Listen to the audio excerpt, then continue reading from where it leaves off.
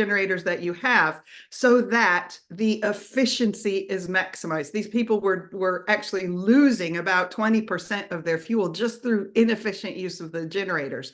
So knowing what the efficient generation range is and keeping it within that range, and then also knowing how much fuel there is in the tank when the next delivery comes, looking at what the load is, and giving people a signal about conservation. That rather than have days of blackout because we've run out of fuel, if we go to the essential level of energy use, then we can make the fuel last so that we can have our essential needs met for the whole time. Does that sound mad? Well, it's not mad, but how would you do it? So we used feedback control theory.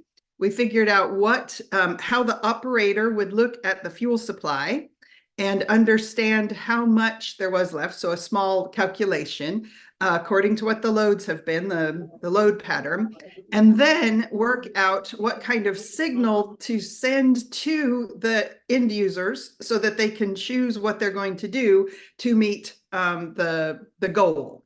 And so here's a model of, there's your load, daily load going along, and here's the fuel you've got. There's the fuel supply, and what you see is that you can run out of fuel if you don't change your load. Question, can you give signals? Can you see that you're going to run out of fuel? Figure out how much fuel you would need to keep the essential level up, back that essential level up to here, and start signaling people to conserve and see if we can keep the essential needs met and not have blackouts. And so that's what we did in that survey of what's essential and what's not. We had people nominate what they would do when they got this signal. What will you do when you get this signal? Do you understand why that is? Do you want to not have blackouts? Yep, so we trained the controller. Right. And then we ran the model to see, okay, what they told us they would do, what does that mean for load reduction? What does that mean for fuel consumption? And what does that mean for being able to get to the next delivery without a blackout? So there's your next delivery coming in. All right, well, these are hard to tell right off the bat what I'm talking about, but the point is, if you could get that self-nominated voluntary demand participation, you could meet the essential needs of the village without getting to a blackout stage, because a 5 days blackout is terrible. So would it work? Well, we set up the signal. And that was a text message to a randomly chosen 30 out of those 75 households. What we found was that the signal was much stronger. People obviously talk to each other. Oh, there's one of those signals. You get the socialization effect of the signal. So here you see we have the normal consumption. We've got this day. This one was actually backed off to try and keep the need to roll over to the bigger generator because it was actually under maintenance.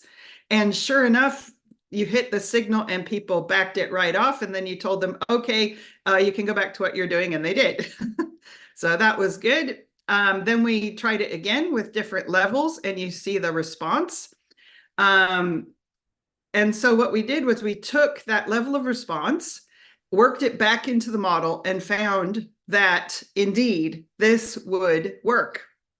So we presented that back to Maldives, and the University of Maldives was going forward with looking at how to build these little controllers and trainers for the local operators, how to tune them to each of the particular situations on each particular island, and therefore give the people of the Maldives village islands the resilience they need right now in the real world to manage their to meet their essential needs. And that's transition engineering, maybe a little bit different than something you've seen before. Thank you.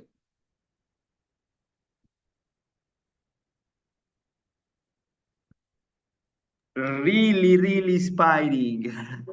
A lot of work to do and a lot of things to adjust in our mindset.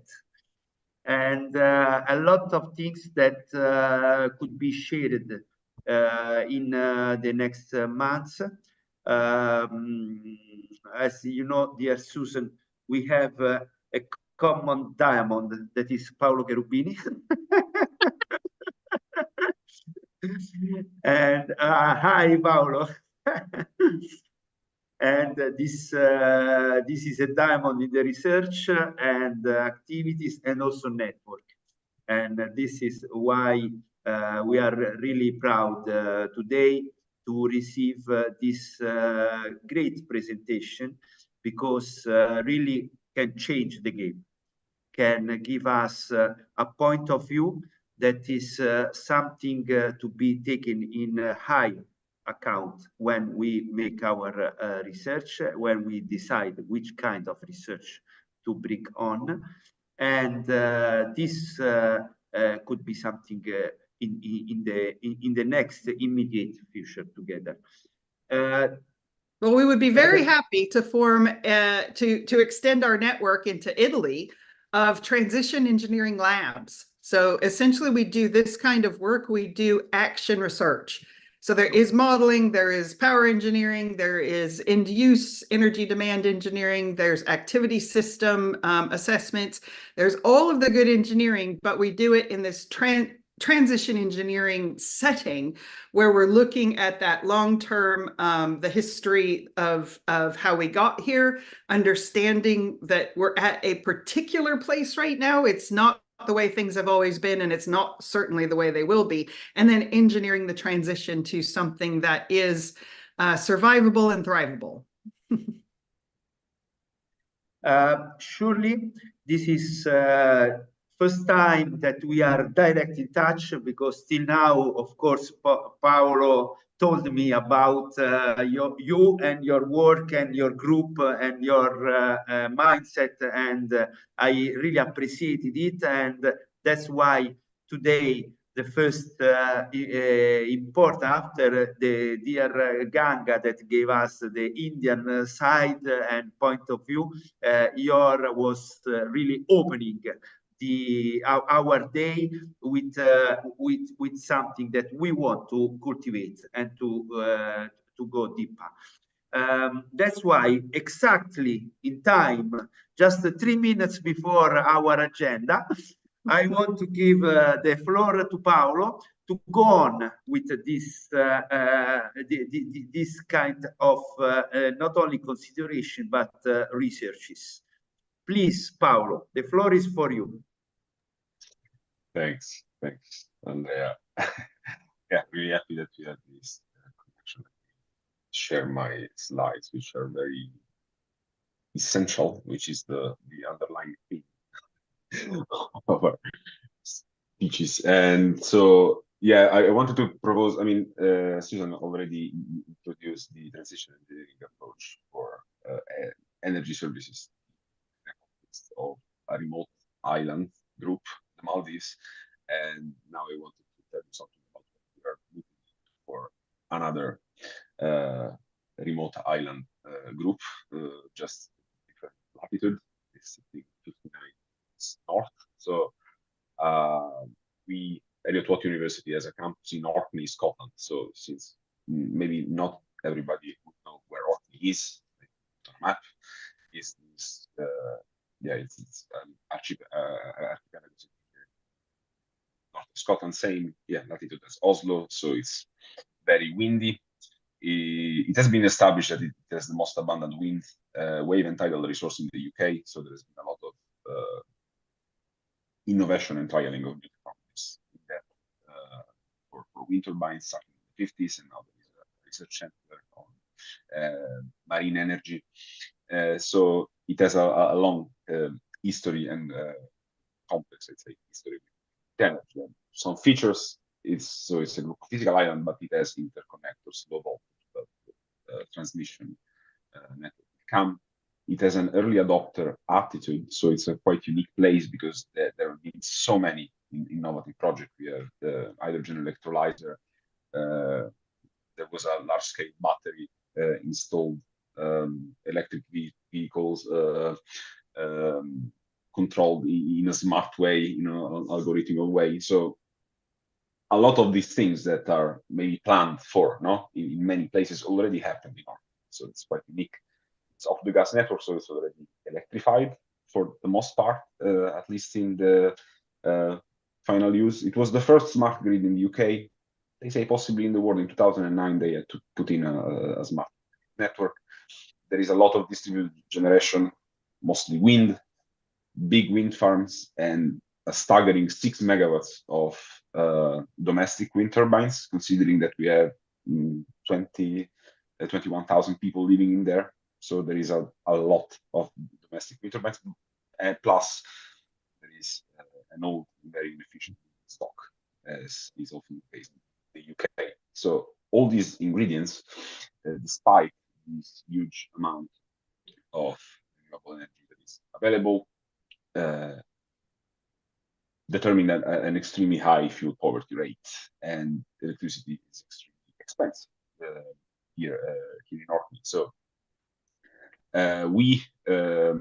there are solutions that we could have jumped to, but again, transition engineering is about methods, and the methods that we have, the tools that we have, are first of all the wicked problem investigation, which is taking the time to ask ourselves what is the problem really about, what is the root cause, what is lying underneath what we can see. Because if we talk about each other about what are the problems, what are the issues, what can be done, you could have endless discussions that that tend to be stuck in a circle, like in the loading, spinning wheel that you get with computers. So this is like the premise that we have before facing the problem. We consider 6 different perspectives about an essential activity, which was the provision of essential energy services in the home. For now, we ask this question, we work with stakeholders, with fellow researchers, and we found out, we established, I think we validated it even with the local stakeholders that we interacted with, the fuel poverty is just allowed to happen. So it's the existing system of electricity regulation and the underlying market structure that allow poverty to happen. So we need to look at that layer before considering other solution. And as Susan mentioned, there is the in-time design method, which is this way of considering the 7 steps, starting from the study of history and seeing what is the future that we want to like to explore and to be in 100 years, so that we can do the backcasting to change the present with shift projects. We saw that in the future we have a system that is supplied by renewables, and the fuel poverty is not possible by design because it's incorporated as a design parameter, which is something that doesn't happen today. And so the system, we think, in the future will adjust to the intermittent nature of renewables rather than having a finite time necessary. So this is our preliminary work. And to be brief, so we wanted to look at the whole system and all the elements. So this was a very nice picture that Susan made out to see the interaction, generation, the market, the controls, which can be technological, physical controls, or could be behavioral adjustments, just people adjusting to how the system runs, and determining the stability of the system by being part of it, as in adjusting to renewable and use technologies and the local networks. There are all these elements that we need to look at, and somewhere there is an innovative shift project that will link them up and actually have actual impact. So for that, I wanted just to present you 2 consideration, and again some more context data about Orkney, which is I think a new and unknown environment for most of you.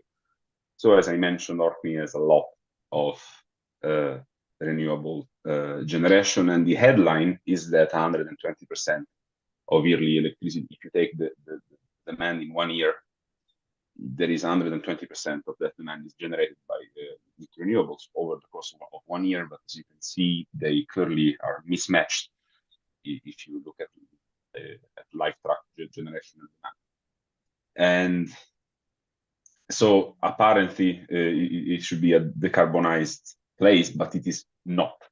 And furthermore, there are, as I said, a smart grid. So there are different areas in the Orkney archipelago, And so the network is divided into these sections, and most of the generation is located here in the smaller islands that you can see at top, zone 1, zone 2, A and B. And so since there are few people living there, this generation capacity is often constrained, which is, so there is a waste of electricity that people cannot use.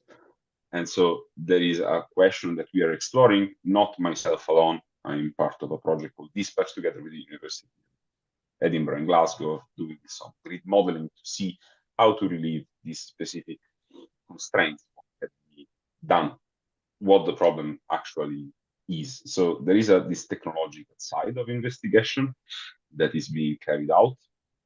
But the more interesting thing, maybe, as you can see, so we saw briefly how much energy is there, but also this is the map of fuel poverty. This is not updated. I've been talking with, spoke with a local charity on Tuesday, and there are people that should spend 80–90% of their income to have an adequate level of warmth in their house. So there is, the problem is huge, and part of it is the inadequate building standards, but also part of it is that energy costs so much. So what we did as part of the method, after as part of the in-time design, again with research colleagues and internally, we started playing, as we say, with sandboxes. And I wanted to propose you, there are both regulatory sandboxes, which is something that is officially recognized by the UK regulator, so you can change the rules of the electricity system for a while to test innovation. But as I think what emerged from the transition engineering method, we also engage with conceptual sandboxes. So before that, what we need to play mentally to test a system that is not there, or might sound crazy, like we heard in the case of the Maldives. No, it's something that is intuitive. So in terms of the regulatory sandbox, there are specific lines in the balancing and settlement code that currently prevent sharing renewables locally. Now there are metering arrangements that are very physical and practical and technical things that need to be dealt with, because you have these wind turbines, then houses nearby cannot use the electricity directly. And then you can design, if you want to, local energy market, peer-to-peer trading, or what we call a gifting market, if there is a way of just giving electricity away, specifically to target fuel power. So this is something that is part of the regulatory sandbox, but then more conceptually, and there is a huge push in the UK from many charities and activists, there is this recognition that instead of doing social tariffs or having ways of support during the winter families to pay their bills as they are now, we could enable different rate structure that target essential energy services first. So people should pay a different amount, possibly a free amount in certain cases, for that level of consumption that is directly related to well-being, and it's essential, and that shouldn't be something that people cannot access. So this is the kind of research we are doing on community energy in this other archipelago. Now I give the floor to my colleague Florian. Thank you, Paolo. As always, very sharp. In this moment, or in the next minute, our dear Gaia will ask you if you want to share the slides, just to make the proceedings, just to have a little booklet regarding this year conference. So we will manage it, and it's a pleasure to meet Florian. Thank you, this group. I want a picture, a screenshot of this moment, because with Susan, Paolo, and Florian is really an honor to stay together. Thank you, Florian. Right, I assume you can see the PowerPoint here. I can see. Oh, there we go. Can you see it in full screen now? Good. All right. Well, good morning from me. I'm Florian. I'm a PhD student in Susan's lab, and I would like to report on a grand challenge that a couple of very young and very small people in a local community felt up here in Scotland, and how this led to some exciting but rather unusual research from the Transition Engineering Lab. So, right, there we go. A while ago, we had these young and small students from a primary school reaching out to us, to our lab, because they needed help. They needed help with tensions that they felt. And these tensions are, first of all, that the school itself has stopped teaching climate change because the students, the kids, they basically got overwhelmed by what they heard. Because if you just hear about how bad it is and that the world will come to an end and that there's nothing you can do about it, well, that's not a really good message for students. And the second problem that they see is that while they want to be sustainable, they want to contribute to net zero, the only thing they could do at the moment was pick up litter. And that's also not really going to make a big difference. So we sat down with them and we discussed basically what their biggest unsustainable contribution is, and that's clearly in their case the school transport, as with many other schools.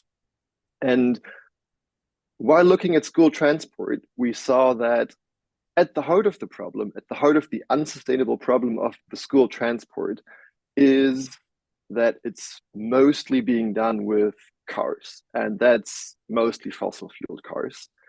And on the other hand side of that is that we have a school, a community that wants to make a change facing a rather grand and unsolvable challenge, but they just don't have a way to ensure that there's sustainable access to transport for everyone.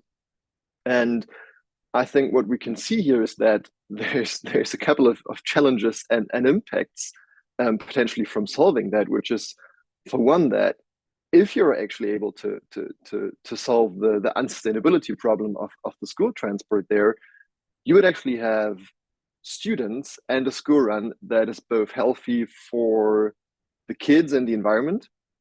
We would have a school run that definitely has climate safe levels of fossil fuel embedded in the transport activity, and that's also accessible for everyone because this is the only school in the local authority that is actually accessible. So there's students with special needs who are very welcome in that school, but they obviously need to be taken care of as well. And having established this problem definition here, knowing what the actual problem is, which is the school run and especially the car in the school run, we could set out, do some design. We heard about this design approach before, the interdisciplinary transition innovation management and engineering design approach. And first step is to try and understand how people, in this case the students, got to school back in the day and how and what changed between then and now. And what we see is that, especially in Orkney, which is a bit later than other places, but more or less the same, I guess, the first car arrived in 1912. So that's over 100 years ago. However, up until the recent couple of decades, students just walked and cycled to school, and that was really normal. And what we see, one thing that changed this very sustainable behavior, which noted that's really interesting, we had sustainability back in the day, is the introduction of cars, and the introduction of cars, especially to a very busy life of parents who just also don't have another way of dropping their kids off at school by car. So now today we see that mostly about 80% of the parents drive their students to and from school. And we also see that walking and cycling is unsafe. And that's also a thing that changed between then and now. And if we look at the reasons for why walking and cycling is unsafe, well, I guess that's self-explanatory there. It's definitely the cars on the road that don't allow students, that don't allow kids to walk and cycle safely. Now, if we look at the options that we have, right, that's what we always do in engineering design. We look at the options that we have. And at the moment, if you look into school, if you look into transport policy, and especially school transport policy, you see that it's mostly evolving around electric vehicles. Let it be hydrogen electric or battery electric vehicles. If you run a couple of numbers for a school community, you see that, first of all, they're still very expensive. I mean, it's still a car that you need to buy, and some people might just not be ready to buy a new car just now. And if you take a bit more of a systemic look at the problem, you also see that electric vehicles definitely do not solve congestion. That's a real issue around schools, one of the biggest actually. They definitely don't solve safety. Again, one of the reasons why at the moment we can't walk or cycle to school, because of safety issues. So they don't solve that. And we also see that there's a decline in mental and physical health of the students, and this can be traced back to reduced physical activities out, the fresh air. So that's probably also not going to be solved by electric vehicles. So the question now is what to do about this. And before we jump to conclusions, we take a look at Kirkwall, which is the place that the school is located. And how does Kirkwall look in 100 years' time? Because that will tell us some interesting things. For example, we know that Kirkwall is still thriving. It's got a thriving community. We see that the landmark is still here, which is the St. Magnus Cathedral. And since Kirkwall is next to the ocean and it's still there, means that we probably avoided catastrophic climate change. And by the way, all of that has been captured by the students themselves. That was really interesting. They were able to figure out the place they will live in the future. We see that the school is still there. 100 years ago, students needed education. Today, they need education, and probably also in the future. So that's a legitimate assumption, I guess. But the most interesting thing that we see is that the students are now able to walk and cycle or do whatever they want to do freely, but also safely. And we also see that everyone's needs are taken care of. Again, having an inclusive school for pupils with disabilities, that's also really important, that no one's left behind. So having these 4 points, and these sound quite good. I mean, there's nothing bad about that. But now we have to ask ourselves, what is missing? What do they have in the future that we don't have? And together with the school, we figured out that the children just need a way to make their changes. And by making changes, we mean engineer the changes they request. Because remember, they've been reaching out to us because they were feeling a really real problem that they didn't know how to solve. So this is why we co-engineered and co-researched together with the school a SHIFT project, the so-called School Run to Net Zero program. The overall goal is, as always, in line with climate science, the 80% reduction of fossil fuel activity in the school run in this case. And the whole program consists of teacher resources, some learning activities for the students, and also digital tools. And we're basically giving the students an option to explore and learn in 4 stages, from understanding climate change, what it causes and what they can do about it, then to help them understand and explore the current stage of the school run, what's working well, what's potentially unsustainable. Then, as we said, all of that needs to be fair and inclusive. So the students learn about rules, how to make their own rules, how to make them fair, inclusive, how to be able to share and care for each other. And last but not least, obviously, most importantly, we need to achieve the changes and to also celebrate what we have achieved. And now let me just give a brief outlook on the actual prototype phase that we're currently in, which is the Transition Engineering Students Program. And we see from applying this program that I just showed you that students are actually now able to change what needs change, right? They see a problem, they now have the right understandings, the right tools to actually try and think about changes and actually also demand these changes and try to do something about that. which is why they, without our input, formed a net zero hero committee that actually are kind of doing the footwork in the school. They communicate the program. They also facilitate the transition in liaising with the parents and the teachers. We actually achieved to close the car park and to reuse it for one day. And we the students asked to go out with some chalk and paint and actually recolored and repainted the car park with all the things that they would really like to do with the car park if it was closed because it wasn't needed anymore. And I can tell you that there's been some really interesting things. I mean, we all know that kids are really creative that came out of that.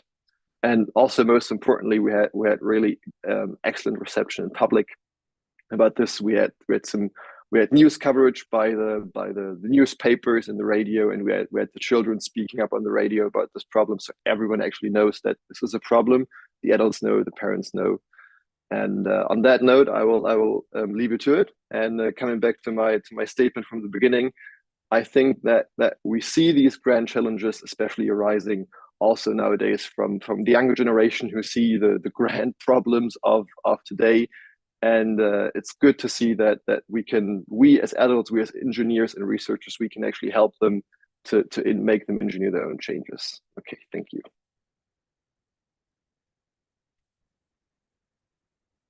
Very, very, very good. Excellent. This is what we want to hear. Something really working. Not just ideas, paradigm, but real life and real life changing the fix. Thank you, Florian. Thank you very, very, very much. We are sharp in time. We are a good number here in the Zoom room.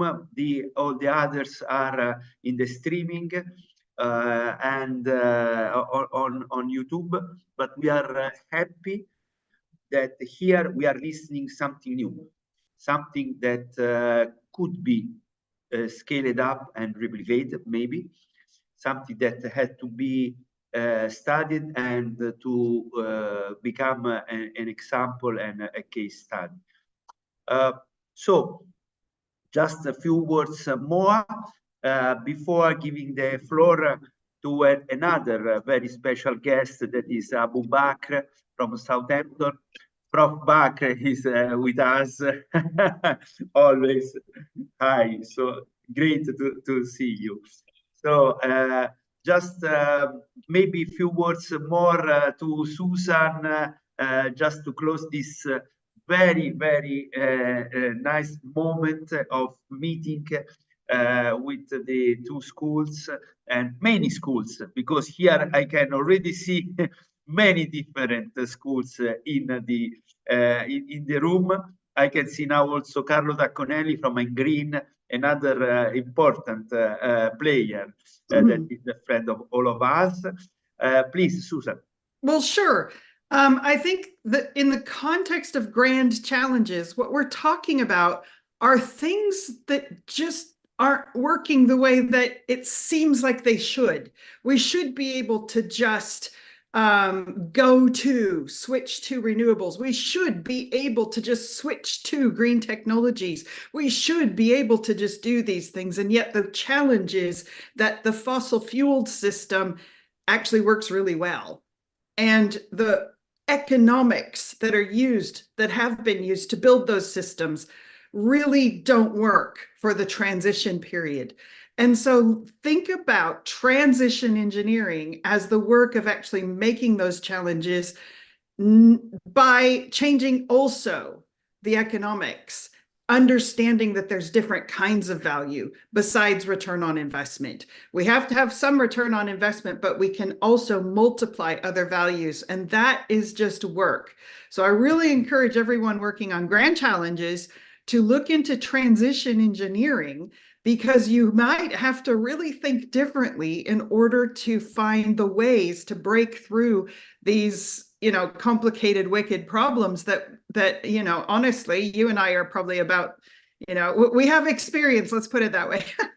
We have the experience of the 30 years ago, we thought that if we just got the renewables to be cheaper, then we would just switch. And we've got to stop thinking magically and start thinking like engineers again.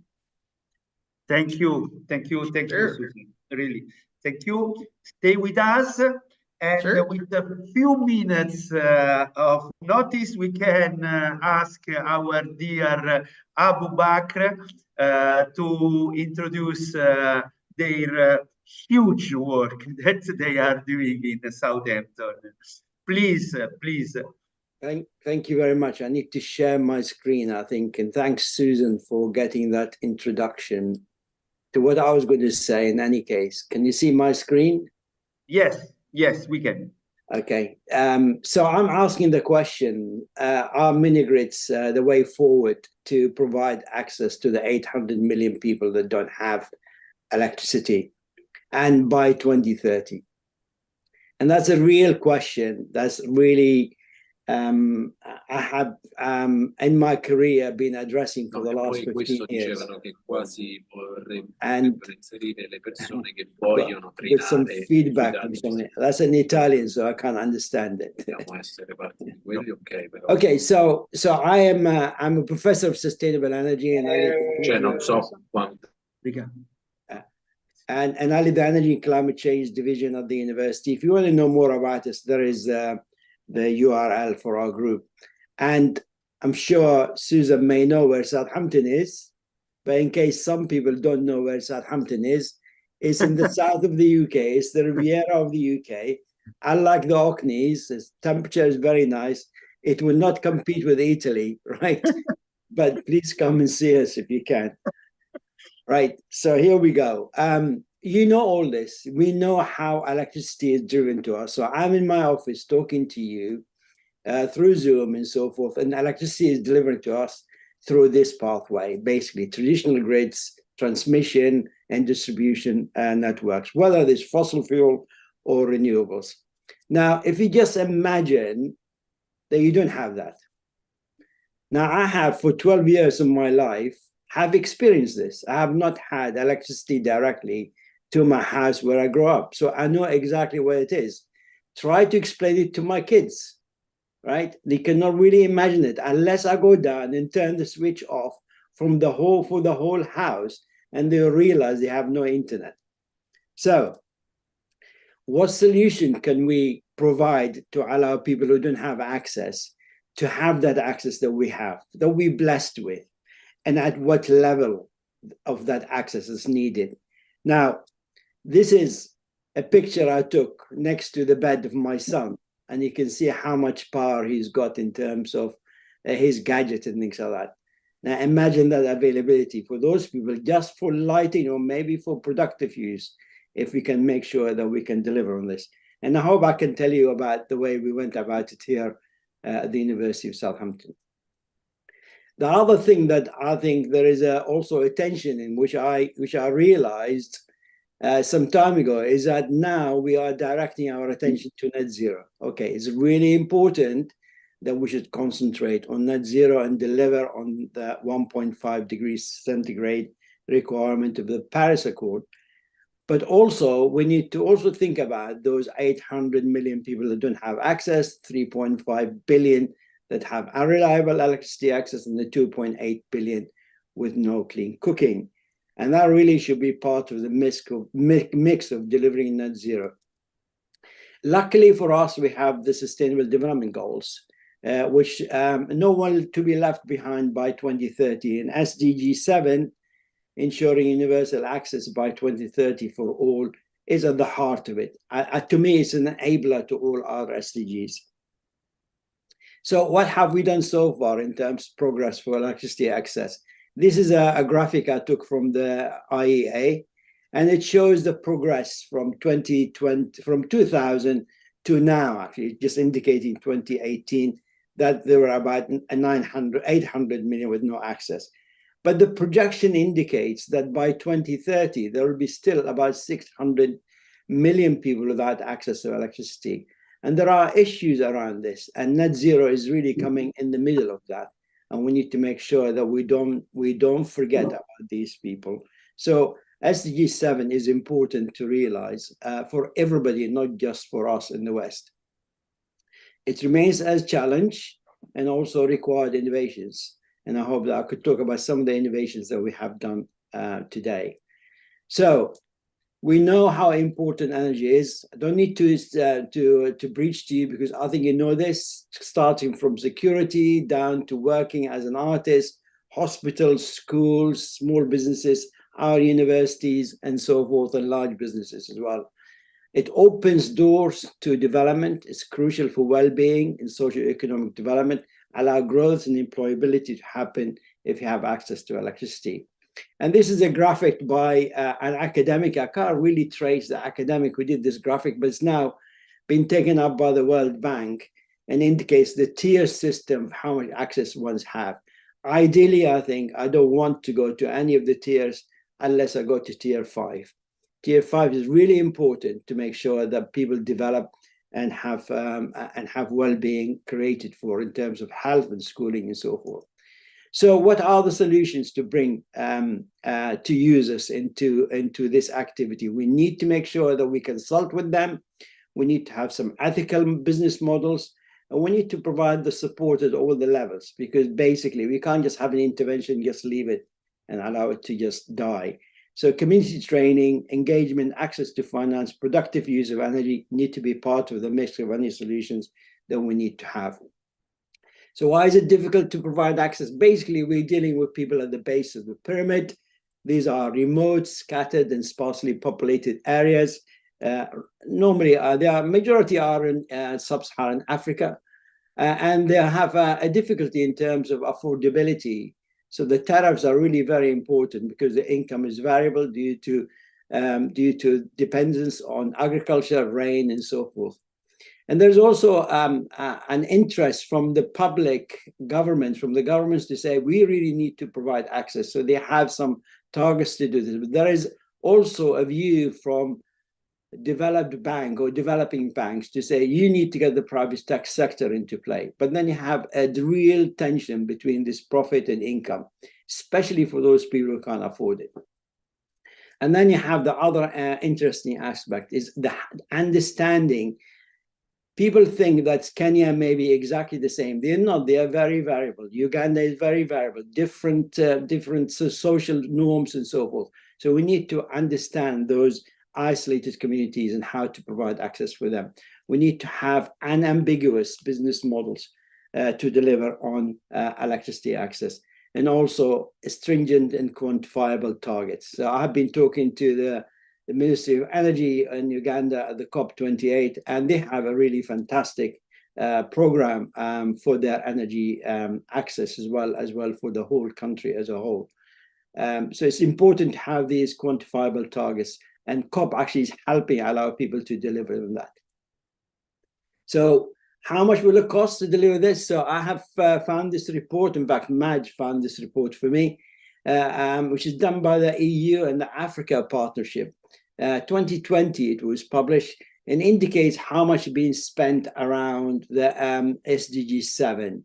And you can see there was a commitment of about 97 billion euros, and about 26 billion euros were disbursed. So basically, people say, we'll give you money. Here it is, it's in the bag, but you only give them about a quarter of that, right? And here's the distribution for all this from the various institutions. You can see the EU is the major contributor. I'm not going to go through these figures, but I presume we're going to have the slides later on. Okay, how much, however, the finance needed to provide access is really large.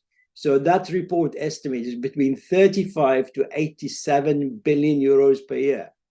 Now, if you think about what we've been fighting for since Paris 2015, actually prior to that, since the UK government in G7 meeting, about 100 billion to be delivered to developing countries. 2015, 100 billion is not being delivered. This is really similar to the value that we are negotiating hasn't been delivered to just provide access to those people. So again, SDG 7 means a challenge that requires a proper finance and technological innovation. And I hope today I'll talk to you about what we have done. So I'll stop about give you general issues and information. That's the background to my talk. And I'll talk to you about the Energy for Development program that we have initiated about 15 years ago. And basically at the heart of it sits the SDGs, which are linked to SDG 7. And the program was created to take robust research and development for mini-grids and inform policy and so forth. So we have really interacted with the governments in Kenya and Uganda and other places in East Africa to see what we have done. So the tier system I mentioned before, tier 1 to 3, we decided to go for AC mini-grids, although we did some work on DC mini-grids. And this is what I'm going to finish talking to you about.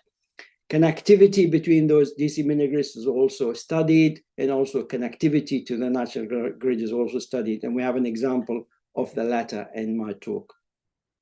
Here are the 6 mini-grids that we have deployed. You can see 3 of them in Kenya, 1 in Cameroon, and the other 2 are in Uganda.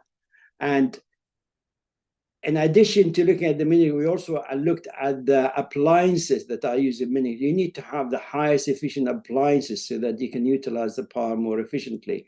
So we have a laboratory set up to look at fridges, to look at batteries, to look at lighting and so forth to test that. And if you are interested, there is a leaflet about it on our website. You can scan the QR code here and download it. So we centered our attention into a 13.5 kilowatt peak, the initial installment for mini-grids, but then I'll give you an update what happened to these now. So here is a mini-grid. You all understand this because you all know about mini-grids.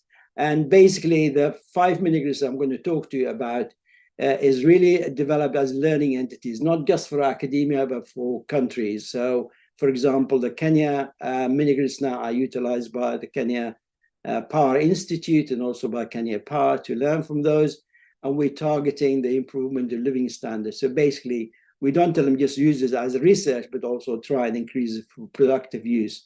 And you can see what happened now. So we have the 3 mini-grids in Kenya, as I mentioned, 2 in Uganda that I'm going to concentrate my attention on.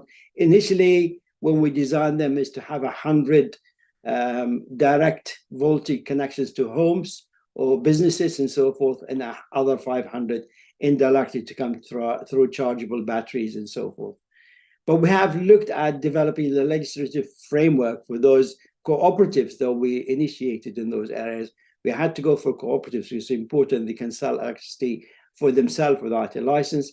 And we developed the community structure to support that. And now it's being copied in other places around Africa.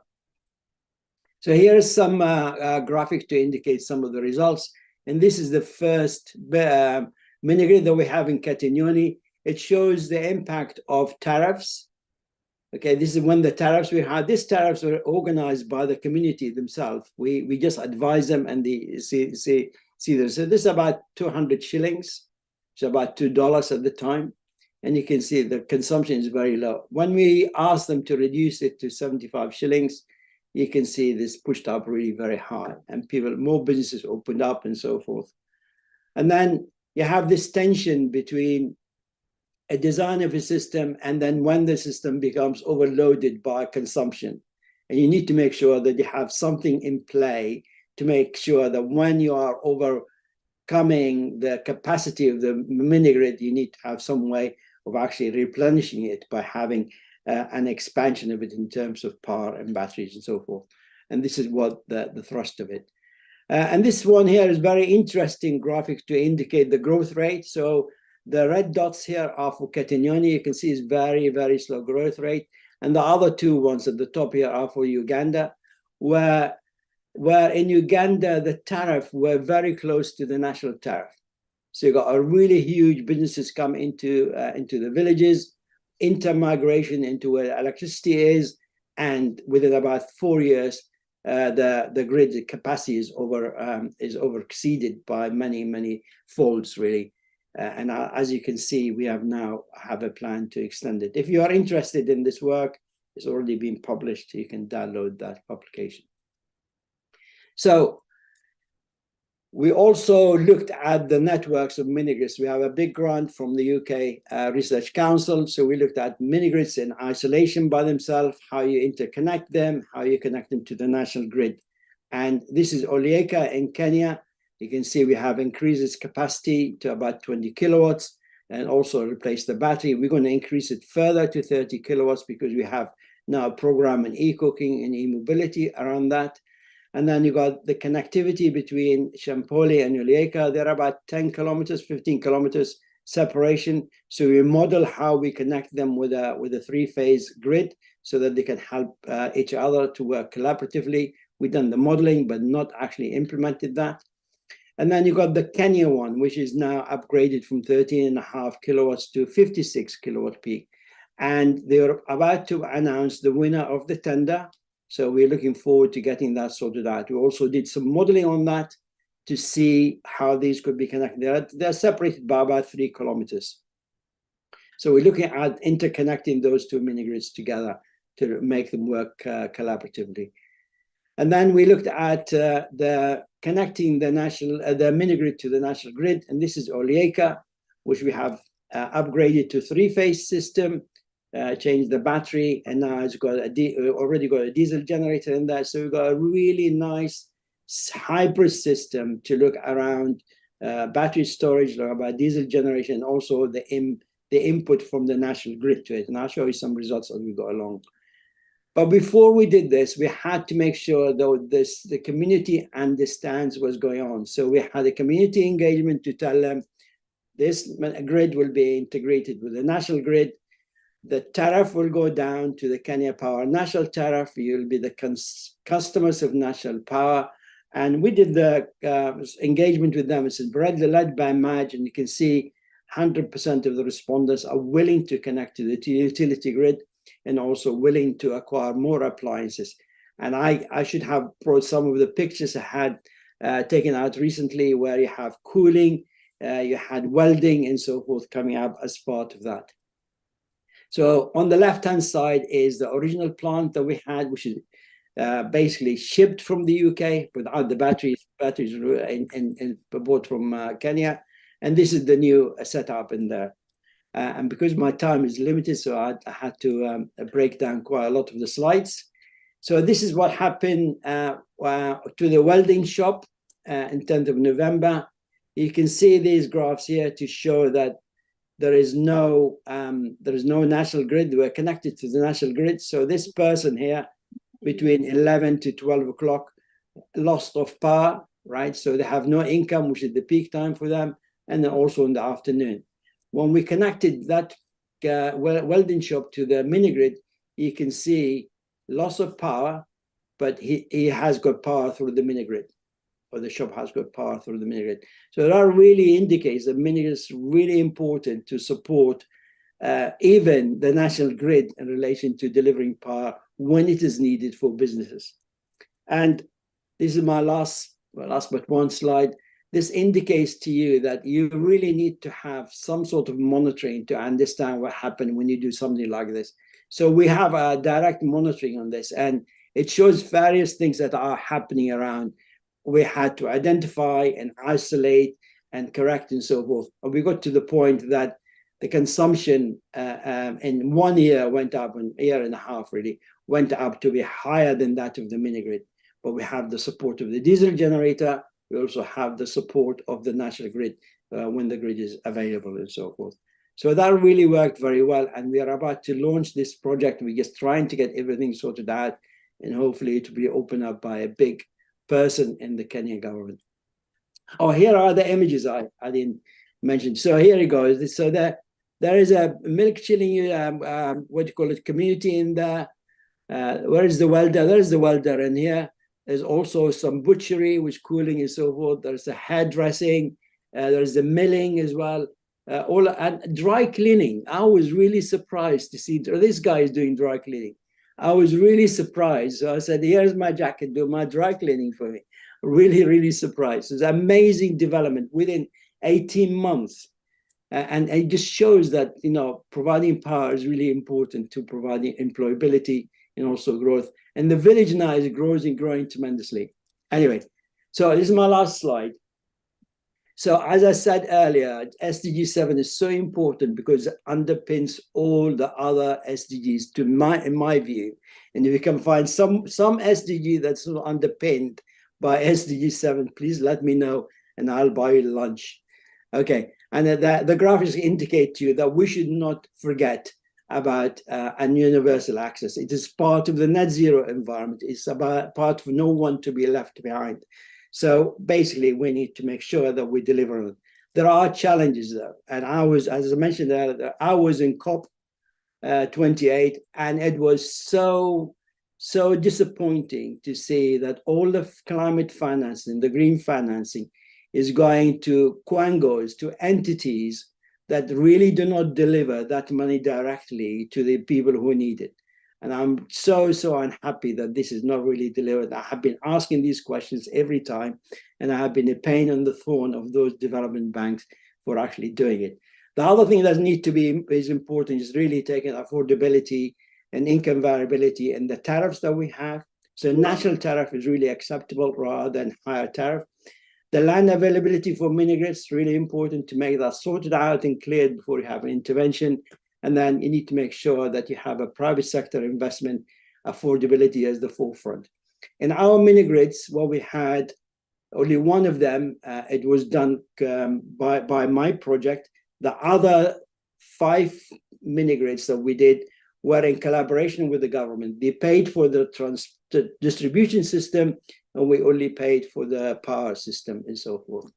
So I think is it possible to provide access to those 600 million people? In my view, it is, if you get it right from the start. And there's a lot of stuff now that mini grids could do it, but the majority of them still rely on 80% grant funding, which is really, really very crucial to cover that in a better way than we have now.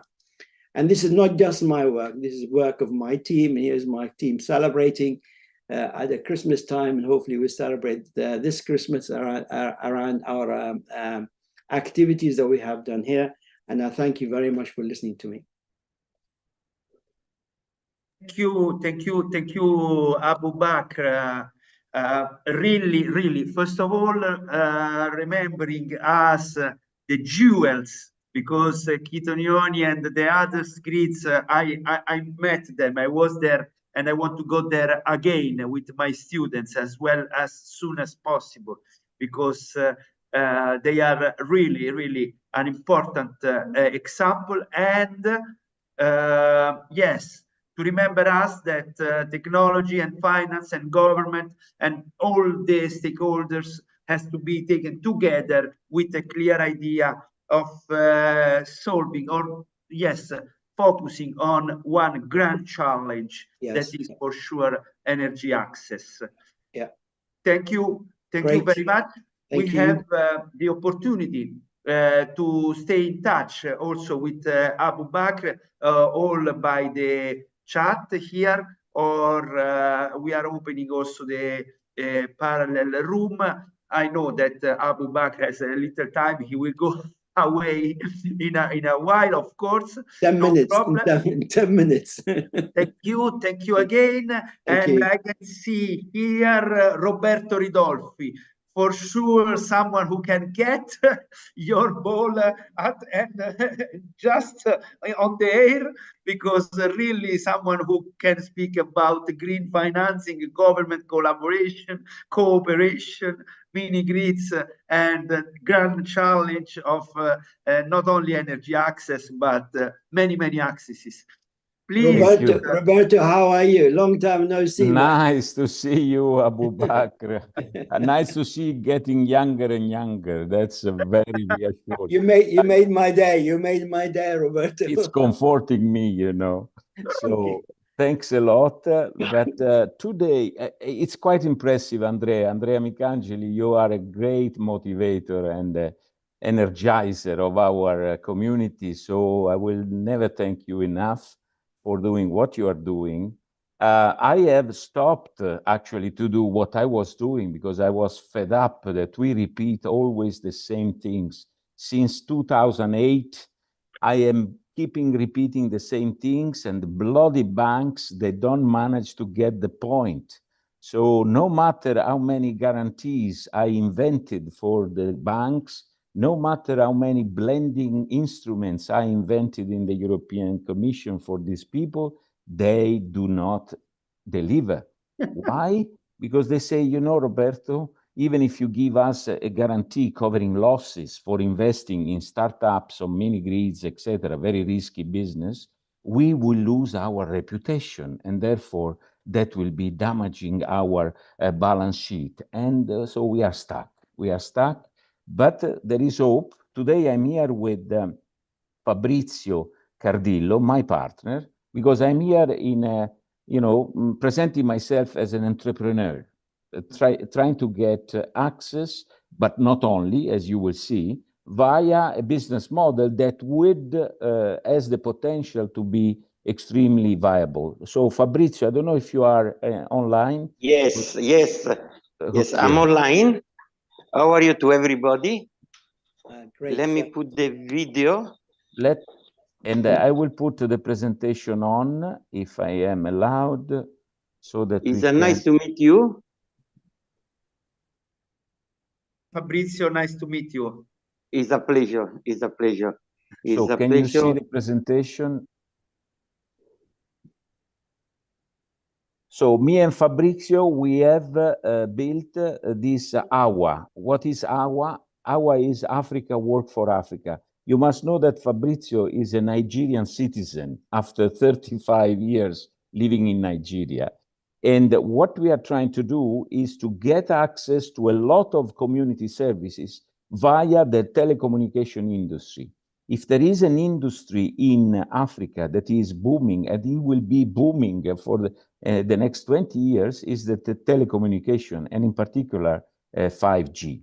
So we have to plug in on that industry, decarbonizing it, and using it as an anchor to deliver energy access and many, many other things. So we will share the presentation, myself and Fabrizio, with a model which require your, so you will see the emails, we require your input in many countries in Africa. Look, if we start in Nigeria and we are successful in Nigeria, I can tell you, we will be able to do everywhere. So we invite you to contact us if you have opportunities to apply the same business model in other countries. Now, what we are talking about? We are talking about the telecommunication tower, considering it as a totem of delivering services. This totem is so powerful because today is fueled, energized via diesel generators.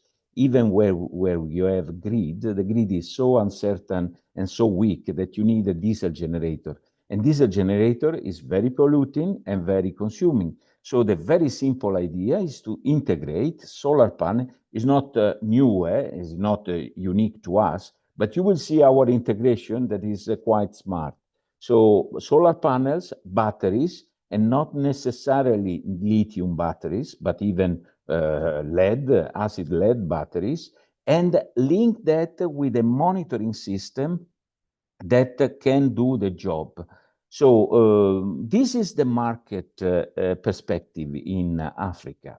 In Nigeria alone, there are 220 million people. They are doing the census and growing.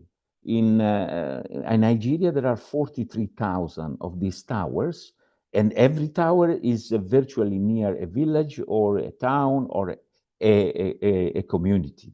These countries in green is where they have already running up ESCOs, as energy services companies. So people like us, in a way, taking the task of not selling equipment, but selling energy. And that selling energy is linked to the ability to produce it in a renewable manner.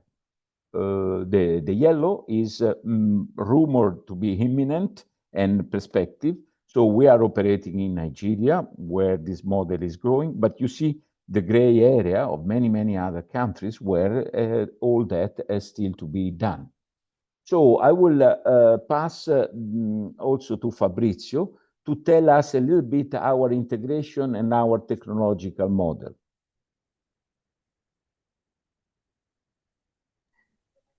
Yes, thank you very much. Sorry, don't put the video because I'm somewhere where the line is very, very, really low, and is going to hit my the connection.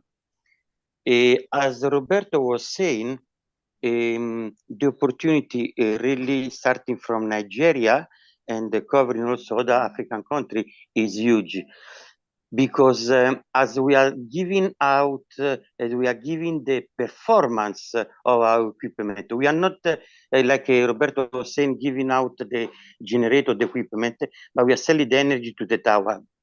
And our performance by contract need to be 99.95%. That means practically a constant energy. And our system work as its own IoT, because we have a particular app that is connected. Doing that indirectly, we are creating a different point along in covering the territory that has constant light and as well IoT. In short, we are building up a digital network, and that's why where our people, the operator, they're very interested, and we are doing it now. Building on top of the digital network, we are putting other services for the community, like learning distance. We are putting drones and other service that Roberto in the presentation will enter more details, and that has become very, very interesting approach, because in that way we can serve the community, the remote community, with a lot of service up to telemedicine and other one. And this one in Nigeria is really we are really moving well. We are doing some towers now in January, and we are starting with 1,000 towers, and as a pilot in only Nigeria has over 45, I think 45,000 towers is quite huge, and that's what is really changing the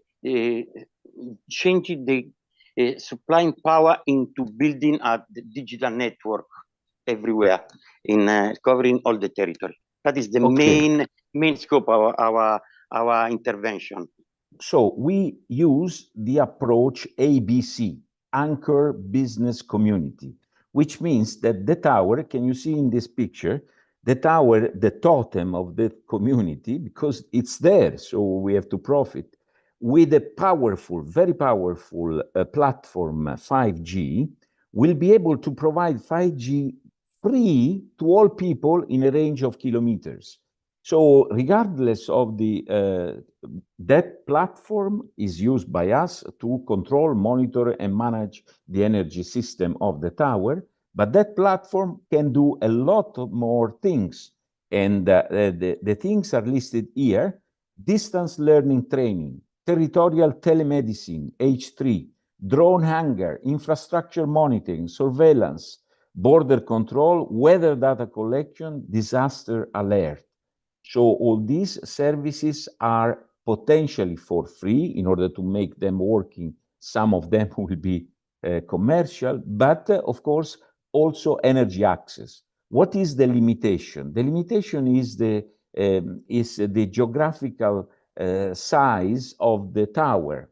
Let me go back to this slide here, because very often the precinct where the tower is based is small, and therefore you cannot place the desired quantity of solar panels connected to batteries, connected to the tower, in excess of what the tower needs, and therefore able to deliver part of the energy to a mini grid connected or to a public building.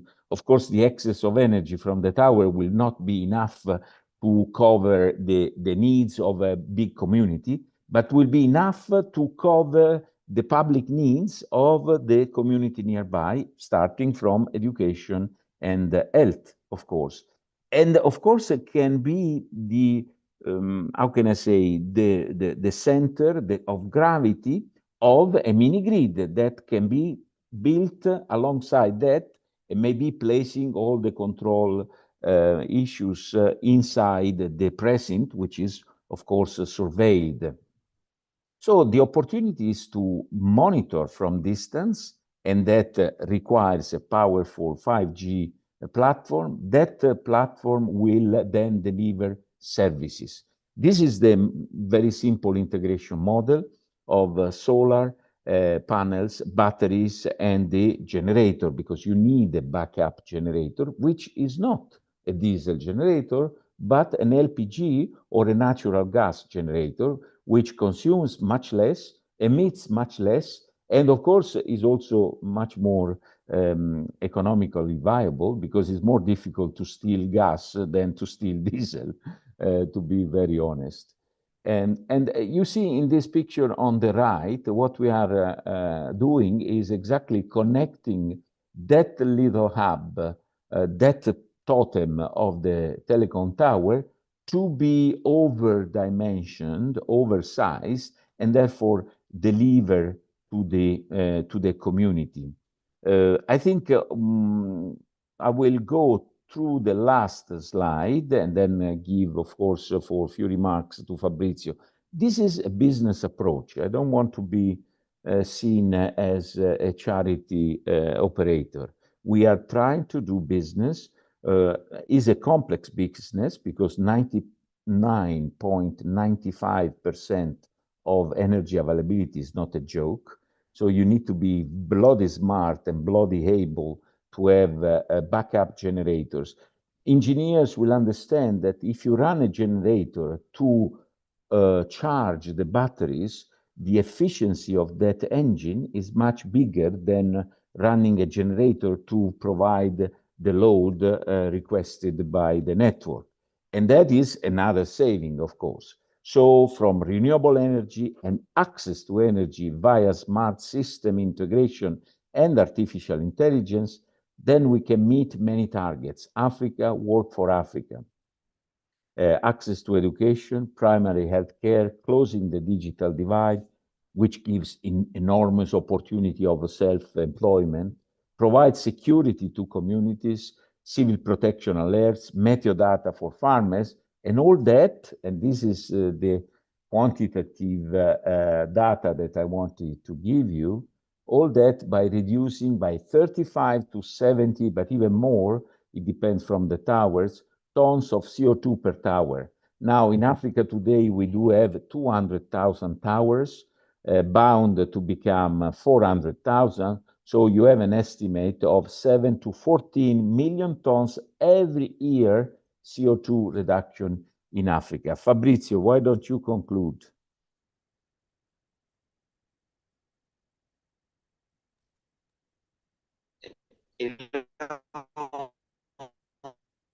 But the connection is bad. Hello, sorry, my connection is very bad. I hear off and on. Okay, now it's okay. Go on. Okay. As Roberto was saying, the potential in Africa to change this approach in supplying the energy to the telecom tower is very huge, and they give us a lot of benefit in terms of community. As we say, also is a business. We are not doing for charity. It's a proper business, and also complicated, but is a proper business. That's what we are doing. That's what we are starting, as we said, to do it from Nigeria, and also we are going to be in other countries to do that one. I don't know if you can hear me very well, because me, I can. No, it's okay. It's okay. Yeah. So, thank you. Yes, we could hear. dear Andrea, thank you very, very much, and I wish you all the best. Thank you, Roberto. Thank you, Fabrizio. Thanks. Another good example and another point of view, how to go on starting from the real needs also in the let's call business side, that is to solve the problems, to catch up problems and bring finding out solutions. This is the idea.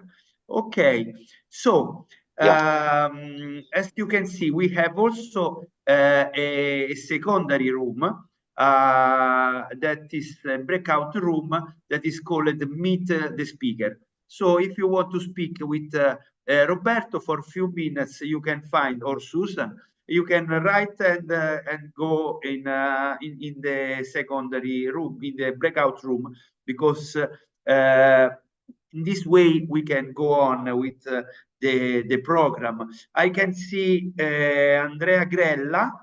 Anyway, Roberto, grazie davvero. Thank you very, very much. Buon And lavoro. see you soon. Okay. We will Ciao, need ciao. a lot of young engineers to implement this throughout. You need a lot of young engineers. Young, not old like you, very young. I know. But we have here engineers, economists, and cooperation expert, and so on. So let's stay in touch. Grazie, Absolutely. Roberto. Thank you. Ciao. Thank you. Ciao. Thank you. Andrea is with us. I can see. Okay. Yes. Good morning. Hi, good morning, Andrea. Sorry, we hear you with a lot of, let's say, echo. Let's try.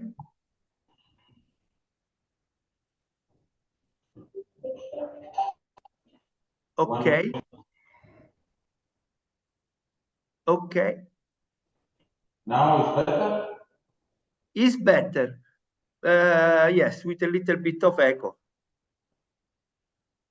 Anyway, please, the floor is for you. Yes, good morning to everybody. I'm Andrea Grella, and I'm project engineering, civil engineering and project engineering in the DG Impianti Industriali. This company work in oil and gas sector, but in this year we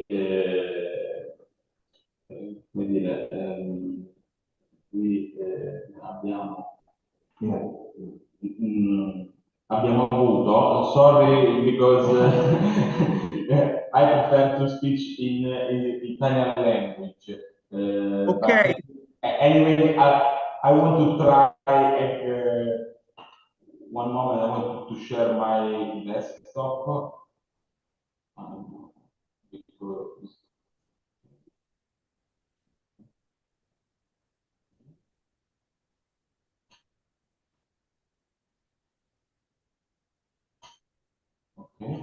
Okay. You see my desktop? Yes, we can see. Okay. So my presentation is in English language, but I would like to explain in Italian language. Ok?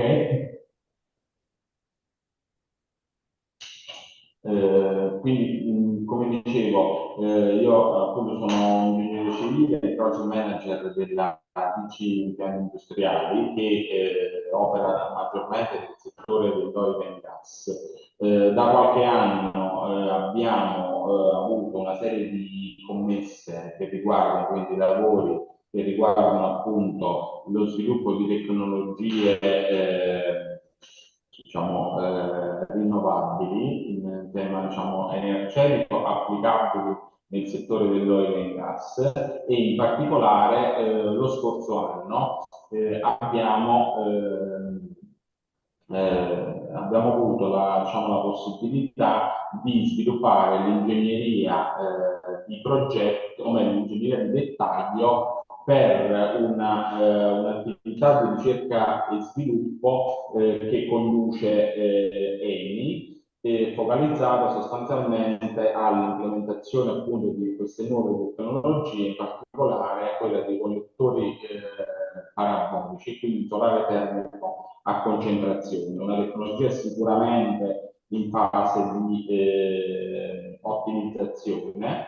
E questo progetto in particolare ha visto l'impegno anche di alcune aziende specializzate nel settore di particolari materiali anche ecocompatibili, quali dei film riflettenti sulle lamiere appunto della parabola, al fine proprio di migliorare sia l'efficienza che la riduzione dei costi di investimento di questa nuova tecnologia. In effetti il principio di funzionamento qual è? Il principio di funzionamento si basa sulla appunto la concentrazione di raggi del sole su un tubo ricevitore sviluppato linearmente presente sulla parabola. All'interno di questo tubo scorre un flusso o meglio fluid termovettore, quindi olio diatermico, il quale riscaldato appunto il calore che viene diciamo, assorbito da questo fluido viene trasferito sostanzialmente a una batteria, quindi a uno storage per mezzo diciamo, di uno scambiatore, oppure viene sostanzialmente espanso all'interno di una microturbina e va in qualche modo a generare come dire, ad aiutare diciamo, la caldaia principale del nuovo centro Oli di Gela per tutte quelle che sono quelle attività sostanzialmente di normale funzionamento dell'impianto. Quindi diciamo è un qualcosa di supporto, anche l'energia diciamo, prodotta è abbastanza esigua, parliamo più o meno di 100 kW, però è in qualche modo un primo passo per poter poi affinare la tecnologia e in qualche modo portarla sempre più a regime, quindi con un impiego maggiore, soprattutto in dei siti che richiedono appunto molta, per il loro funzionamento, hanno una domanda di energia elettrica molto elevata. Abbiamo fatto 2 campi solari, il primo è stato fatto nel 2022, l'altro lo stiamo terminando e diciamo che i risultati i primi risultati che stiamo avendo, quelli relativi all'impianto costruito nel 2022, fanno ben sperare, anche perché abbiamo in qualche modo ottenuto dei buoni risultati sulla capacità di assorbimento dello storage termico con delle tecnologie come dire, a impatto zero nella costruzione proprio dello storage termico. Quindi nella costruzione di questo storage ci tengo a precisare che sono stati sviluppati dei materiali riciclati al 100%, quindi anche diciamo, si è posta molta attenzione anche all'assemblamento diciamo, di questo impianto. Sicuramente i punti di forza sono quelli della facile installazione, una volta diciamo, definiti tutti gli aspetti relativi al progetto, l'installazione è pressoché diciamo, tutta assemblata, quindi sono tutte apparecchiature che vengono collocate, arrivano già in sito, pronte per essere diciamo, collegate all'impianto e essere a supporto dello stesso. Diciamo che Eni sta in qualche modo puntando molto su questa tecnologia perché, come dicevo, una volta diciamo, standardizzato la tecnologia, è chiaro che è facilmente trasportabile anche in quelle aree, soprattutto diciamo, asiatiche, dove potrebbe tranquillamente essere diciamo, installato in tempi molto brevi.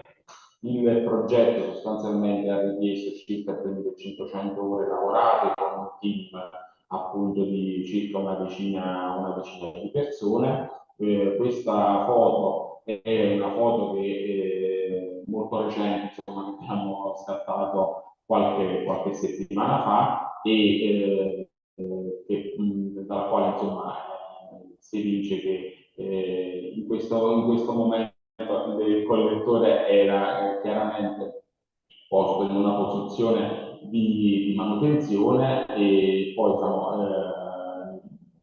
nel momento in cui svolge la sua funzione di produttore di energia, questo avviene in qualche modo, segue l'inclinazione della parabola, segue appunto i raggi solari per tutto, diciamo, per un circa 8-10 ore. Essendo posto in Sicilia, appunto, il funzionamento di 250-260 giorni l'anno e niente, insomma, quindi è un modo, in qualche modo, una nuova frontiera sulla quale vale certamente la pena investire ancora in ricerca per ottimizzare al meglio questo sistema.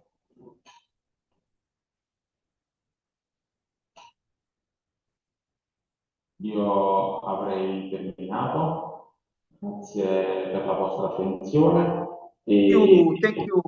Thank you very much. Grazie Andrea Grella, grazie Morodei. Thank you all for your participation. With also Francesco Morodei, we have been in India, in many different villages and grids, as well as we hope with Andrea Grella and DG Impianti to go on with other projects. Thank you very much for your presence.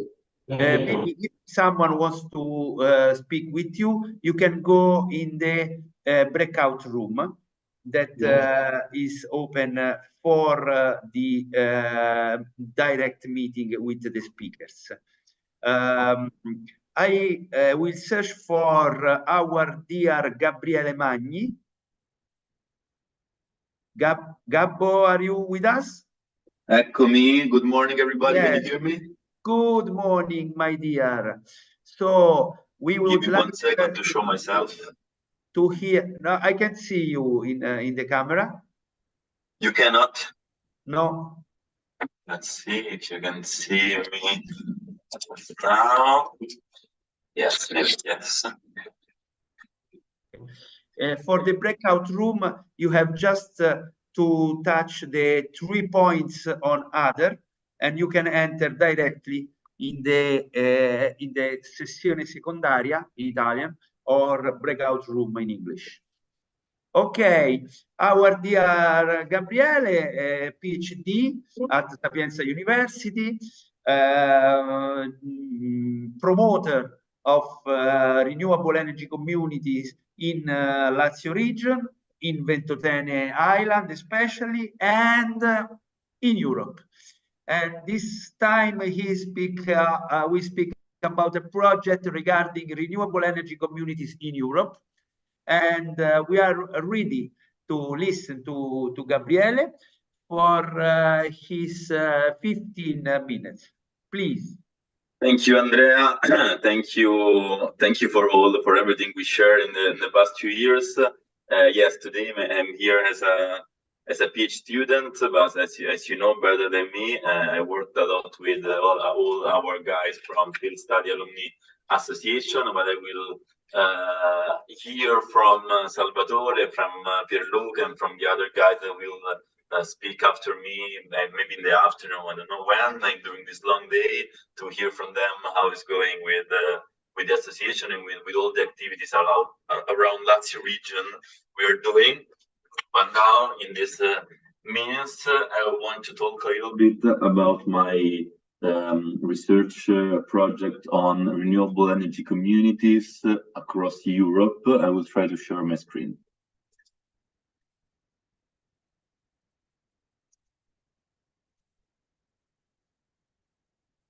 Okay, I hope you can see it.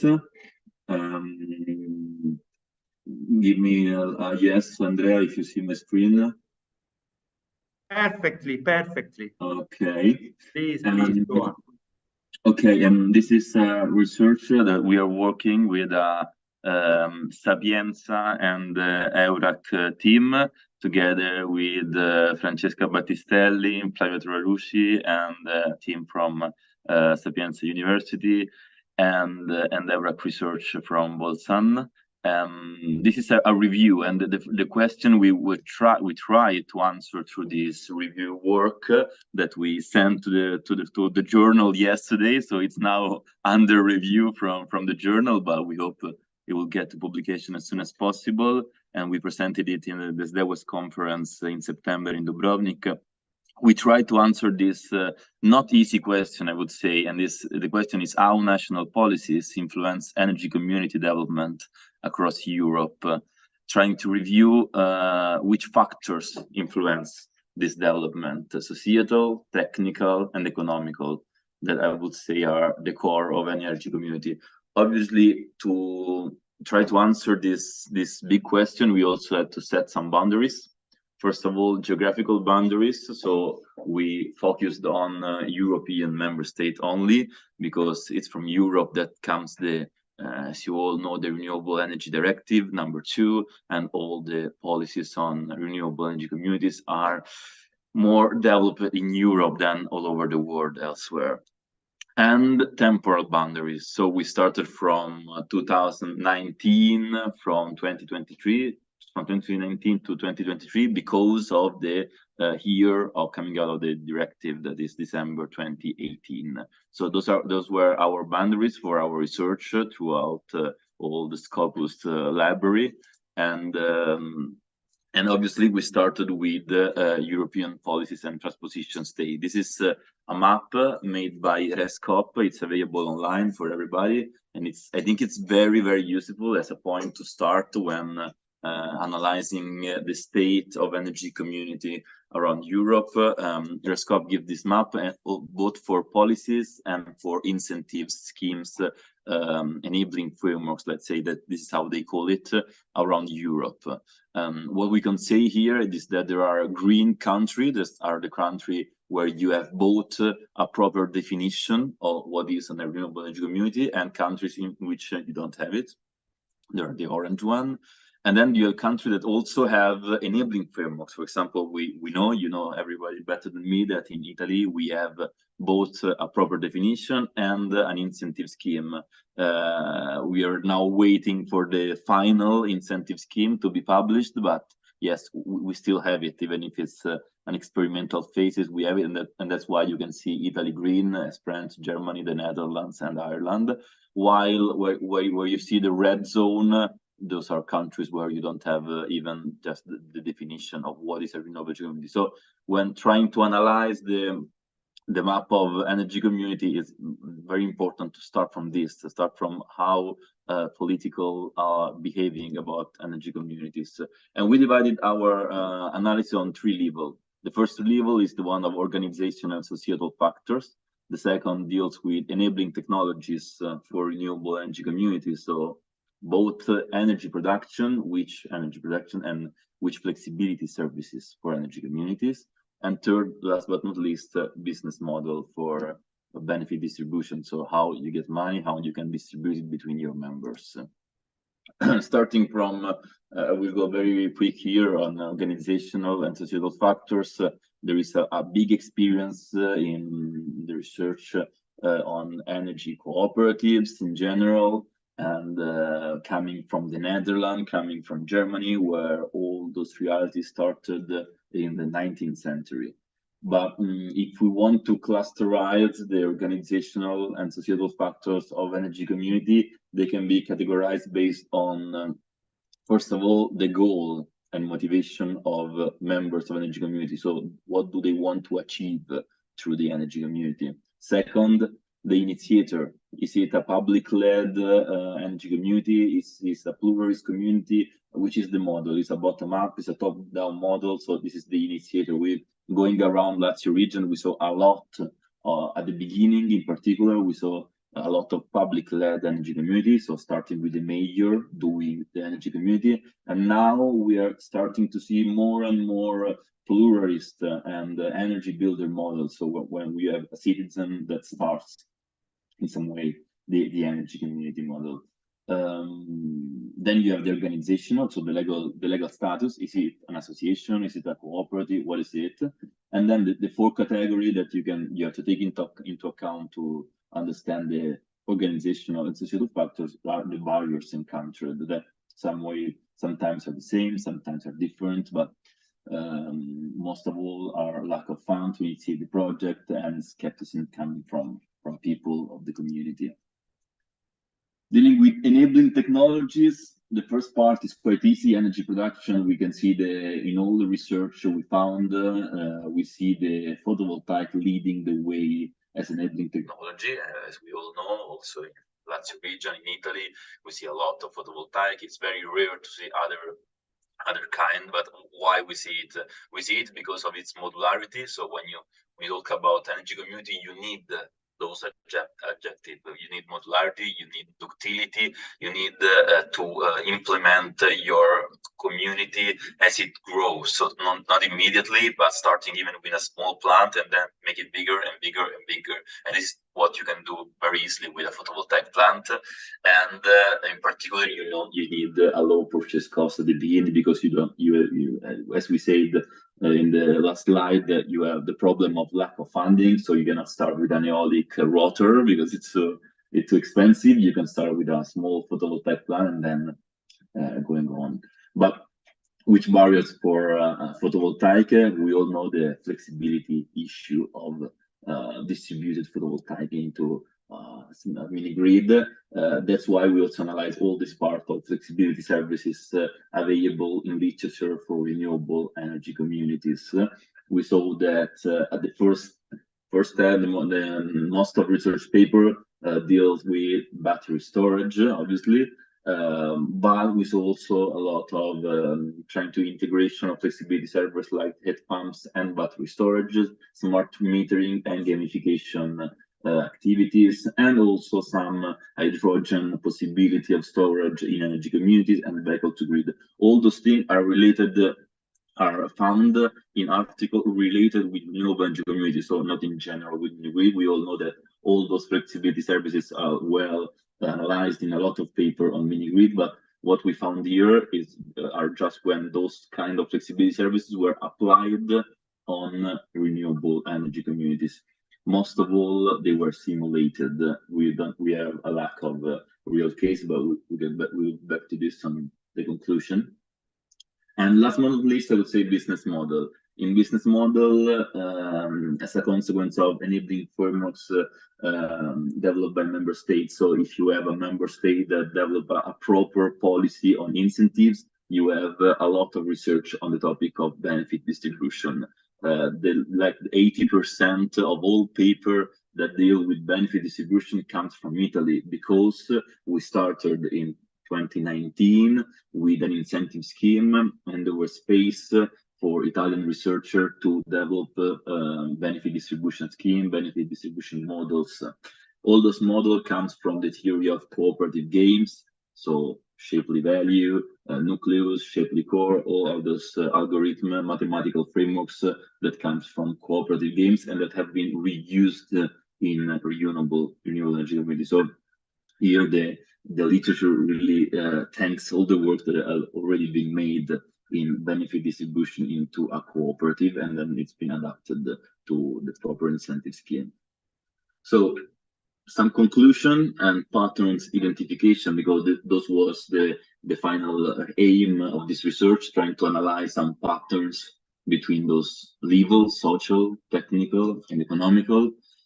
We can see that when you have a community energy builder model into a social side, so when you have someone that is starting the community, but it's maybe a big company that can invest on this, you also have a large scale plant, and you have the presence of flexibility. So for example, batteries or even heat pumps and then hydrogen storage.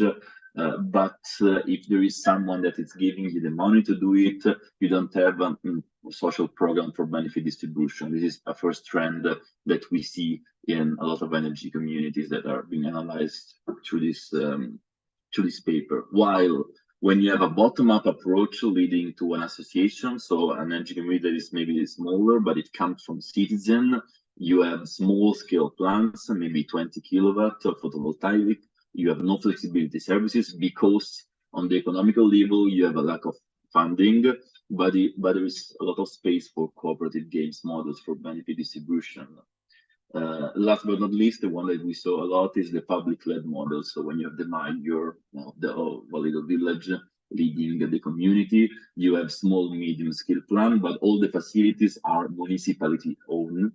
That means that there is benefit distribution for social purposes. So the majority of income are used for social purpose inside the municipality. And this is the one that maybe we saw a lot in Lazio region for now, but we are starting to see, as I said at the beginning, also a lot of bottom-up approach leading to association kind of energy community. So how literature is lacking on this topic? For sure, there is a great lack of implementation of sector coupling techniques. So trying to do flexibility while coupling more industrialized sector in order to maximize the energy sharing inside the REC, renewable energy community. So there is a lack of research on how sector coupling can be used inside the renewable energy community, but for sure, and this is something that I think Sapienza, Andrea Micangeli, Daniele, and all the guys from Sapienza are doing a lot to try to overcome this great lag, this great barrier, is the real pilot cases and the lack of real pilot cases, the lack of reliable data set. So we have a lot of simulation in literature, people using a lot of algorithm models on Python, but some of them are based on invented imaginary data and imaginary pilot cases. So I really think that now at this stage of research, we really need the pilot cases that are real with a reliable data set to be further implemented. And I think this is everything for me for now. I hope it was useful to have a broader view from European perspective. I really thank, obviously, Andrea, Felipe, I'm seeing on the screen for everything. And I hope I will send you the link of this publication as soon as possible, so you will have a look on this and use it in your research in some way. Stop sharing the screen. Okay, great. Thank you. Okay. Our dear Gabbo, it's always a pleasure to stay in touch and to know each other and to spread our research, to know each other, the research and the time spent on the diffusion of renewable energy communities and models. Okay. Oh, this is a good surprise. We have Eutropian with us. So this, please, let's go straight. We are exactly in time, and I'm so happy to see that we can go through an important player in the diffusion, not only of energy community, but in general, to study and to understand before Bennett, one moment, Bennett, we have the Quarticciolo community that it's much more European. The floor is for you. I could see that Giovanni Pagano was not with us, but we have Daniela that is Daniela Patti, our dear guest and organizer, and really she's developing communities interaction inside the communities and outside the communities among themselves. Thank you, Daniela. You have your 10 minutes for you. Okay, hello everybody. Very, very happy to be here with you today. So Andrea is too kind. I mean, it's a work that we're doing together with him, with his team, with a lot of people in Rome at the moment. So what I'm going to tell you about is the development that we've had over the last year or so of work in a social housing estate called Quarticciolo, which is a historical neighborhood built in the 1930s, and which is something that is a real opportunity for really engaging people from social priority and trying to make energy communities as an opportunity to not only create community engagement, but also try and address the issue of energy poverty. So we've been working with the local community. So they're the ones doing the actual work. So all the team of Pietro, of Alessia, are the ones that are the activists in the neighborhood that are doing this. And myself and Utropian, together with Andrea and many organizations in the city of Rome, are working together to support them and actually upscale this experience. In particular, one of the things that we've managed to do is to develop a European project, which is starting in January. So I'm looking forward at the next events next year. We will be able to tell you more about the ongoing work. And if technology is on my side, I would try and share with you a few slides. Do you see this? Yeah. Okay. Yeah, in a presentation mode. Perfect. Try to put it in presentation mode. If I do like this, do you see full screen? Yes. Oh, perfect. Okay. Perfect. This is perfect. So once again, we're very happy to be here with you. And what we're telling you about is the story that we are developing with many other organizations. So it's definitely a partnership of organization in Rome, as well as now starting in January, a network of organizations that is also in Austria, in Hungary, and in Norway. So we really look forward to sharing all of this ongoing work. Now, we as ourselves work on advocacy work. So part of the work that we actually do is focusing on urban regeneration and community engagement. But in particular, what I would like to share with you here is also the work of the Energy for All community, which is the project that will be starting from January. And maybe, who knows, these could be the type of things that also could bring money together, many of the partners and many of the organizations that are around the table today, to think also of maybe funding some research or some action projects together to have a larger impact. In particular, this project was funded through the so-called DUT, which is Driving Urban Transitions program, but there's so many programs nowadays that are funding energy-related projects. And what we're doing is working towards positive energy districts in a number of different cases. So we have, for instance, as we said, in Quarticciolo, we're working on energy community in a social housing estate, particularly working on the gym and trying to put solar panels on the roof of the gym as an opportunity to reduce energy costs, but also try and promote a sort of different environmental awareness also for all the users, which are the youngsters of the neighborhood. But we have cases which are small rural municipalities in Austria, companies working on the reuse of energy from industries. So there's a lot of different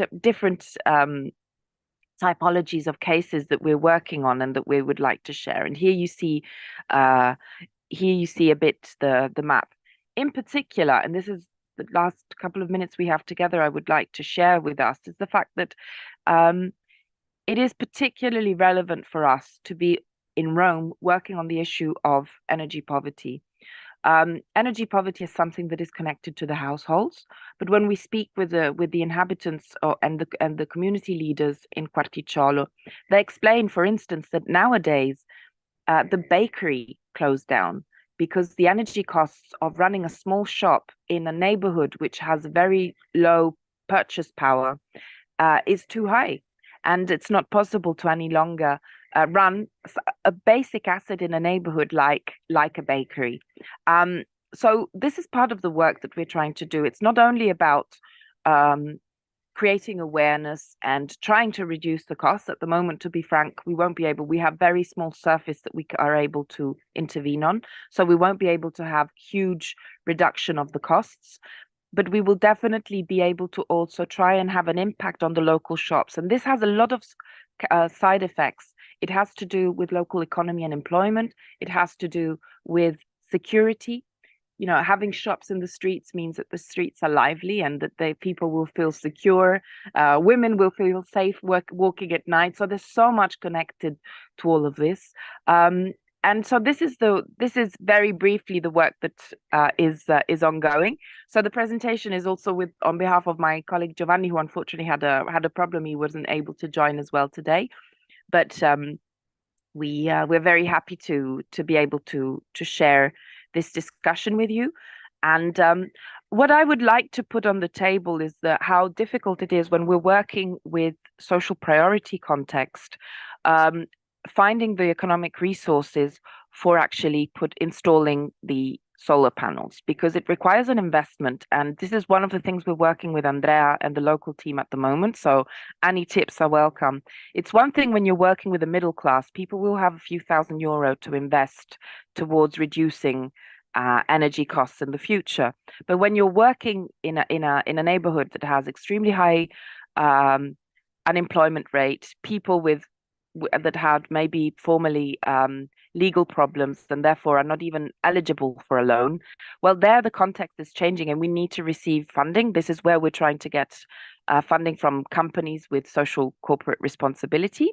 So work in progress, and I hope we will be able to tell you more at the next meeting. So thanks a lot. Grazie, thank you so much, our dear Daniela. With Daniela Patti, really, we are making a huge work. I think that the next year and in the next years, we can tell even more and more. And maybe next time, not 5 minutes, but half an hour or more, just to share the real taste of staying in the communities and see the communities growing up in different ways and regenerating the place, the people, and the community, and ourselves within the communities. This is great. Thank you, Daniela. And we have our dear Bennett Oinna. Bennett, are you with us?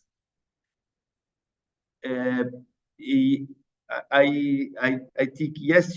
Yes, Prof. Yes, Our dear. Okay, welcome with us. So with Bennett, we open the Africa side because we had a first speech from India, then from UK, 2 speeches from UK, and we passed through Rome. And now let's go straight to our dear African countries. Please, Bennett, the floor is for you. Okay, thank you very much, Prof. I'm going to try to share my screen.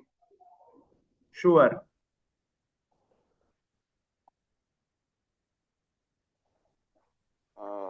Okay.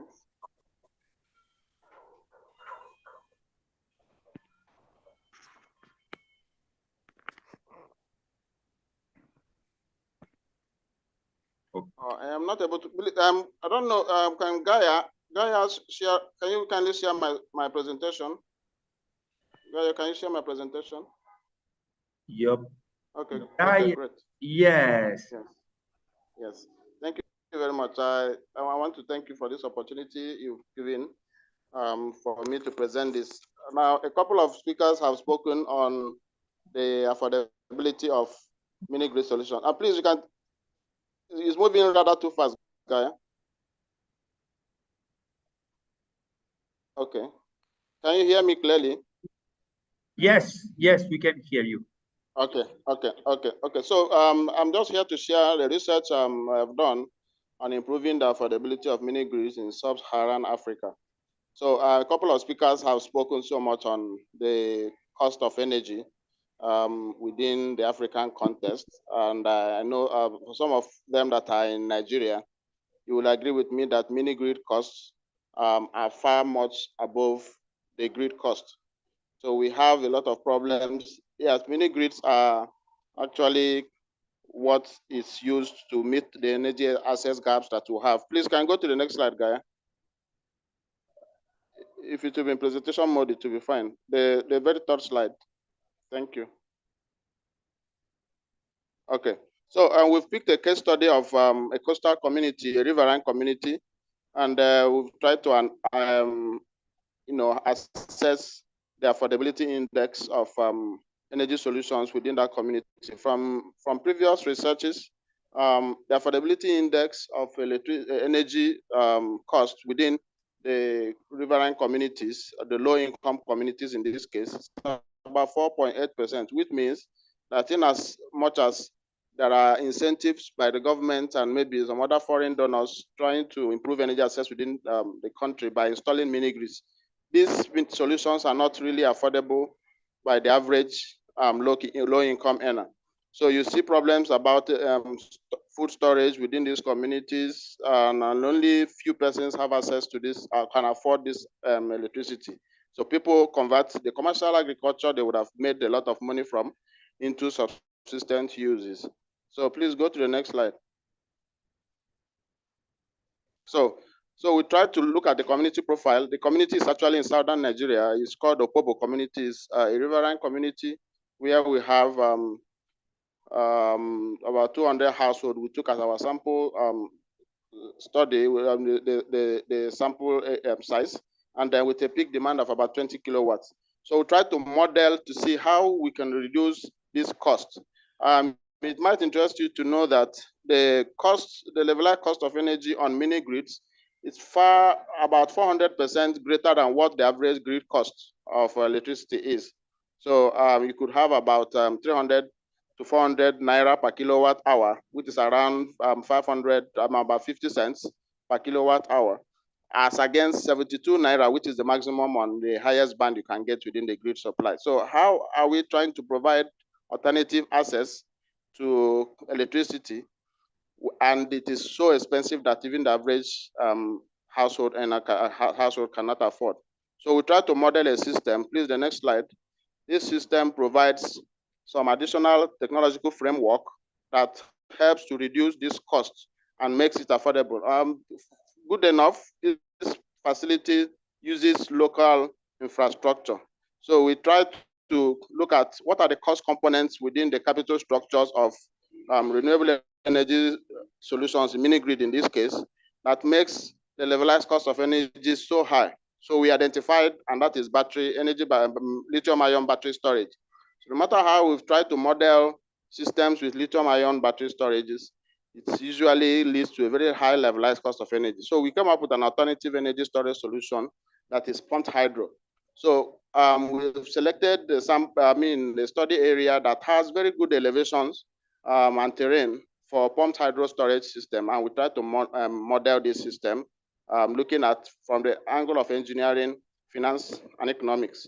So other incentives too we considered within this low-cost energy modeling is some additional incentives like maybe carbon credits and stakeholders engagement. So for mini grid solutions. So please, you can go to the next slide. All right, so we try to build some scenarios considering some costs, market prices of some components. We looked at the cost of the average Little Francis turbine that could be used to serve as either a pump, to serve as both pump and a turbine on the rivers. And then we looked at also the cost of the average lithium-ion battery in the market. and other components that make up the entire mini-grid system. So we used Homer and of course other simulation tools to model these techno-economic considerations that we have placed here. So the next slide.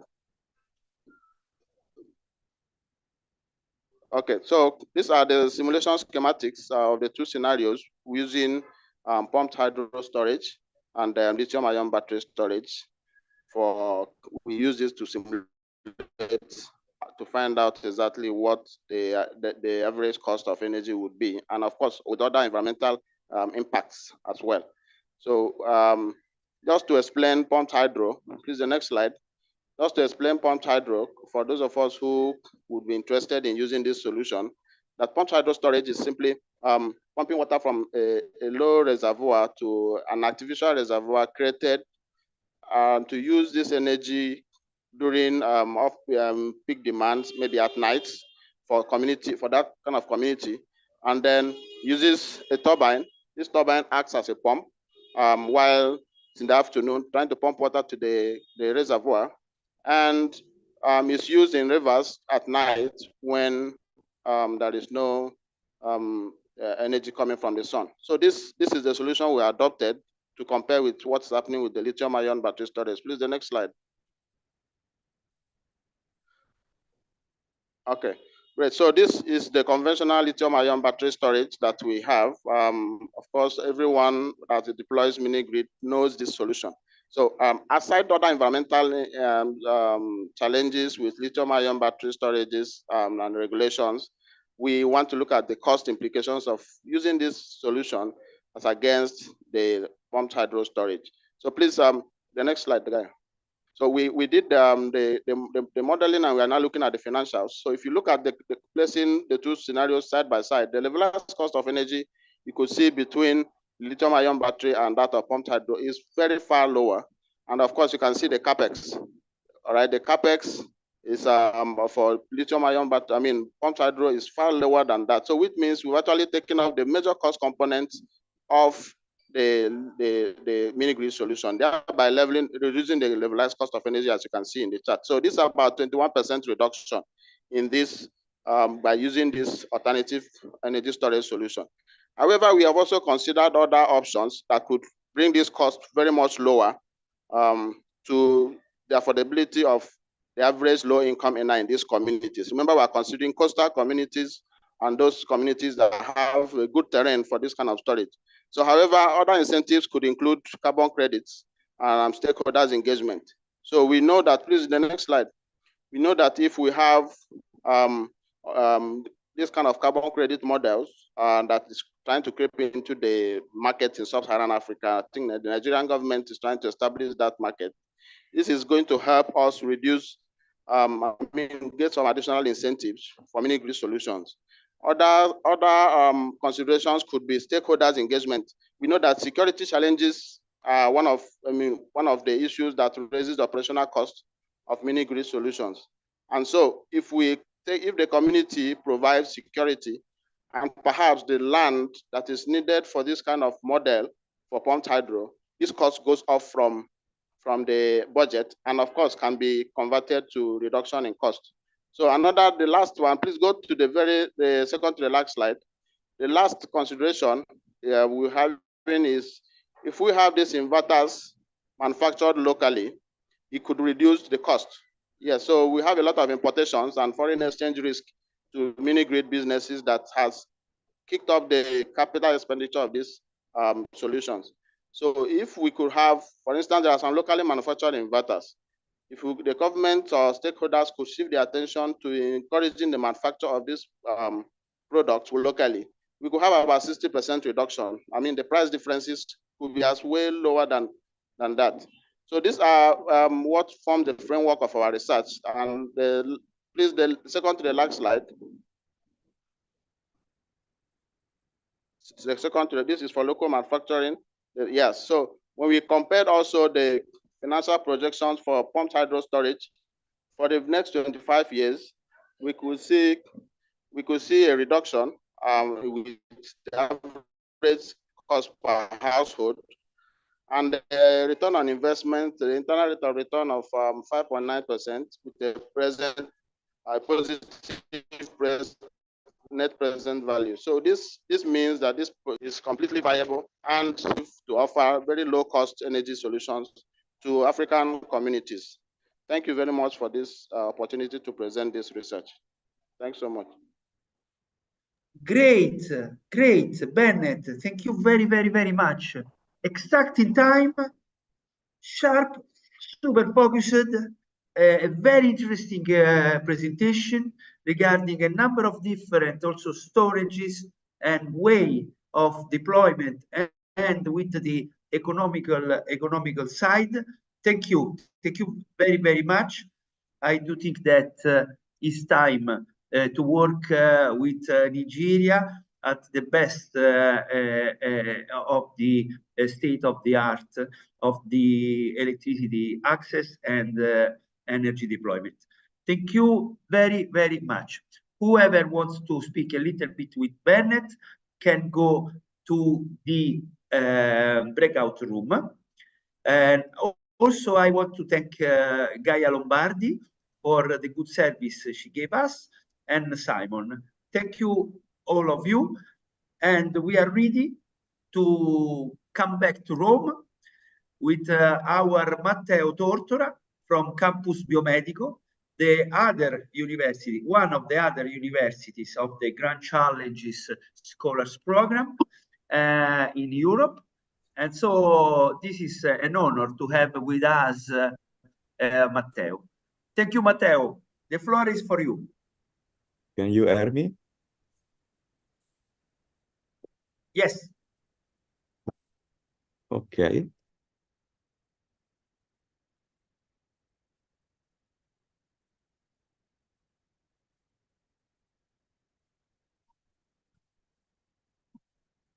Ah, Matteo, scusami, sei mutato, non so perché. You have muted. You are muted in this moment by yourself.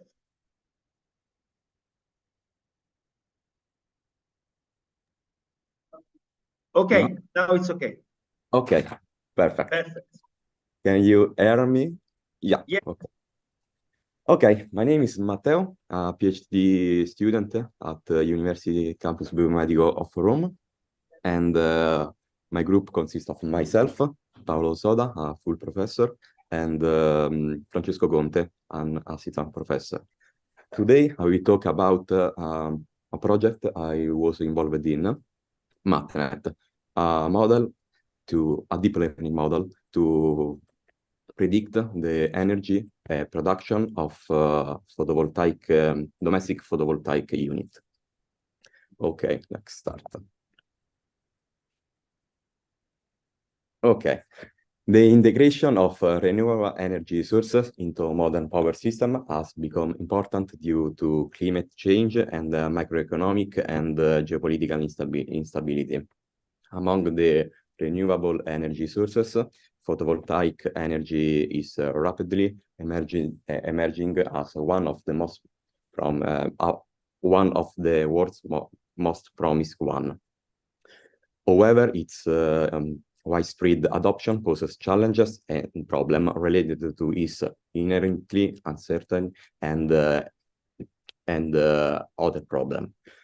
So, in this project, we develop MatNet, an deep learning model for multivariate and multi-step day-ahead photovoltaic energy production. And let's take just a quick overview of the proposed architecture. The architecture consists of three main branches: historical photovoltaic production, historical weather condition, and weather forecasting.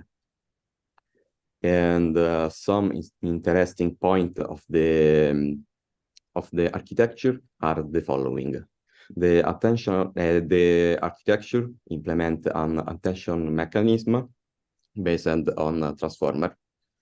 It is a vital part of the architecture, enabling the model to focus on input data in a dynamic way.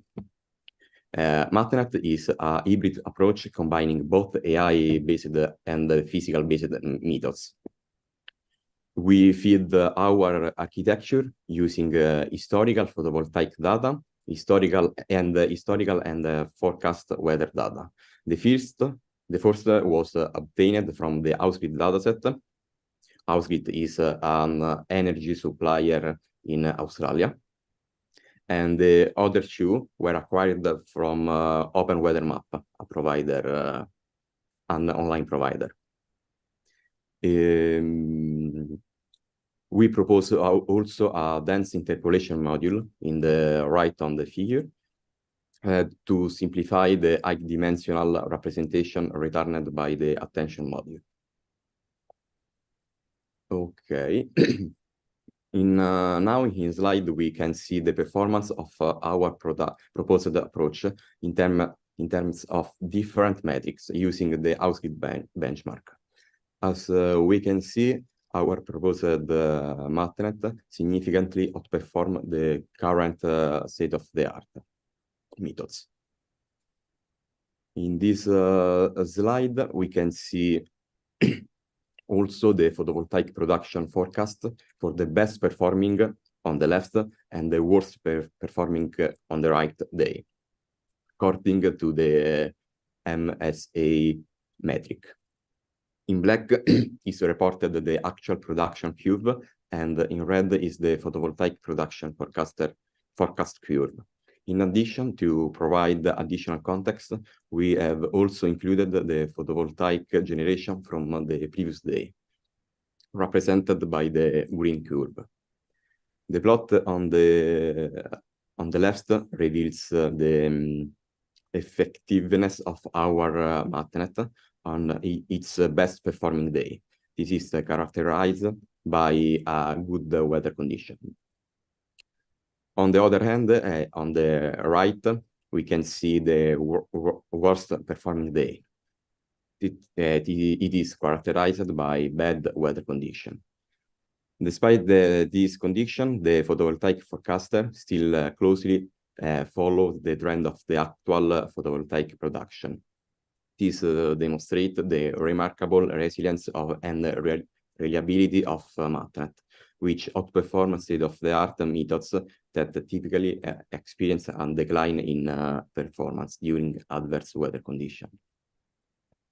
Okay, thanks you for your attention and for the opportunity. For any curiosity, question, please feel free to contact me using the mail in slide. Thanks you again. Thank you, Matteo. Matteo, perfect. Just in time, new and interesting topic. Let's go on. And let's remember that in the Grand Challenge Scholars Program is taught to cooperate, to share researches, and also to balance the technicalities with real life and with intercultural progresses. So it should be really good now that we also have a Strathmore University with us in the Grand Challenges to make a triangle and to go on with these and other researches. So thank you to you and the whole group. Really say hello to your professors, but also to the entire University Biocampus, Campus Biomedico, that is really an important stimulus and an important example for all of us. Grazie. Thank you again. Yep. And whoever wants to a little bit to stay in touch with Matteo can come to the breakout room for a few minutes. On the other side, we are ready to listen Enrico Paris from CREA, that is the Center for Research on Agriculture and Energy. So Enrico Paris, thank you very much for being with us and to share with us your research and the presentation. Please, the floor is for you. Yes, thank you so much. Do you see the presentation? Yeah. Oh, perfect. Okay, so hello to everyone. I'm Rico Paris, a chemist of CREAIT, and today I speak about the sorption-enhanced water gas shift process during biomass gasification. So the disposal of residual biomass is a critical issue. In Italy, only in Italy, for example, olive tree, citrus, and grape wines together produce more than 4 million tons a year of residual biomass. So, an inappropriate disposal of this biomass, such as open burning phenomena, leads to important air pollution phenomena, to release in the atmosphere several pollutions, several compounds such as volatile organic compounds, semi-volatile organic compounds, furan, dioxin, and similar. The use of thermochemical conversion thermochemical conversion system of biomass allows to obtain renewable energy from its disposal. So, between this process, one of the most important is the gasification process. Gasification is a thermochemical process that by the reaction with an oxidizing gas agent, air, oxygen, or steam, under substoichiometric conditions, allows the conversion of solid biomass into a fuel gas called syngas. The syngas consists mainly of hydrogen, methane, carbon dioxide, and carbon monoxide. But in the syngas there are also other products such as the char, the ashes, particulate matter, and pollutant components. So, an innovative aspect of the gasification is the use of sorption-enhanced water gas shift reaction. The sorption-enhanced water gas shift is a chemical, reversible, and exothermic reaction that combining the water gas shift reaction for the production of hydrogen with an adsorption reaction of underwanted products, CO2 in this case. So the use of an appropriate catalyst and water vapor and steam in syngas allows the water gas shift reaction to take place. As you can see, this is the reaction. Monoxide, carbon, and steam react to produce hydrogen and CO2. The using of an adsorbent allow to eliminate the CO2 and shift the equilibrium of the reaction toward the products to obtain a higher concentration of hydrogen in accordance with the principle of Le Chatelier, obviously. So we use prototypal gasification plant that is schematized, summarized in this picture. As you can see, there is a reactor, FBG, fluidized bed gasification, in which the oxidant agent, in this case the air, came back from the under, and there are several filters to reduce the pollutant, the ashes, the volatile ashes, and the tar compounds. And then to this plant we add a sorption-enhanced water gas shift reactor. So a post reactor in which we can control and optimizing the parameters to conduct the sorption-enhanced water gas shift reaction. So in this slide, I report the operative parameters that we use for your curiosity, and the temperature of the reactor, the wind box, and the chemical physical characteristic of the bed material, in this case the kappa feldspar. So we study a particular type of residual biomass, the hazelnut shells, we characterize this biomass in our laboratory, LaserB laboratory in CREATE.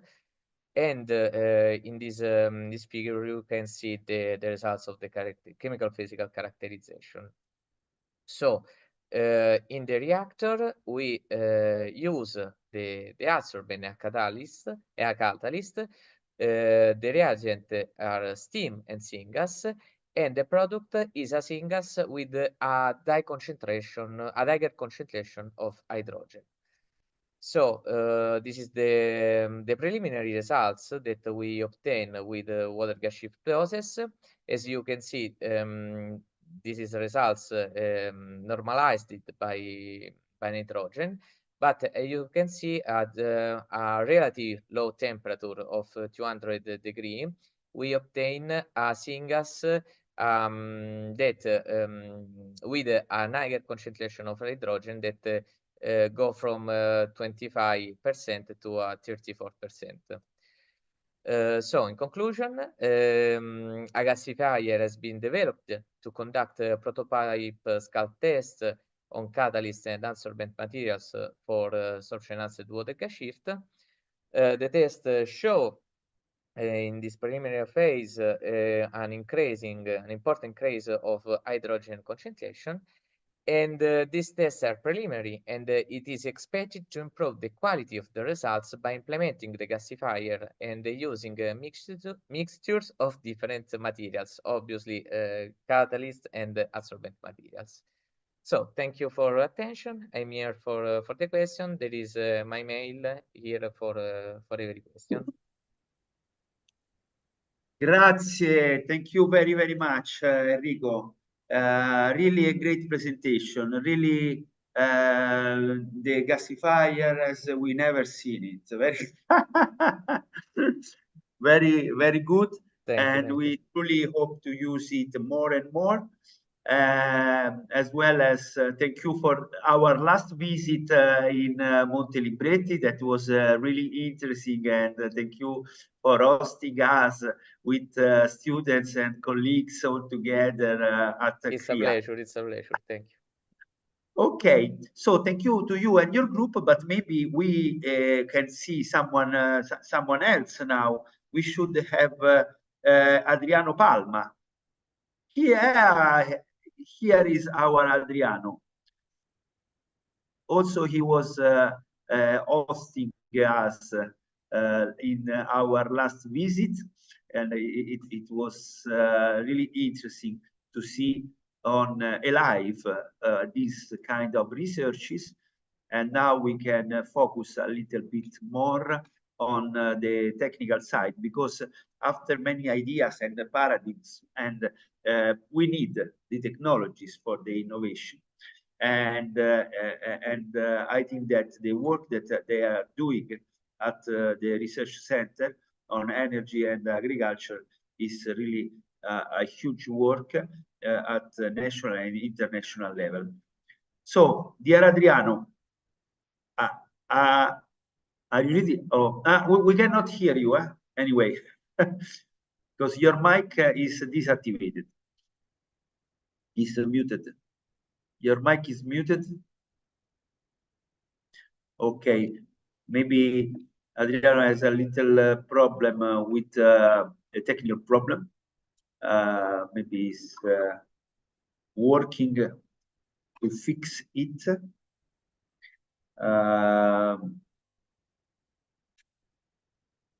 Hello?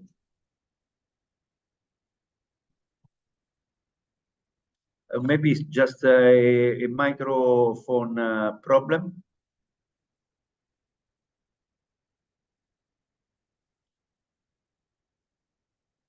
The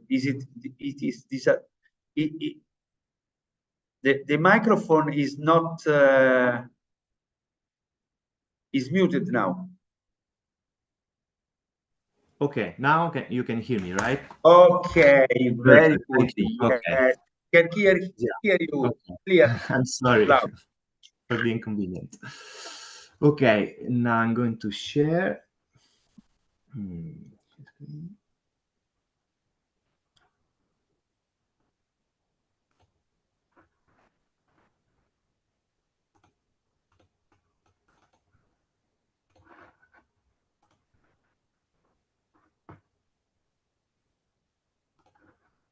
Okay. So, sorry for the inconvenience. Can you see my presentation? Yeah. Yes, perfect. Okay. Yes. Okay. So, yes. Grazie, Adriano. Thank you. Grazie a voi, thank you to you. And yes, I'm a colleague of Enrico that already told us about the gasification, while right now I'm introducing the combustion.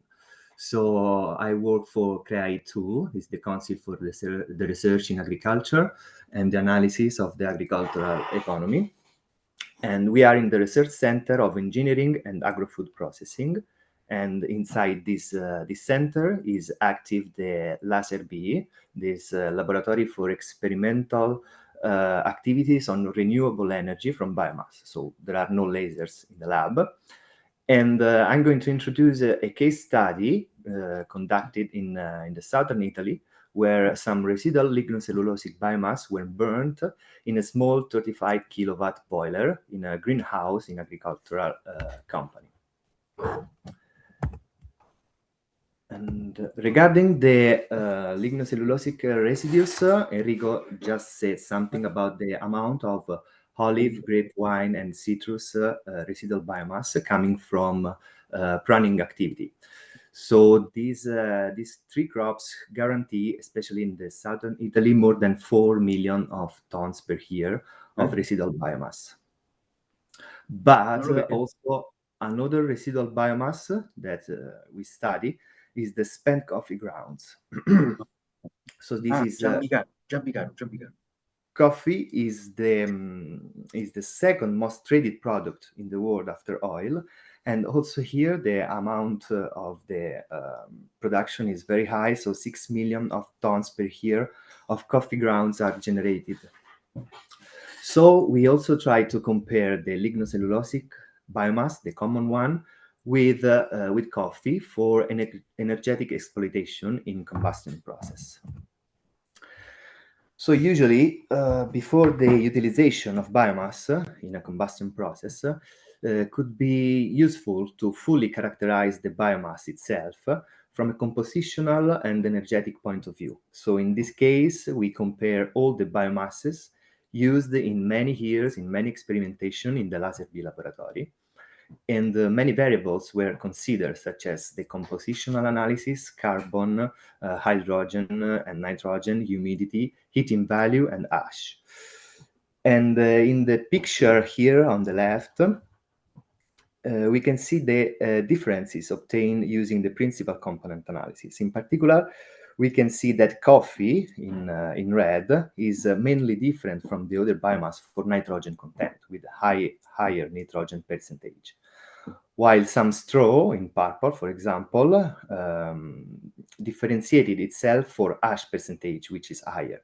While another difference could be observed between cheap wood and pellet, with the latter presenting lower humidity content. So on the right, also hierarchical analysis confirmed that the formation of four main groups: coffee, cheap wood biomass, pellet biomass, and straw. So from this characterization, then we can see that also the combustion process could be also different. And finally, in the bottom of the slide, we also develop a small linear model able to predict the heating value, so the energy that is produced per kilogram of biomass burnt, knowing the elemental composition in terms of carbon, hydrogen, and nitrogen. And this, of course, can help to understand if some biomass is suitable for thermochemical process, also reducing the laboratory analysis needed. And regarding the case study in southern Italy, we carried on 3 different combustion trials: one for olive, one for grape wine, and citrus cheap wood. The aim was to find differences between these 3 biomasses in terms of energetic yield and sustainability, in terms of emissions and atmospheric pollution. So with the emission samplings, we analyze carbon monoxide, carbon dioxide, oxygen in the flue gas, which are indicators of the quality combustion, the quality combustion, but also PM, the particulate matter, nitrogen oxides, and sulfur oxides, and metals too, to see the atmospheric impact of the process, of the combustion process. And finally, with the PCA, always principal component analysis, we see that the analysis revealed that olive chipwood, in blue in this case, is the best biomass with good combustion quality, with high concentration of CO2, so a good oxidation occurred during combustion, and less production of nitrogen oxides, and sulfur oxides. So this small study permit us to understand the best exploitation for the residual biomass available in a territory, inside energy communities, especially the rural ones where typical cultivars are present. And thank you for your attention. Grazie, Adriano. That's really nice that our challenge to stay in few minutes is fully Yes, it was a challenge by the authors and the speakers. Now you are putting me in a loop. I don't know if it's working. We should close the sharing of Adriano. And we are ready to listen our dear Fabrizio Bonemazzi. Is Fabrizio with us? I think so. Yes. So yes. Hi, Andrea. Good morning. Hi, Fabrizio. Welcome. So, thank you. Welcome to us.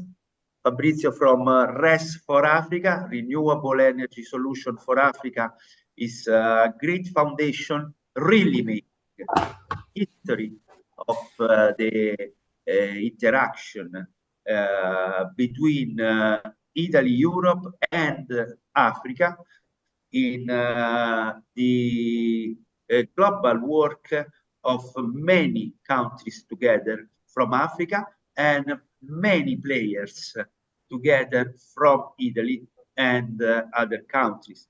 Putting together the stakeholders from the companies, the utilities, the governance, and the NGOs, as well as to make advocacy and make really studies, deep studies on the policies and the real life and the real development, the real innovation in Africa. So thank you, Fabrizio. After a great work at Enel company in Enel Green Power, at the engineering guiding the engineering in Enel Green Power, now he's working with passion in RES for Africa Foundation. Thank you, Fabrizio.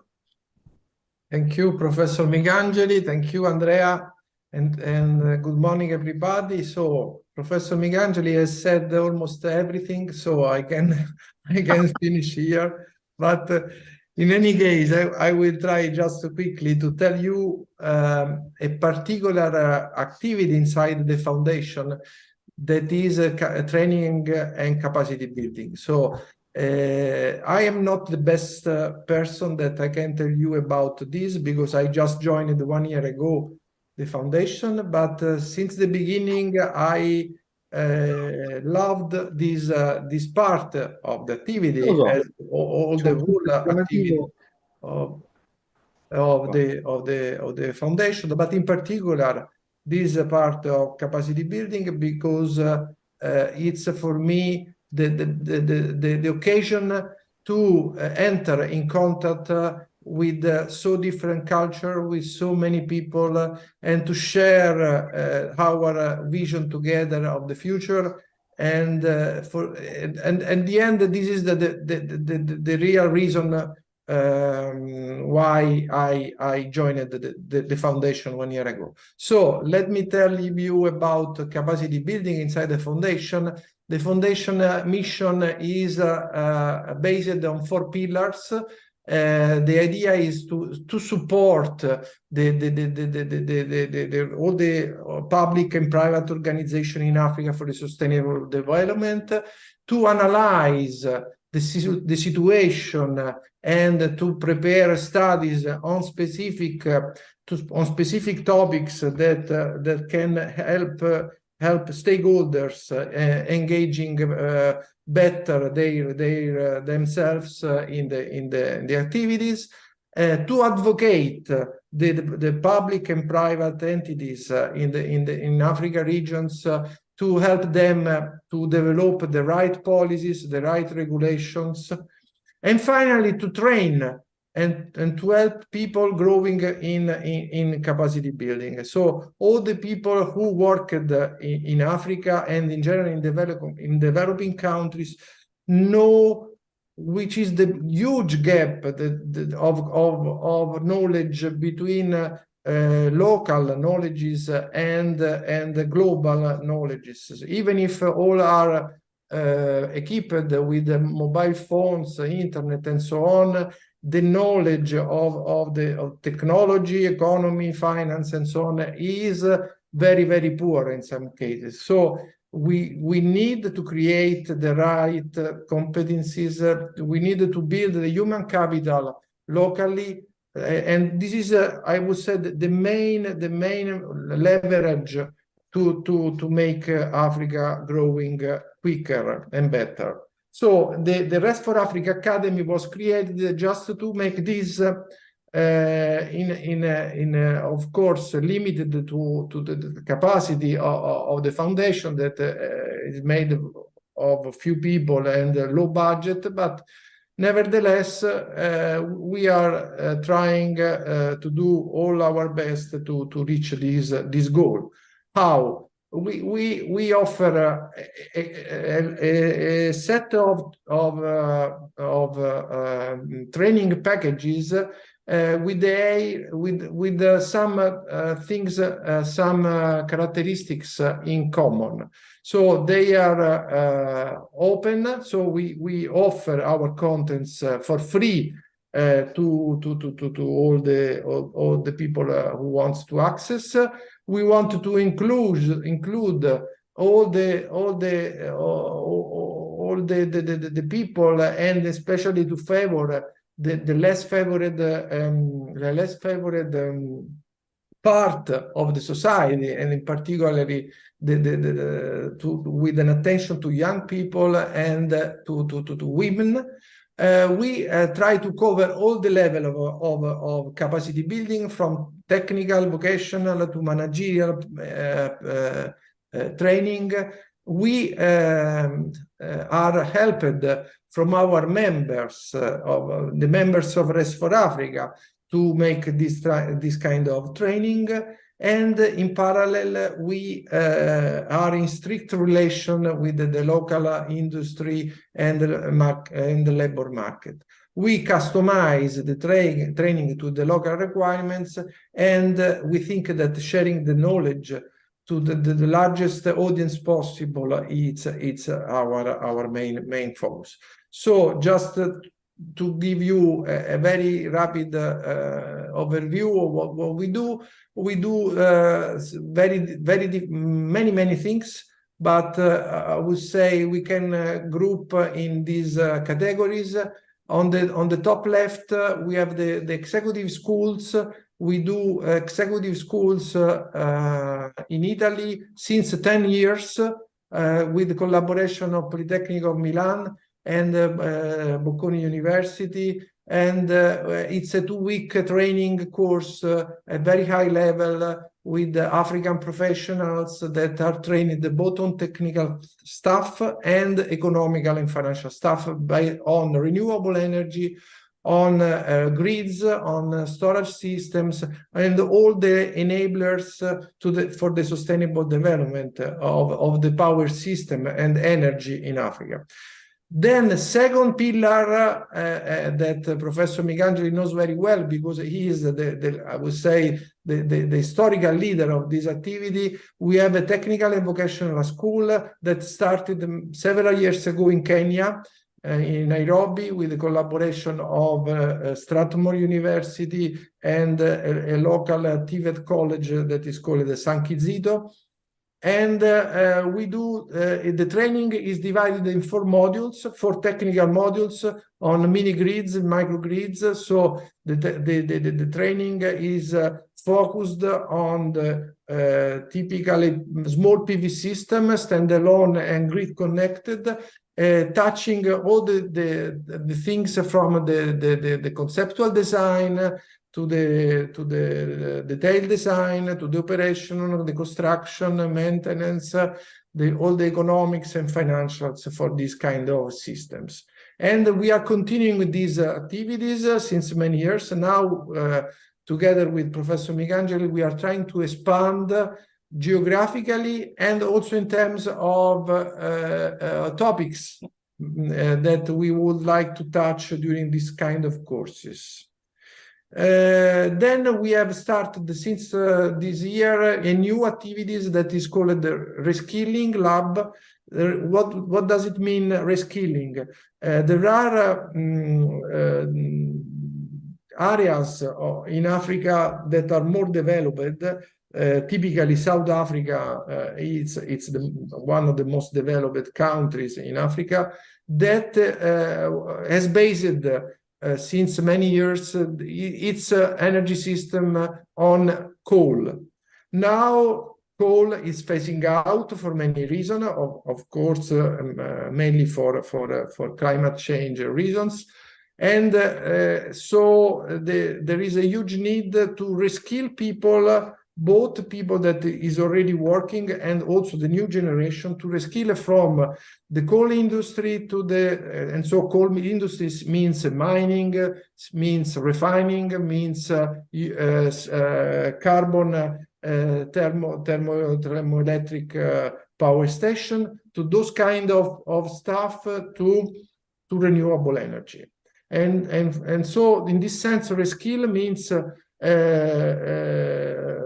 create opportunities of training locally, and in particular in South Africa we have created a collaboration with a TVET college, so a professional school in Mpumalanga region, where we have created dedicated courses to PV and efficiency.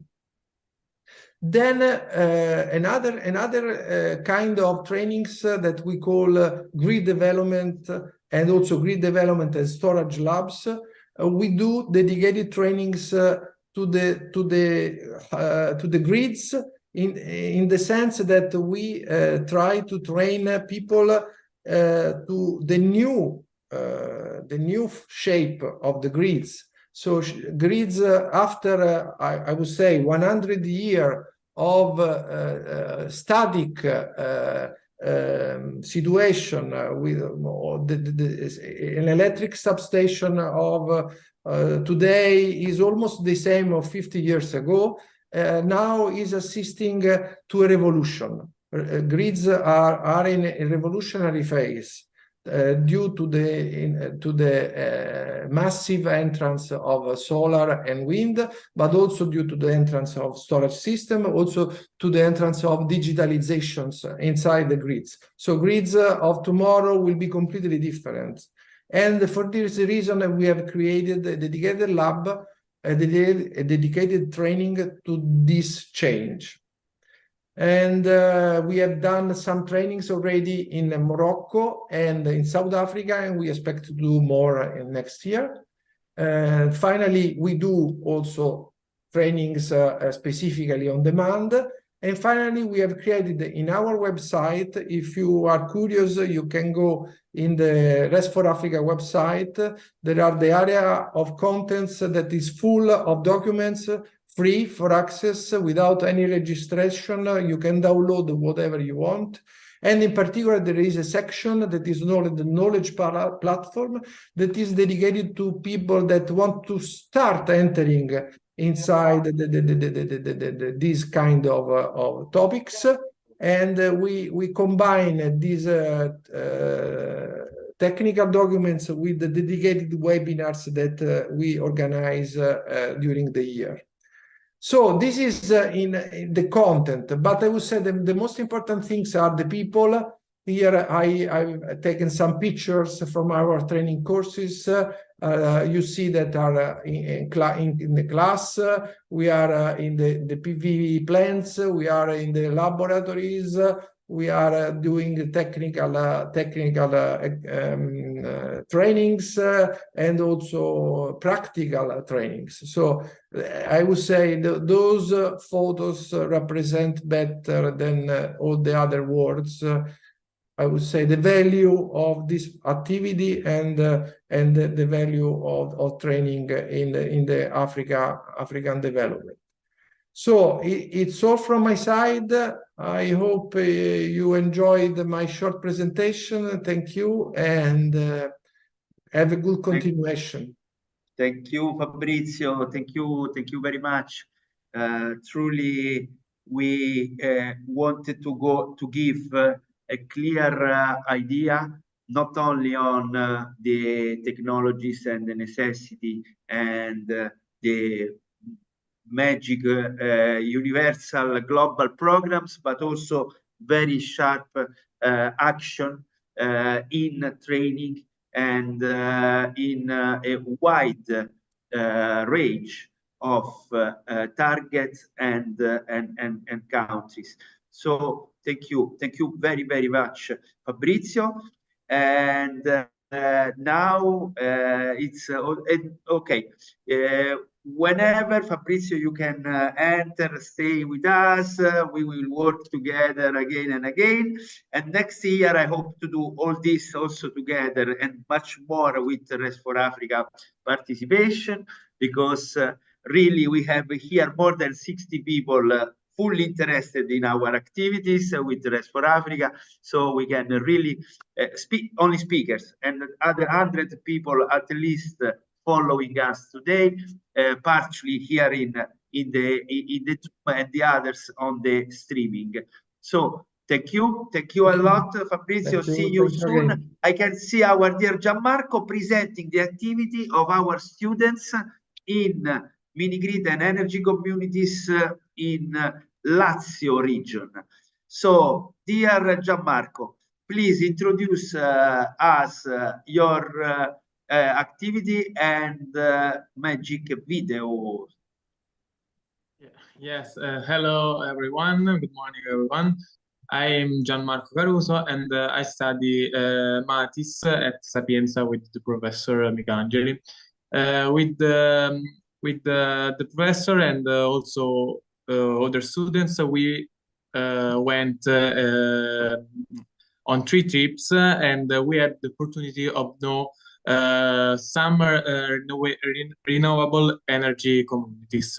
So I made a video that explained this kind of activities and explain also the essential of FSA and technical solidarity in general. Now I share my okay. Okay, you see? Yes, perfectly. Okay, start.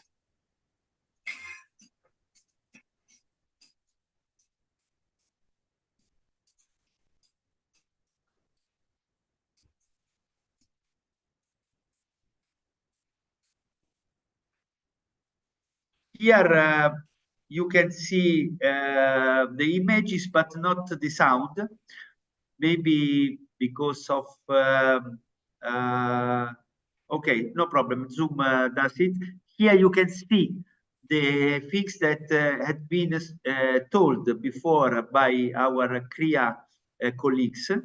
And here we are in the Antrodoco. But the audio is not No, audio is not working because you should share with taking the clips, the option of optimized for audio and video. If you can. Okay, Can you see it down when you make the sharing? You have two square just to tick. I understand. Sorry. try to do it again. No problem at all. I can see as also our yes, but I can. Our Riccardo Troisi is with us again, and I would like to invite all of you also tomorrow for a Roman energy Okay, opportunities. I'm sorry. I'm ready now. Meeting. Okay. Okay. Let's try. Yes. Abbiamo voluto costituire la comunità energetica perché la comunità energetica doveva essere una testa di ponte tra il centro storico, che è intoccabile dal punto di vista della sovrintendenza o comunque pressione vincolistica, e invece le zone più periferiche dove sono consentiti gli interventi.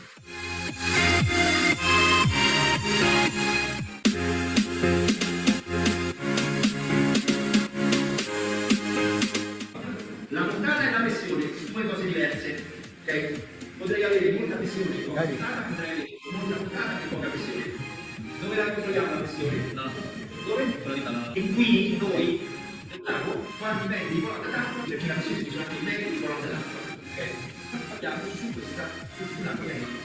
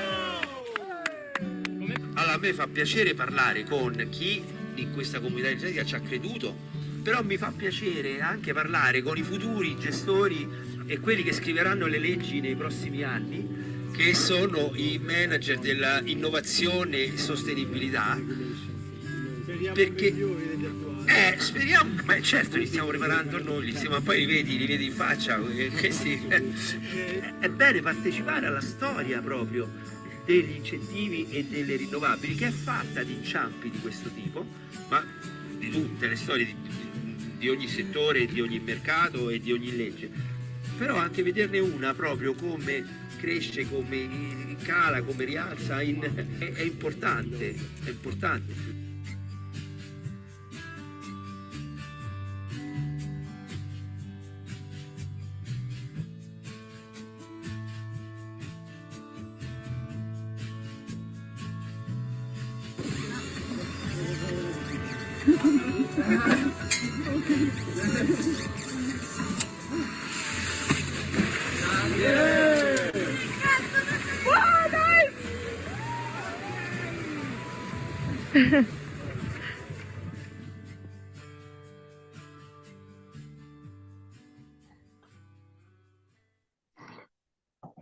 Okay, thank you. I hope that it's all okay with the video now.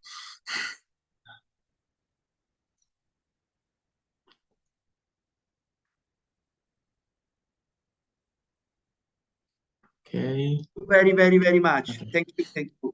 So everyone could see how much are we working on the communities, how much are we listening from the communities, their vocation, what they want.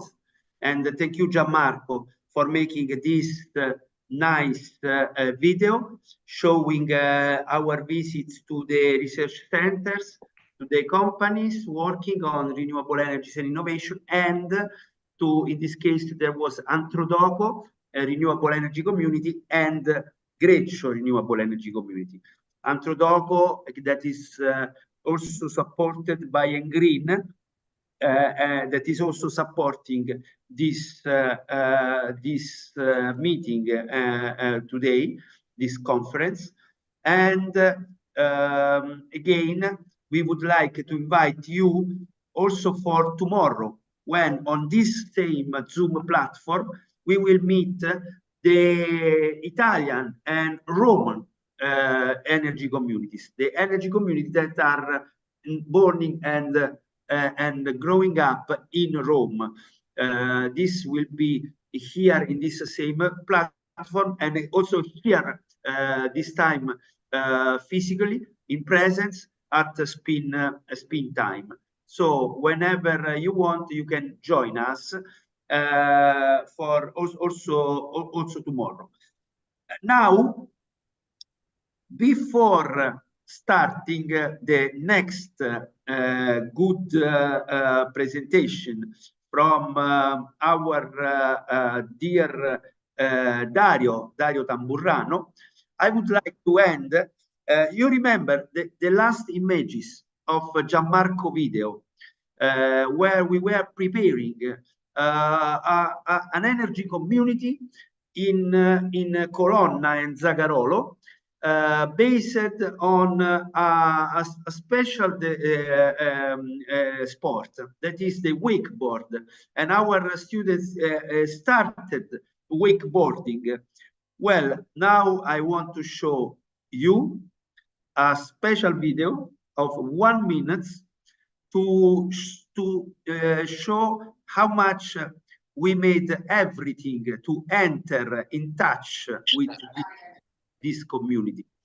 Oh, I can see also Fabio Roggiolani. Hi Fabio, nice to meet you. Salve, ma io parlo italiano, ho difficoltà con l'inglese. Bene, welcome, benissimo, benvenuto, ugualmente benvenuto. Ok. No, ma non volevo disturbare, io no. Sei benvenuto. Avanti, is there our Dario with us? In the meantime, I will show you something that was just in line with the end of the last video. Let me see. How did we improve it with the 1 moment,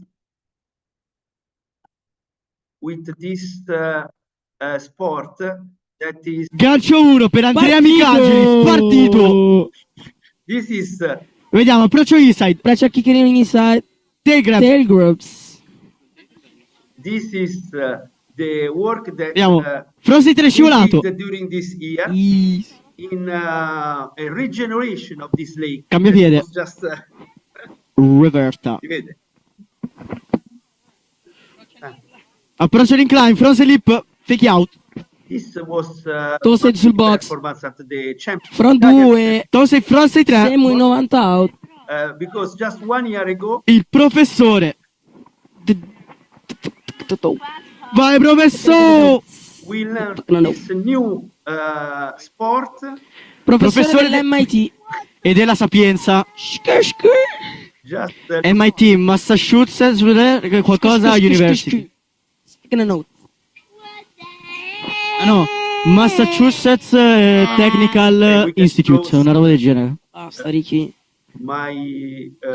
E conclude la sua run. Facciamo un applauso al professore.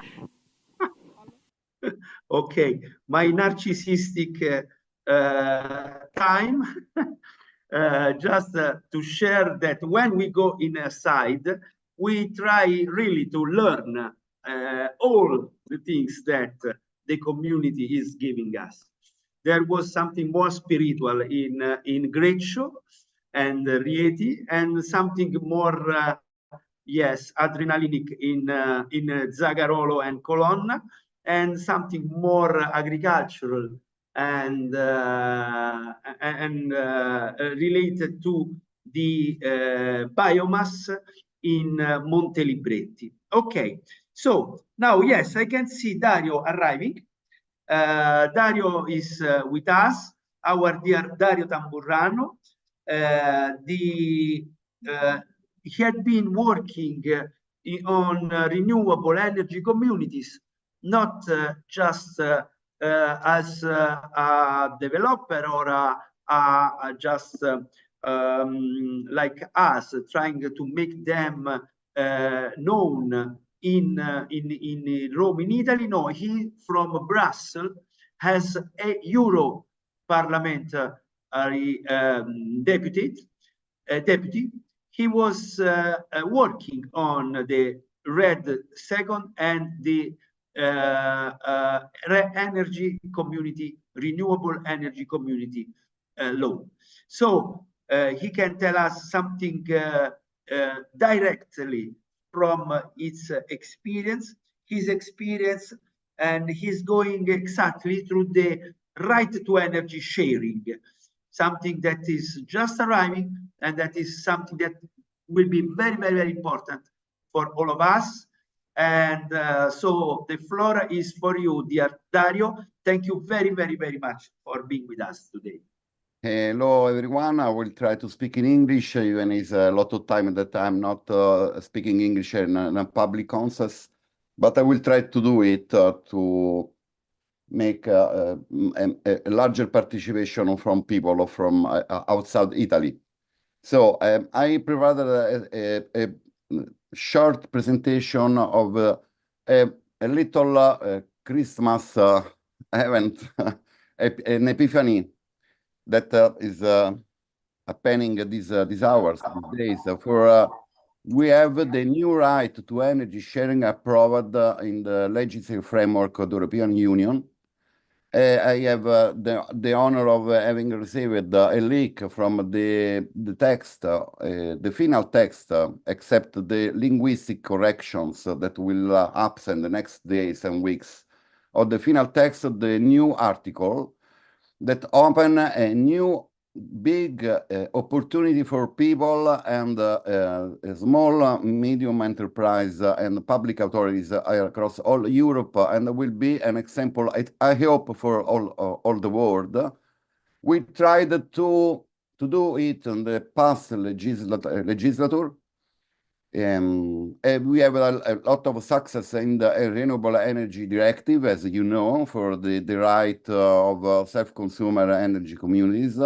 But we didn't have the same success in the Energy Market Directive. For the rapporteur was a right-sided man, when a turbo-liberalist man, and he opposed a lot of things. But now, with the reform, led by a Spanish socialist, thank you, Spain, and thank you to Spanish socialists, we have this right. I will give just some part of the article. The article is very long, so I will do, this is the general right. All household, oh, sorry.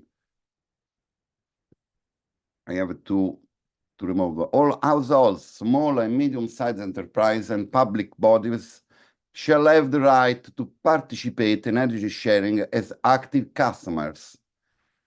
Then, this is as you can see, this similar to the part of Renewable Energy Directive that they give the opportunity for self-consuming and for energy communities. But we have an advance in legislation. the right to energy sharing can exist when it is not the primary activity of the people or the entity that are participating in energy sharing schemes. I hope that my English is enough to be understood. We have a new entity, the Energy Sharing Organizer. It is an entity that it's voluntary, but there is the possibility to give to a third party the duties of organize and the energy sharing between people and small medium enterprise.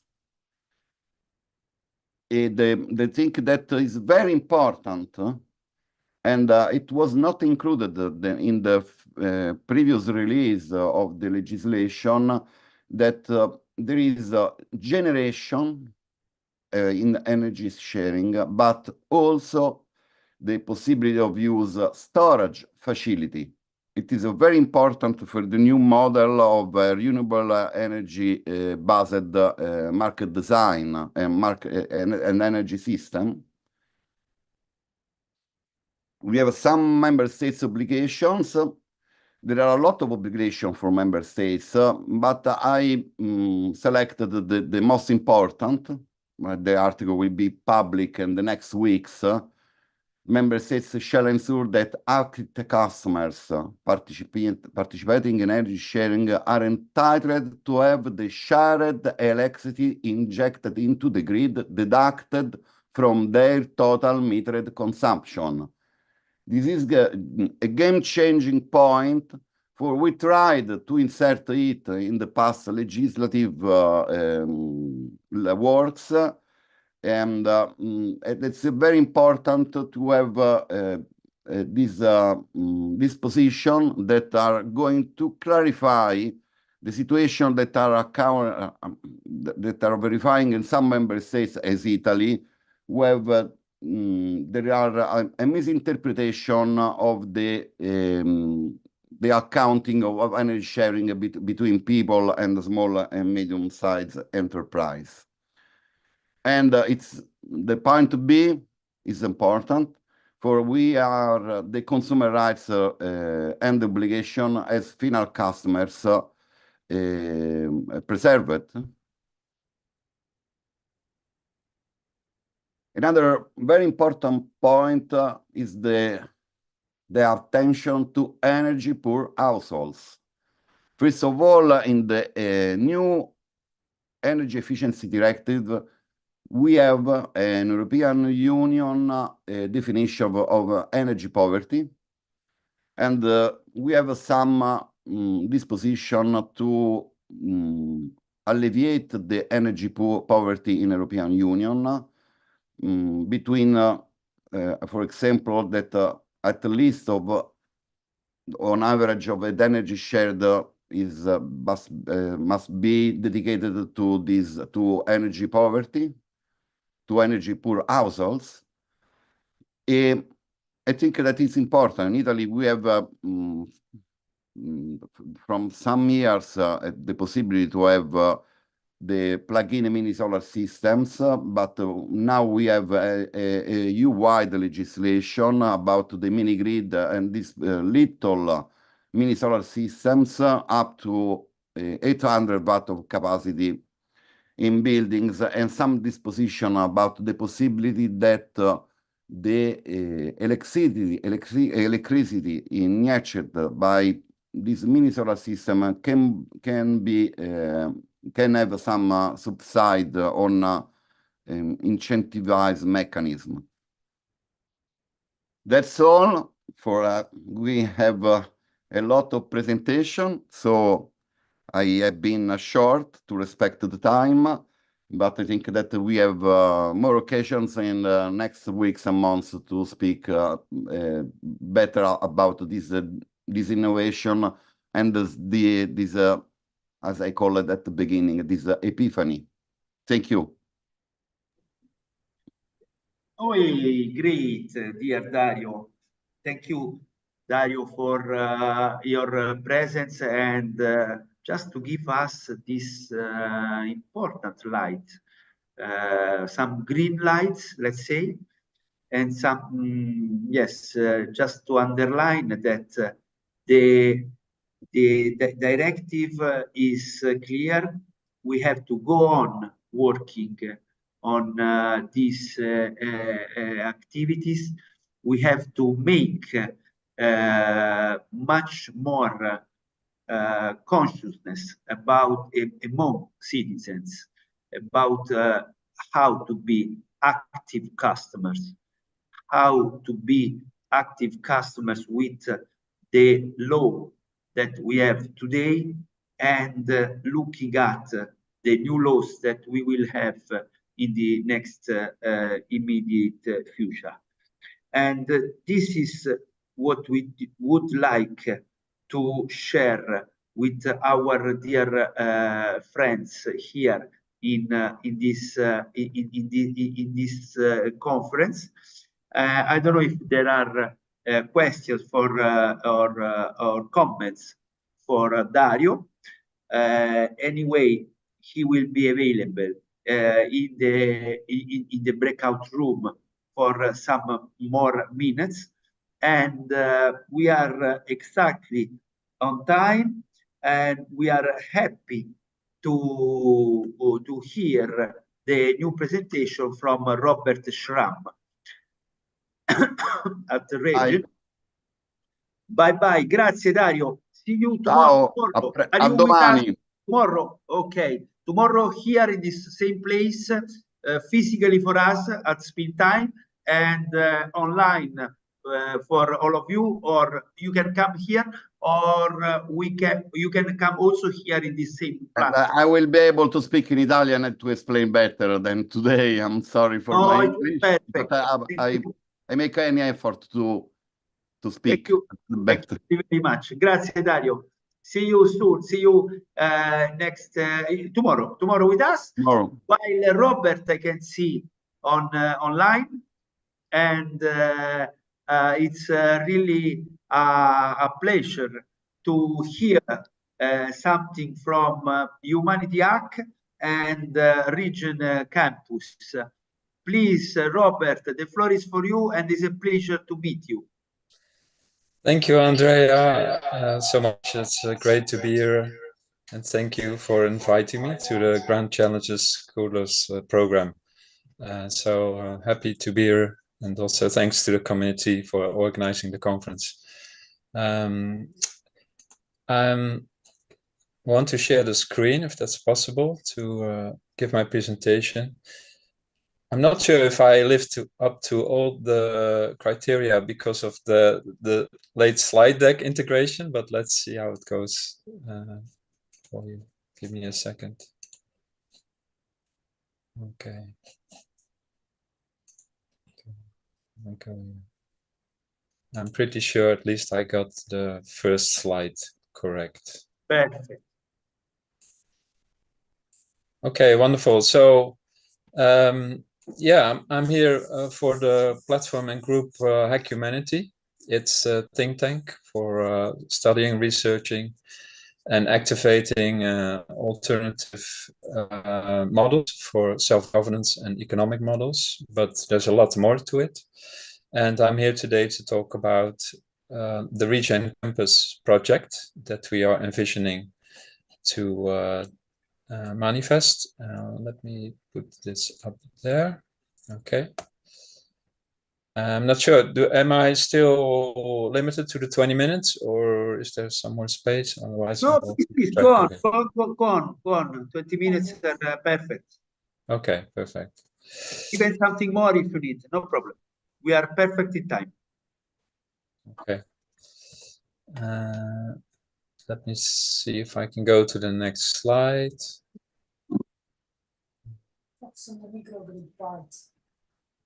Yeah, it could be that the connection is a bit slow and I have to restart it perfectly. Yeah, but it's I'm trying to get to the next slide and it's not responding yet. So on the first slide, you can see already a sort of impression about the Regen campus. It's holding 7 platforms with 11 apartments, and they're built 100% energy and CO2 neutral. I'm still trying to get to the next slide. Yeah.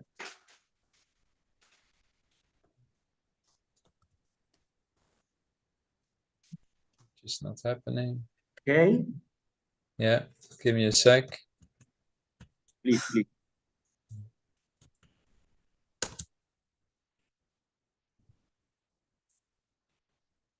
Yeah, I surely don't hope I have to restart my computer. Let me stop the sharing and do it again.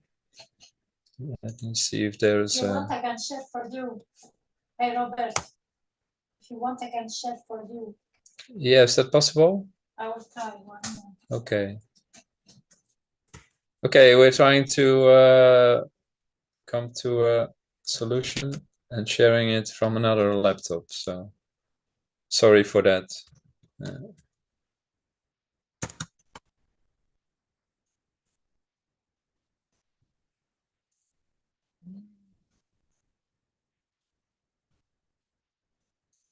Okay, dear Robert.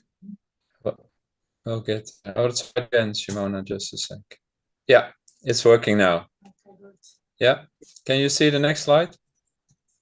No, in this moment you are not sharing the video. I will share it now again. Yeah.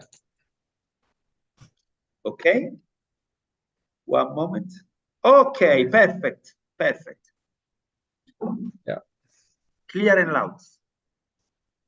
Yeah, this is working. Can you still share, Simona, because I'm stuck in the current slide. For some reason, it doesn't want to go when I share the screen. No. For show caption.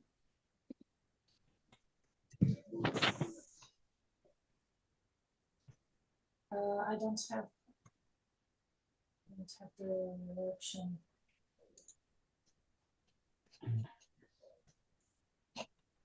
Ok, se qualcuno mi può abilitare a condividere lo schermo, magari ti do una mano.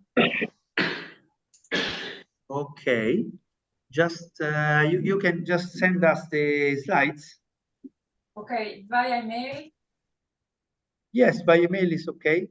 Please send them to Andrea that wrote to you the last email.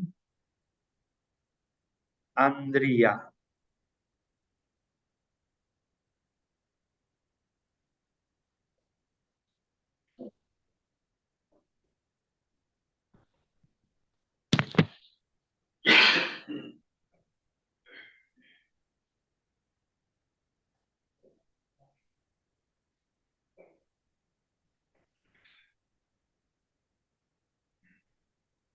Ok, la posso condividere anche nella chat comunque perché è un Google Doc, quindi me la condivido nella chat. Ah, perfetto. Okay. Thanks. Perfect. Ecco. Thank you, Simone. Or Chris. Always great to have a great co-creator here in the room to jump in for technical problems. Yeah. Very good. But I can see. Magari. Oh, great. Yeah, perfect. Okay. Here we go. Yes. Okay. So we're talking about the Regen campus in Asheville and imagining new ways of living economies. And what you can see here is a borderless watercolor map from an Israeli artist. And I really love it because I think lowering the illusionary borders in our minds is very important to overcome our differences and to sort of empower collaboration. This is the Elville project, Regen Campus Asheville, and I will share a bit more about it later. But this is building a community in about 6 to 8 weeks' time, 100% energy neutral and CO2 neutral. I'm showing you this wheel of co-creation because this is inspired on of co-creation by Barbara Marx Hubbard, a visionary and a thought leader. She passed away 2 years ago, but she explains society through the lens of 13 different sectors. And I think it's important to note that they're all equally important. So if you have governance, if you have economics, if you have healthcare and technology, it's not that our worldwide solutions are depending on one of these sectors. They're all interconnected and all equally important. I just want to emphasize that part, and they influence each other. So this is what we want to do with Regen Campus. Next slide, please. Yeah, so what we want to do is invite all the change makers and thought leaders and activists around the world. There are over 100 million people active, and at least 1 million platforms and groups that are looking for solutions in each of these 12 or 13 sectors. And we really want to get all the people that are active in the field, but also have credentials together and invite them in a Regen Campus concept. It's not only about thought leaders, it's about people who really are doing grassroots work, but also meta-level thinkers. And I think specifically the connection with universities and students is very important. Next slide, please. Yes, the goal is for Regen Campus to create a central hub for coordination of these millions of projects, and also this involves mapping and visibility enhancement and fostering cross-sector collaboration. And the vision is to work towards synchronization and alignment of these initiatives. We also want to include artificial intelligence, of course, in the process, and do research focused on intersectoral impacts. And the specific reason for this is because currently, with a lot of solutions, we are fighting symptoms, but we want to, with a lot of bright people and smart people and think tanks, we want to get to the root causes, the systemic root causes, and see how we can optimize our current systems and models. Next slide, please.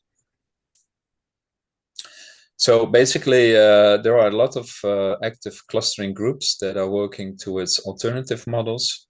Of course, from the current paradigm, business as usual, to jump to the new paradigm, it's a big leap. And we want to do this in phase stages where we think it's feasible together. And then you're talking about open access economy forms, sharing economy, and also gift economies. But there are some in-between steps. Next slide, please. Yeah, and to give you an example of all these different active groups, you can see here some of them. This is only a fraction, maybe 1%. But all these clustering groups are working on amazing projects and amazing solutions. Only they're not fully connected yet, and they often don't know about each other's activities. So this is where we want to jump in. Next slide, please. And what do we want to research? And we are talking about forms of capital. And capital, that is any asset that generates and increases productivity, increases the value of a product or a service, and provides a strategic advantage to a particular group. And what we are researching is we're not focusing only on fiat money, although that is the major currency that we all are working with and are familiar with. But we're talking about 8 forms of capital. Next slide, please. Yeah, so there is more than fiat money only. We have intellectual capital. A lot of that is being shared here at the conference today. But also we have experiential capital. We share our experiences, cultural capital, living, material and social and spiritual capital. Next slide, please.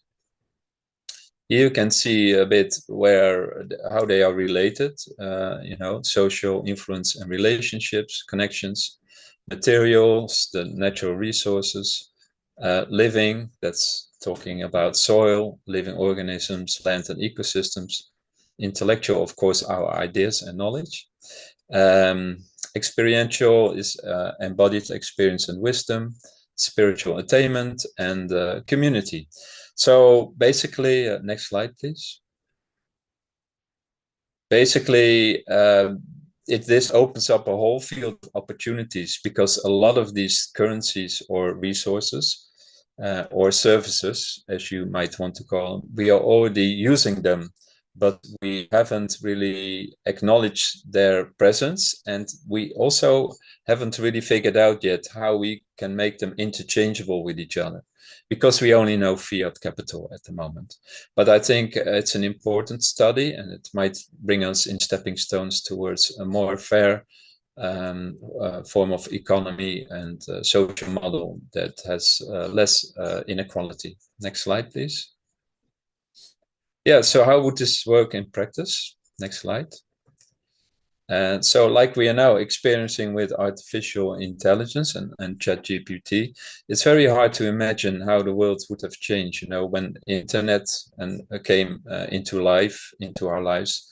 And before, it was such a big change. And we can see now the same thing happening with not only cryptos, but also with tokenization, and specifically the entrance of artificial intelligence.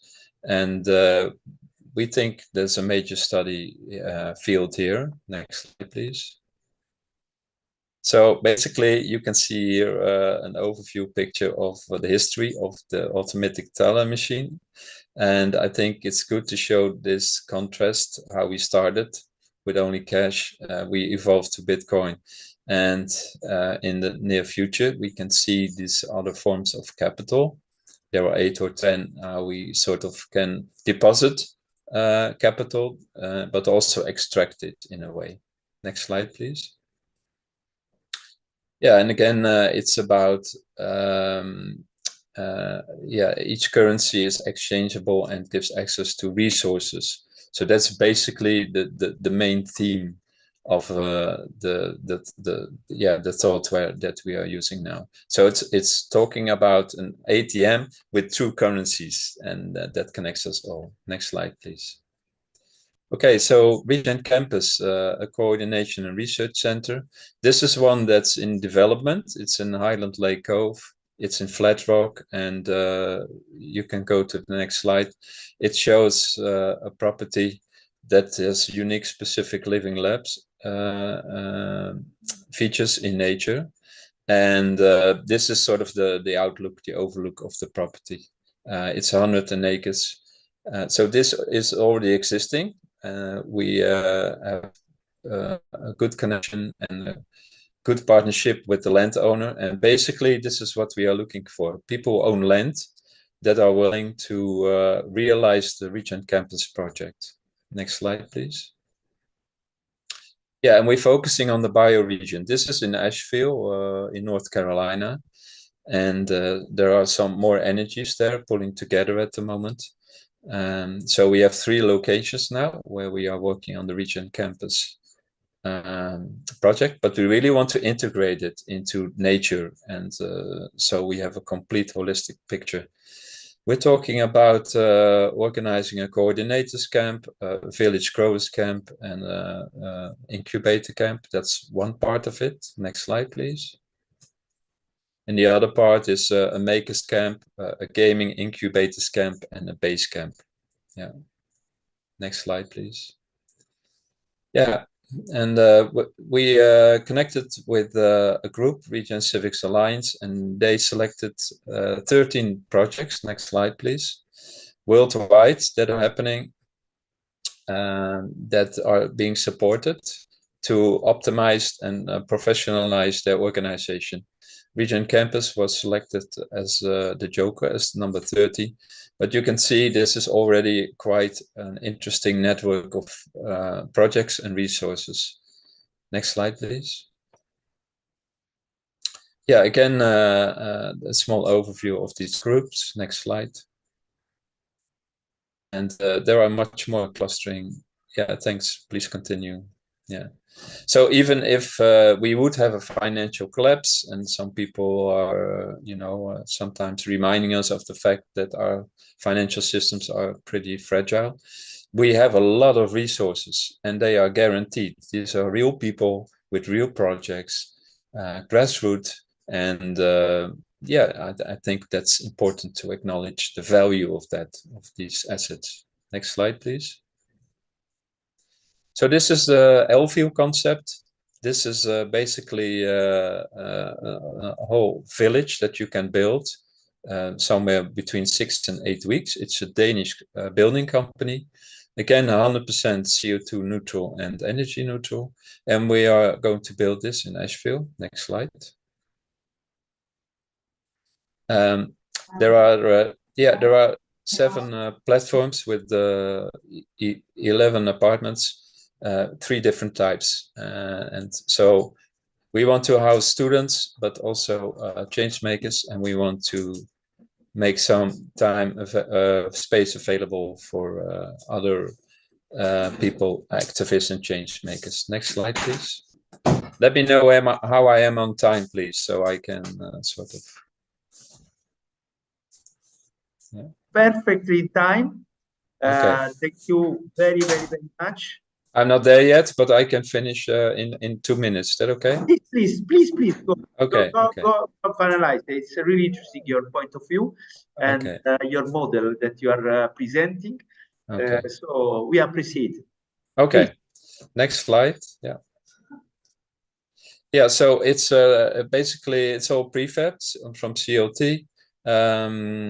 The concept is that at a location we create a makerspace.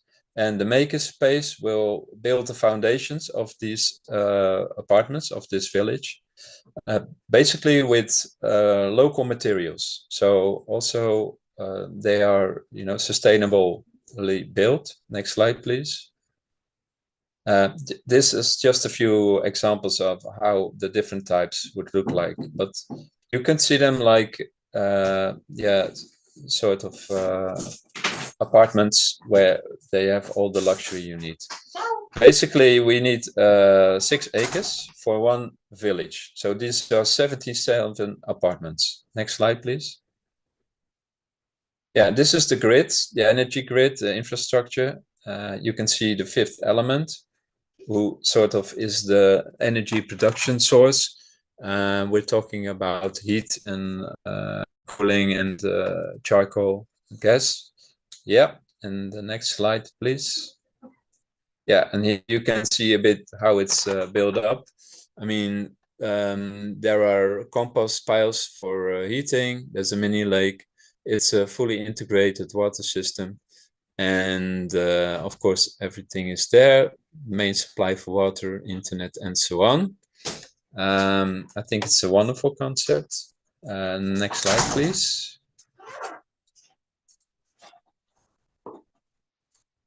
Yeah, and all the apartments, the platforms are connected with each other, so it's a smart system. So if you need energy in a certain part which is not available, or there's an over or a surplus of energy on another part, it balances itself. The whole system is totally recalibrated. Next slide, please. Yeah, so the basic deal is that we are making a deal with landowners. They have the land available. We are looking, and this is not a promotional sale, but I want to give a clear outlook what the prospects are. The building company, the Danish building company, builds the village, so the landowner doesn't have to pay for anything. Partially, it's subsidized with the Green Fund, and there's 50% goes to the landowner, 50% to the Danish building company. So if you have land available, it's a clear deal, no headaches or anything. Next slide, please. The apartments are for rent. So 2/3 of all the apartments are out for rent. And with that, we cover the cost to use a number of apartments to give them to people who need space, specifically people who are doing research and also support universities. So we focus also on personal development and managing smart regenerative infrastructure and promoting sustainable and regenerative living and setting environmental benchmarks. Next slide. Yeah, postcard from Elville. Greetings. just to give you an outlook, how it's integrated also with nature. Next slide. And it's about a holistic and regenerative design. So we really want to integrate the architecture with people and nature in a sustainable and regenerative way. Next slide.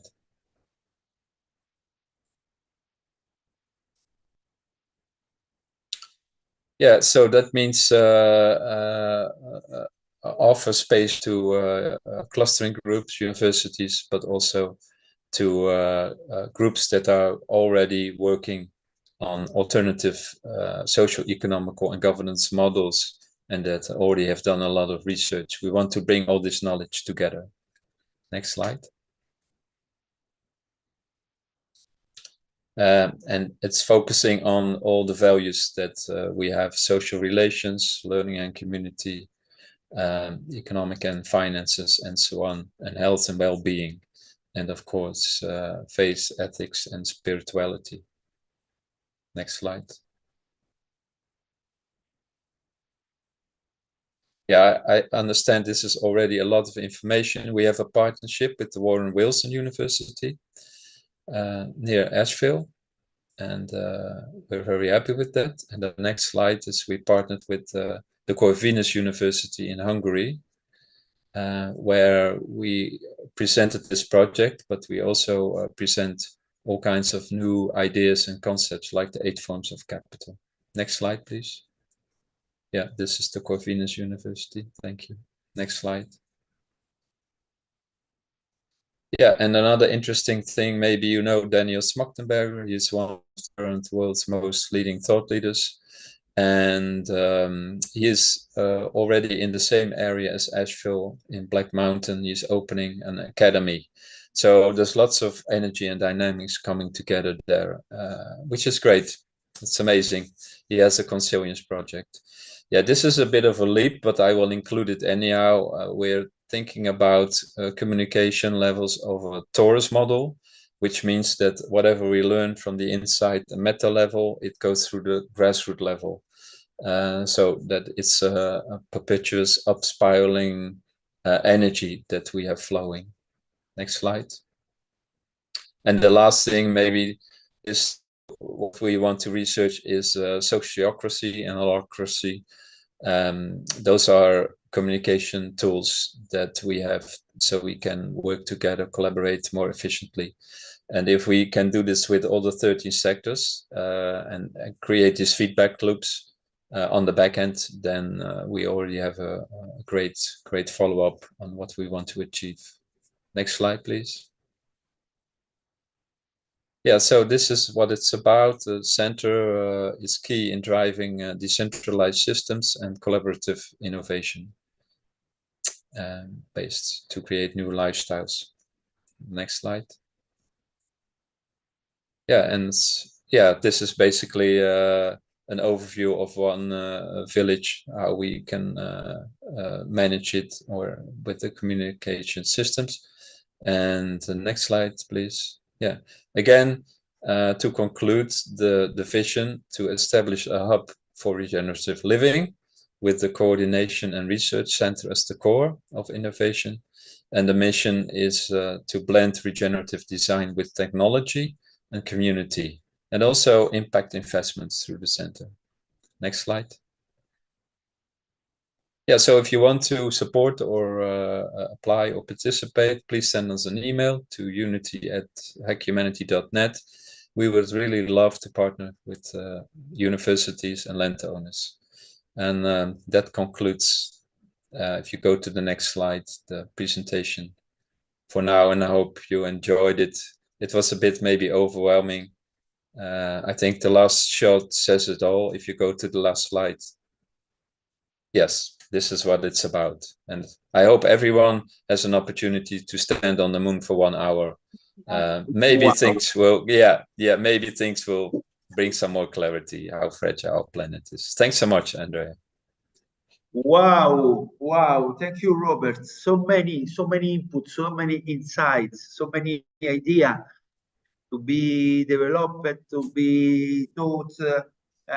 Thank you, really. a lot of innovation in not in the only the tech, also on the technical point of view, but mainly in the social and human and really something that could be taken in high consideration. Maybe taking in mind your activities and maybe taking a little bit of it in our life. Yes, thank you. Thanks so much. Thank you, Robert. Bye-bye.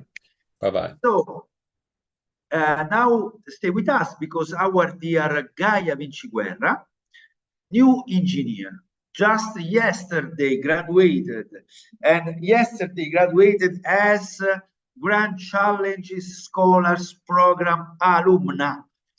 So it's something that we really want to take in mind because she's one of the 2 or 3 main organizers of this conference, and she will bring us a number of ideas and insights. Please, Gaia, the floor is for you. This is a first good presentation of Gaia as engineer. And after her graduation yesterday, she received a number of LinkedIn posts of congratulations because she didn't take just the technical part, but the social part, the interpersonal part, and the intercultural part. This was really great for the aim and the pillars of the Grand Challenges Scholars Program, and also I think for herself. Please, Gaia, the floor is for you.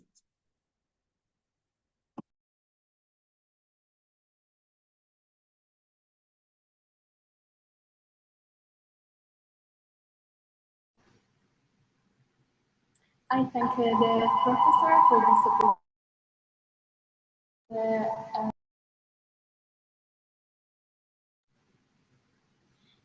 on the March of 2021 took place the 3rd annual conference called Building Models and Optimization Methods for Sustainability, Energy Service and Zero Emissions Mobility.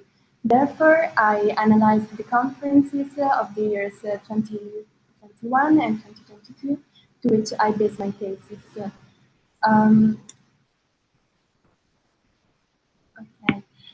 In a globalized and interconnected world, everyone must play a leading role in addressing environmental issues. It is a collective and individual responsibility. The concept of community needs to be reclaimed, as in this expert. Actually, the future in the field of energy can be encapsulated in the idea of community.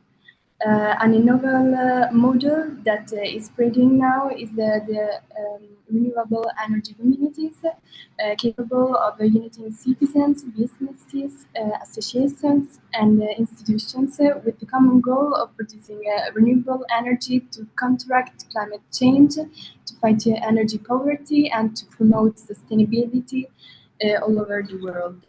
And to meet the described objects, microgrids are a winning approach to align energy generation with the consumption.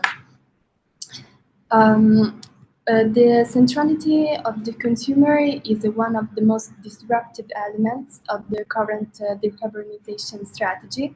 In this new paradigm, citizens need to consider creating shorter supply chains, aiming to greater energy independence of territories through a more virtuous exploitation of renewable sources, while also preventing resources for the future generations. These models are widespread in Europe for years, and in Italy there are now 100 collective self-consumption, however, a boom is expected In this regard, a crucial step recently took place on November 2012 with the approval by European Commission of the incentive decree for the RECs. From an Ipsos survey conducted in 2023 on 1,000 individuals to assess citizens' willingness to make daily life choices to protect the environment, there is a sort of surge in environmental awareness due to the fact that most of us directly or indirectly have experience of numerous impacts of nowadays, like acid rain, chemical disasters, or eutrophication. And this is how, in a dopamine cortisol society, an instinct of reaction is flourishing.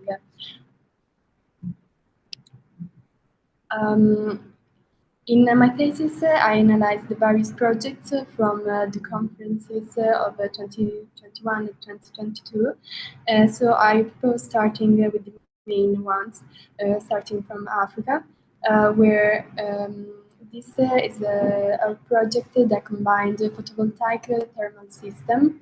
On one hand, it contributes to cooling the solar panel, thereby increasing its performance. On the other hand, by placing a coil beneath the panel, it serves to heat another fluid, acquiring its warmth.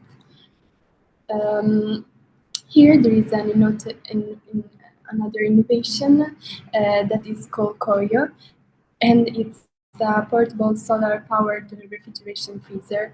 And the project is to enhance the productivity of rural farmers to bridge the gaps in the water, energy, food system. Here we can see this solar that the solar collector has the specific function of heating the bottom part of the chamber where the wet coffee is inserted, and the heat exchanger, also located in the lower chamber, ensures the continuity of drying in the chamber.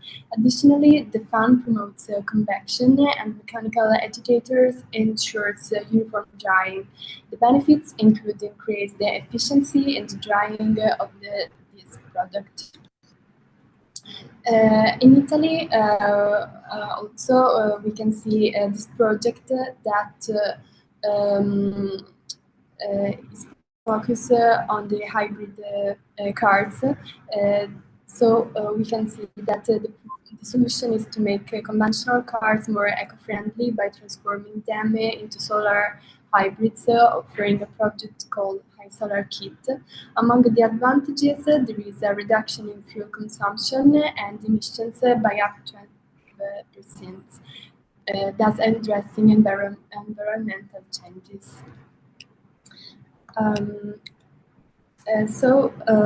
In this sense, technology, not being inherently harmful, must adhere to an action directed towards vital human needs, to the proper management of the natural environment for the quality of both the environment and life, the reproduction times of renewable resources, the judicious use of non-renewable resources, and the disposal of waste. I'm confident that those who will review your reports in 1 or 2 years will be able to recount new contributions that will represent advancements in knowledge in this field of planetary sustainability. Great. Thank you, Gaia. Thank you very, very much. Really gave us not only her contribution, but also taking the best from this year of work and from the past conferences. Thank you, Gaia. Thank you again. And maybe if someone wants to interact with Gaia, she will have a little time inside the breakout rooms, or just writing on the chat. Okay, now we have a very special guest from FAO. We have Riccardo Del Citto, our engineer, who is really a great honor for us because he started in Sapienza department of mechanical and aerospace at DIMA as a PhD.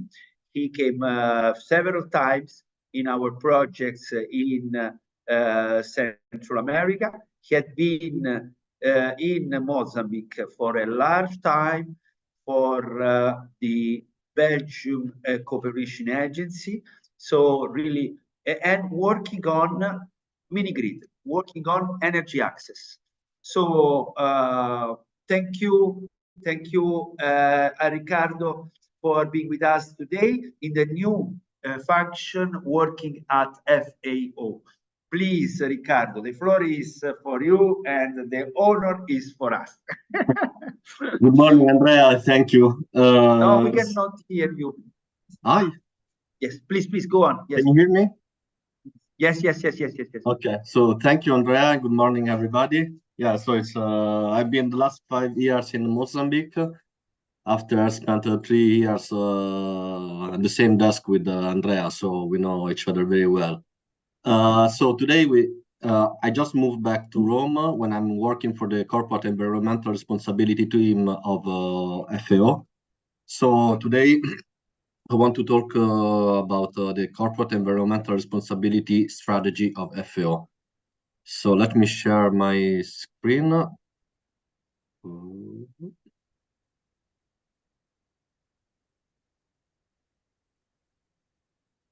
Okay, can you see the presentation?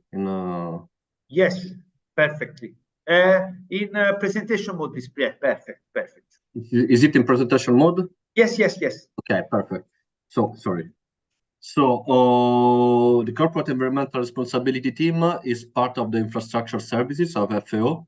We are based in Rome, but we are providing assistance to all the country offices around the world. And we have our strategy that is for 2020-2030. And the objective is to reduce by 45% before 2030 the carbon footprint of FAO. As you can see from this graph, the most of the carbon footprint comes from air travel. Then we have a lot also from facilities, and then we have other transport. So we are attacking mainly the facilities because I'm working for the infrastructure, but we are also trying to attack the air travel problem that is a bit more complex because an organization, an international organization like FAO needs to travel around the countries to the projects and to move stuff, so it's a bit more complex. So we are committed to achieve our objectives, and we have some examples on how to do it. So we want to reduce the electricity consumption in our facilities around the world by 43%.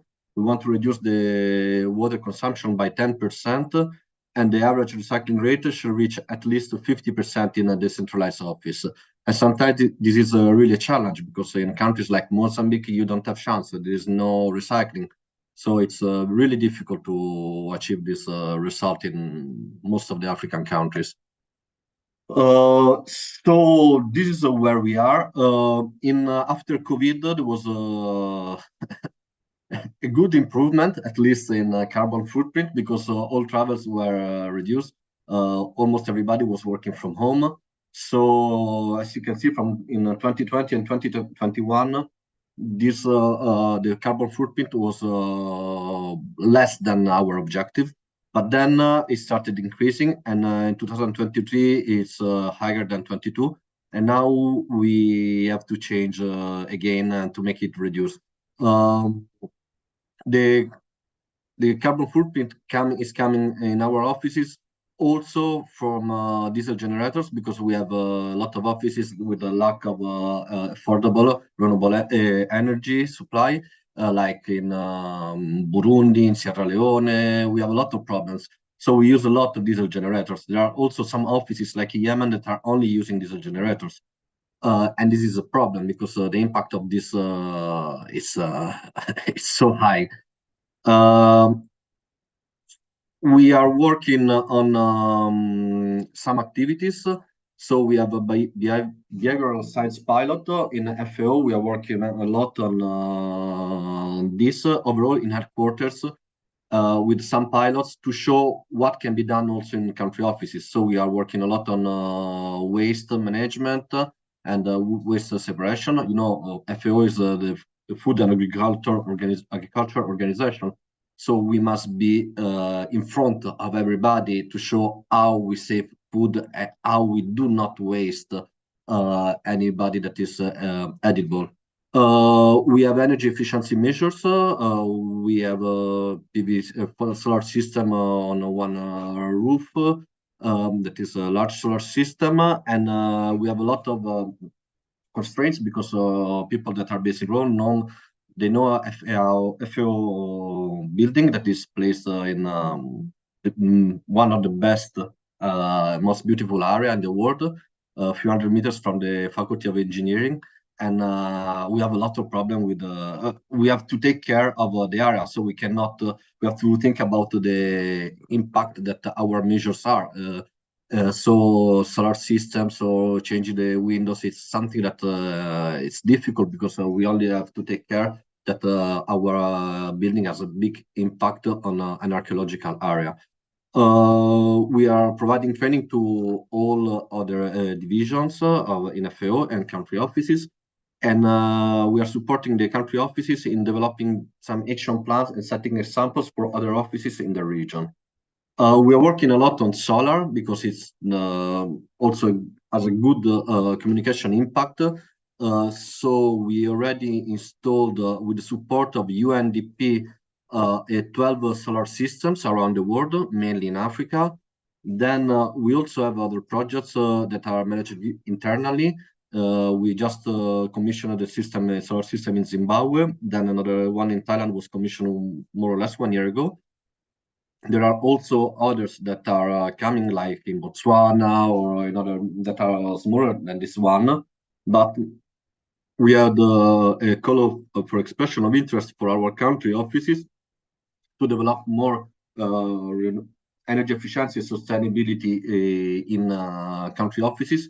37 projects, we had 37 project proposal, and from 22 countries, 12 were selected, and we are waiting for the approval. But we expect by next year to implementing this project in an effective way, and we will install around 9 solar system around all the country offices, plus other efficiency intervention. This is all from my side. I just wanted to take the opportunity to inform you that there is the possibility to inscribe for the students and people that are interested in thesis to inscribe to the roster of internship in FAO. There are no many engineers. There are few engineers overall on the energy sector, and we are trying to create, let's say, a position for an intern for the coming years. So there will be probably, I'm not sure about that because it depends on the budget, but there will be new possibilities in March, April, or early next year to join us with an intern. So if you are interested, please apply because it's something that it's really interesting for to start a career. So Andrea, over to you. Any question or? Wow, grazie. Thank you, Riccardo. Truly, thank you for all the work that you have done in Mozambique, and more what are you doing now worldwide, and the relationship that you are trying to take together with the universities in general and the young engineers. And you know, we have here a lot of engineers and economists and social scientists and cooperation experts. And so I do think that the relation with FAO is really enlightening. Is also the Rome, the main office and the central direction. So it is really a great occasion. Grazie. Thank you. If someone wants to meet Riccardo, you can write here in the chat, or you can maybe stay a few minutes more, Riccardo, in the breakout room. Yeah, unfortunately, I have to leave because I have a problem with my son. But if there is someone really interested, you have my mail. So thank you. Okay. Ciao, ciao, Riccardo. Thank you very much. Bye bye. And I can see now another dear friend. We have here Davide Fioriti, but also Viola Paluzzi. The order is firstly with Viola from Grand Challenges Energy Lab. So is it okay for you, Davide? If you have your turn in 10 minutes, or not? I have a meeting, so actually there are people waiting outside for me, but if Okay. it's fast, it's no problem. Is it possible to give the word to Davide? Assolutamente sì. Perfetto, grazie Viola. Perdonaci. Vai Davide. Thank you very much, and apologize. The last week before Christmas is always a giant problem, you will know. Okay, so I first share the screen. Please, dear Davide, with us in Kenya, with us in the US, at MIT, with us and together in Pisa, in his great university. We a very great work that they are doing within a small scale and also large scale, as I see now.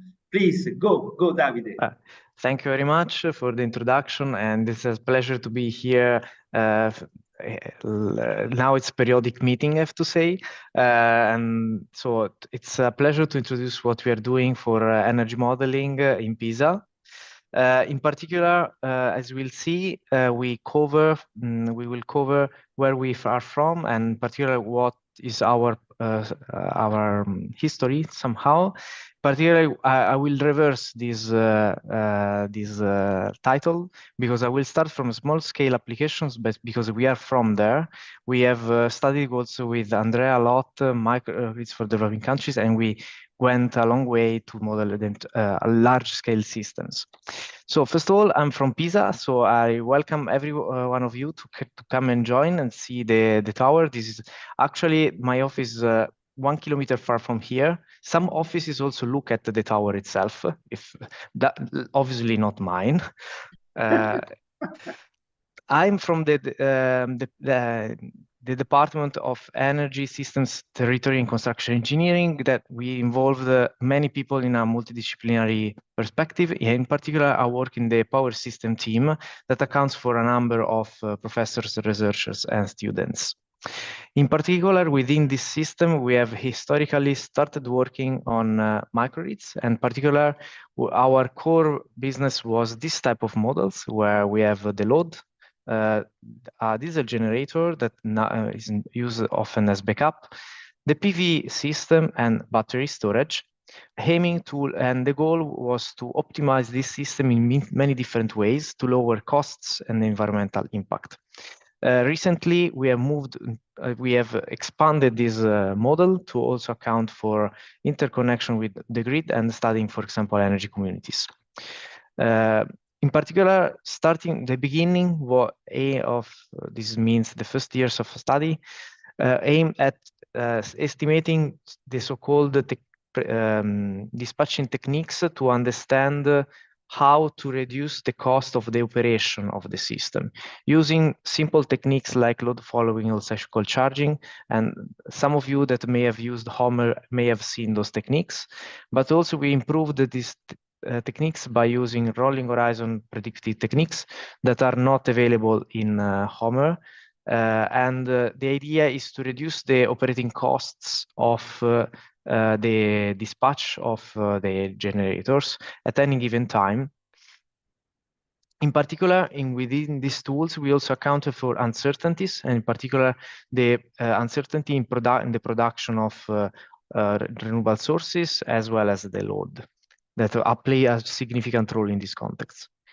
Indeed, we developed and considered many different stochastic techniques, also developed few, and results with respect to the deterministic techniques, here highlighted in black, DO, show quite good improvements with respect to the traditional techniques.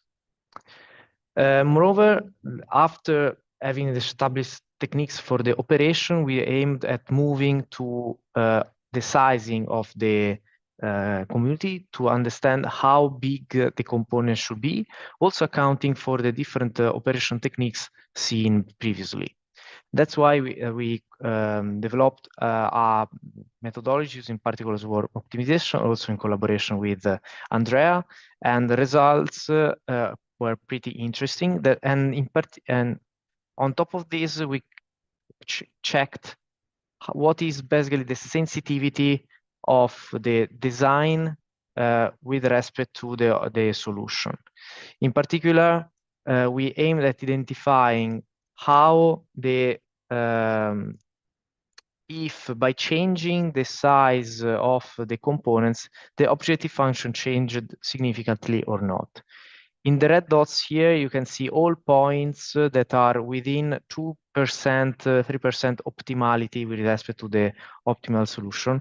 And we see that a number of different solutions can achieve this idea. So you can see on the left and bottom side, the size of the PV system and the battery. And we can see that a variety of these approaches are within a close tolerance with respect to the optimal solution. This led to basically multi-objective optimization, in which we accounted for the multiple objectives, and we see how to combine the techniques accounting for the multiple design option mentioned before and the optimal planning models.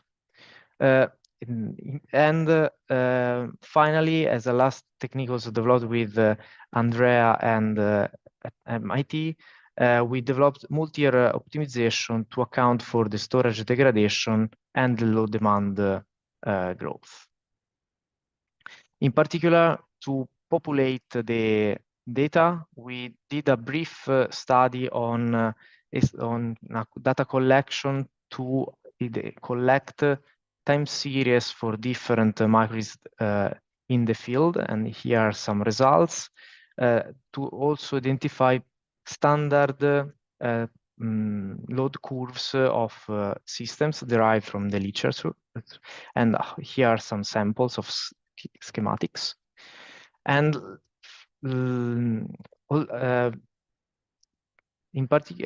so all this knowledge recently in 2021 led to the specialization of the tools for energy communities, aiming at identifying how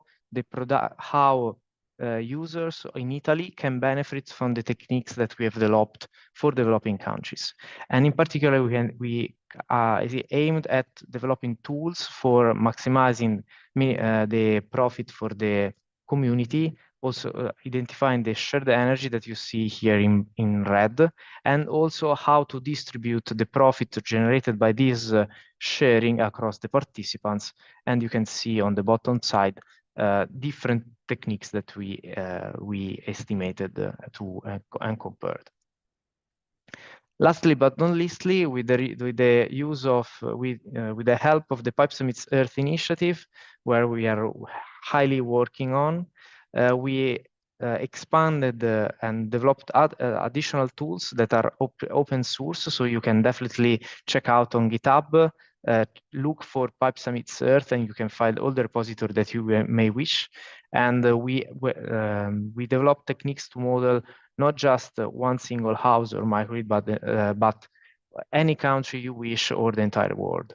Currently, we have recently done a study, and all countries are actually supported. And soon, we aim to develop the world model with your help. Thank you very much for today, and I'm very happy to hear some comments and suggestions.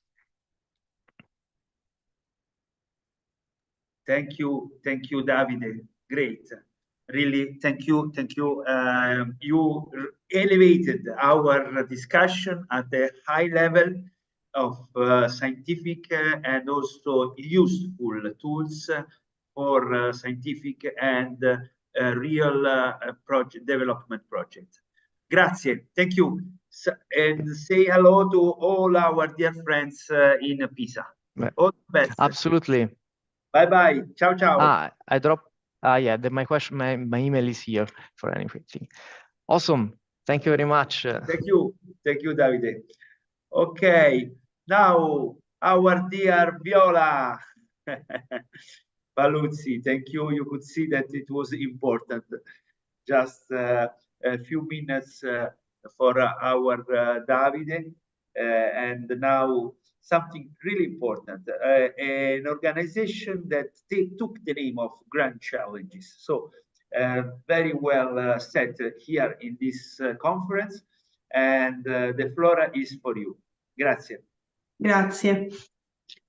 Allora, intanto grazie a tutti per la possibilità di partecipare a questo evento. Io mi presento, sono Viola Paluzzi, sono un ingegnere ambientale e da circa un anno collaboro con una società che si chiama Grand Challenge Energy Lab SBSRL, che oggi vorrei presentarvi e con la quale ci stiamo occupando principalmente di comunità energetiche rinnovabili. Quindi andrei a condividere lo schermo così vi faccio vedere brevemente la presentazione. Yes. Ditemi se si vede. To the people that this is a short presentation in Italian because the activity is fully dedicated to Italian renewable energy communities, and but it was really coming from the international point of view. Thank you. Grazie. Viola. Grazie, si vede lo schermo? Sì, dovresti mettere in presentazione, in modalità presentazione se puoi. Allora. O se no vai avanti così, tranquilla, si vede benissimo. Ok. Bene. Allora, grazie al bando della Regione Lazio per la realizzazione degli studi di fattibilità tecniche economici per le comunità energetiche rinnovabili nel Lazio, con la società Grand Challenge Energy Lab abbiamo accompagnato alla presentazione della domanda, alla costituzione e alla presentazione degli studi di fattibilità 10 comunità energetiche nel Lazio che sono riportate in questa mappa. Di queste 2 di iniziativa privata fanno parte del Comune di Roma e sono i territori di Vitigna e di Vallerano, e le altre 8 invece sono di iniziativa comunale, di cui 3 fanno parte della provincia di Roma e sono i comuni di Saracinesco, di Roccagiovine e di Sant'Angelo Romano. 2 fanno parte della provincia di Viterbo e sono Celleno e Veiano. Un'altra comunità energetica si trova invece nella provincia di Rieti ed è il comune di Greccio, e infine abbiamo una comunità energetica facente parte della provincia di Latina rappresentata dal comune di Itri. Perdona Viola, non si vede, la slide è rimasta sempre la prima. Ah sì? Sì. Adesso? Io vedo una cosa diversa forse. Allora, prova a riconnettere la... Yes, allora. ok. Let's try to reconnect. Reshare. Ok. Ora siamo sulla prima. Ma non è che hai due schermi per caso? No, No. così vedete la seconda? Ok, ora sei sulla seconda. Ok, grazie. Quindi dicevo, questa era la mappa e qui c'era la legenda dove si poteva vedere la localizzazione delle diverse comunità energetiche suddivise per le varie province nei vari comuni del Lazio. Quindi sostanzialmente quali sono state le fasi che hanno scandito il lavoro di costituzione delle CER e di realizzazione degli studi di fattibilità richiesti dal bando Regione Lazio? C'è stata innanzitutto una fase di affidamento dell'incarico per la realizzazione dello studio di fattibilità e quindi di un supporto formale alla CER comunale o privata. C'è stata poi una messa a disposizione del comune e delle comunità di iniziative privata dei vari documenti quali la delibera, la manifestazione di interesse, l'atto costitutivo e lo statuto per appunto la realizzazione della CER. Abbiamo eseguito poi un'analisi preliminare degli spazi a disposizione del comune che fossero utili per la realizzazione degli impianti da fonti rinnovabili tramite dati di geolocalizzazione. Abbiamo eseguito poi una prima fase di sopralluoghi sui siti nella disponibilità dell'amministrazione comunale che fossero più adatti alla realizzazione degli impianti. Dopodiché abbiamo messo a punto una fase di partecipazione tramite un incontro pubblico organizzato dal comune per presentare appunto ai privati alle imprese e alle associazioni quella che poteva essere la nostra proposta preliminare per l'adesione alla comunità energetica rinnovabile. Questo grazie anche a una fase di manifestazione di interesse che è stata sviluppata tramite la pubblicazione sul sito web comunale dei documenti idonei. Dopodiché abbiamo raccolto le manifestazioni di interesse per partecipare alla CER. Abbiamo individuato quella che potesse essere la forma giuridica più idonea per la CER costituenda e infine siamo andati a realizzare lo studio di fattibilità tecnica economica richiesto dalla Regione, andando poi a presentare lo stesso sul territorio e andando a diciamo, evidenziare quello che potesse essere la potenzialità appunto che veniva fuori dallo studio realizzato. La fase successiva, quindi quella che è andata invece dallo studio di fattibilità ad oggi e che continuerà ovviamente nel tempo, invece è stata esplicata tramite innanzitutto la firma del contratto per la gestione tecnico-amministrativa della CER, perché ovviamente subito dopo lo studio di fattibilità, la CER per poter crescere e per potersi sviluppare deve in qualche modo essere registrata sul sito del GSE e questo ovviamente prescinde un lavoro diciamo di raccolta documentale e di diciamo, raccolta di tutti quelli che sono i dati utili per poter essere appunto inseriti sul portale del GSE e poter ricevere ovviamente l'incentivo. Dopodiché abbiamo organizzato e stiamo organizzando dei sopralluoghi operativi di dettaglio sui diversi comuni per la possibile installazione degli impianti fotovoltaici, quindi quelli che farebbero parte del primo nucleo operativo della CER. Poi ci sarà appunto una fase di registrazione vera e propria della CER sul portale del GSE dove andranno registrati non soltanto quelli che sono gli attori della CER, quindi prosumere i consumatori, ma anche tutti quanti gli impianti che man mano verranno realizzati o che sono già stati precedentemente realizzati e che faranno parte della comunità energetica.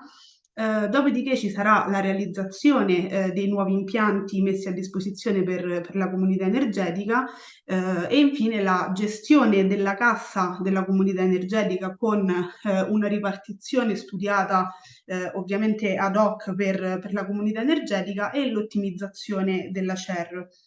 Facciamo notare che questi ultimi punti in realtà non sono statici, ma come possiamo vedere dalla slide successiva, in realtà si ripetono nel tempo, perché diciamo, noi abbiamo immaginato che a seguito di questa prima fase in cui uscirà fuori un primo nucleo della comunità energetica, ne seguiranno poi altri, quindi dopo una prima fase di realizzazione dei primi impianti, di registrazione degli stessi sul portale del GSE, ci saranno poi diverse fasi successive che ovviamente seguiranno man mano che la comunità energetica continuerà a crescere. Quindi adesso veniamo un po' invece a noi, quindi chi è Grand Challenge Energy Lab? Innanzitutto è una startup innovativa ed è una società benefit. È una società che nasce a luglio dello scorso anno e della quale fanno parte dei soci fondatori che hanno esperienze pluriennali in campi diversi che vanno dall'impiantistica, da rinnovabili al settore bancario e finanziario fino alla consulenza aziendale. Ha come core business la realizzazione e la gestione delle comunità energetiche rinnovabili e le attività che svolgiamo e che abbiamo svolto finora sono state prevalentemente nella regione Lazio, ma diciamo hanno anche indirizzi in altre regioni italiane, quindi abbiamo diciamo, attività anche nelle regioni dell'Emilia-Romagna, del Friuli Venezia Giulia, della Campania e della Basilicata. Grand Challenge Energy Lab è una società benefit e si impegna a svolgere diverse attività come lo studio e la progettazione di interventi finalizzati alla creazione delle comunità energetiche rinnovabili e ovviamente all'ottimizzazione dei consumi energetici e all'attuazione di attività di contrasto ai cambiamenti climatici. Abbiamo poi attività di formazione e divulgazione sulle tematiche delle fonti energetiche rinnovabili e sulla sostenibilità ambientale ed infine forniamo in quanto società benefit consulenza gratuita ad alcuni enti no profit finalizzata alla sensibilizzazione dell'importanza della tematica delle comunità energetiche rinnovabili e all'accompagnamento alla costituzione delle stesse.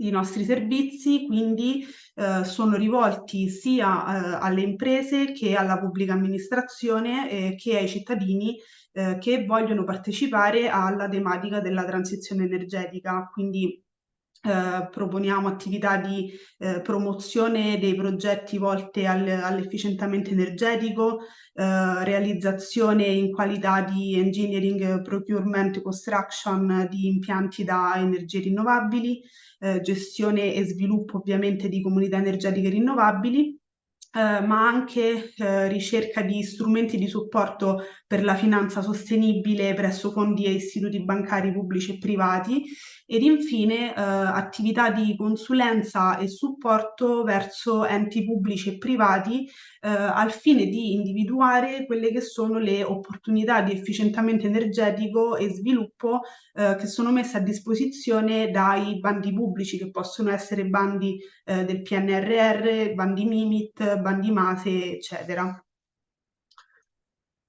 E per concludere, allora noi siamo una società in pieno sviluppo che in questo momento ha in essere accordi quadro di partnership con società di consulenza, con commerciali, con società di installatori di impianti ed EPC, ma siamo ovviamente aperti a nuove collaborazioni, quindi in quanto in continua evoluzione e per quanto riguarda il suo organico, Grand Challenge Energy Lab ha intenzione di ampliarsi e quindi di unirsi a nuove persone che possano essere intraprendenti e con voglia di apprendere, diciamo, queste tematiche e anche capaci di muoversi in autonomia. Quindi per chiunque fosse diciamo, interessato a collaborare con noi, in questa presentazione sono presenti i nostri contatti e quindi insomma potete contattarci e eventualmente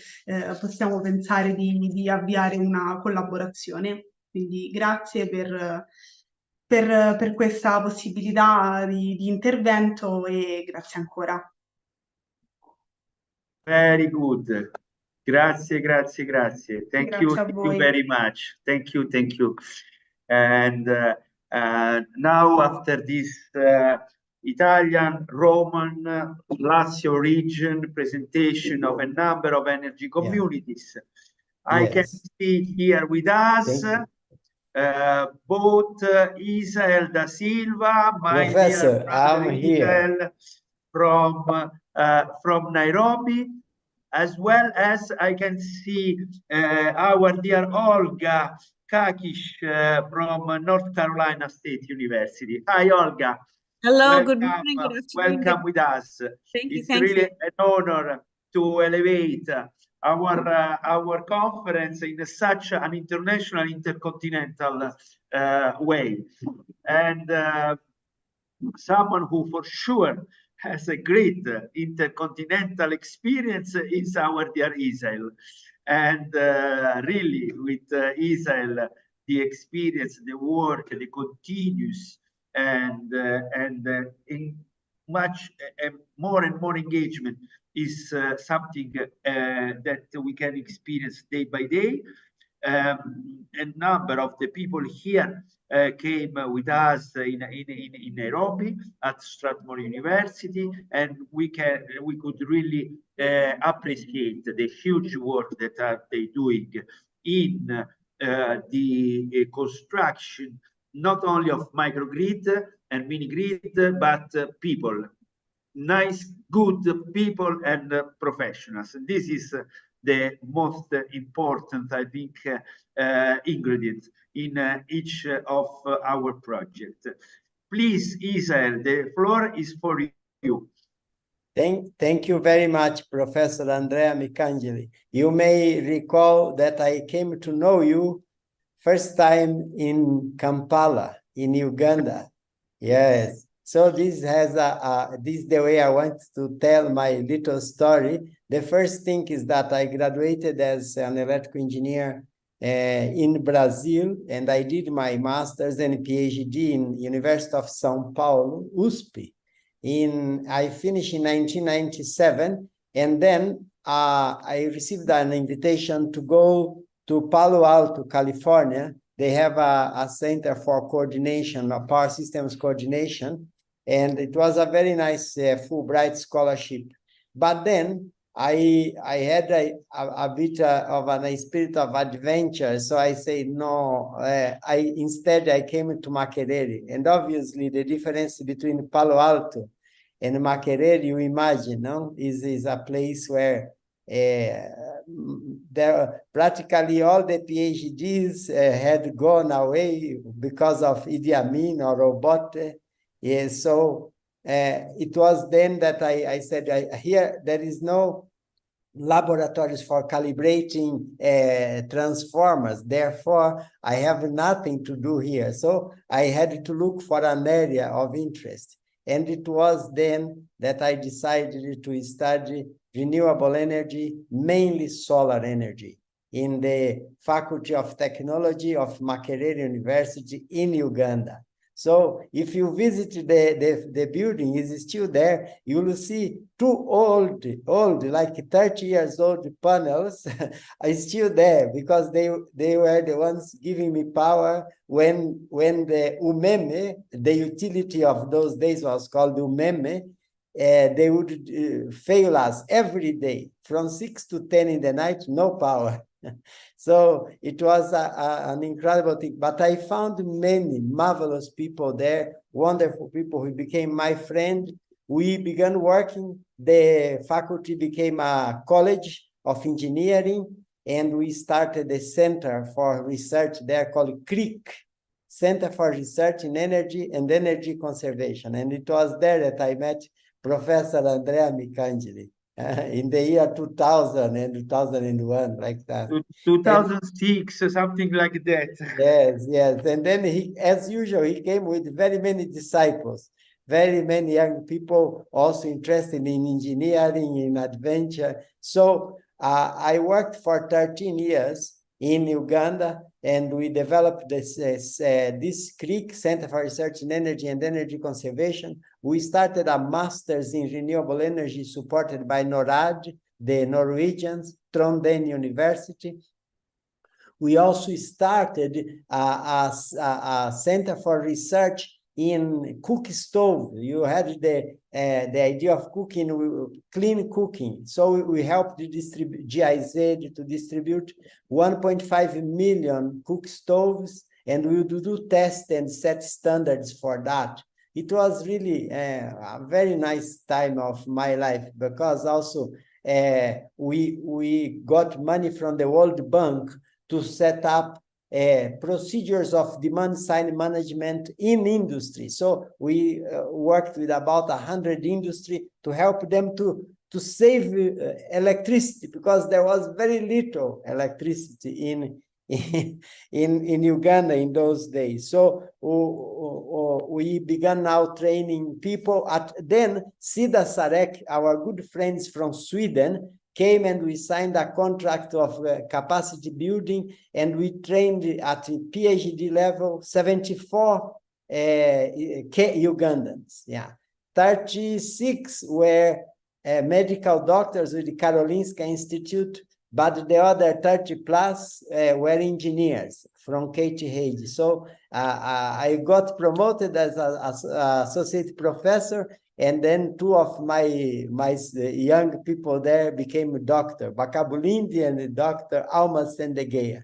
So when I thought that everything was good there and I was going to die there, because Museveni even gave me a passport, I am a Ugandan, I received an invitation from a private university in Nairobi, Kenya, which is the country just neighbor, inviting me to join them to create a school of engineering and create a center for research in renewable energy. So in 2010, I moved to Kenya, and now it's 13 years since I am here. And then, of course, in Strathmore, a lot more things were possible to do with Professor Andrea Micangeli, with Daniele Bricca, with Fiorite, and Professor Emanuela Colombo from Politecnico di Milano. We had also Madame Laura De Gara, professor from Centro Biomedico. And so now we also have two projects with a university in the north there near Milan called Genoa. We are doing one project in green hydrogen and the other in the co-partnership between electricity, water, and food. That's the nexus. So I was also appointed UNESCO chair for climate change resilience and sustainability.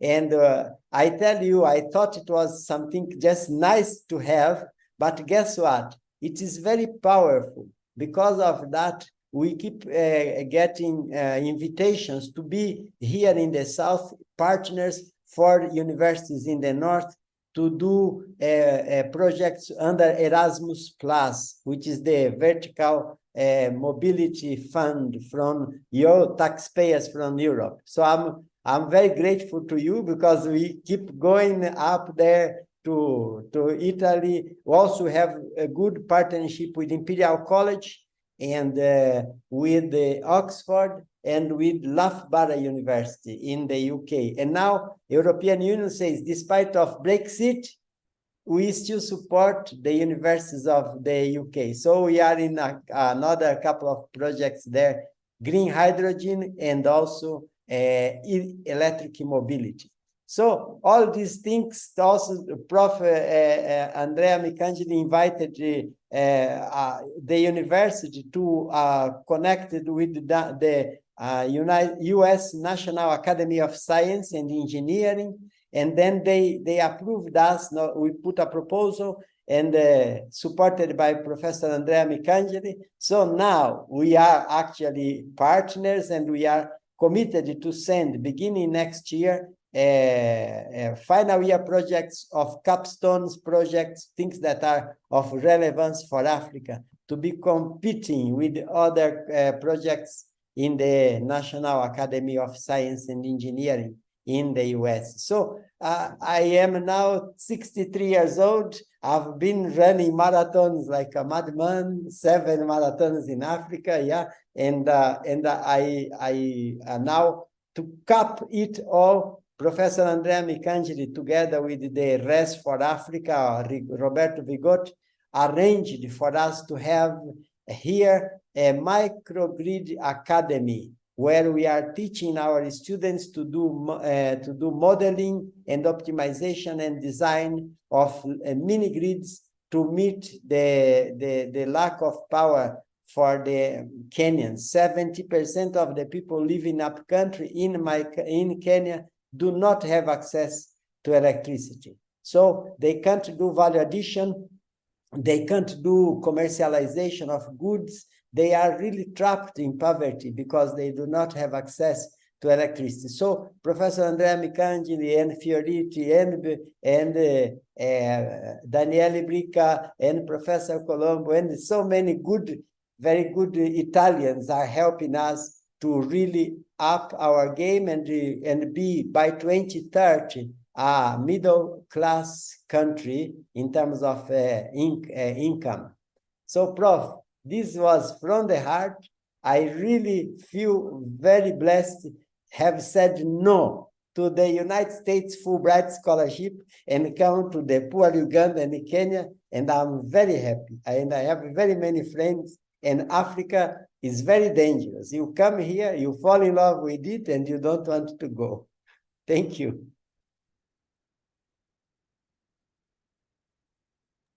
Thank you, dear Isel.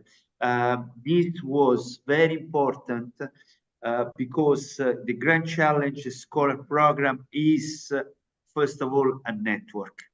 It's a network of interaction for alumni, for students that want to really make the experience of the 5 skills requested by the Grand Challenge Scholar Program.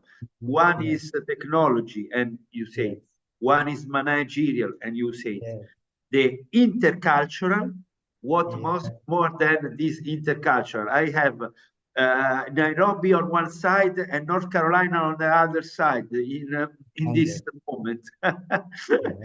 And the other are, yes, the interdisciplinary and the social consciousness. What we have more than what it was just discussed with and presented by our dear Isel. Thank you, Isel. Let's go on. Please, whenever you want, you can enter in the room. And we are preparing a special global meeting in 11-12 of February in Los Angeles.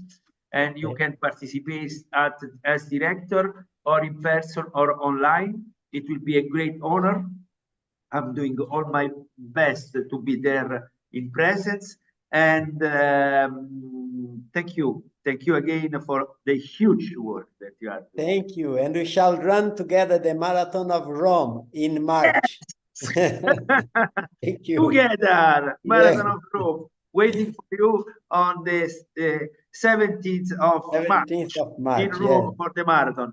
With also here with us, there is our dear Salvatore Familiari. Please, Salvatore, appear. Is another marathonist that here ready for the marathon. And this one can finish in less than 4 hours. Yes. Thank you.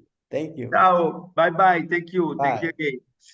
Olga, our dear Olga. Thank you for being with us now in this moment. In all the other the director from US, they decided to come later on because of the time. But we know it's early in the morning for you, and you are with us. So double thank you. Thank you so much. Can you hear me okay? Sure, we can hear and see clear. Yes, your presentation. Thank you. Thank you kindly for inviting us to present about our Grand Challenges Scholars Program here in North Carolina, Raleigh, North Carolina in the United States. It is about 8:30 a.m. our time. My name is Dr. Olga Bassam Kakish. I am here to give you an overview of some of the effective practices and best practices we've been doing post-COVID to help with the recruitment and the retention effort for our local Grand Challenges Scholars Program. So it's a bit of a pivoting of what we've been discussing. So it's more of a bigger picture about the type of work we've been doing here at North Carolina State University.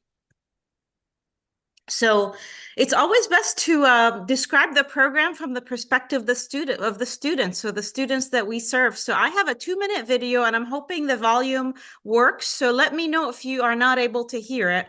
So I'm going to go ahead and play that video and wish for the best. Can you see the video? Yes. And hear it? Okay. The National Academy of Engineering identified the 14 most pressing issues that engineers faced in the 21st century.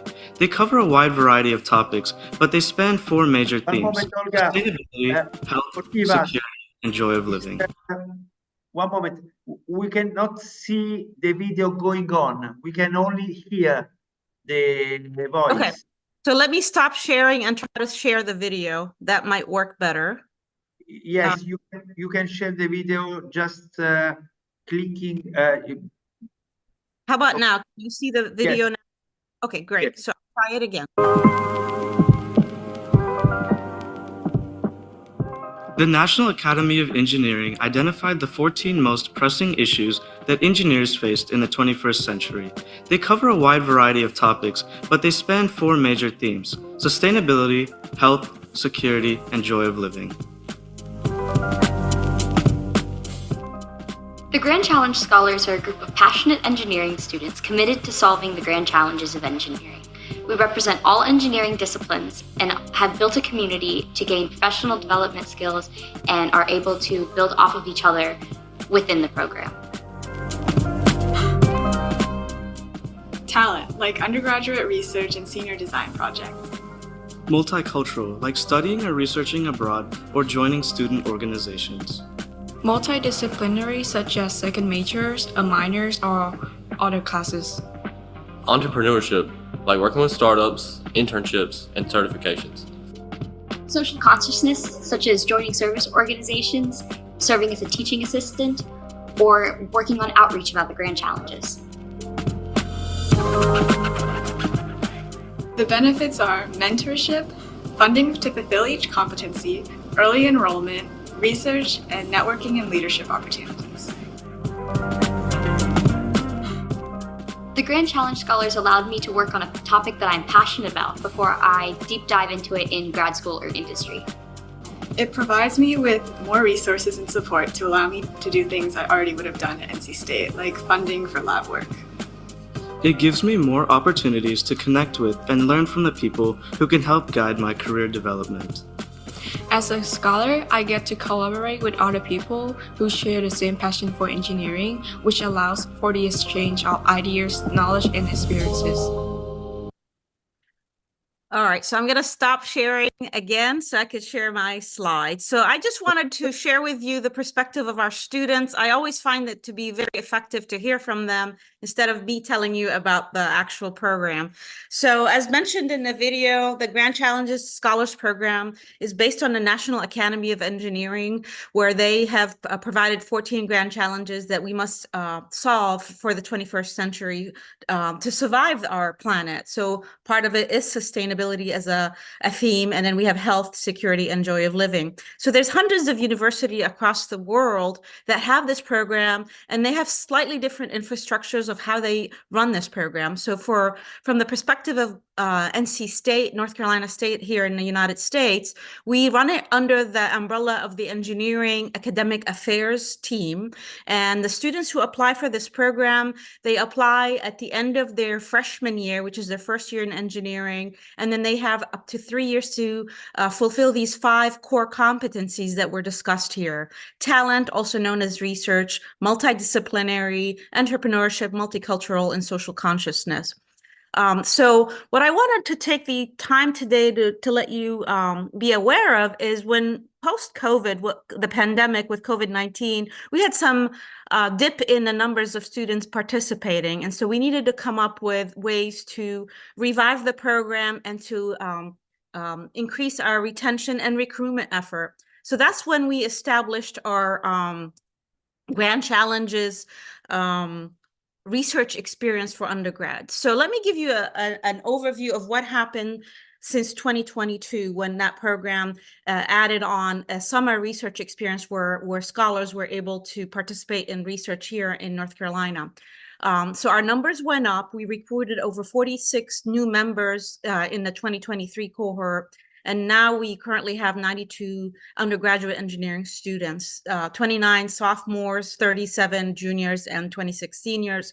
And the nice thing about this is North Carolina State has 18 different engineering majors, including computer science. And our particular program represents the majority of our majors, 14 out of the 18 disciplines, and we represent 56.52% women in the cohort, which is exceeding the number of percentages for us for what we have in terms of women majoring in engineering at North Carolina State. It's roughly 29%.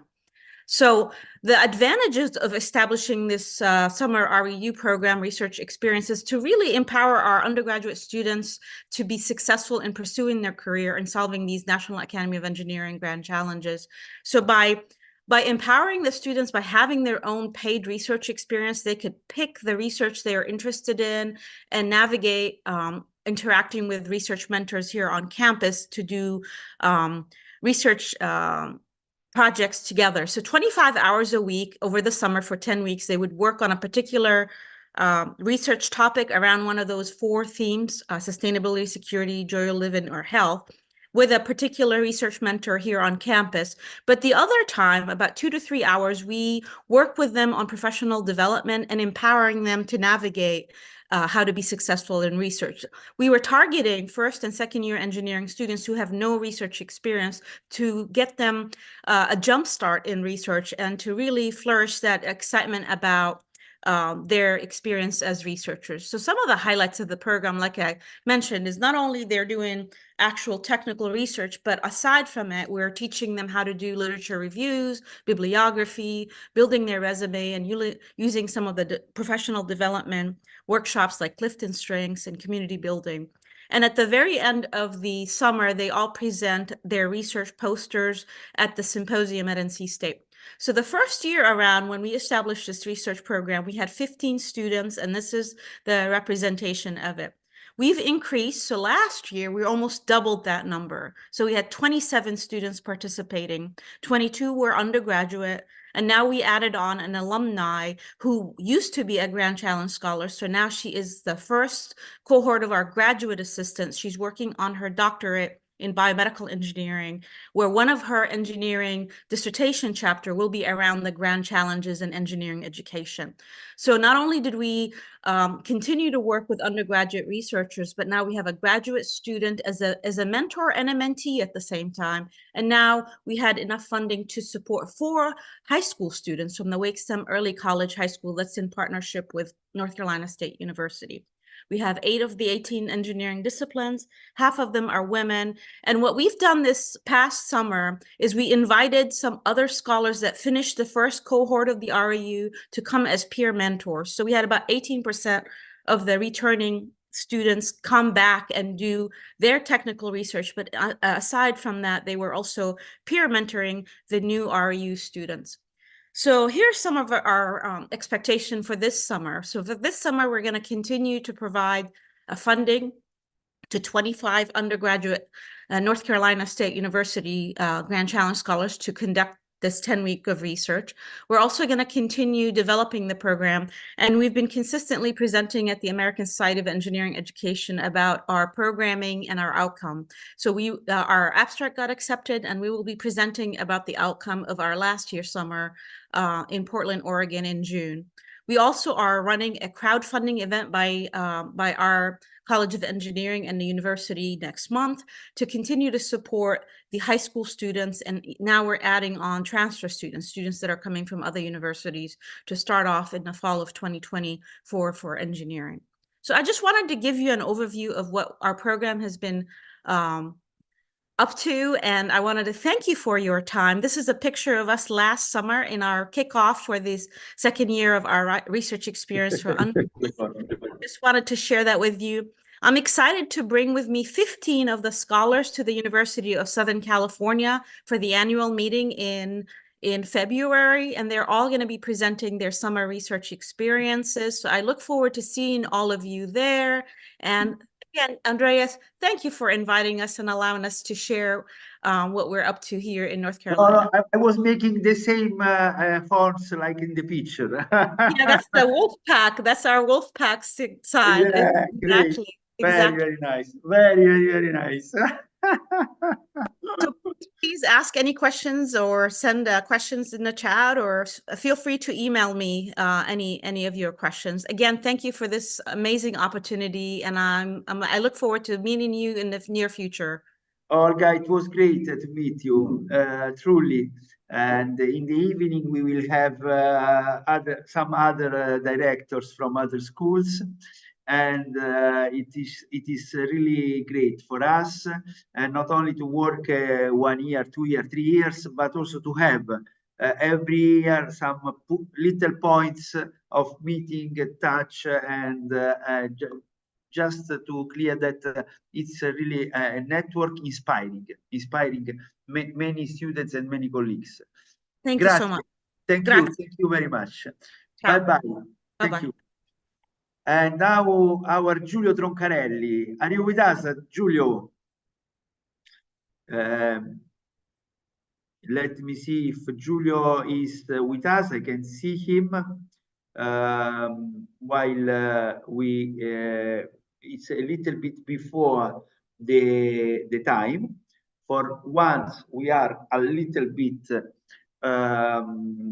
in anticipating the times. This is very good, and I would like to now in this moment share the presentation that our dear Ted Endreni, the other director from SUNY, from State University of New York, sent us to be presented for him, because he's traveling from New York to Syracuse, where he lives. And at the same time, let me find the presentation that he sent me. Where is it? Where is it? Here. Okay. Okay. While Giulio Troncarelli, if he arrives, he can tell us. And yes, we received yesterday the new presentation from our dear Ted. Where is it? Here. Okay. Okay. Ready to be shared with all of you. This is very important because in this week, one of our students, of the Grand Challenges student, one of the first alumni, a good alumna, that is Sonia Pilato, she won a scholarship to stay 9 months in New York with Ted, working on this project that now I'm presenting. And this is really an honor, and show us how working together we can do something that could seem impossible. Because in this case, for example, our Sonia, she graduated some years ago, and she was just working, and her desire to make some years of research have been postponed. Postponed to what? Postponed to the grand challenges and opportunity to work in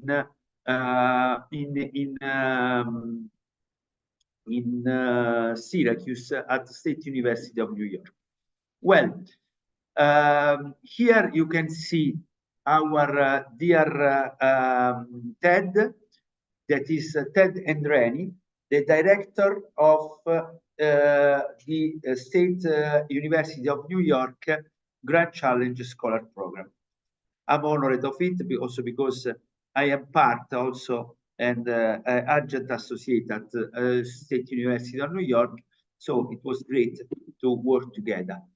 And the motivation in, as you can see, the motivation is not only and just technical, is going through a number of environmental and multicultural problems, because the man is I will try to here là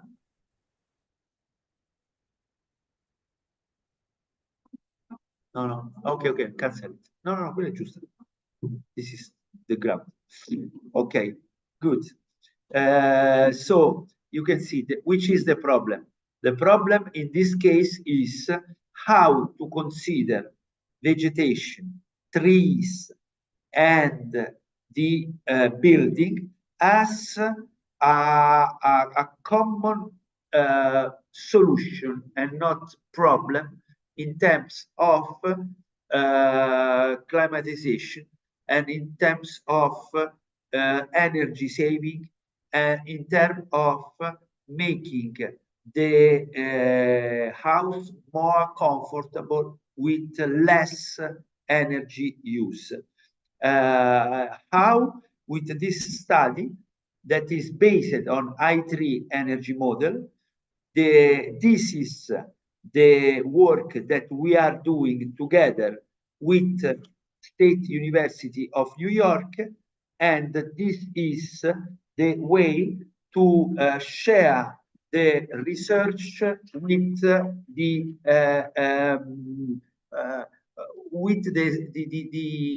colleagues in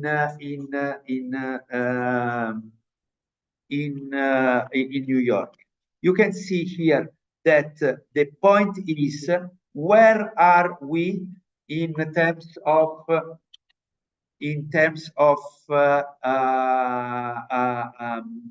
environmental climate change? Where are we in terms of reduction of energy for the buildings? Where are we in saving the trees in our town, in our communities?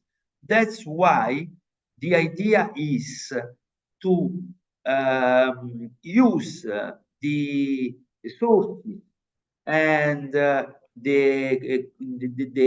sharing of the energy community, not only for saving money, but and not only for solidarity, but for the environment and the trees around our houses, to make the better cooling loads, the better energy savings related to the interaction between our houses and our trees around. Now we are also bringing this at a level of productive use, when we are speaking not just about the energy saved, but also the economy and the productive use of, for example, the aquaponic system related to a house or a a surrounding of in the town. This was important for us.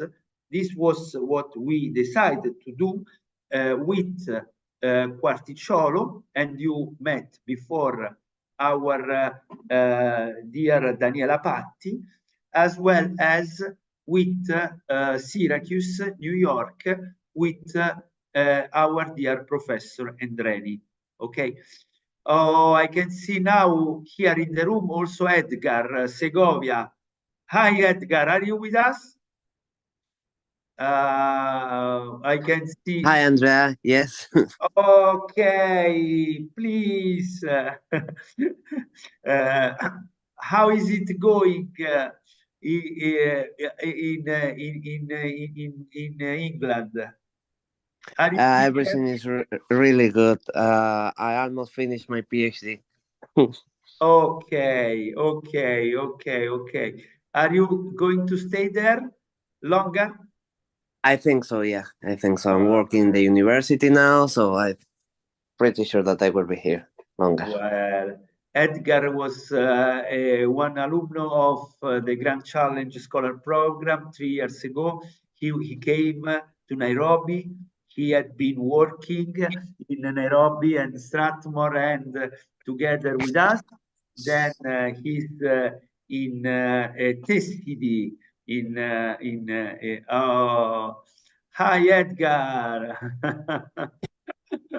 What are you studying now? Which is your ongoing research? My ongoing research is in energy efficiency in residential buildings. Use smart technology to reduce energy consumed for heating. Okay, very good, very good. And are you going to which is your partnership now with your the other partners in this research of universities? Is yeah, I'm working with the Net Zero Center in the North UK. Basically, they try to reduce CO2 emissions, and with my university, TISA University. Very good. Net Zero Center. We just met them early in the morning. They presented here in this conference. So we are very happy that you are working there and with them. Very good. So this is just to show how when we start working and meeting each other, then many new things are coming. And Edgar was in Rome, coming from Venezuela and going to UK, and think it's great really to meet you and to hear from you. I can see now. Okay, grazie Edgar. Next time a good presentation also from you. And yes, for sure. Okay, very good. Now we have another good presentation from our dear alumni association, and one of the organizer of this conference. That is, I have here with me both Pierluca Anania and Salvatore and Familiari, as well as okay, I can see Pierluca is first. He won the turn. Just before also Andrea we have later on. Okay, 3, 2, 1. The floor is for Pierluca. Good evening to everyone. It's a pleasure to be here. And I have, so it is a great privilege for me to be there and have listened to such intense speeches on issues that I'm strongly passionate about and which I consider to be of vital importance. So in my presentation, I'm going to investigate the resilience engineering point of view with respect to the issue of the rural electrification, trying to be brief and concise, and you will forgive me if I do not go too much in detail. So the structure of the presentation is Oddio la presentazione, non si vede. Okay, slide 2, please. Okay, so the structure of the presentation is in 5 parts. So the first one is understanding rural energy challenges. The second one is the understanding resilience engineering. The third one is the challenges in energy system resilience, then the strategies for enhancing resilience, and then future outlook and opportunities. So, next one.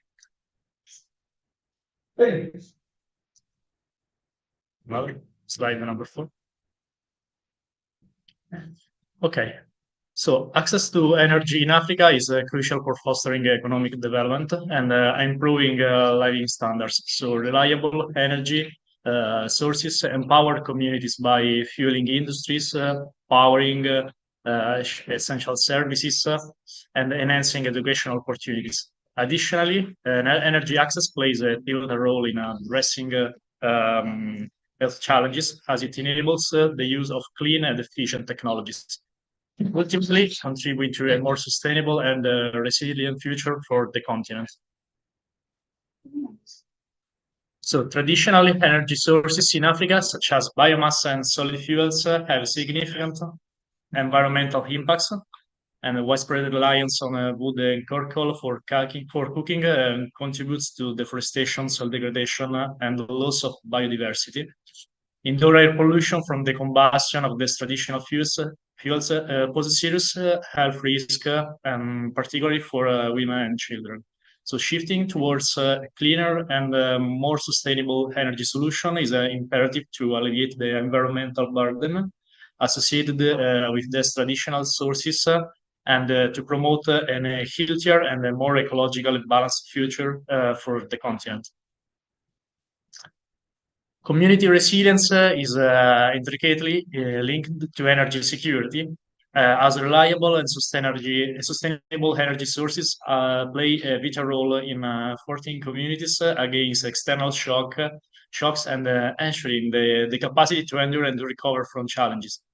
So the 4 principles on which energy security is based, as shown in the figure, are suitable, so for a wide range of users, and safe for people and the environment, available where needed at all times, and affordable to all who need it. Okay, this is the next part. So what is the resilience engineering? So resilience engineering is the systematic study and application of principles that enhance an organization's ability to adapt, to recover, to try in the face of unforeseen disruption or challenges. So the goal of the resilience engineering is to cultivate systems and processes that not only withstand the shocks and disturbances, but also learn and evolve from them, fostering continuous improvement and adaptability. Very similar to a machine learning algorithm.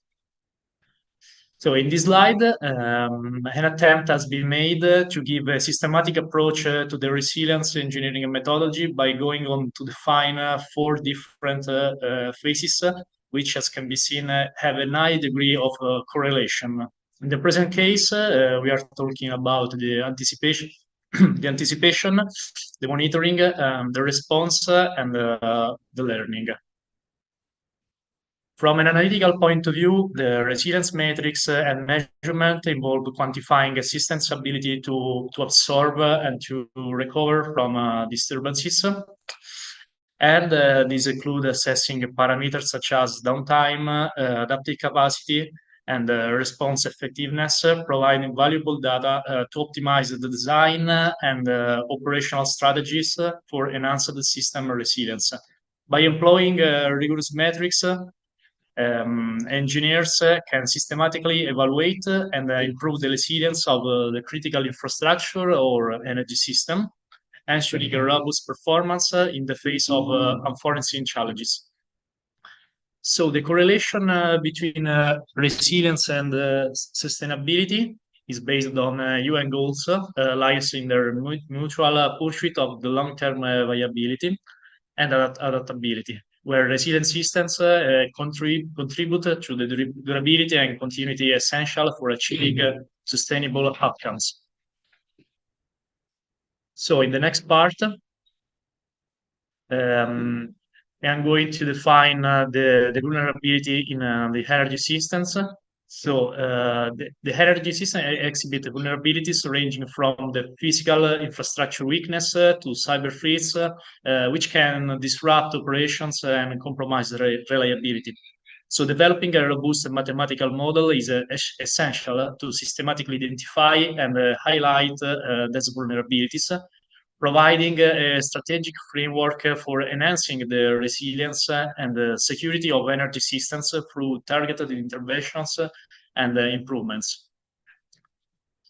The interdependence and complexity within energy systems encompassing production, transportation, and communication networks underscore the intricate web of relationships that must be carefully managed to ensure the seamless functioning of these interconnected components. And it's easy to see how digitalization leads to an exemplification, but also to a process of increasing system complexity, which is why a resilient approach is essential for designing and maintaining the system in a nominal condition.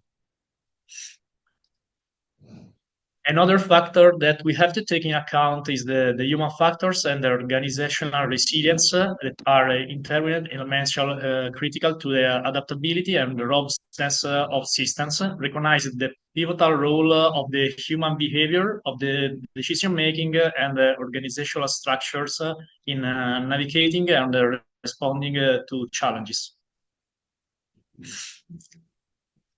Okay, so the next part is mainly about the risk mitigation and adaptation in energy systems that involve implementing strategies to address potential threats and challenges.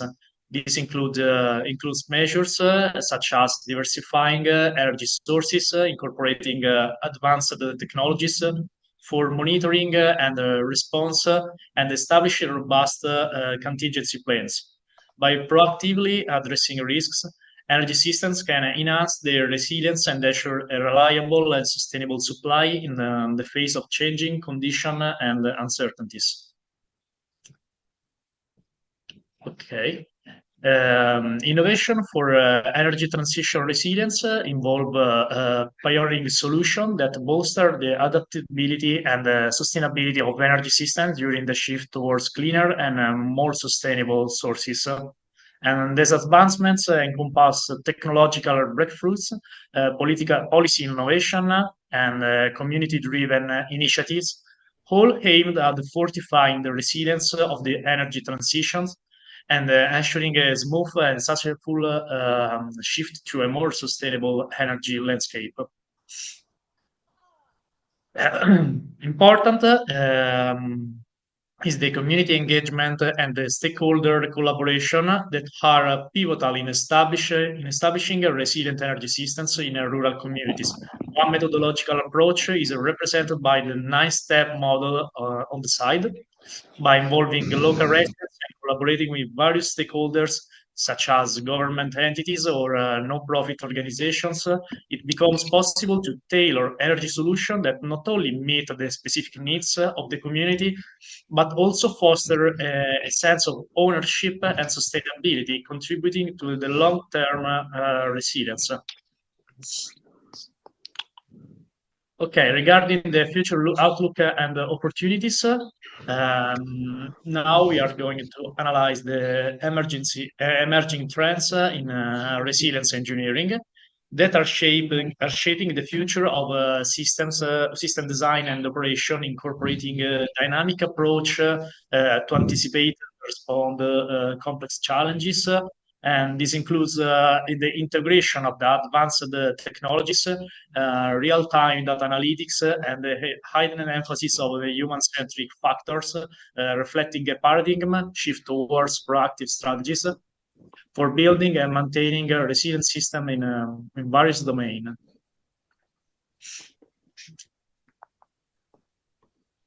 So, okay.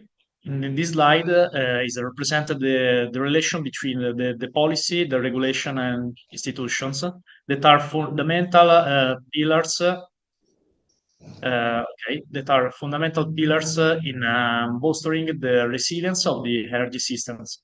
So a well-designed frameworks can encourage investment in sustainable technologies, ensure robust infrastructure standards, and promote adaptive measures to address dynamic challenges, contributed to the long-term stability and reliability of energy networks.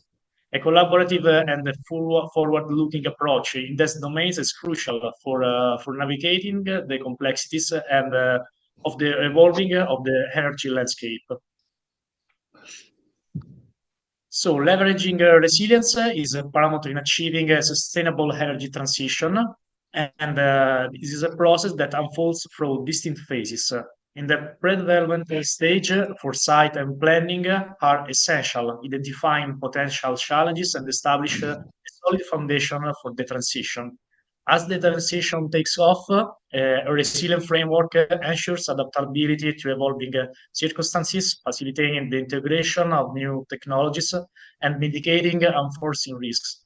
The acceleration phase sees the scaling up of sustainable energy initiatives, where resilience aids in managing in managing the complexities of large-scale implementation, from infrastructure development to policy adjustments.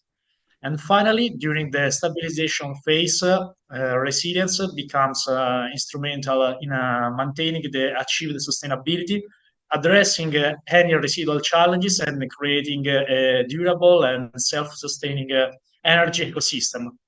Through this phase, a focus on the resilience serves as a guiding principle, enhancing the agility and the robustness of the transition process towards a sustainable energy future.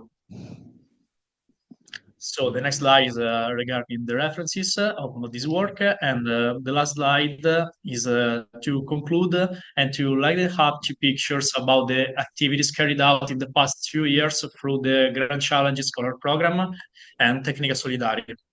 At the left is the maintenance of the 16 kilowatts hydroelectric turbine in the rural community of Dipmo in the green earth of Honduras.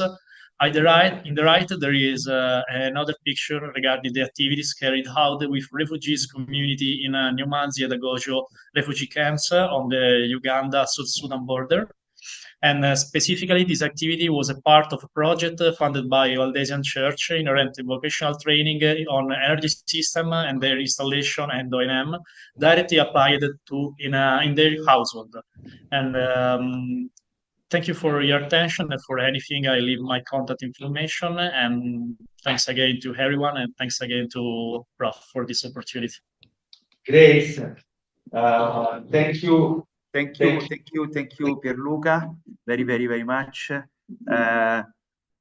Of course, not for just this nice and insights and interesting presentation, but for the whole work that we are doing together.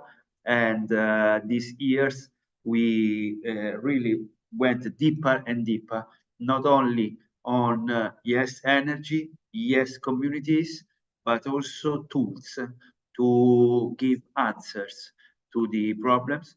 And these 3 things, I think, are really our duty, and are the basis of the Grand Challenges Scholars Program, because again, it's important for us to go and have a social, intercultural, and technology talent together with us. Thank you again to Pierluca and his dear friends and field study alumni, the association, as well as Tecnica Solidarity and the Grand Challenges Scholars Program. And now, thank you again, and let's go to our Giulio Troncarelli and Adriano Bergese. Thank you, grazie Giulio e Adriano. che siete con Grazie noi. a te, Andrea. Grazie a voi. Diciamo, non anticipo perché so che il lavoro che fate è grande, è bello, è ampio, meglio che lo focalizzate nel migliore dei modi. Grazie, la parola è per voi. The floor is for you. Thank you. I'm trying to share my screen. Let me say, do you see my screen? Yes. Yes. I don't know, Andrea, if you prefer that we do in English or in Italian, because our presentation is focused on Italy energy communities, and but I see that there are also other people not, I think, speaking in Italian, as you want. If you can go a little bit in English is better. Then if you went to need Italian, no problem. Okay. Okay. Thank you. So just to introduce myself and Adriano, my name is Giulio Troncarelli. I'm the founder of EOT. EOT is Energy of Things, and we are a small company in Italy, PME Innovativa for Italian people. We have a patent and we have a platform, a digital platform, and with our digital platform, we manage in an active way energy. And I prefer to share in the following slides what we are doing. And so I give the floor to Adriano to introduce Planet, that is a large company. And so I think he has something more to not so large. Hi everyone, I'm Adriano Bergese. I am product manager for energy solutions at Planet Smart City. We are a bigger company than EOT, not so big actually. Planet is, let's say, a real estate company in the sense that we operate in the real estate sector.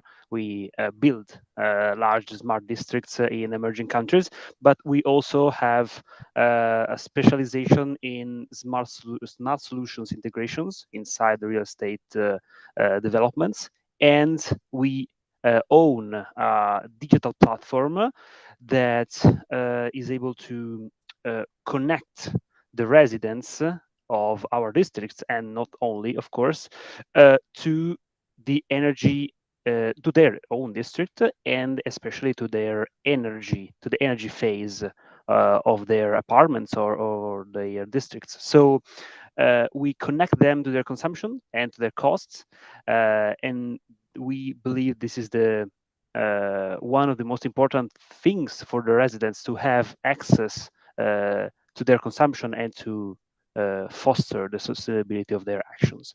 So I give you back the word, Giulio, and we'll go deeper on in the app just afterward. Thank you, Adriano. We are together because we are working together. We are two different companies, but we have two different focus. And today what we want to share with you is how we combine these different expertise, these different tools and assets that we have in order to enhance energy communities, and in particular in Italy. Okay. So when we speak about energy community in Italy, we are speaking of something that is coming, because they are not at the moment reality, but we are waiting for the final version of the decree. And so what we try to assess in this preliminary phase is to use our digital assets to simulate. And when we speak about simulation, is not only a technical simulation, because yes, we are engineers, but we are looking at energy communities from a different point of view. We are looking at energy communities from the point of view of the user. So our platform, the EOT platform, is able to define a scenario analysis in which we analyze the impact, for example, of different prices or different tariffs, or, for example, other variables that are connected to energy markets. Then we are able to define different contracts in which we share the incentives, the contribution of the Italian state, or other revenues that could be collected by the energy community. And then that is the focus of our platform is to transform the energy, so the kilowatts, in euros, because we think that we have to speak a common and simple language to be understood by people. Then we have a lot of other tools within our platform in which we are able to manage different data, but I think it's better to go deeper into the two different case studies. What we want to present today are two case studies.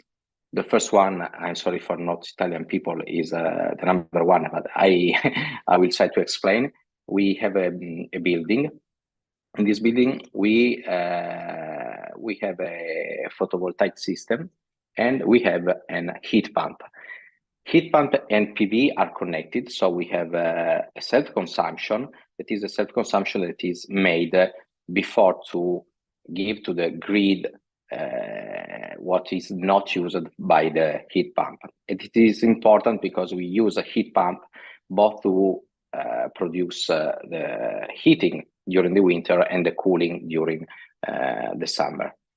Then we have another point of delivery, so another contract in which we have different other uses of energy within the building, for example, the lift, lighting, and so on.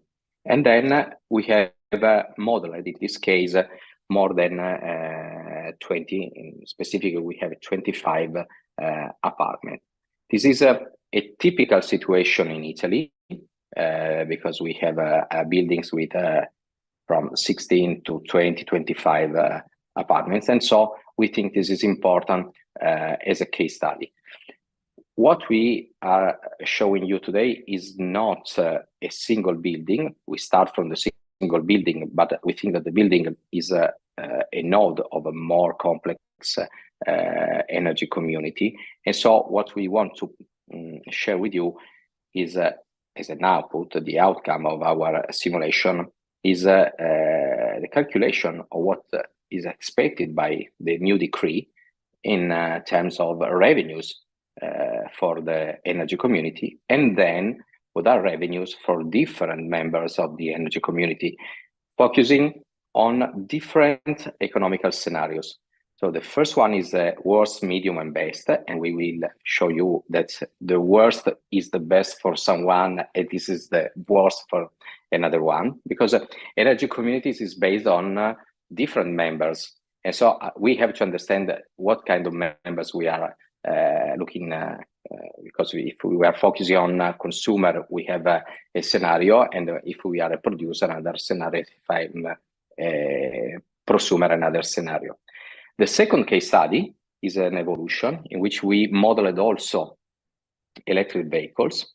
In this case, is another building with less apartments, but a particular electric vehicles because they have a bidirectional charge.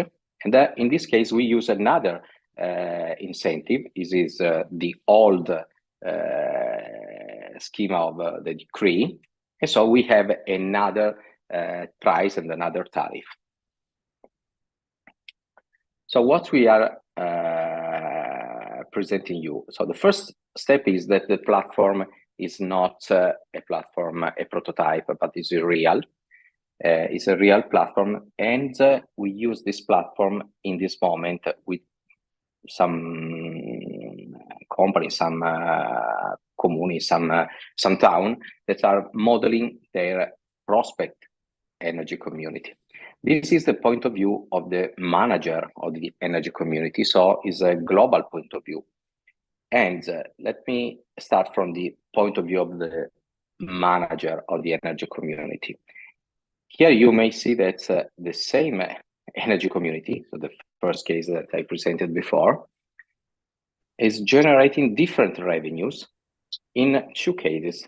This is the first one is high prices. Is in this case the prices in Italy in 2022 after the shock of Ukraine war, in which we had high price. So what happened in this case? We have that the incentive is more or less 3 kilo euros. In this case, we simulated 8 kilowatts of PV 25 apartments and so on. It's not important the specific that we simulated, it's important the impact of different prices and different tariffs. And so we have more or less 3 kilo euros arriving to the energy community in 1 year. I want to show you that if we were in 2020, so when we were in another shock, the COVID shock, when prices were very, very low, if we apply the schema of the actual decree, the revenues for the incentive move from 3 kilo euros to 4 kilo euros. So it's an increase. And this is why the incentive is based on the price on the market. And this is based on the price in the single zone. So it's a tricky way to share money from the state to people. And we think that we as EOT and Planet together to give all the digital tools to people to understand what they are doing. What is important is another point of view, and this is one. This is the value of the energy that is produced and that is injected into the grid in here when we have high prices, and then the year when we have low prices. With high prices, we have 10 kilo euros, and when we have low prices, we have 1 kilo euros. So if I'm a producer and I'm part of the energy community, my revenues change dramatically in the two different scenarios. And so this is the first thing that I want to share with you, because we have different revenues in different price of the market. And this is very, very important, because in Italy, we have to analyze energy communities on 20 years. So let me say, stress analysis is very, very important. And it depends if you are the manager of the energy communities or if you are a member and what kind of member you are. And this is why we here focus also on a specific detail of each member. The second case study is with electric vehicles. And what I want to share with you is the difference in two cases, in two different summer periods, in which we use electric vehicles to balance the grid. So we use electric vehicles to charge when the prices are low, and when and we use the electric vehicles to sell energy to the grid. But we use in another way electric vehicles, because we use electric vehicles also to maximize the consumption, the self-consumption. So we try to charge the electric vehicles when there is the sun, because we have APV and we want to maximize the energy shared. And so we have two objectives. The first one is to maximize the self-consumption, and the second one is to find on the market when the opportunity to charge or discharge. And also in this case, it's interesting because we have different revenues according to different prices. It's a case study, it's not real, but it's interesting to understand what could be an energy communities in which we have not only buildings, not only people living in the apartments, but also, for example, small enterprises with wall boxes, and then we have we use electric vehicles not only to move in an efficient way, but also to balance the grid. And finally, since we believe that energy communities has to be evaluated in three different ways, but for our point of view in two. So the first one is economical, and the second one is the environment of the benefit that we are able to produce to the environment. We are not able as EOT to evaluate the impact on the social, so we focus on this.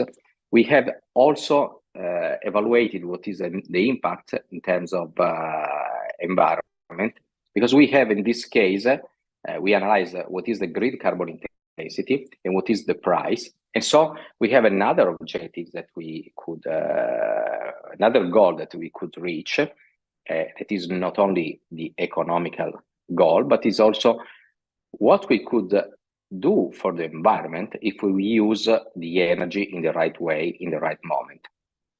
And so we have an impact both for the point of view of the single member, but also an impact at system efficiency. Then I have to conclude because otherwise I use the time of Adriano, and I hope that we have at least other 5 minutes and for Adriano, and I go to the final slide. Yeah, I don't know if you have any questions from the audience. Otherwise, I can go on. Please go on now, because then you have the breakout room. And you okay, can, perfect. With people. Okay, well, so we talked about costs, consumptions, carbon emission, and impact, but this is, of course, everything at a centralized level, because the manager of the community or the manager of the district has access to all the information. But how do we involve the residents inside this this whole process?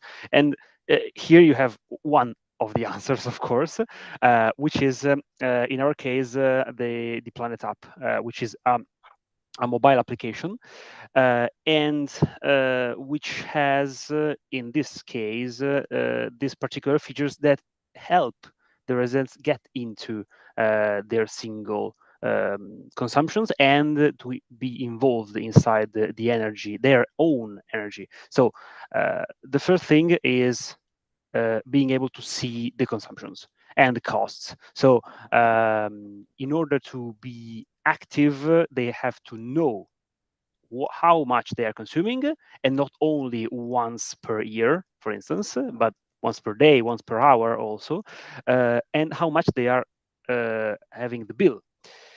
Then also we talked about CO2, the carbon emission of the district, and how we can act on it. This is very important because the resident has to be actively involved through a direct feature that helps him know how is he dealing. So if his consumption, electricity consumption, are low emission or high emission, depending on the grid, and especially a suggestion on how to consume better electricity to make a lower impact in the next hours. So we are able to give him hints to the better hours, to the greenest hours, let's say, to consume electricity and to make a lower impact. So this is his active role, and this increases its consciousness on the consumption.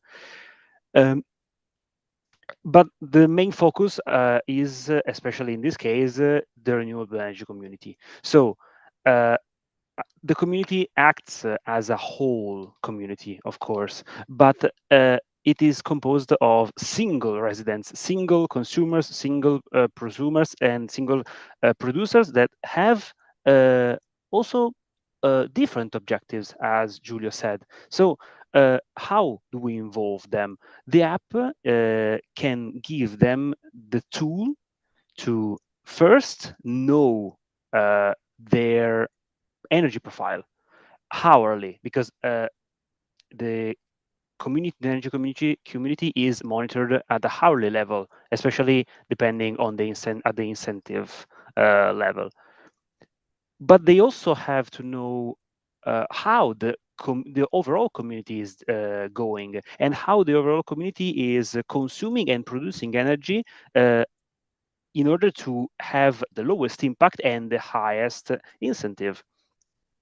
And lastly, the opportunity to monitor their historic incentive and the historic, let's say, revenues if they are a prosumer or a producer of energy, so they are selling also energy to the grid. So the data that we have seen on the EOT platform can be seen also on the Planet App at the most simple level, because we have the whole process from the centralized user, which is a very specific and highly, let's say, motivated user that has to see everything at a very specific level. But then we have the residents that need to have access to the most simple information, but that ultimately are the most important components of the communities, because ultimately they act at the end. So I don't know if Giulio, you want to add something, otherwise I have finished. And but well, just to we conclude made... is to integrate what Adriano said, that we are using now this integration between our platform and the Planet app with a specific case we are developing, and we don't want to spoil now to make a spoiler, because we are developing an energy community. And what's just to conclude is that we are able to integrate both simulation and actual data, because energy communities are not a simple business case. They start with 1 people, 2 people, and so on. And so what we are managing now is integrate simulation with actual data. And this is very important for people who are developing energy communities to understand what is the impact. So we use, for example, the Planet app to engage other people, because the manager is selecting what is the right size, the right profile. And so we connect actual data with simulation data. This is just to conclude and to give the floor to Andrea and to his team. And if you have some questions, really happy if we can answer to you. Thank you to everybody. Thank you. Thank you very, very, very much. Great work. Every time we can find new and new improvement, and more concrete, more useful. So really, really, we appreciate a lot your great work. And let's see someone who could be helped by you, maybe, or by your ideas. That is our dear Luigi Moruzzi. Let me see if Luigi is with us, because he was just arriving at home a few minutes ago, and I can see him in the chat.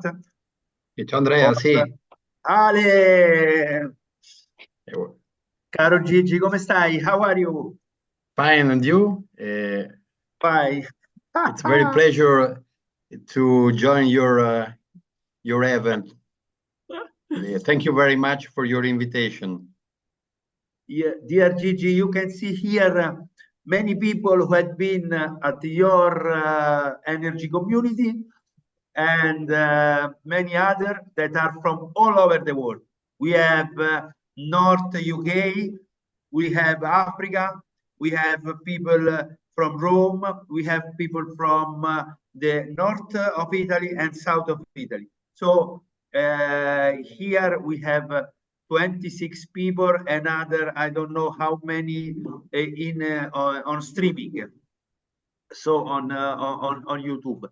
So please, I'm sending my presentation to your email, and okay. I can try to share from my PC, but it's better you check your email soon. Thank you, Andrea. I'm ready. Yes. Just a minute to sending. Please, no problem at all. So you can speak and make a little resume for me, please, of your work this morning, because I was in my school, so I can't participate.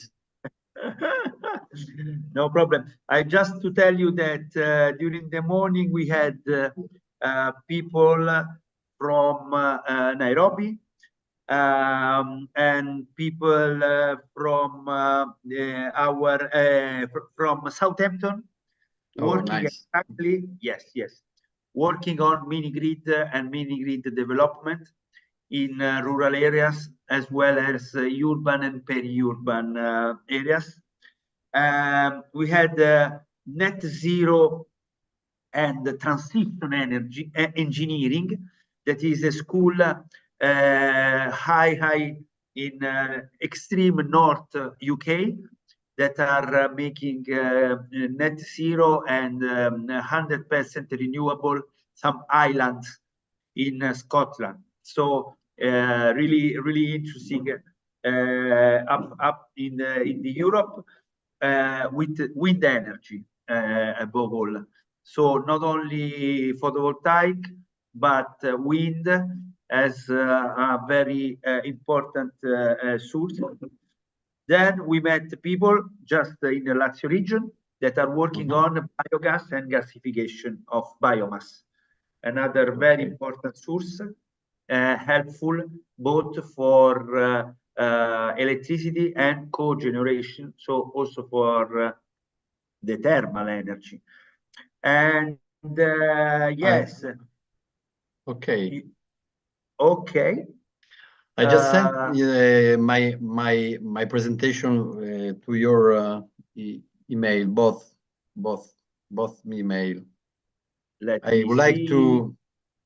Yes. I would like to introduce this little town called Cerveteri. We meet with Andrea and his students 1 week, 2 weeks ago, the 1st of December. And we speak about REC, Renewable Energy Communities. We are a little community. Chair V stands for Valcaneto. It's a little piece of the town of Cerveteri. We use this word in Italy, Borgo. Cerveteri is composed of 9 borgo, little piece of a town, peripherals. Andrea can help me to find the right word to translate. It's this a village. Borgo. It's a little town. It's a village. Okay. We are located in the middle,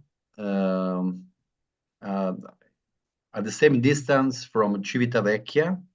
There is a famous harbor, a touristical harbor, and Rome. And I can ask you, Andrea, to share the presentation, please. Yes. Here I am. Here it is. I want first of all to thanks Professor Andrea Micangeli of University of La Sapienza for this invitation to introduce our organization. I ask help to Andrea if I speak in Italian, but I was not ready to speak in English. So okay. I made this presentation only in Italian. You can go in Italian if you want for 10 minutes. Okay. We are ready. Okay. No problem at all. Skip the first. The first. Go to the second, please. Okay. Thanks, Andrea. I won't skip all the presentation. All the presentation related the general issues.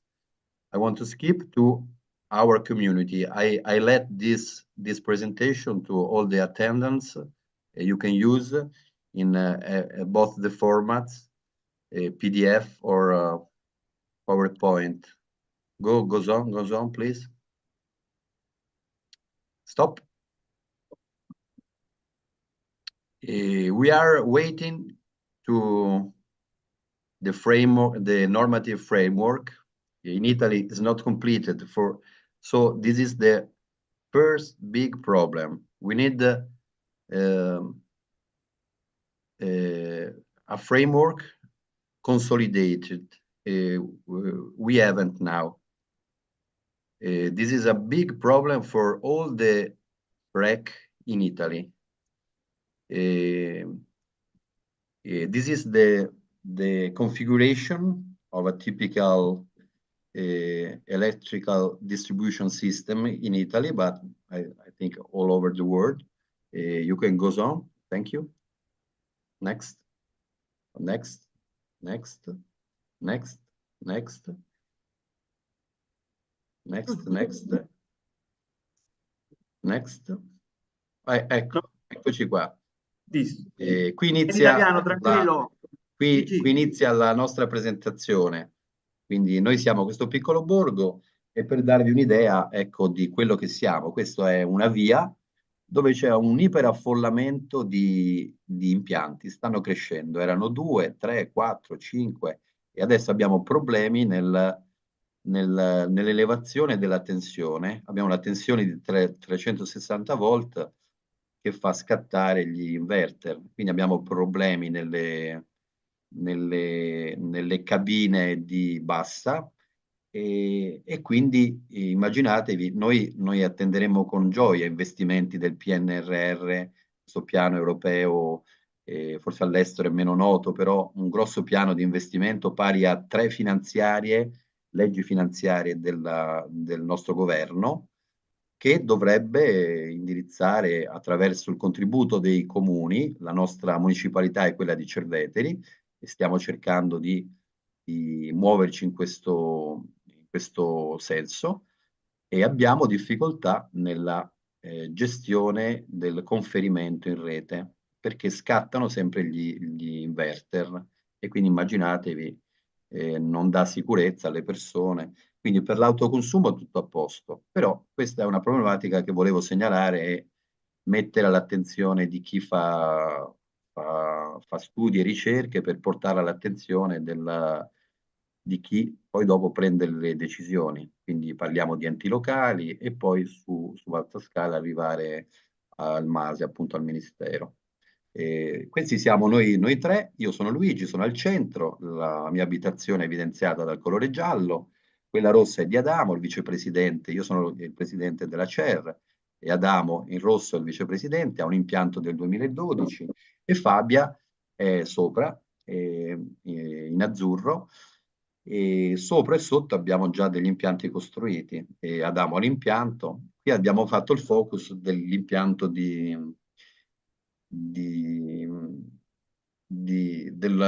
tipici passi che facciamo noi, quindi un'analisi preliminare, poi una progettazione dell'impianto fotovoltaico, la messa in sicurezza del tetto, cosa non scontata, perché per fare manutenzione dopo bisogna salire in sicurezza.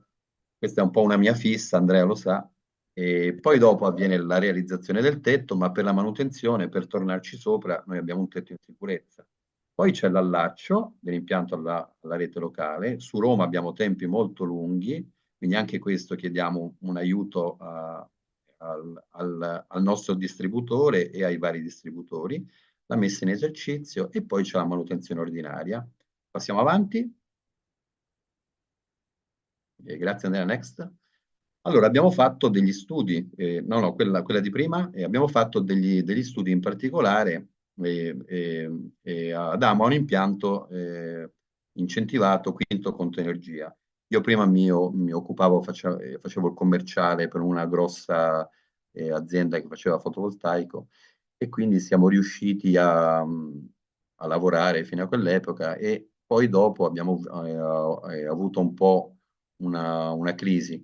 E comunque Adamo dal 2012 fino al 2022 ha fatto uno studio molto attento, e abbiamo desunto tutta una serie di problematiche che volevamo portare all'attenzione di Enel Distribuzione, e lo faremo. Andiamo avanti. Quando vuoi Andrea fermami, perché tanto potete tranquillamente intervenire. Questa è la vista dall'alto, e andiamo ancora più a zoomare dall'alto.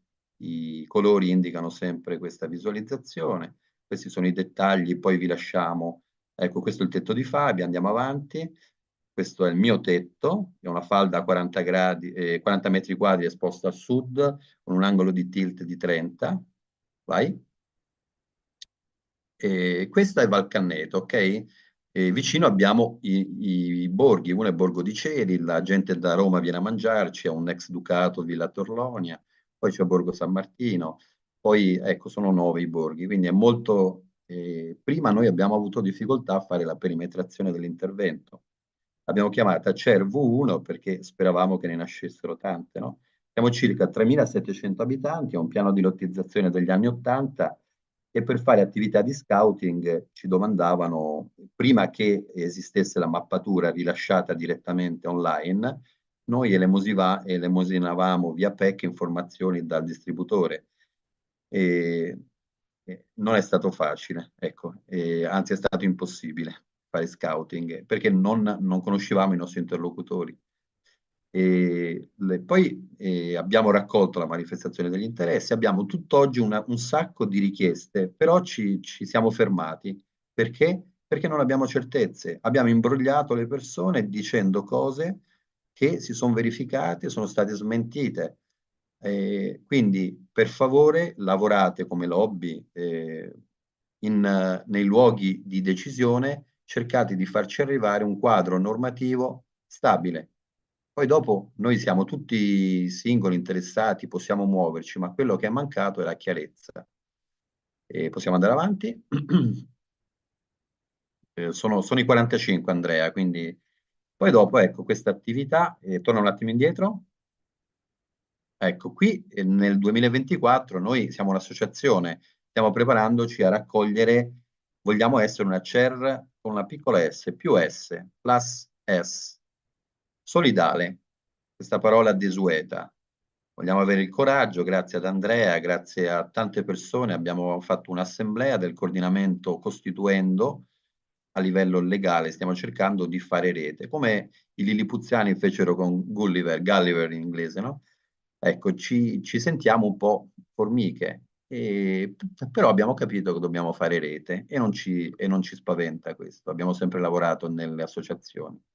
E questa è la nostra idea di come muoverci, ci vogliamo indirizzare verso un impianto collettivo eolico, quindi analisi di fattibilità, quindi non solo fotovoltaico. Vicino a noi è pieno di campagne, c'è il carciofo, c'è la sagra del carciofo alla Dispoli per chi è di zona, abbiamo tutta la filiera della produzione della carne certificata con finanziamenti europei, è un territorio ricco e quindi vorremmo lavorare per integrare un po', chi è andato in Austria conosce Gussing, quello è il nostro sogno, il modello Gussing, che ovviamente andrà attuato e temperato con le caratteristiche tipiche del territorio italiano, quindi grossa difficoltà a lavorare in rete, esistono tutte piccole lobby, non si parlano, vogliamo essere comunità e lavorare con gli altri borghi. Io non andrei oltre perché la giornata è intensa, vi ho rubato due minuti rispetto al timing, vi lascio questa presentazione e se possiamo andare all'ultima slide con i nostri contatti. Grazie Andrea e un saluto a tutti. Grazie a voi, grazie davvero. L'ultima slide con i contatti, eccola qua, no, qui, eccoci qua. Dai. Ciao a tutti e stiamo in contatto, facciamo rete. Ciao Andrea. Ciao, grazie Luigi, veramente. These are the experience that we like. Real people, real will, and a great number of problems. But never give up. Never give up. Never give up. Bravo Andrea. Ciao, grazie ancora. Ciao. So, yes, this is the sense and our will to join together, listening a number of different experiences. For example, another should be Joseph Rugut. Hi, Joseph, are you with us? Joseph or Adriano? Otherwise, we will go straight to Tommaso Ferrucci. Tommaso Ferrucci is really an expert on mini-grid and energy communities from the Engreen and the University of Pisa, but I cannot see him. Yes, Tommaso. Never give up. First of all, thanks to Tommaso because he organized very important meetings regarding energy communities and mini grids at national, international level, at a university, and just, of course, citizenship.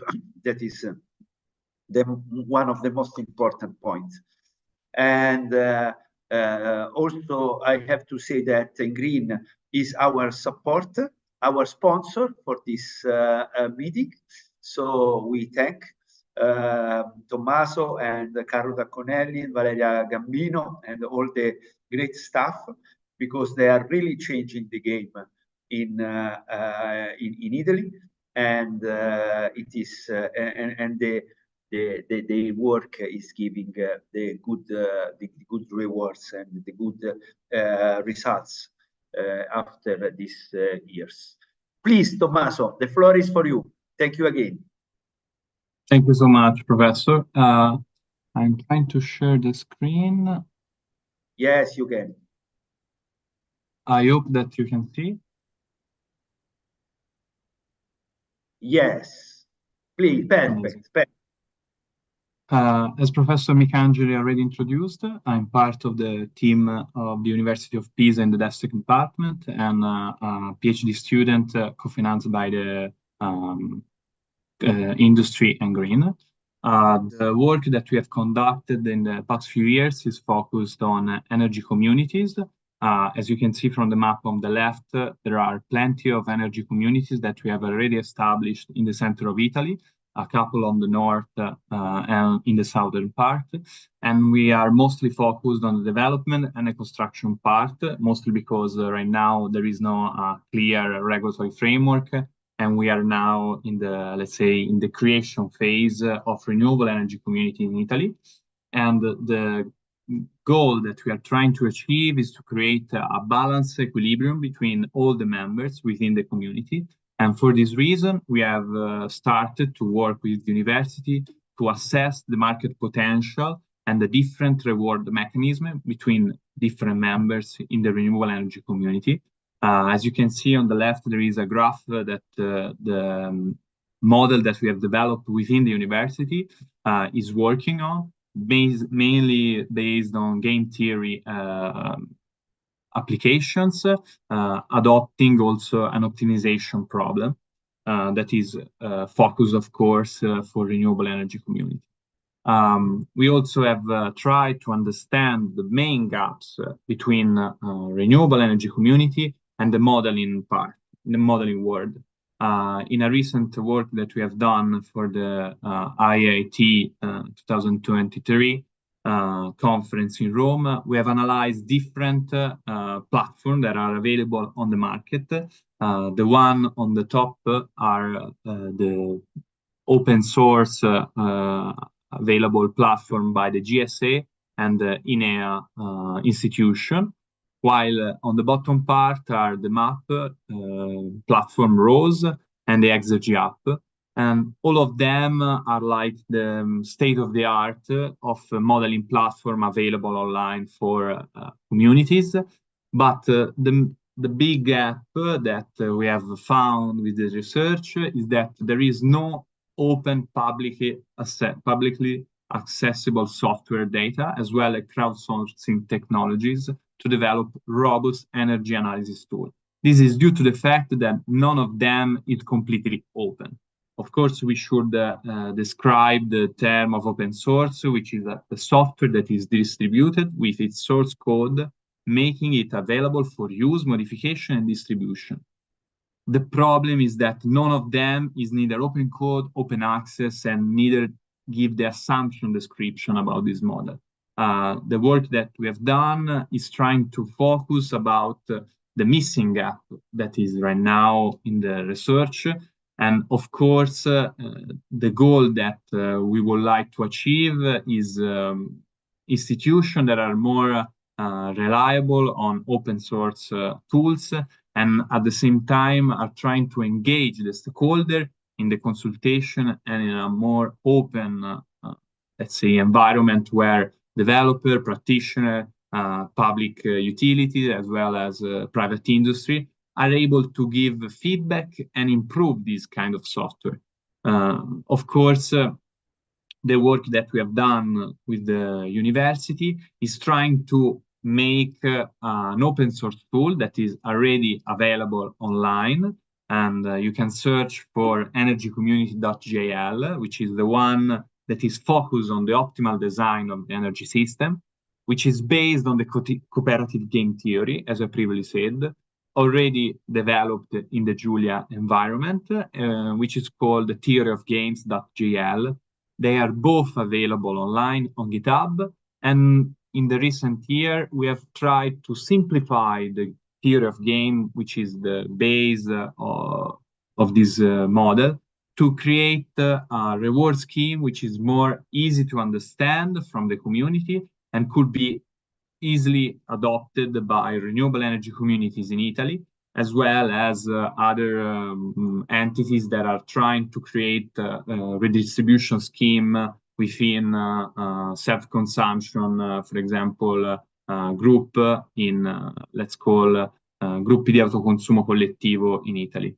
The work that we have done in the last publication tried to simplify this reward, basically adopting two different simplified schemes. The first one is based on the energy shared between the members, so that utilizing the theory of game approach, utilizing Varley score, Shapley value reward distribution, as well as financial scheme, in order to understand which are the main developer, the main investor of this, let's say, community, that is trying to make it as much as clear as possible in order to let all the participants in the project to be part and be engaged in the development and in the reward distribution discussion.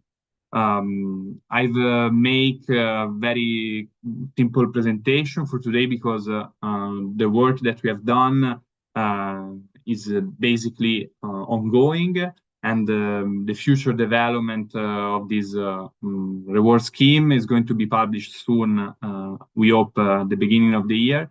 And I really would like to hear from you if you have any question about the reward, and if there are any question about the work that we have done in the numerous community in Italy.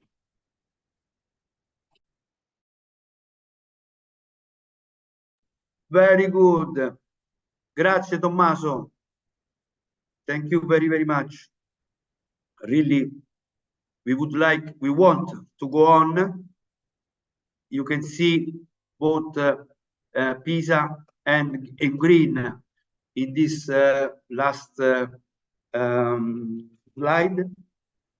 And the work, if we want to make really a large number, the large number of energy communities that Italy needs, we have to make networks and to work together. And as said, we have a number of also technical problems, no? Because what happens, as Luigi Moruzzi said before, if my secondary cabin is too small, what happens to my energy?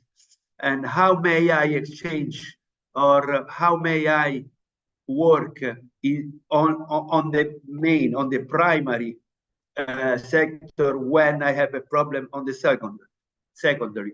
So these are some problems that we have to appreciate and to work about. Well, now we have in the room two important people, Joseph and Felice Tauro. Joseph, are you with us? Otherwise, Felice can enter. Hello? We have both of you? but I can see Ale, our dear Joseph is with us. I know maybe he has connection problems, as well as Felice. I know, because Joseph from Kenya, from rural area of Kenya, many times he has some interruption and some problems, while Felice is writing that, okay, he needs a few minutes more. Can I present? Okay, Joseph is asking to present tomorrow. Okay, okay, thank you, Joseph. Bye-bye. I will call you later. No problem. No problem, Joseph. I know. This is the problem. We are here, we want to speak, we want to communicate, but we have no links, no electricity, or no internet connection. This is the point. Okay, no problem, because for example, I would like also to hear from Tommaso this experience and parallel between the work in Italy and the work outside in developing countries. Something that Green can do and usually perform. Tell us what's for you this dual use, and in the same time I can see with us also our dear Anna Benetello somewhere. Okay, she's a problem. Please, where is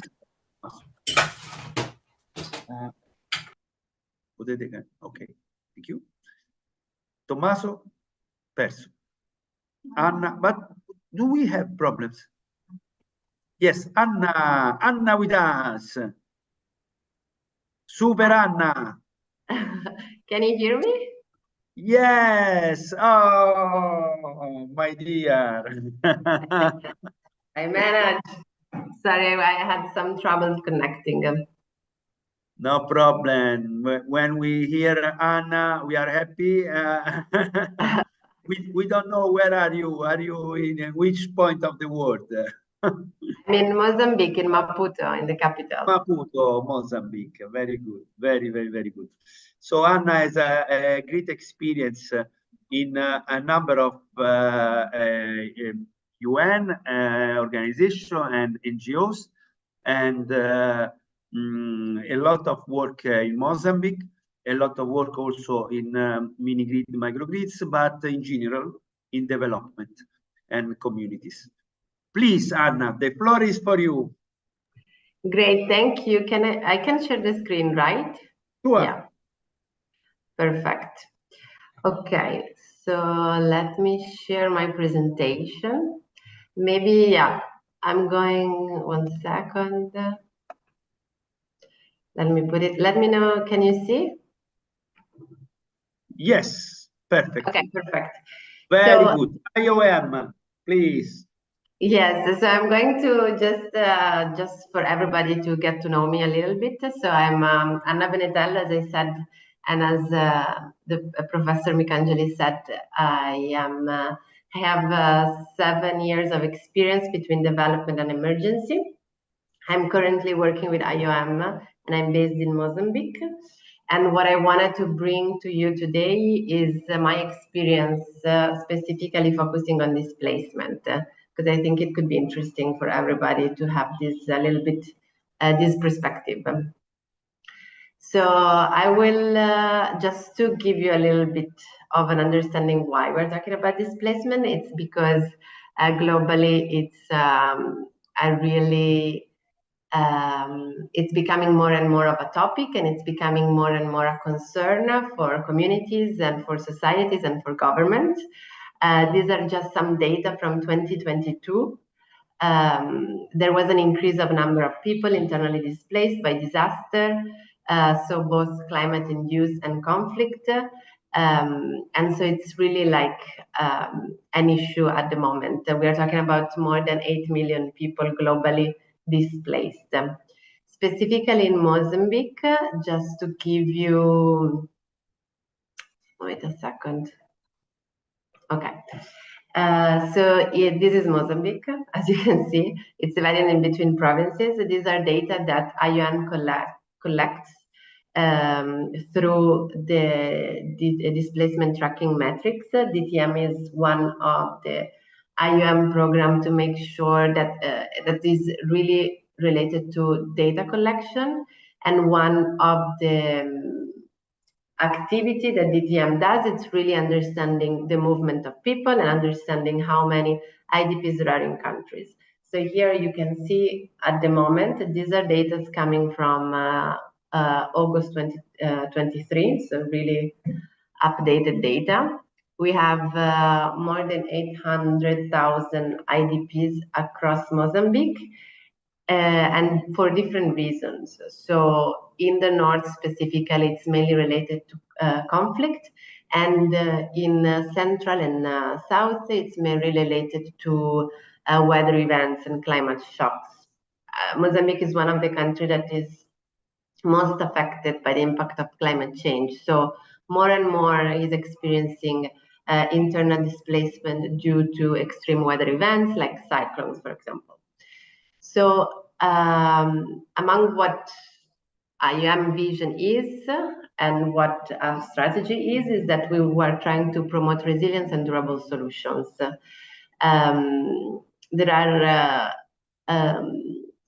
There are specifically also in Mozambique, but across all over the world, a lot of communities are in a situation of protracted displacement. What does it mean? It means that they are living in sites longer because the government and let's say the surrounding is not able to support them to get out of a situation of displacement. So they have increased vulnerabilities compared to the outside community and the host communities around them. So among what IUM is trying to do in order to give basic access to services to these communities, we are trying to support displaced community to get out, specifically those in protected displacement, to get out of their condition of protected displacement. And among the intervention, we are looking at the energy, so provision of access to energy. We have been working in Mozambique on that for now quite some time, since 2018, through different programs. The one that I want to present to you is something that we are implementing with the support of Innovation Norway and NORCAP as our technical partner. And we are trying to develop a new approach for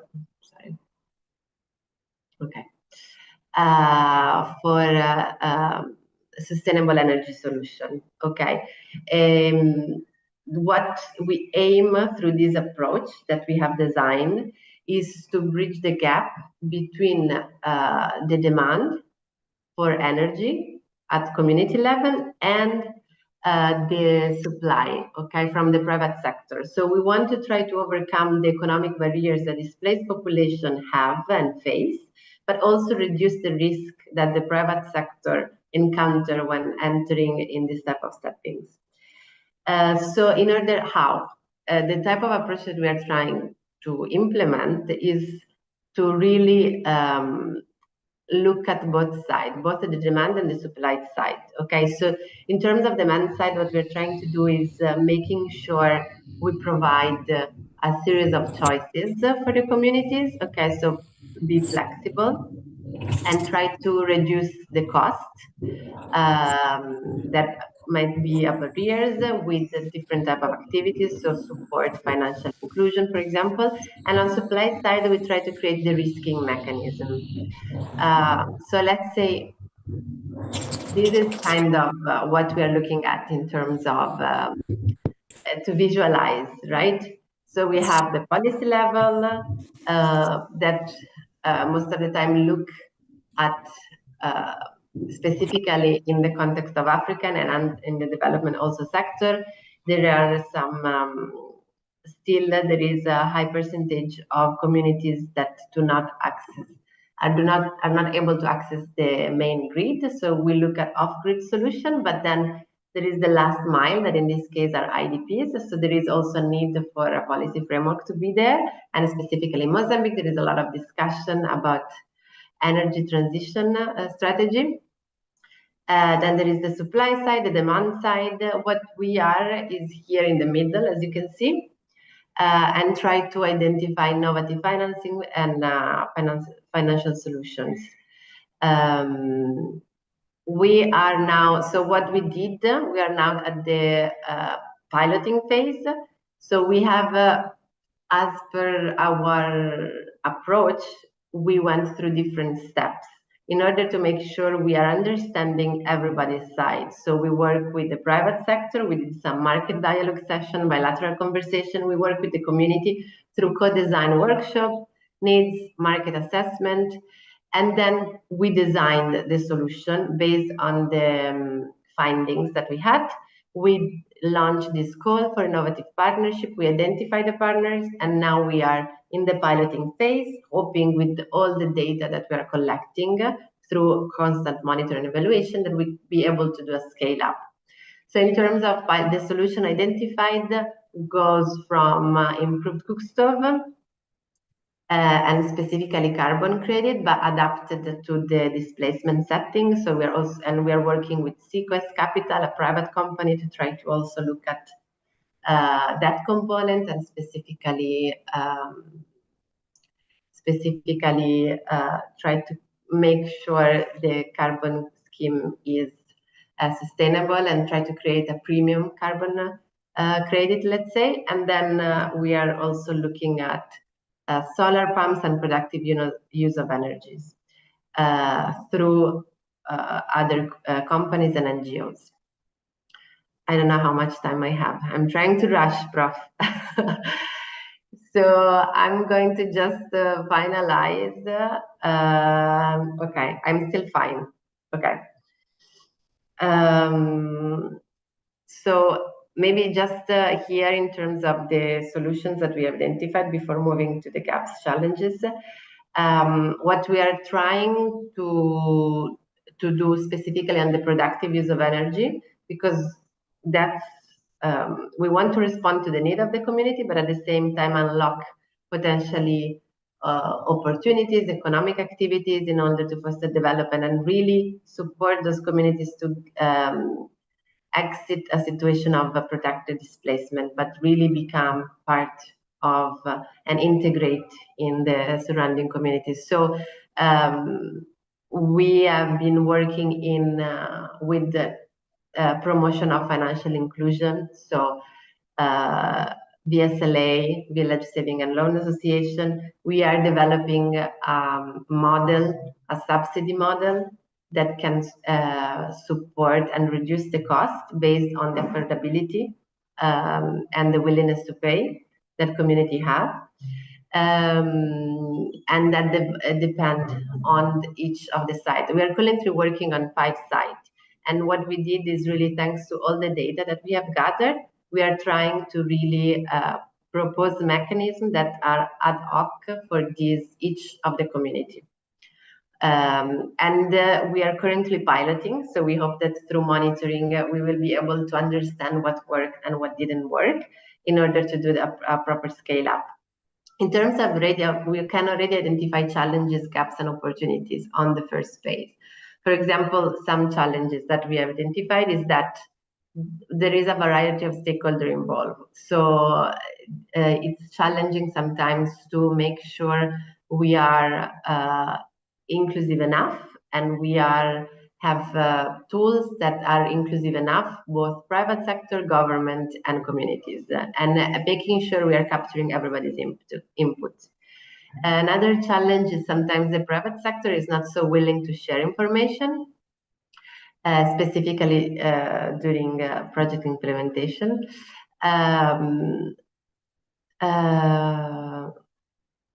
The co-design process sometimes with the community specifically can be challenging because projects usually are very specific focus. And we were very much focusing productive use of energy, for example, but sometimes community have a very different type of needs, and not everything can be included in the project. So like could be public lighting or other type of needs that might be difficult to make sure we are meeting all the needs in one project. So this could be challenging if the project is not flexible enough. The gaps is that what we aim, and that there is still a gap, is to have meaningful engagement with partners working in the humanitarian settings. So usually in the humanitarian sectors, there is a tendency of going for the assistance and not really the sustainability of the action, depending, of course, on the phase of the emergency. But therefore, the type of approach that humanitarian actors have is very different from development. So sometimes it's very difficult to gather everybody around the same table and speak the same language. There is still insufficient evidence for decision-making actors on the outcome and cost of employing this type of approaches. Is it really, in terms of cost opportunity, making sense to spend so much time in having a tailored solutions and gather all this information or not? And there is still a lack of cross-sectoral support and funding for this type of processes. And there is another gap in terms of understanding the role of the market actors in the humanitarian settings. In terms of opportunities, what we see is that these type of processes really creates an opportunity to communicate with the community and therefore align expectation with the communities at the beginning of the implementation of the project. We might want to go with the solar pumps, for example, as a solution, but they might not be interested in that. So they might want other type of solution for their community, for example. And then making sure we engage with the donors at every stage of the project development in order to making sure the project is flexible, and of course, keep monitoring it to adapt in case of mistakes and errors. So I have a small video, but I don't think we'll have enough. If we have enough time, I have a small video. Do we? Small video. Go with the video. Okay. Let me know if you can hear. You have to.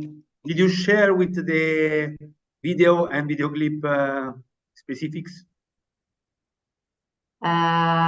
Wait. How do I do? Or I can put the link in the chat and you can show. Good, good. Okay, 1 second. I can see Rosanna Vignola and Felice Tauro ready with their presentations. We are now going straight to the third part of this long day. Okay, Felice Tauro says I'm ready. Okay, so I put it in the chat if everybody wants to see more about the project. This is a small video of 2 minutes. 2 minutes? Yeah. Let's see it. Let's see it for 2 minutes. We want to see it with you. Okay. Not so alone. Here it is. For 2 minutes. Here we are. Wow. One moment. I will share. Share. Optimize it. Condivision. Sound. Go.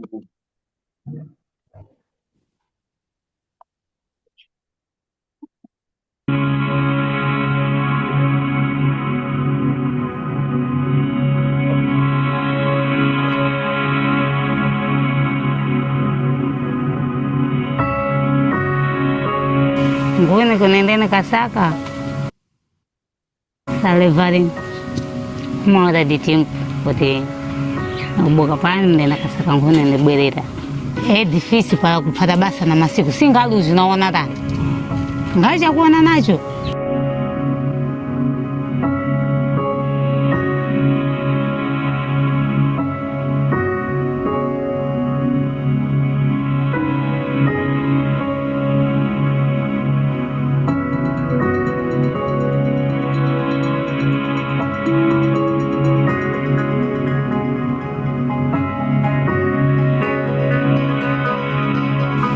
às vezes Mungu akuvumba nyumba musakapo na uchi sakusa moyo kosa misozi bukambu misozi até kufira masa já não tem como ngabe mafugao ngabe enji usakumpirira yako tepweni mas udidi mbufuna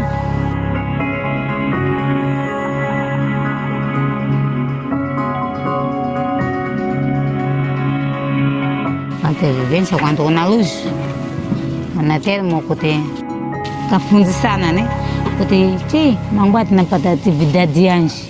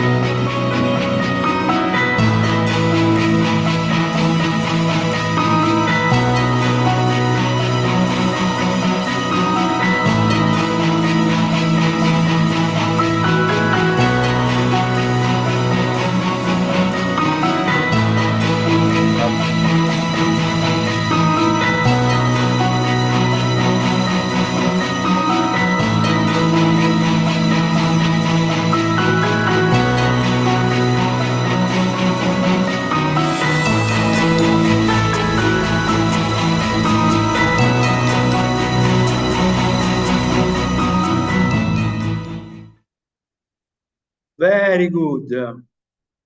Thank you very much. Thank you, Anna. Great. Let's go. Oh, yeah. Stop. One moment. It's on. Sorry. One. Okay. Only one. Okay. Grazie. Thank you, Anna. See you soon in Mozambique. Thank you. Waiting for you here. Okay. All the best. Thank you again. These are the experiences that make us aware about the work that we have to do and the level of the necessity of these studies, the impact of these activities, and that are important just to understand the money. Where does go the money that we go to we give to UN? Where are they distributed and which results? Okay. Now our dear Felice Tauro. Okay, Prof. Just a second, I'll try to share my screen.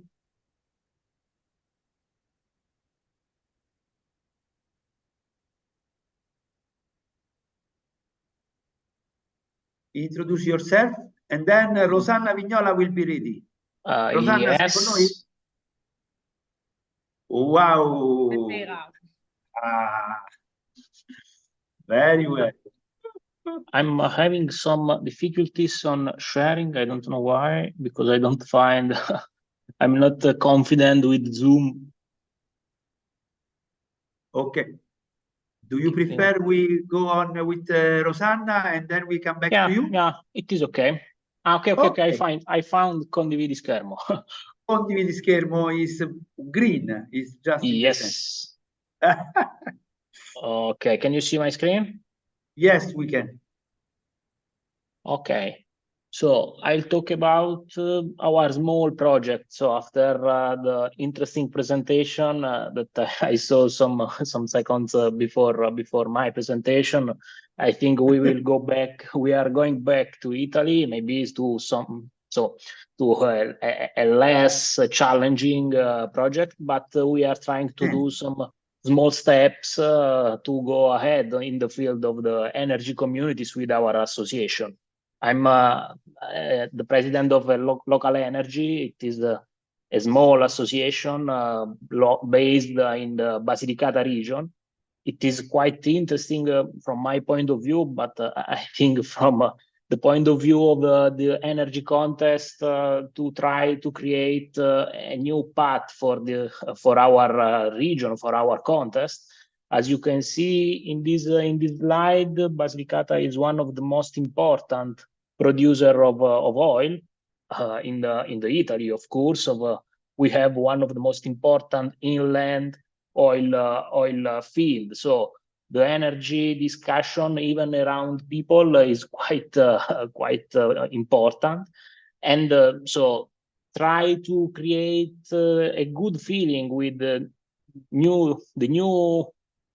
new approach to energy production, the approach that we can use with the energy communities, with the renewable energy communities. It is important, especially from a social point of view. And this is the work that we are trying to do with our association, with Legambiente Basilicata, because today I will talk about the project, a proposal that we submitted some time ago, and we received the good pronunciation from Fondazione Con il Sud about our project. So we will receive support from Fondazione Con il Sud to create our energy community. And for us, we are really proud to be about our project.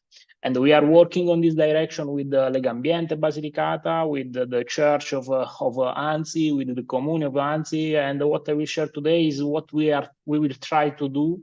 For sure, next year I will talk more about what we have done, what the experience that we gathered from this project.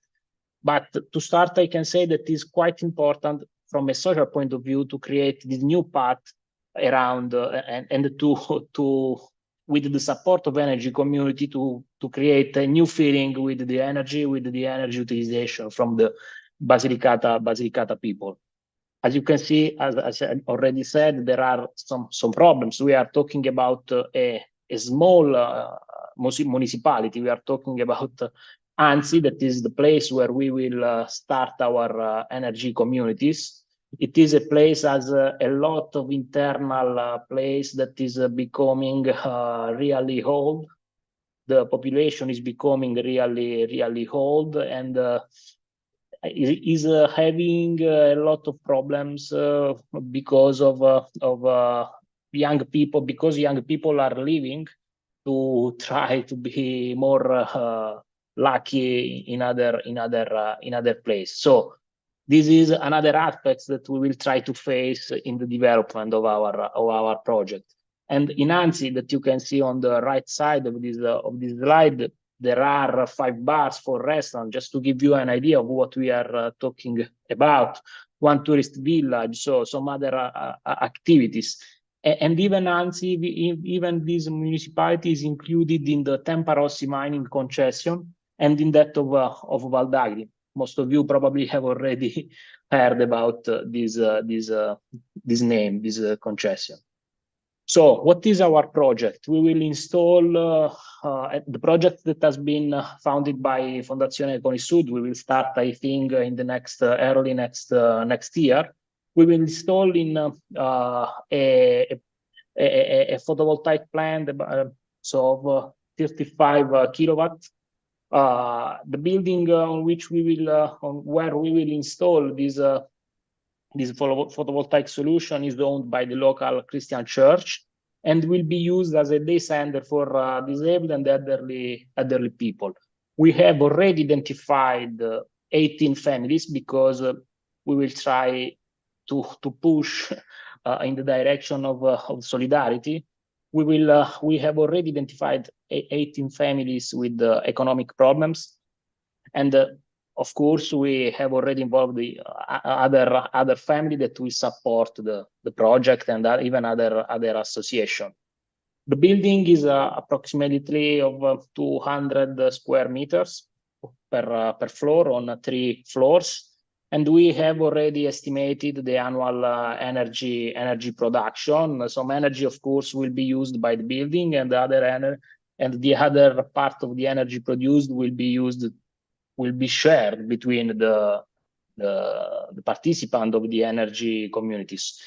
As you can see in the left side, our main concern is to increase the social direct and indirect aspects on the social direct indirect aspects, because in this way we think we can really create a community before creating an energy community.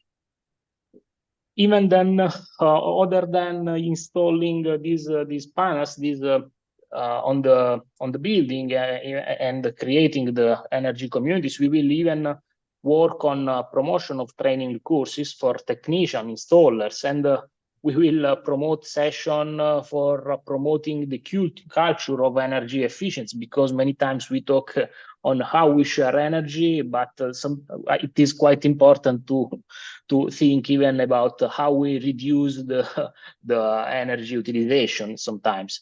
So, and another point on which we are working a lot on our idea, we will work a lot on our idea, is on the activation of a community laboratory intended as a social space, because it is in our communities, in a communities where young people are living, it is important to work on creating this social space. As you can see, we are happy and proud to be rewarded by Fondazione CONISUD, and of course we will start to work in the next year with all the other partners that you can see on the right.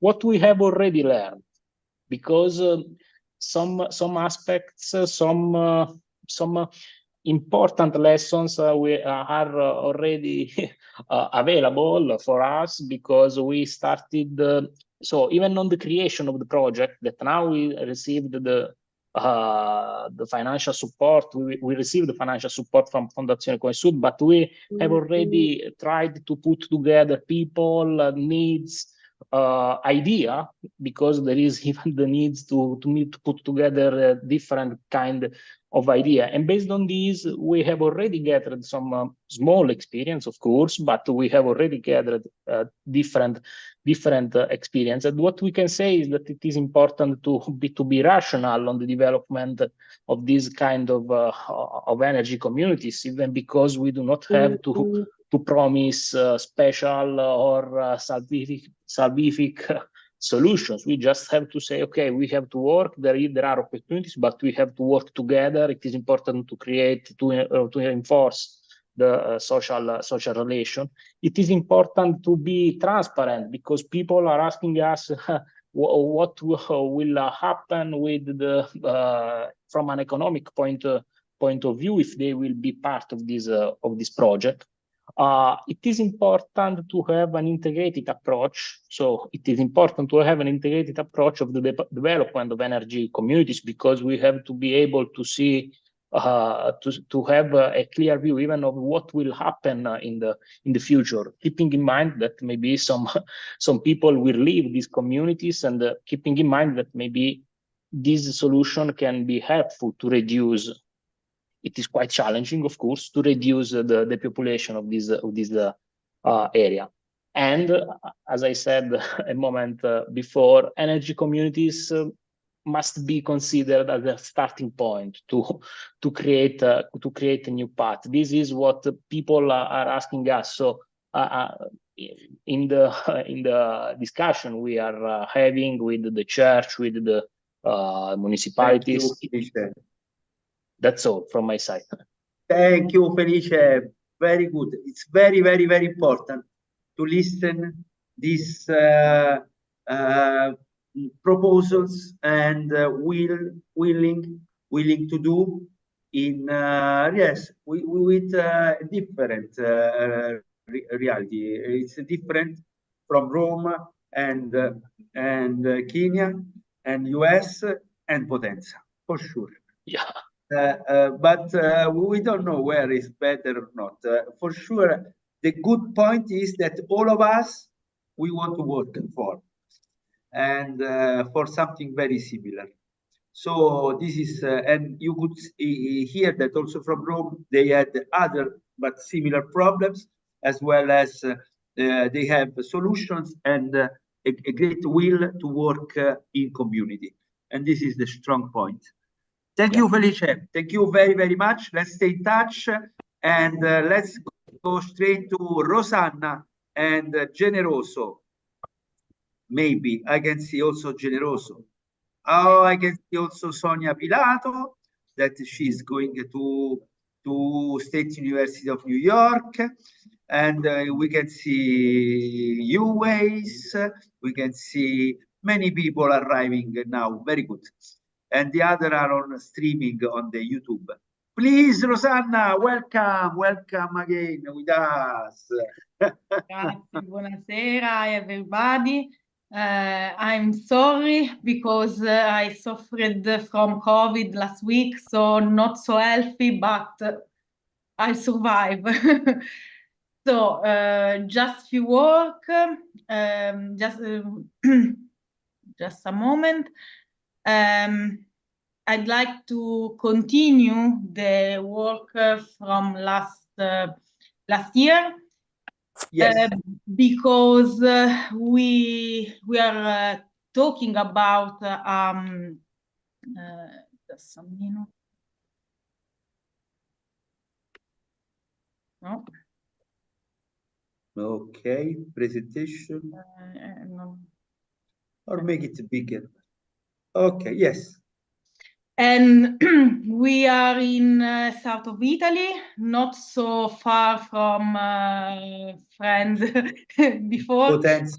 Yes.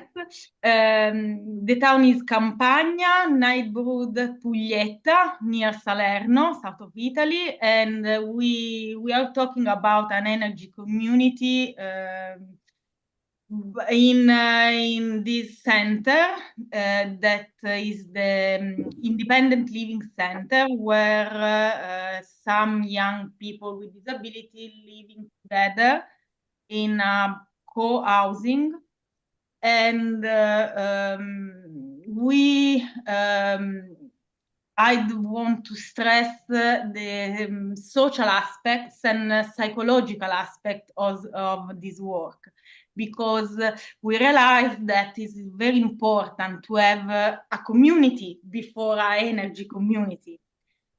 So in this year, we work with Buon Abitare, another association of good living, we can translate, and we aim to promote community of people, encourage virtuous behaviors, increase solidarity among people in the neighborhood, enhance exchange and sharing, and take care of relationships. And this is so important. Most of post emergency COVID we have last year, and and because in the last months in this center, other associations started their work. One association work with children and children with some social problem. Another association work with women with violent situation. And so we understood that it's important to work together to put this, to give some response to the community. So this is another opportunities of the work with the energy community. So I don't know if Generoso want to add something. Generoso, sei tra noi? Sì, Generoso. Eccomi. I will be happy to translate if you prefer. No problem. Eccomi. Here I am. Buonasera a tutti, buonasera a tutti. Good evening everybody. Ovviamente ho un po' di problemi con la pronuncia dell'inglese. I Però have some little problem with English. Però volevo essere presente e dare la nostra testimonianza dell'importanza che partendo dall'energia che vogliamo costruire con questa nel nostro progetto di My Life, cioè della nostra vita, le persone con disabilità possono veramente prendere energie e risorse da questa importante iniziativa.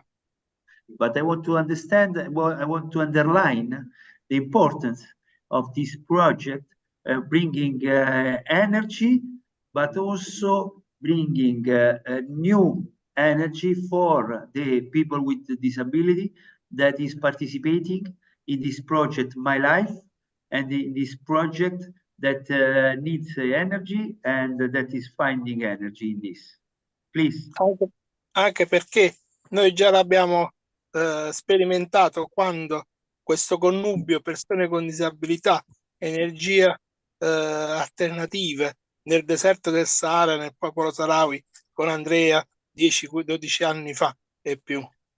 Also because we already experimented the link and the positive of energy, renewable energies, and people with a disability. When we had been together with Andrea and Sapienza and other students at that time, going to the Sahrawi people in the desert refugee camps, and yes, some of us were there. Yeah, also Rosanna. Please. L'ultima considerazione, il binomio proprio di autonomia energetica con autonomia personale va a braccetto con la disabilità, con le persone con disabilità. And also the same binomial model of autonomy in energy and autonomy in the life is strictly related and important for people with a disability. Yeah. Thank you very much. Thank you. Grazie, thank you Generoso. Veramente, grazie della vostra presenza, partecipazione. E questo è molto importante anche perché noi, cercando di fare poi i proceedings, no? di questo incontro, cercheremo sempre di tenere la storia e anche quando qualcuno cerca dove poter fare la tesi, cosa lavorare, magari se ci viene in mente insieme qualche possibilità di lavorare su progetti, restiamo uniti. Thank you very much. Very quick and very strong. Grazie Rosanna, grazie Generoso, sempre. A presto, vi abbraccio, state con noi quanto potete. E vedo che c'è con noi pronti a parlare. Dunque adesso questo sarebbe il momento di Uwais. Ci sei Uwais? Are you with us? Yes, yes, yeah, I'm here. Should I begin right now? Yes, please. You are the most welcome. Okay. Yeah, I think I'll need a few minutes to just prepare myself. Would you mind to move on to somebody else? Okay. Otherwise, before you, it should be Salvatore Famigliari. He was ready until few seconds ago, but in this moment he disappeared. We will find him somewhere, no problem. I could see that yes, I want to now to underline that all these presentations have two different aims.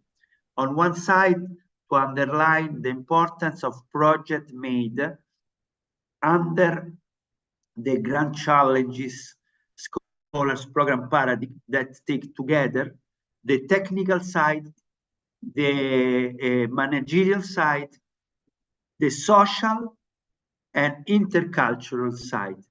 These things do make a real grand challenges scholars program project, and make the new researcher or student or young researcher ready to complete the grand challenges for engineering program.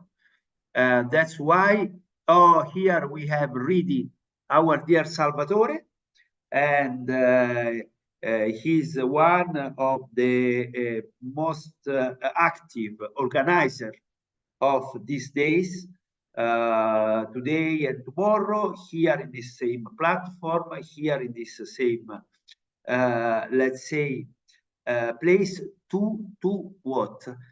To share energy and community projects, community and energy. In a number of different propositions. Please, Salvatore, you can, do you want to from here? Okay, please.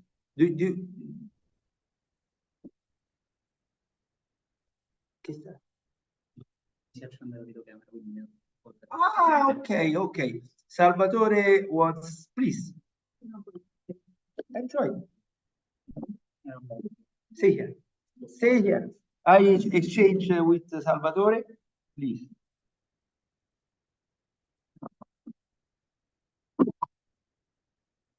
So, hi everyone. All right. So, this is my table of contents, and we're looking at the title, as you can see, is Hybrid Renewable Energy Community in Altodoco. So, a special village in which we went last year and this year, and we met all the community. We analyzed the community, and we speak with them to understand which were their necessities and their needs, especially through the designing of a REC model. They spoke to us about how to organize their model, so from an organizational view, then to a technical part, so the realization, so the real approach on the ground, the field part, to upload and then create the technical part, so the energy plants. So this is our table of contents. For the research question, we can match this kind of thing. So a pyramid structure, as you can see, because we have to ask ourselves what happens when we have a lack of data. So if we can't use realistic data or real data taken from the future REC members, we need to make some hypotheses, and then our assumptions will lead us to a modelization of a renewable energy community.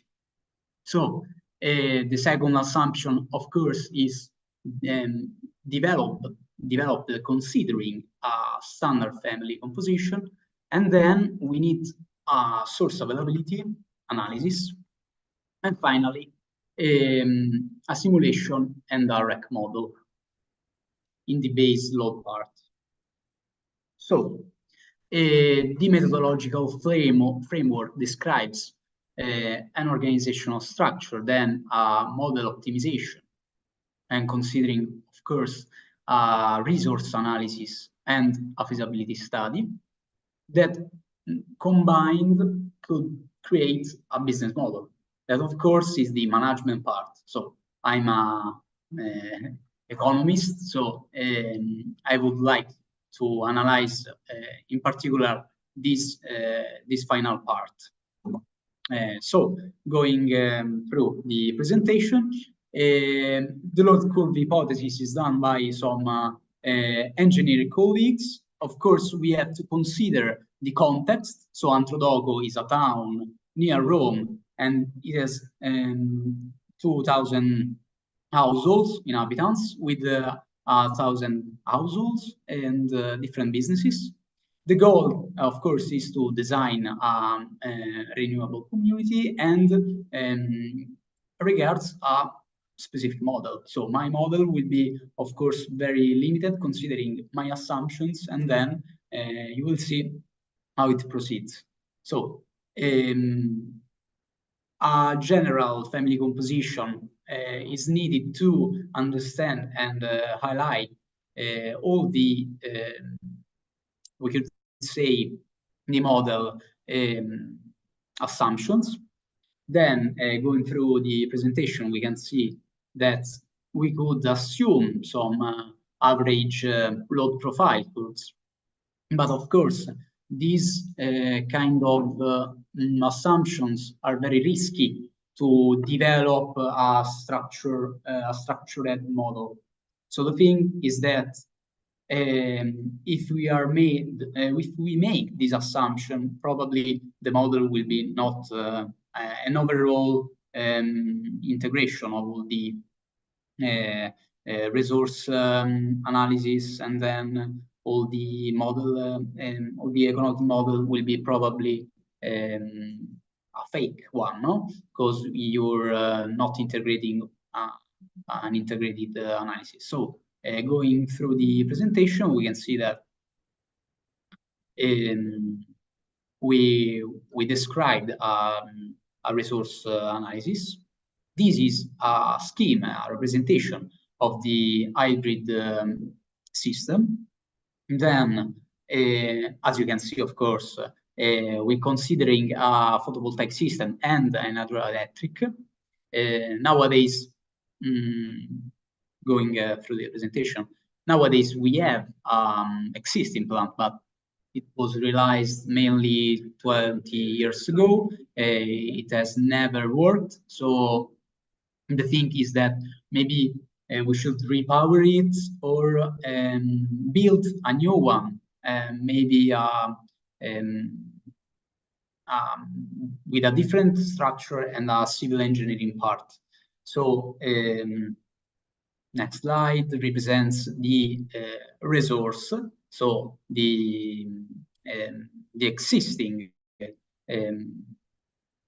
yes, power is 1,500 liter per hour per second. Then going through, we can see that in the very first feasibility study, as you can see in the picture, it was just a 50 meters head.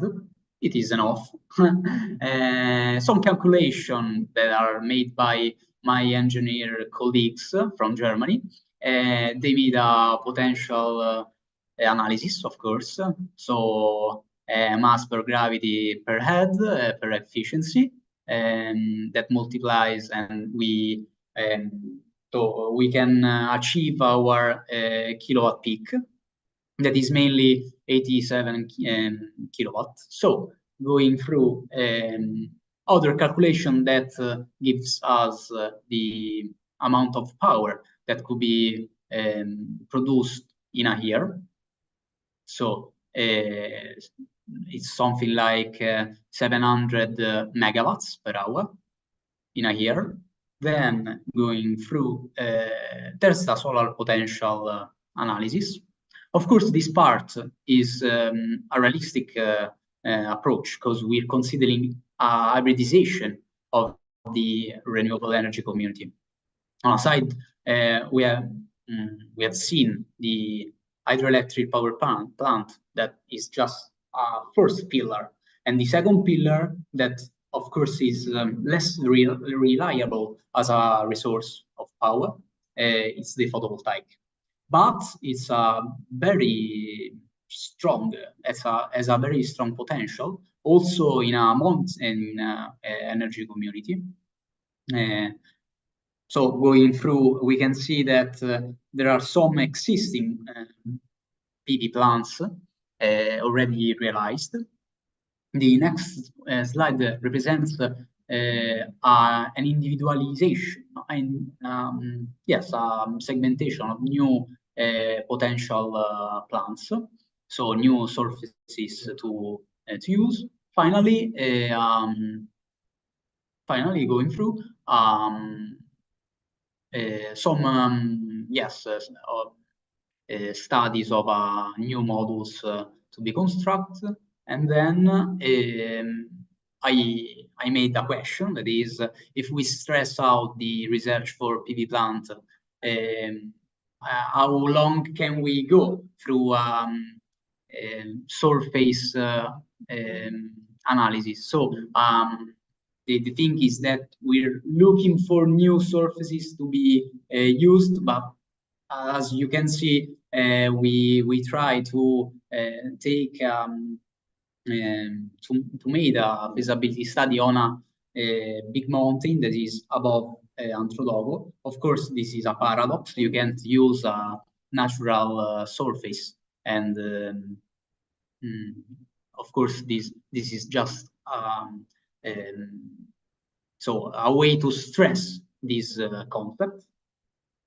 But the very economic part, of course, is the economic model. So this flow chart represents in a general description of the model. So when you consider the power plant's generation, you will be, of course, allowed to understand what's the percentage of power that you will self-consumption. And the assumptions made on the for this calculation will be a 40% of self-consumption, and of course we're not matching demand, and this could be a problem because of course you're not maximizing the energy consumption. You will sell energy for a percentage to the grid. The other part will be incentivized by thanks to the law framework. Of course, the final part will be REC total asset, so an amount of cash that could be useful for all the REC community.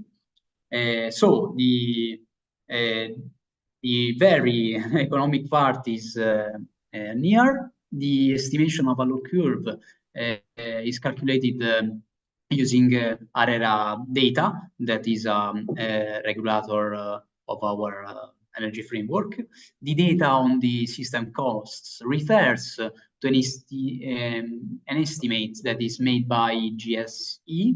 Then the design of this simplified model, of course, is based on the decree law that is also published very recently. Then in this simplified model, some hypotheses are made regarding the energy shared, and we're taking as data the cost of energy made and collected by GME. Offshore, the last part is that we measure the availability surface area. We have decided already how much PV plant will install, and finally we'll have as a result a diagram of the PV of the REC community. These are all the calculation. We are assuming a 0% self-consumption for the hydropower plant. It will be a total producer. So for the payback period, will be very easy to cover all the costs. The PV plant on the other side, of course, has a completely different cost structure, but as you can see, the amount of energy could satisfy a high percentage of the comprehensive population. Then going through, we made a SWOT analysis, because of course all these results has to be shown as a comprehensive model. So which are the main points that has a negative part, or some of these maybe could be upgraded and then also maximized for the REC. From the side of the strengths, we have a hybrid system that can optimize all the energy incentive. But of course, the self-consumption refers for the hydro plant. The main weakness is that we are assuming too much things. So it's not a realistic approach to model and structure a comprehensive framework. The main opportunities, of course, be the decrease of total cost, thanks to tax deduction and public investments, as for example, a resilience and facility package. Finally, some threats could be the implementation of the infrastructure, because we will probably go through so a high cost level and overall capex that would be a huge part of the total amount of investment. Of course, we'll not consider the maintenance cost. So this will probably be another amount of cash that we have to assume for a more deep model. Finally,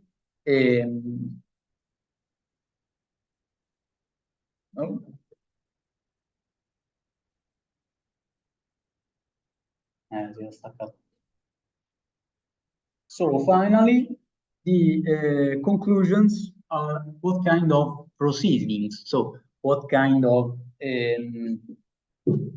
what will be our next steps? The thing is that we will set an organizational model, and we have to analyze. No, it's not that. No, okay. We have to set an organizational model that is the pillar of the REC. Then the hybrid system, of course, necessitates development and a comprehensive structure. The hybrid system could, of course, develop a building block that is a flexible system, and the analysis of the impact on the distribution grid is necessary. And finally, what will be the effect and the impact on the social side, and also how the law framework will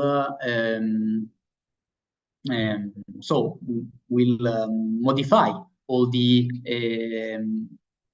cost analysis. It will probably completely destroy it. So many cash to the energy community. We're considering a mountain community, so probably they will gain some money from the resilience and recovery facility. That's the presentation. I thank you for the attention, and see the next member. All right.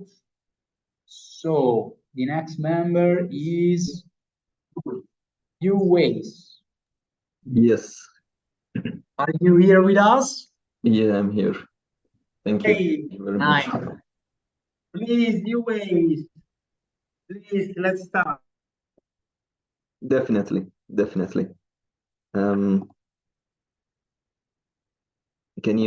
Are you able to see my presentation? Okay. First of all, thank you very much for having me here. Thank you to Professor Mikangeli for this opportunity. Okay, so what I'm going to be talking about is microbial fuel cells in the water, energy, and food nexus. We have a couple of, let's say, ideas, interesting ideas, sourcing from Professor Mikangeli that we are currently trying to look into. So to begin, so what is the WF nexus? The WF nexus is the water, energy, and food. It refers to it's a concept that highlights the interconnectedness of water, energy, and food systems. So when we look at it from the United Nations Sustainable Goals perspective, first of all, food. That is the first SDG that we are focusing on with this nexus. Secondly is clean water and sanitation, and third is energy. So in this way, we are able to tackle all three in one effort, let's say, which I feel is really interesting and really effective. So with food, first of all, we face lots of problems in the world currently. We need to continue to produce more food to feed a growing population. We have the impact of climate change on food production, as well as the impact of food production on climate change. We have a need for sustainable agriculture. And then there is the issue of food security, both with geopolitical problems, climate change again, I don't know, the water situation, all these interconnect, and we have a problem there. So sustainable growing of food would mean a better use of water, as well as a reduced usage of environmentally damaging fertilizers. So, such that we can grow food in a more holistic way. Now, from the sustainability perspective, being able to grow food within cities and consuming that food within cities would make a huge difference to cut down on emissions from transport. Let's say your food comes out from, I don't know, 50 kilometers away. Rather than that, if you can grow some lettuce, some basil in the city, it makes a huge difference. Now, the second issue, which we are going to be, let's say, focusing on, is water. So clean water and sanitation. Around 2 billion people, according to the United Nations, live in countries experiencing high water stress. There is around 25% of the world's total population. Some of the challenges facing the water is ever-increasing level of chemicals in water due to pollution, microplastics, forever chemicals, water contamination in high urban areas, outdated infrastructure, and added strain in obtaining and transporting water from sources to the sinks. So from the source of the water all the way into the cities. Now, if we add to that the problem of growing food, agriculture with water, it is not fair on certain high tension areas, water high tension areas, because it does not make sustainable sense for those places to grow food as well as provide water to their places. Then we have the concept of affordable and clean energy. So sustainable energy, this is the fight of our century. So fight of a generation. There's nothing more to say. We have had huge amounts of research into new areas of energy sources, solar, wind, biofuels, geothermal, and all have various levels of success in particular scenarios. We have not yet found, let's say, a source of energy that can completely substitute fossil fuels. Unfortunately, that's my opinion. I might be wrong. So now, so what is aquaponics? We mentioned aquaponics in my title. What is aquaponics? Aquaponics is the sustainable agricultural practice that combines aquaculture, which is fish farming, with hydroponics, which is cultivating plants in water. So as you can see in the photo, we have some of these leafy vegetables growing in water because we do not need soil. And some of the fertilizer, some of the, let's say, nutrients comes directly from the fish waste. So it's basically, we are trying to have a very closed system where the waste of one system is used directly as a nutrient for the other system. It's like a symbiotic system. It's an artificial symbiotic system between two worlds, the vegetable one of the plants and that of the fish. And they are joined together by an essential element to both, water. So now, what are MFCs? What are microbial fuel cells? Microbial fuel cells are fuel cells that use microbes in the soil to produce electricity while those microbes break down organic matter. So the first observation was actually in 1911, but the development of such processes has not really taken off. Firstly, because there was no real need for it. Secondly, because the electrical energy produced is minute.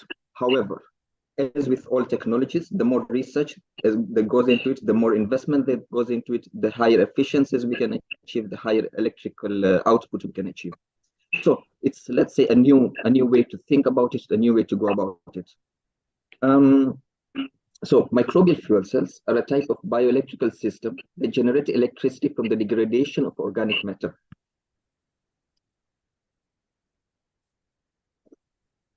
Now, coming into mixing aquaponics with microbial fuel cells.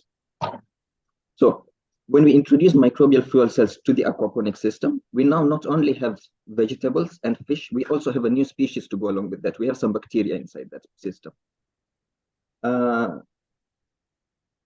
In our specific case, the bacteria we select for growth also happens to generate an electric current. We therefore have the simultaneous breakdown of waste, reducing our need for waste management, as well as providing some electrical energy. So what the system does is it basically tries to close pathways to close systems. So we have a very closed system where we have very few inputs and the outputs refeed into the same system to basically minimize what goes in, and we continue getting what we would normally obtain from these different systems if they were not coupled together. The use of MFCs can potentially improve the energy efficiencies of aquaponic systems. They can contribute to energy production by converting organic waste into electrical energy. MFCs will aid in waste management. So there is waste from the fish. That waste from the fish is normally supposed to be filtered out before it gets to the plants. Now, when we add the MFCs to the system, what we are doing is we are helping the waste management. We do not need as much as filtration as we would need without MFCs. So not only are we producing electricity, but we are breaking down the waste without the use of artificial filtration systems needing the need of those. Now, finally, MFCs, although they produce very minute electrical energy right now, they can be used as biosensors to monitor the water quality parameters. Currently, there's no way to measure the water quality except by taking samples. So with the use of MFCs there, depending on how well the MFCs are generating electricity, we can predict, we can know, okay, is there a system disturbance today? Is there something that is not right? Why are the fish not excreting as much as they normally would on a normal day? So we have all these questions, and we can notice a system disturbance and act on it in a very short while, compared to if we did not have MFCs in the system. So in this diagram, I have kind of tried to summarize what goes on into this system. We have agriculture, aquaculture, and microbes in the same system. The inputs are going to be fish food, artificial food, which we would normally be giving the fish if we were rearing fish in a fish pond. The system naturally obtains oxygen, sunlight, and carbon dioxide. And on the opposite side, we get food, we get some energy, we get waste management, we get all this stuff, and we get more food because, well, we get food from the vegetables, we also get food from the fish. Now, so currently our work is going on this project. Currently, what we are trying to do is have chemical and biological analysis of the water containing the fish waste what we do not want, we would not like is, okay, let's add the MFCs into the system. But what will end up happening is we are ending up damaging the plants, because in the case that the microbial fuel cells take some nutrients that would have otherwise gone to the plants, we don't want that. So what we are doing currently is doing chemical and biological analysis before and after the use of the microbial fuel cells. And then we are looking at the practicality. We are looking at business and financial feasibility case studies for the proof of concept. We have 2 sites currently, one in Quattrocciolo, Rome, and another one in Nairobi. And we are trying to see, from a research perspective, how they can be realized, not only as an aquaponics system, but an aquaponics system together with microbial fuel cells. Coming on that point, microbial fuel cells is not something that is expensive. It's not an expensive technology. It's really rudimentary in a way, also because it's at the very beginning stages of this technology. However, yes, we do require some materials, and we are looking into that. So from an engineering perspective, we are looking at the optimization in energy and electrical energy production, timescales, and reliability. And yeah, so this is the way of the work ahead that is left for us. And I think I'm almost finished, although I'm sorry I've taken a bit more time. So Professor Micangeli, yes, it's over to you.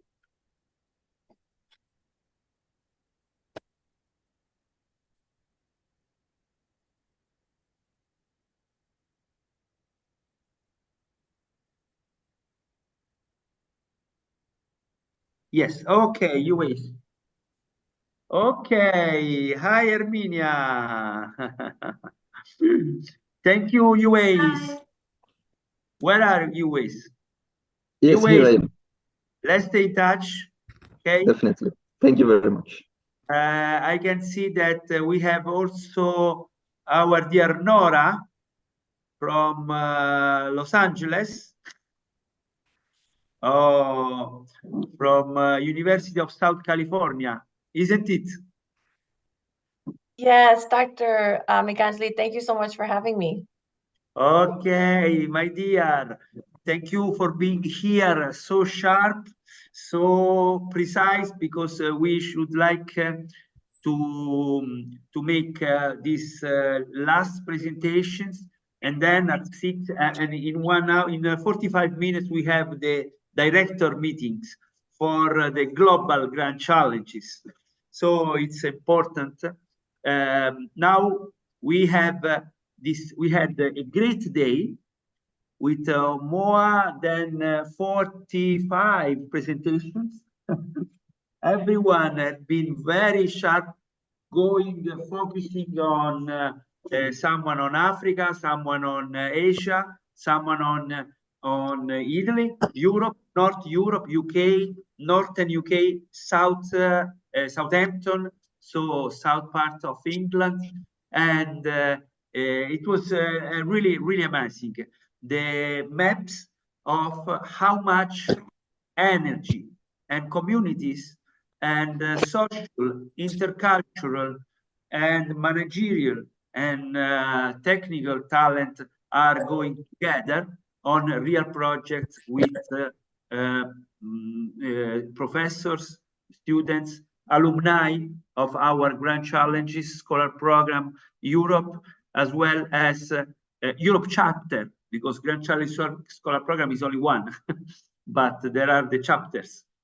And now, yes, now is the space for Professor Sandoval.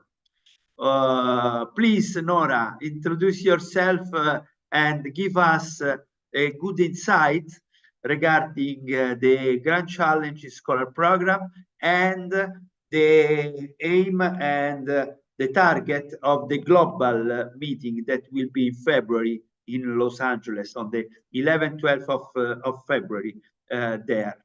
Please, yes. The floor is for you. Oh, thank you so much. And thank you all for being here. This is quite a monumental event today, so it's wonderful to be a part of it. Greetings, like Dr. Micangeli said, I'm Nora Sandoval. I'm with you all from Los Angeles, California in the United States. I work at the University of Southern California, Viterbi School of Engineering. And so it's definitely wonderful to be here. I'm going to go ahead and share my screen really quick.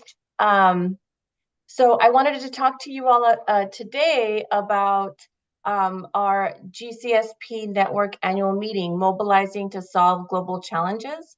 The annual meeting, as Dr. McAndley just mentioned, will be taking place February 11th through the 13th at the University of Southern California. We're very honored and pleased to host you all if you're able to come.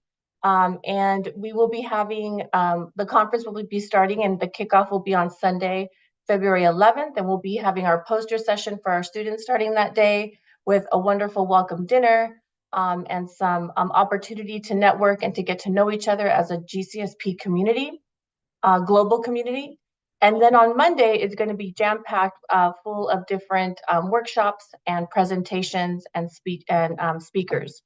We do have 2 tracks. We are really excited to have 2 tracks where we have a track specifically for our students to understand how to not only to take their global challenge and mobilize for being able to solve and address it globally.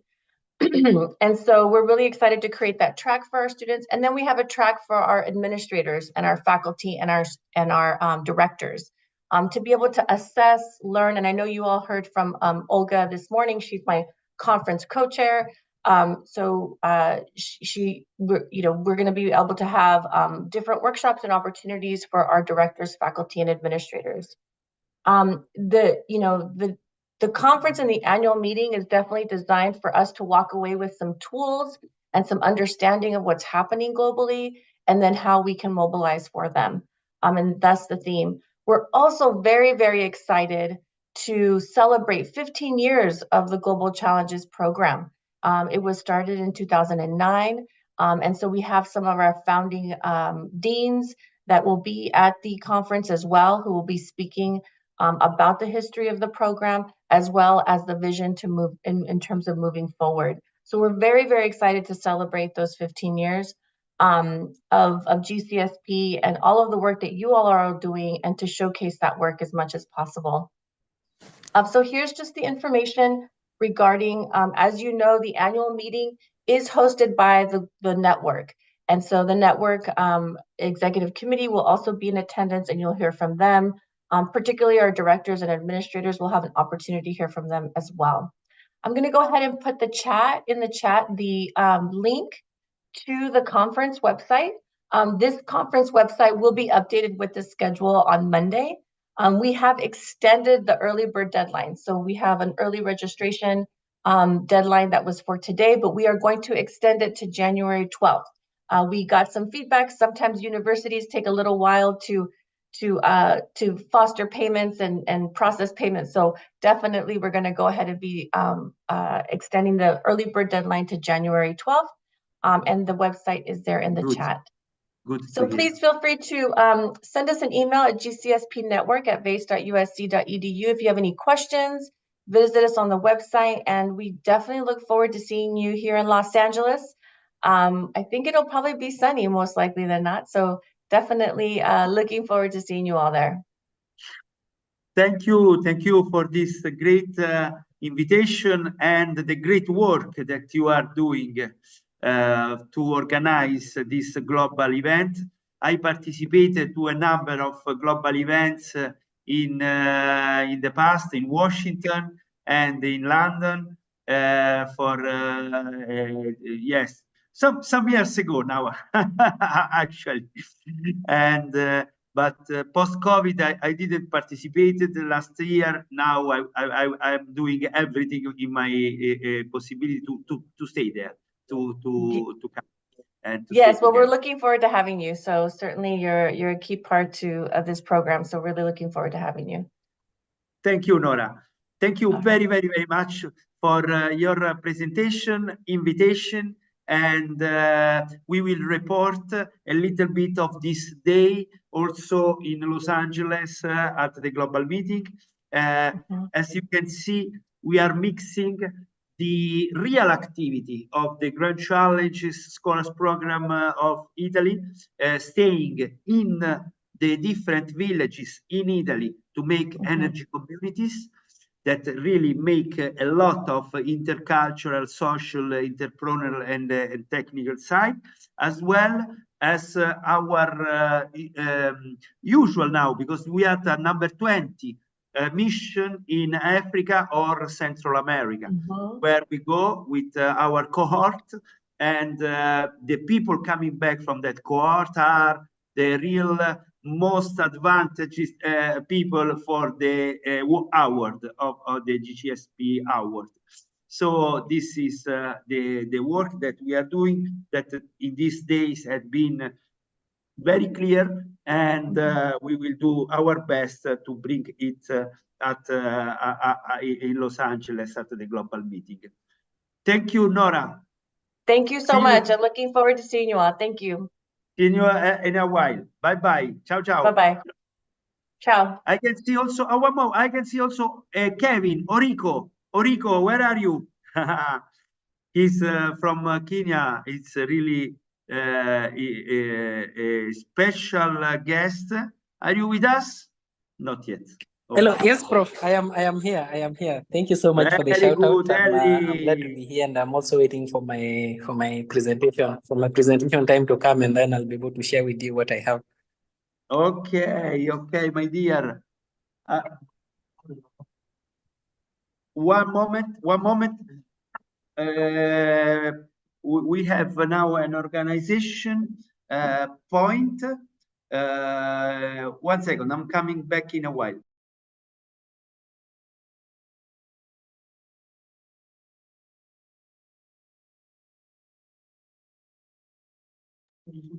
Please start your 5, maximum 10 minutes. Are you ready to introduce Ray now? Kevin? Hello. Yes, Prof. Hello. Hello. Are you ready to introduce your good Ray now startup? Hi. You'll give me some few minutes. I need to set up on my laptop, and then we can go. Okay. No problem. Take your time. We have at the same time Erminia. Erminia. Hello, hi. Thank you so much for having me. You have your 5 minutes to present your project. Yeah, because I share my desktop. Not in Italian, but in Roman language. Now in English, please. No, I can't do Roman. Yeah, can you see my presentation? Yes. Okay, just a while. Okay. Yes. Can you see it? Okay. Hello, everyone. I'm Erminia, and I made a research about energy poverty in the city of Rome. And in particular, with my colleagues of Sapienza University, we made a focus on the Rome municipality, where some considerable data emerged. So let's start the presentation.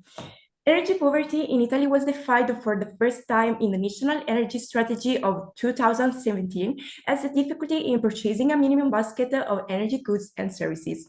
In Italy, the National Energy Strategy, also together with the International Plan for Energy and Climate for ecological transition, adopted the low-income HICOS as an indicator to measure the energy poverty. Calculating in the median value, we observed that the 50% of the families resident in Italy have an income not exceeding 26 euros. So it means 2 euros per month. From the latest data published by Eurostat, it emerged that the European energy poverty average is at 80%. And the best situation, if we can call that, is in Austria and in Finland with the 1.5% of energy poverty. Then we have a decreasing value until Italy that has 11% of level of energy poverty. So according to Ipsos research, more and more Italians are becoming aware of the problem of energy poverty. And we can see that the increasing cost of energy materials is the main factors. So most Italians expect that institutions or energy suppliers have to cover the bills, but in my opinion, there is an additional new form of association that can give a huge contribution in helping people that are in energy poverty. So we talk about renewable and supportive energy communities. So they are an effective way to promote the adoption of sustainable behaviors with economic, environmental, and social benefit. Regarding the economic benefit, we can talk about self-consumption and self-production that give a sort of energy income for people. And regarding environmental benefit, we have to spread of the renewables implies a reduction in emissions and a direct benefit for the environmental ecosystem, and also energy dissipation of the system is reduced. Social benefit regarding the promotion of virtues and inclusive behaviors that are capable of contrasting energy poverty. So the solidarity is very important in this model. Now let's have a look on the fourth municipality that is the focus of our presentation. As you know, the fourth municipality is the eastern quadrant of Rome in a territory of 50 kilometers, which extends along the Tiburtina State Road from the Portonaccio Bridge and includes some extreme suburbs with a medium-low income. So analyzing the Human Development Index calculated of the base of income, education, and health, according to Mappa Roma site, the fourth municipality is among the lowest. And if we have a look on the image, we can see that Casalbertone, suburb of Rome, is emerged from his low income and so low consume of energy, and also if we consider the winter consume and the summer consume, in winter case, we have that in the fourth municipality, there is the minimum is recording in some neighborhoods such as Tiburtino, Torcevara, and Casalbertone, with a consumption of 9.7% among the medium of 20%, while in summer we have the highlights of Torcevara, Tiburtino Sud, Sette Camini, and Sant'Alessandro. Well, the reason is due to the heat island. The heat island are regarding the area with more buildings and less green area. So there is so much need to refrigeration. I want to mention a virtuous example of this renewable energy, and it's Cerri dei Pazzi here in Rome, in the fourth municipality, that has a territorial educational pact. In particular, you may ask, what are the goals of this pact? They want, first of all, to reduce school dropout and child disadvantage, and also incentive a creation of space for discussion and aggregation. And in this case, we have also a development of the territory, and also for implants, photovoltaic implants, and some culture events. And they also support this form of dialogue between young people, families of the municipality with the politicians, so higher level of institutions. As we can see, the benefits are of renewables energy are so notable, but there are also troubles. So I hope that energy communities may have more and more opportunities from the institutions and gain more and more trust from citizens. Thank you so much.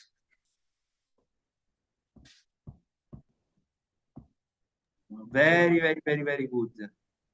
Thank you, Erminia. You could see how much energy inside. Perfect. Really interesting, really well presented.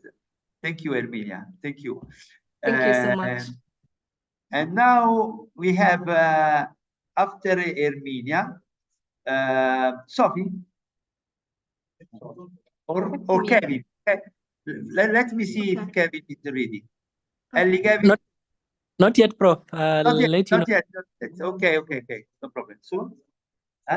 Sophie for all. Here I Sophie, am. qui c'è una giuria that decided that you are next.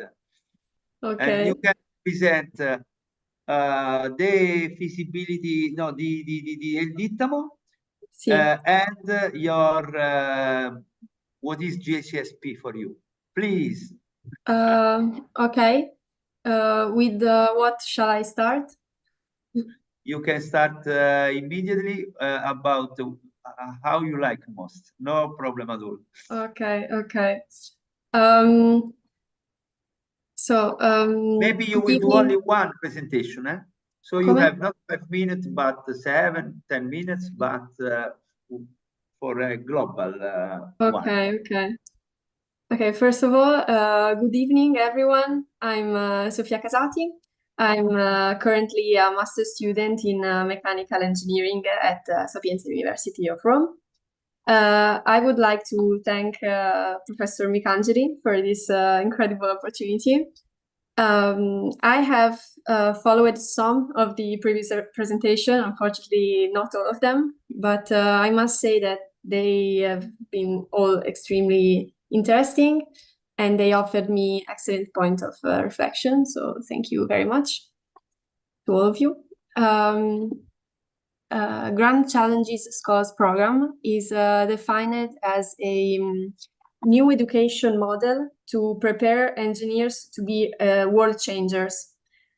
Honestly, I don't know if I'm ready to define myself a world changer yet, but I'm very proud of my growth as a professional as well as a human being so far. Grand Challenges has designed a model of 5 essential competencies for the next generation of students facing the grand challenges in the society of this century. Frankly, I believe that these 5 skills can also be viewed as like 5 steps to follow or to verify for a successful project, because we are talking about research, creativity. So develop a project that enhance technical skills, multidisciplinary, being able to think outside schemes and find solution integrating all your knowledge 360 degrees, even if it's coming from different inputs.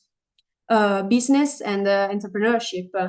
Clearly, any project without a business model to support it is worthless, is nonsense.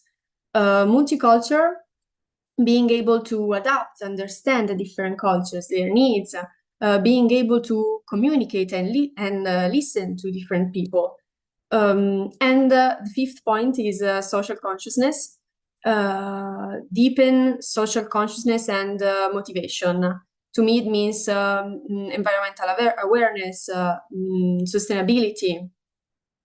I think that with the FSA Association, we successfully cover all the 5 points in our projects all around the world, especially in Africa and Central America, where we have been this summer.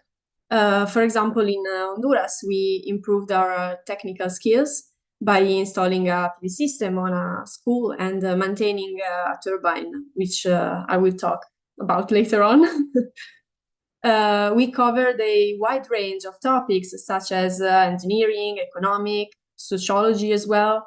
We had to face these communities' needs, their requests. We had to effectively listen to them and to empathize with them.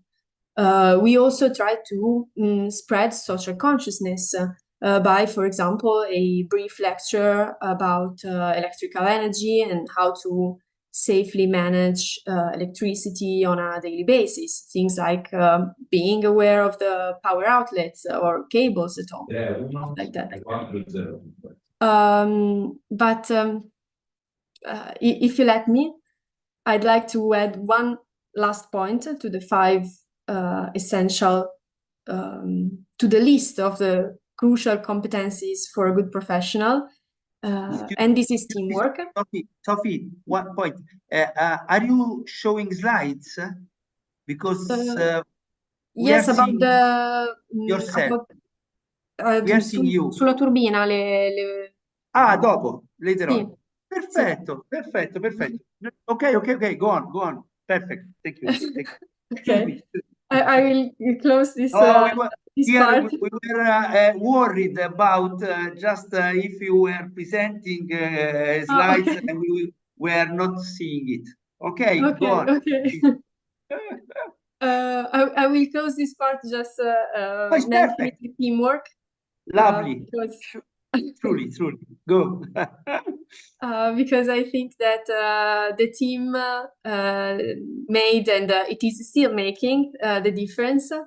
In the FSA group, the emphasis on inclusivity ensures that every voice is heard and each idea is given the consideration it deserves.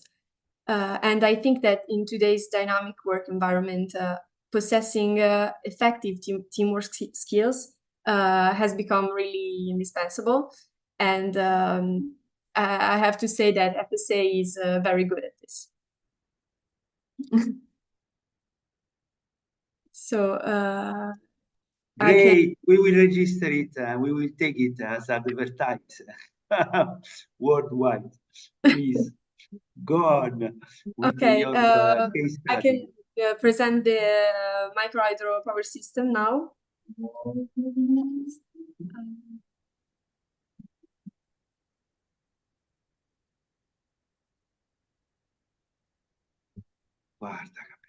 Can you see it? Yes.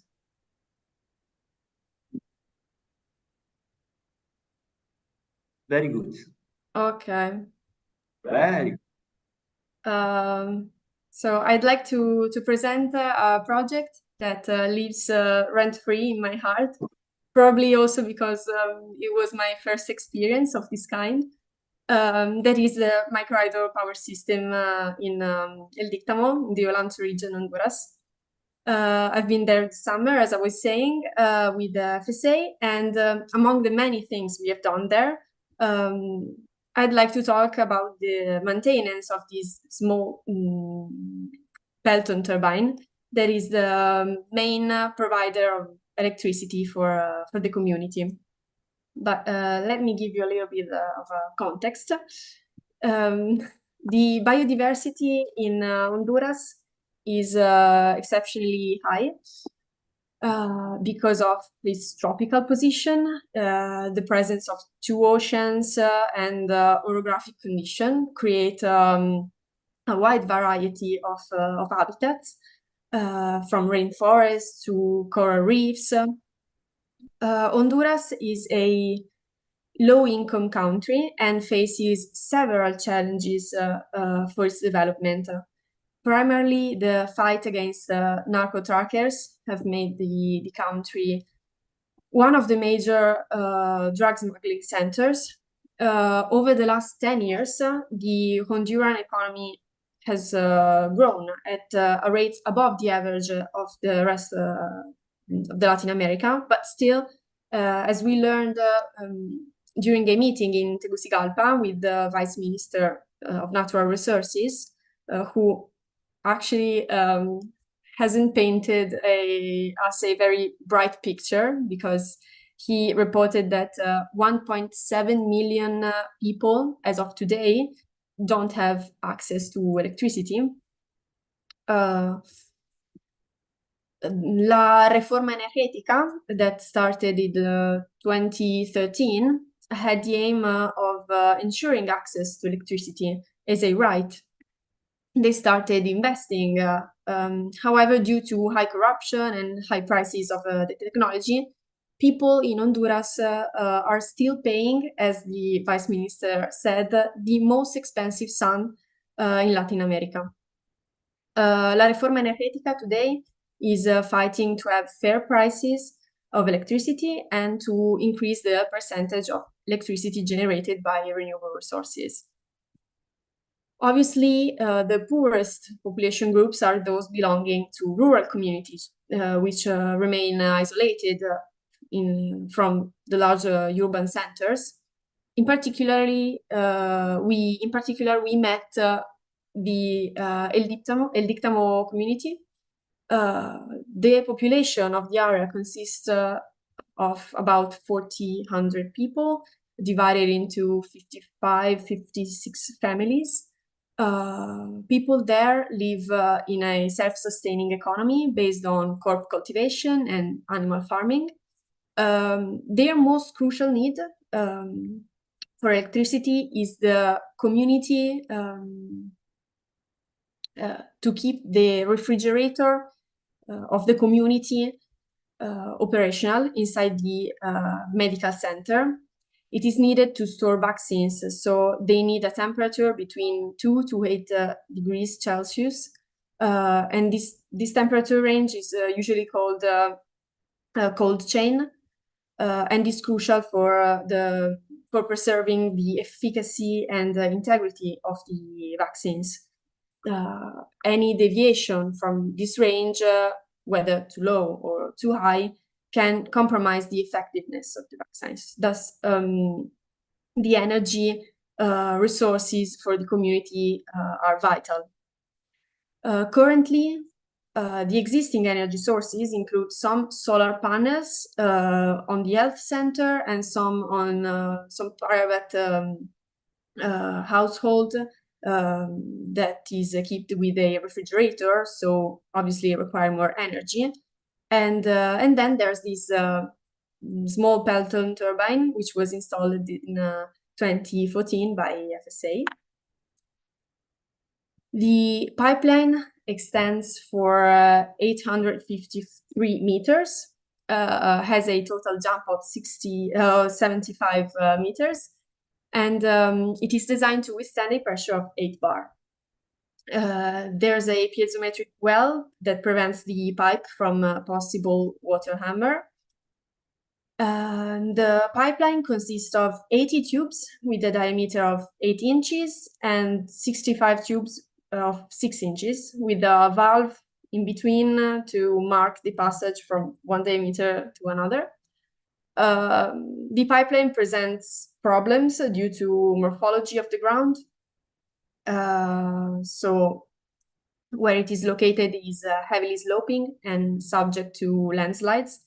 In particular, despite the work of the locals to repair the damage, the pipeline the damages to the pipeline, there were uphill section that caused a significant increase in load losses. For what concerns the intake, it is made up of a bridle that forms a natural tank, which acts as a natural sedimentator, preventing sand or leaves from reaching the suction pipe. The capture tube is sized to have load losses and flow rate minimized, but the value of the minimum vital outflow is based on experience. No proper study has ever been carried out, so there may be risk of inactivity in dry season, for example. The turbine is a horizontal axis Pelton turbine. Here we can see some technical data of the turbine, like the efficiency is 72%. It has a nominal power of 15 kilowatts. But I'd like to focus on the issues. Due to a construction problem, the turbine worked asymmetrically. There was a movement along the axis of the impeller caused by a bad bearing. This caused vibration and asymmetrical wear of the spoon. So our feedback, the criticisms we have found during field study abroad concern mainly operation and maintenance. The mechanical problems of the turbine were in fact partially due to a not proper maintenance of the plant and lack of maintenance training. In particular, we replaced one of the 3 drive belts with a spare one found on the site. but it was the last one, so some spare parts are needed. We inspected the turbine crankcase, and the conditions were not good. There were numerous cracks and breaks due to vibration of the machine during operation. This leads to vibration amplification, with the possibility of further failure of crankcase and the structure, as well as the machine itself. We also inspected the entire pipeline, of which the overall condition were good. There was one leak near the fort just before the powerhouse. I have the image here. Here we see the leakage and the repair. Clearly, the impact of having electrical energy in this community are evident. Since they have access to electricity, they can have public and private lighting, refrigeration, access to information, entertainment as well. The availability of electricity has accelerated the growth of El Dictamo community, attracting immigrants searching for better opportunities, and thus increasing energy demand, obviously. So in conclusion, we saw how, as of today, there's inconsistency in meeting the demand, especially in light of the fact that the population is growing. There is also a huge lack of maintenance.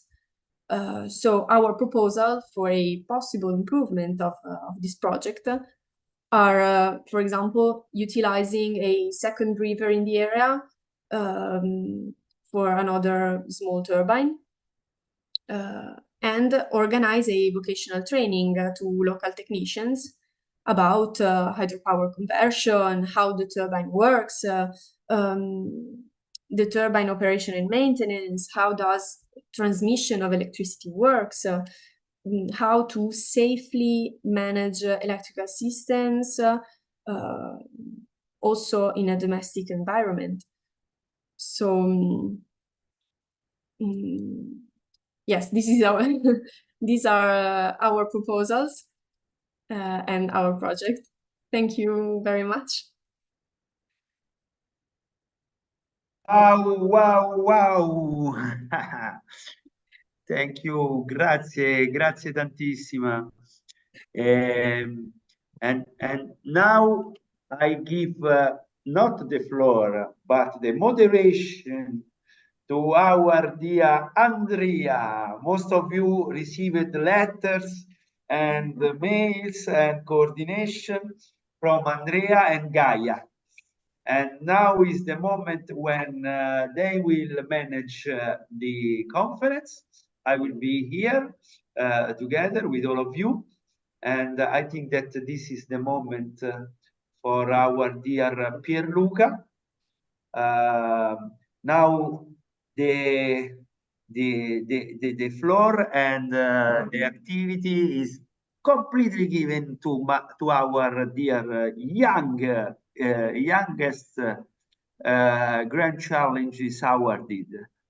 Please, Andrea, you have to introduce Pierluca.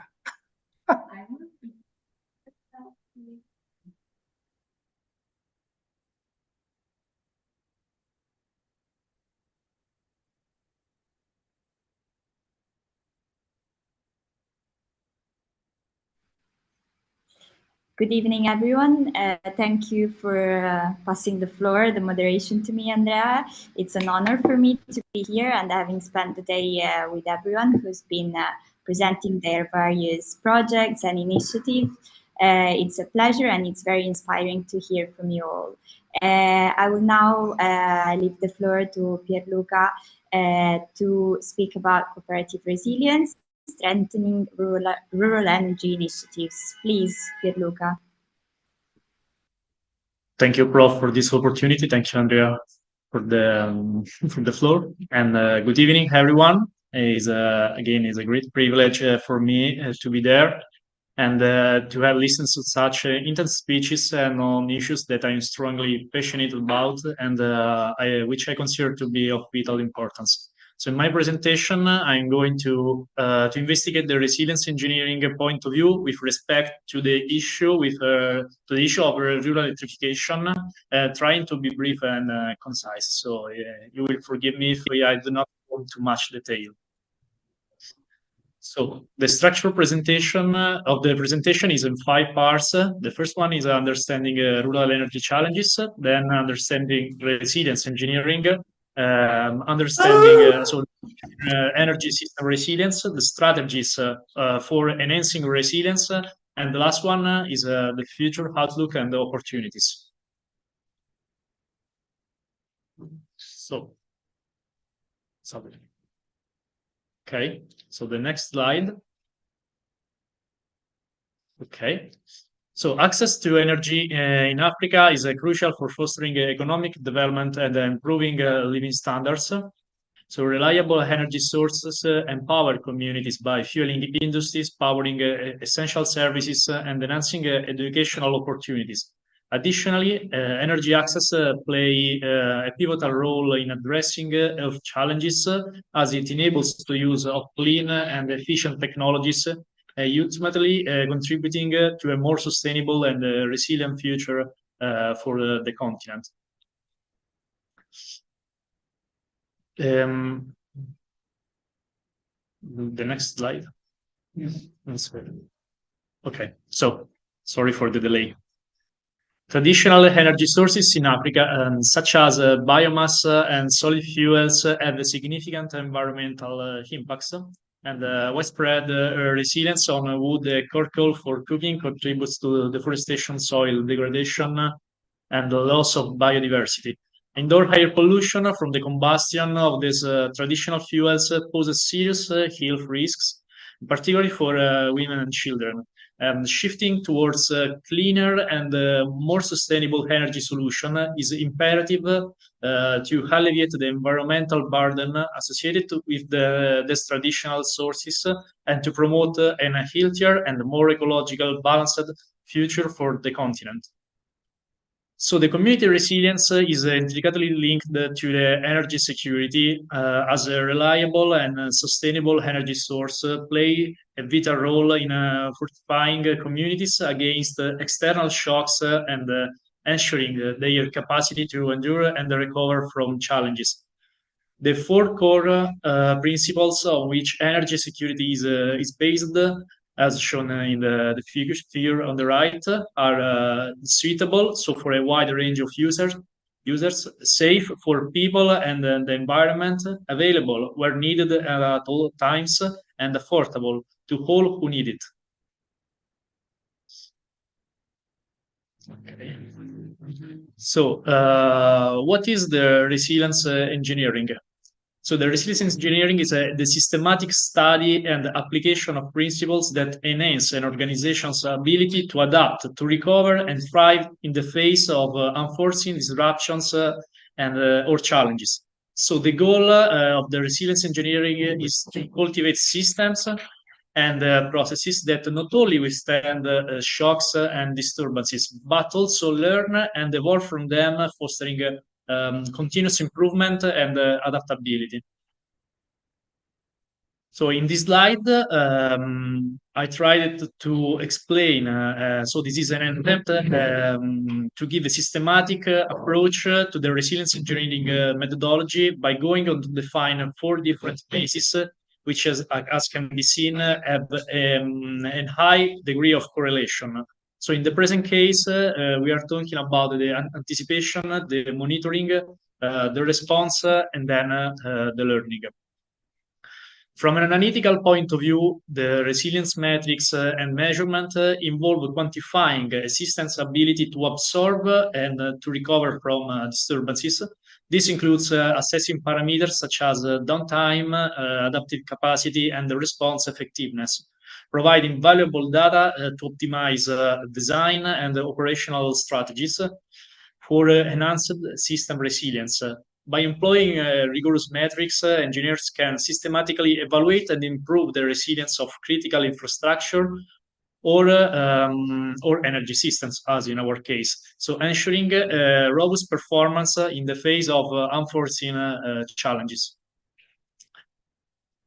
Then the correlation between resilience and sustainability is based on UN goals, lies in their mutual pursuit of long-term viability and adaptability, where resilient systems contribute to the durability and continue essential for achieving sustainable outcomes.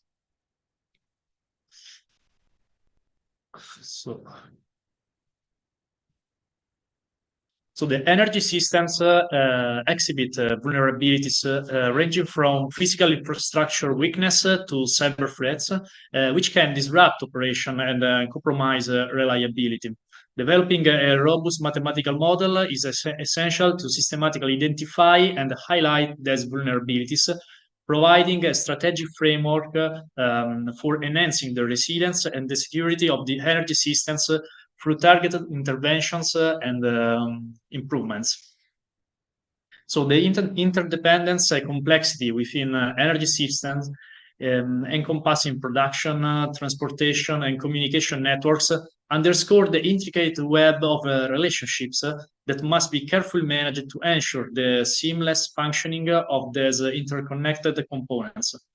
It's easy to see how digitalization leads to an exemplification, but also to a process of increasing system complexity, which is why a resilient approach is essential for designing and maintaining the system in a nominal condition.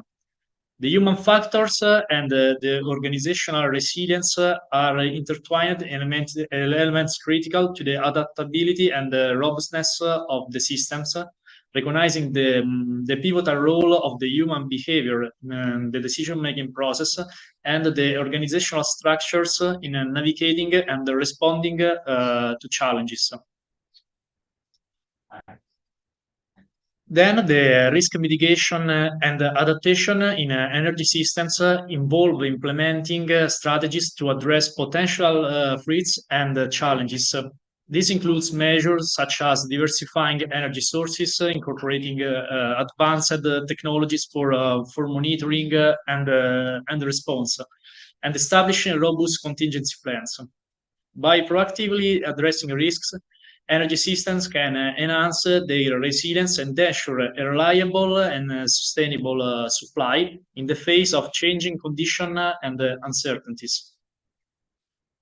The innovations for energy transition resilience involve pioneering solutions that bolster the adaptability and the sustainability of energy systems during the shift towards cleaner and more sustainable sources. These advancements encompass technological breakthroughs, policy innovation, and community-driven initiatives, all aimed at fortifying the resilience of energy transitions and ensuring a smooth and successful shift to a more sustainable energy landscape.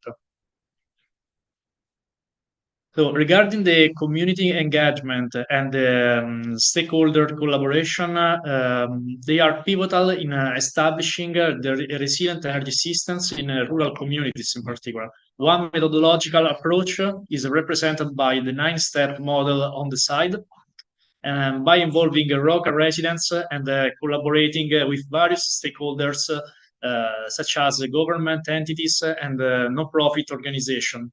It becomes possible to tailor energy solutions that not only meet the specific needs of the community, but also foster a sense of ownership and sustainability, contributing to the long-term resilience. The emerging trends in resilience engineering are shaping the future of system design and operation, incorporating dynamic approaches that to anticipate and respond to the complex challenges. And this includes the integration of advanced technologies and real-time data analytics and heightened emphasis on human-centric factors, reflecting a paradigm shift towards proactive strategies for building and maintaining resilient systems in various domains. Effective policy regulation and institutional fundamental pillars in bolstering the resilience of the energy systems. Well-designed frameworks can encourage investment in sustainable technologies, ensure robust infrastructure standards, and promote adaptive measures to address dynamic challenges, and contributing to the long-term stability and reliability of the energy networks. A collaborative and forward-looking approach in these domains is crucial for navigating the complexities of the evolving energy landscape. Then, leveraging resilience is paramount in achieving a sustainable energy transition, a process that unfolds through distinct phases. The first one is the pre-development stage. So foresight and planning are essential, identifying potential challenges and establishing a solid foundation for the transition. As the transition takes off, a resilient framework ensures the adaptability to evolving circumstances, facilitating the integration of new technologies and mitigating unforeseen risks. The acceleration phase sees the scaling up of sustainable energy initiatives, where resilience aids in managing the complexities of large-scale implementation, from the infrastructure development to policy adjustments. Finally, during the stabilization phase, the resilience becomes instrumental in maintaining the achieved sustainability, addressing any residual challenges, and creating a durable and self-sustaining energy ecosystem. Throughout this phase, a focus on the resilience serves as a guiding principle, enhancing the agility and the robustness of the transition process towards a sustainable energy future. So the second last slide is regarding the references, and with the last one, I want to thank you all, and I want to conclude and lighten up two pictures about the activities carried out in the past 2 years through the Grand Challenges Scholar Program and Technical Solidarity Holus. At the left is the maintenance of the 16 kilowatts hydroelectric turbine, as shown in the previous presentation from Sofia, in the rural community of El Diptamo, in the green heart of Honduras.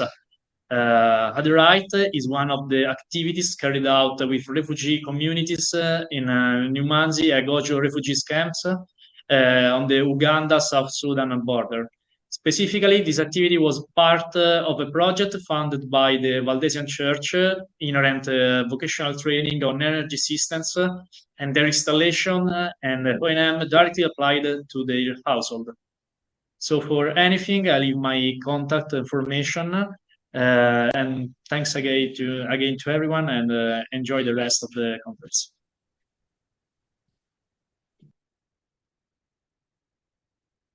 Very good. Thank you very much, Pierluca. And I think the most important sentence, the most important sentence that you said, mentioned during your presentation, despite for congratulating you on having a very comprehensive approach, you included all the stakeholders. So thank you very much for this in-depth overview. And of course, what is very nice to remember about resilience engineering is that people are at the center of all these projects that we think of and we try to put in place. So thank you very much, Pierluca. I will now move on to Ellie, who's said to me that he's ready, correct? Ellie, can you hear us? Are you ready for your presentation? Yes, yes, I can hear you.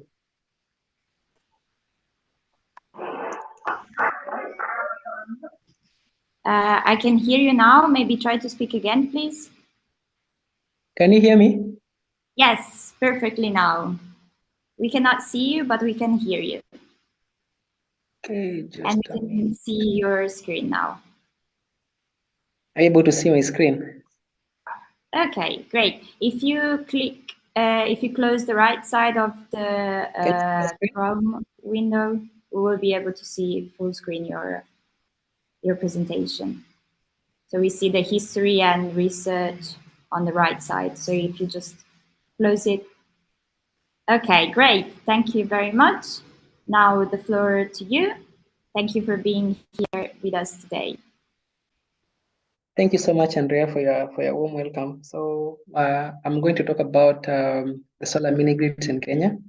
It's also important to note that Paul and I work at the same place or for the same company, that is Rena Energy, and he's committed somewhere else, so he'll not be able to join us. And then to perfectly fit the agenda for the day, we decided to, in the case study, we decided to put a project or consider a project that involves both energy and electric mobility. And I think I can proceed from there. So about Rena Energy, we are a Pan-African energy service company. We are located in Nairobi, and at the moment we're expanding our operations in Uganda and Malawi as well. What is it that we do? As an energy service company, we offer engineering as a service, and that includes engineering design and development of SLDs, and generally ensuring that designs conform to the grid code of the country where we normally implement our projects. We also do construction as a service, and construction here means technical or bringing projects to life basically, and the technical project management side of things. We do asset management as a service, and one thing again that we can see from the previous presentations, like the one that was done by Luca touched a bit on it, as well as Sophia. Assets lose value over time if they're not well taken care of. So asset management as a service, what we basically do is operations and maintenance, and ensuring that assets, and in this case, solar, energy storage, and all that, they're able to serve the client, or they're able to serve the investor for the whole project lifetime. We do electric mobility as a service. We do design electric charging stations, and again, the professor knows about this. We do conversion of bicycles to electric two-wheelers. We also do testing and commissioning of PV plants, and as well as energy audits. For the project under consideration, or the project that we are presenting over about this, is the GECSS. It's a solar bike charging station. That's a 14.17 kilowatt peak. The project incorporates a diesel generator to ensure that the plant or the project itself is able to support the community that depends on it for in cases where there's adverse weather conditions. The project has a battery energy storage system that is sized at 10 kilowatt hours of storage.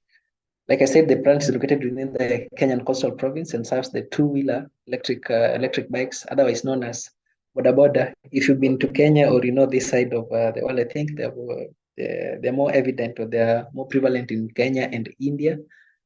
The electric motorbikes, that is what people normally use on this side of the world to commute and transport goods to the markets, and generally for movement. Again, I think it is important we look at the architecture of a mini grid. We have the power generation from the PV plants. We normally have charge controllers. I think due to advancements in technology, you'll find in some of the architectures, the charge controller is infused inside the inverter, so we don't have it independently appearing on most of the systems that we're currently implementing. Then, of course, we'll have the energy storage. From the storage, we have the genset, and all these are incorporated at the inverter charger level. Then after that, of course, you have to do the distribution. Distribution means, if, for example, you're having a site at place A, and then you need to transport this or transport this electricity in a way to the end users. There's some cases where you have a distribution line and you need to do step up or step down depending on the voltage at which you are generating. Then it gets to the end user. So I think this is the basic architecture of a mini grid. Again, it's very important to note that we are able to interact or monitor the some of these plants. And as you can see from this GECSL site, you are able to look at the energy flow graph. I think I took this screenshot like at around 5:41 p.m. Kenyan time or East African time. And at that point, you are able to see the system capacity is 14.17, and being that it was almost nearing the evening, you can see the production at that specific time was 468 watts. The battery state of charge was at 57%, and of course our consumption. Generally, this side the consumption is the charging of electric, charging of the batteries for the electric bikes. What normally happens is it sort of serves like as a swap station. So at that point, the load that we had was around 4.08 kilowatt. Apart from that, you are also able to see the weather parameters. Like it's been raining a lot on this side of the globe right now. And then apart from that, you're also able to see like the history of the system, or how it has been interacting with the loads, or how the components have been interacting. For example, you're able to check production, also able to see consumption. The grid in this case is the genset that is almost at zero, because for a long time it has not been, for most of the time it does not come on, because at the moment we still have like enough sunshine.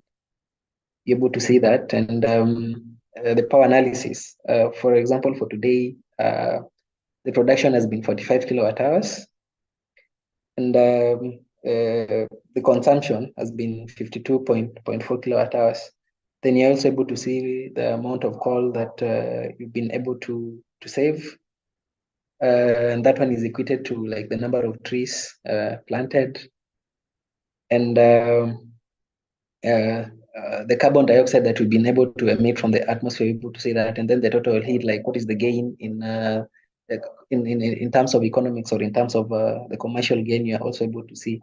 We did not fine-tuned, or we've not incorporated the economics very well. So the figure there is I can't explain it, because we did not do like a proper economic analysis of the system. Now, the impacts of this mini grid to the community: over 70 motorcycles or bikes are charged daily, or have their battery swapped on a daily basis. Been able to create employment to the local community. We have attendants, like the administration, the people who ensure that the swapping is done properly, and of course to the operators of these motorcycles. We've been able to like employment has been created for them. We also reduce, like we've been able to reduce the carbon dioxide emission to the atmosphere, and that one means we have each and every day we tend to attain very good or a conducive environment, and we tend to improve the quality of air that the people breathe. We've also noticed improved lighting condition in the area, because now that people flock at specific area, it has become like an area of interest. There's activity going on. The lighting around that area has been improved. These are some of the few pictures that I was able to gather during the project implementation phase, and you can also see on that. Then finally, we have our website there. At the moment, it's under development, because there's some other new services we're bringing on board. And of course, if you want to reach us, like apart from my email that has been in the previous slides, there's our official business email where you can get in touch with us. It's also important to note that our approach is sort of not academic. Like we are in this for business, but again, through Professor, we've had talks about because this is very valuable data, and we've had conversations with Prof on how we can work with academia or those in research to be able to make like help you with this data to be able to maybe prove research concepts or things like that. We are very open and able to support academia with the data. Thank you. Thank you very much, Ali. It was great to hear from you, and I think it's great to have you here because this is why we have these events, in order to be able to meet the academia with the business enterprises, with the startups, with all sort of projects, with community projects, a lot of community projects we've seen today. So it's nice to hear from all the voices. It's nice to have them here, and I would like to add to the benefits that you mentioned in using the energy for such service as bike rental, bike provision. That is sound pollution, because while you're telling me this story about your business, I'm in the city of Rome, and from outside the window I can hear loads of cars just honking all the time because it's peak time as well now. So it's the worst. So it'd be nice to have more bikes. We have too many cars around. So great work. Thank you very much. I would like now to move on to the next speaker, who's texted me as well and said it's ready. Tejas, please. Yeah. Good evening, everyone. Can you hear me? Yes, I can hear you, but not very well. Can you try again, please? Is it clear now? Okay. Yes, that's much better. Thank you very much. So I leave now the floor to you. Yeah, I will present my screen. Okay.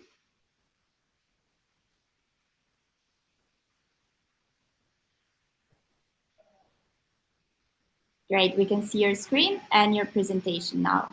If you'd like to go on presenter mode, please. Great. Yeah. You've got 5-6 minutes, please. Thanks. Yeah, thank you. And good evening, everyone. First of all, I would like to thank Professor Micangeli for giving this opportunity to present our work, which is on the renewable energy system design in the city of Varanasi in India. And it is a small initiative to see how a small initiative on a green space can have a major impact. So with my other group members, we were able to realize this project. Moving on to the so first of all, starting with where is Varanasi? So you can see the picture of India here. And in this whole India, in one of the state, we have Varanasi. You can see the location, which is a tiny city here, but has its own cultural significance. You can see it is like around 160 kilometer square area, and the population is quite nice, which is 1.5 million in 2023. And it has its river Ganga, which has its natural significance, along with the oldest cultural monuments in the city. So there are a lot of tourists throughout the year that we get to see because of its cultural significance. So, and then we decided to realize an area which is very near to one of the tourist spots, which is known as the Dashamath Ghat. Now, in this project, we were able to realize with this placemark area. You can see on the screen. So this is the small area where we tried to intervene, and also we tried to see how much pollution was the key highlight to this project. So you can see in this busy area, we have very few number of trees, and also we have a lot of pollution in this area because of the also tourism and also due to the congestion. So we were able to, we were thinking about proposing some of the highlights of greening spaces, followed by some of the renewable energy sources. So you can see, as highlighted on the picture also, we can see few trees here and there in this busiest area. And also we have a big hospital that is on the right-hand side. And this is just the picture, real picture of the same street. Moving on, so as we were talking about the pollution, we can see on the screen like the total air quality index throughout the year in the year 2022, and we can see also the temperature variation. So if we see at a real time, at a particular instant, the particulate matter 2.5 and particulate matter 10 is quite higher than the recommended threshold, that is 15 microgram per meter cube. And hence we decided to intervene in this particular area first and see whether this project or the thought will bring any impression or not. So first proposal was to introduce some greenings in this area. So we have used the software known as EnviMet, where we tried to realize this area in the grid format and also setting some parameters. So we ran two calculations, one with without the raw area, and second one with introduction with some green space followed by some of the trees you can see in the second picture down. And then we tried to run the simulations, which were on the basis of some numerical methods. And then at the end, on the right-hand side, we can see some simulation result, which has a very positive impact on the temperature difference within the area.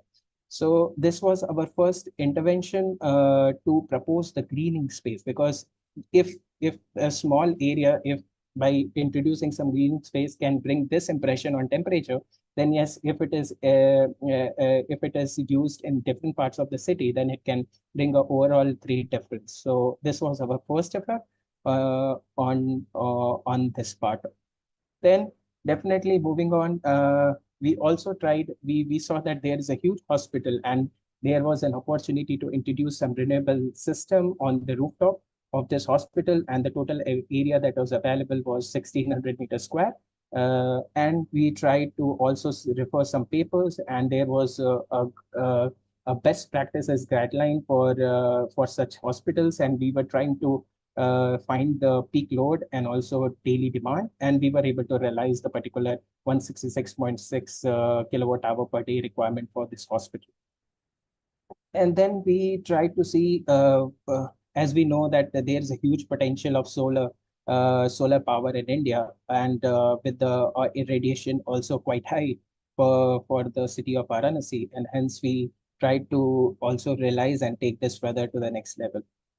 And then we moved to the sizing of solar panel to realize whether how much at the end the cost is required. So starting with the sizing of the panel, we tried to find the best fit for the particular location, considering the cost and also the economic perspective. And hence we are able to realize, and we were able to find that on this rooftop, if we want to meet the demand, we need in total 136 solar panels in 40 by 40 area, which is also our needed, which we also considered as a base area. Then we moved to the inverter sizing, and we were able to determine that in total we need 4 inverters for this 8 string of solar panels. And then again, some of the math using the Excel and also some of the tools, we were able to find the best fit inverters for this whole design. So you can see the name of the inverter, which is again on the basis of cost and the economic and regional benefits, we can use this technology, and which can be direct use. So we also tried to size it according to the market ratings, and hence we were able to find the best fit.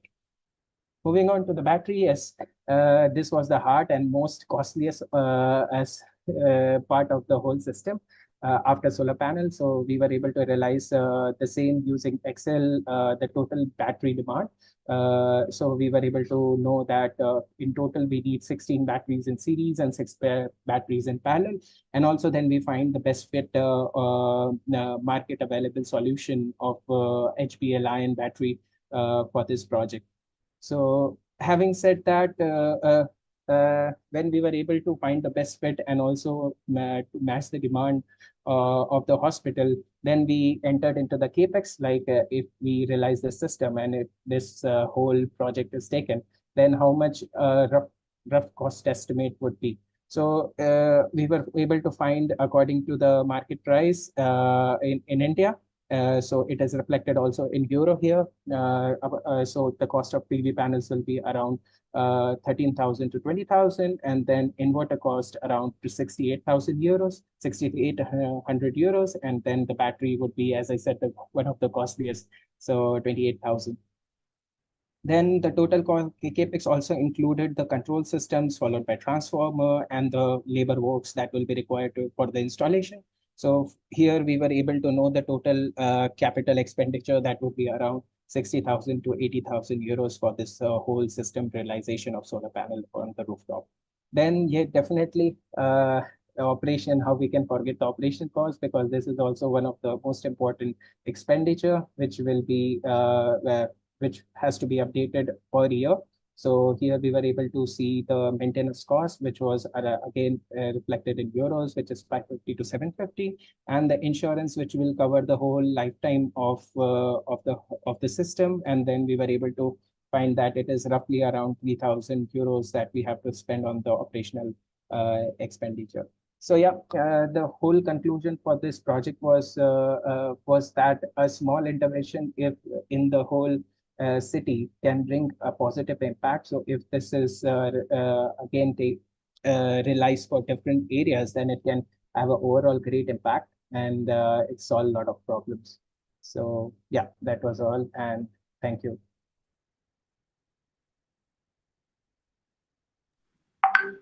Thank you very much for telling us about about your experience, your study, and the piloting of this experiment. And I totally agree with you. It's from small actions that are replicable that we can really make a change. So thank you very much for sharing, and I hope this will inspire further actions. Thank you so much.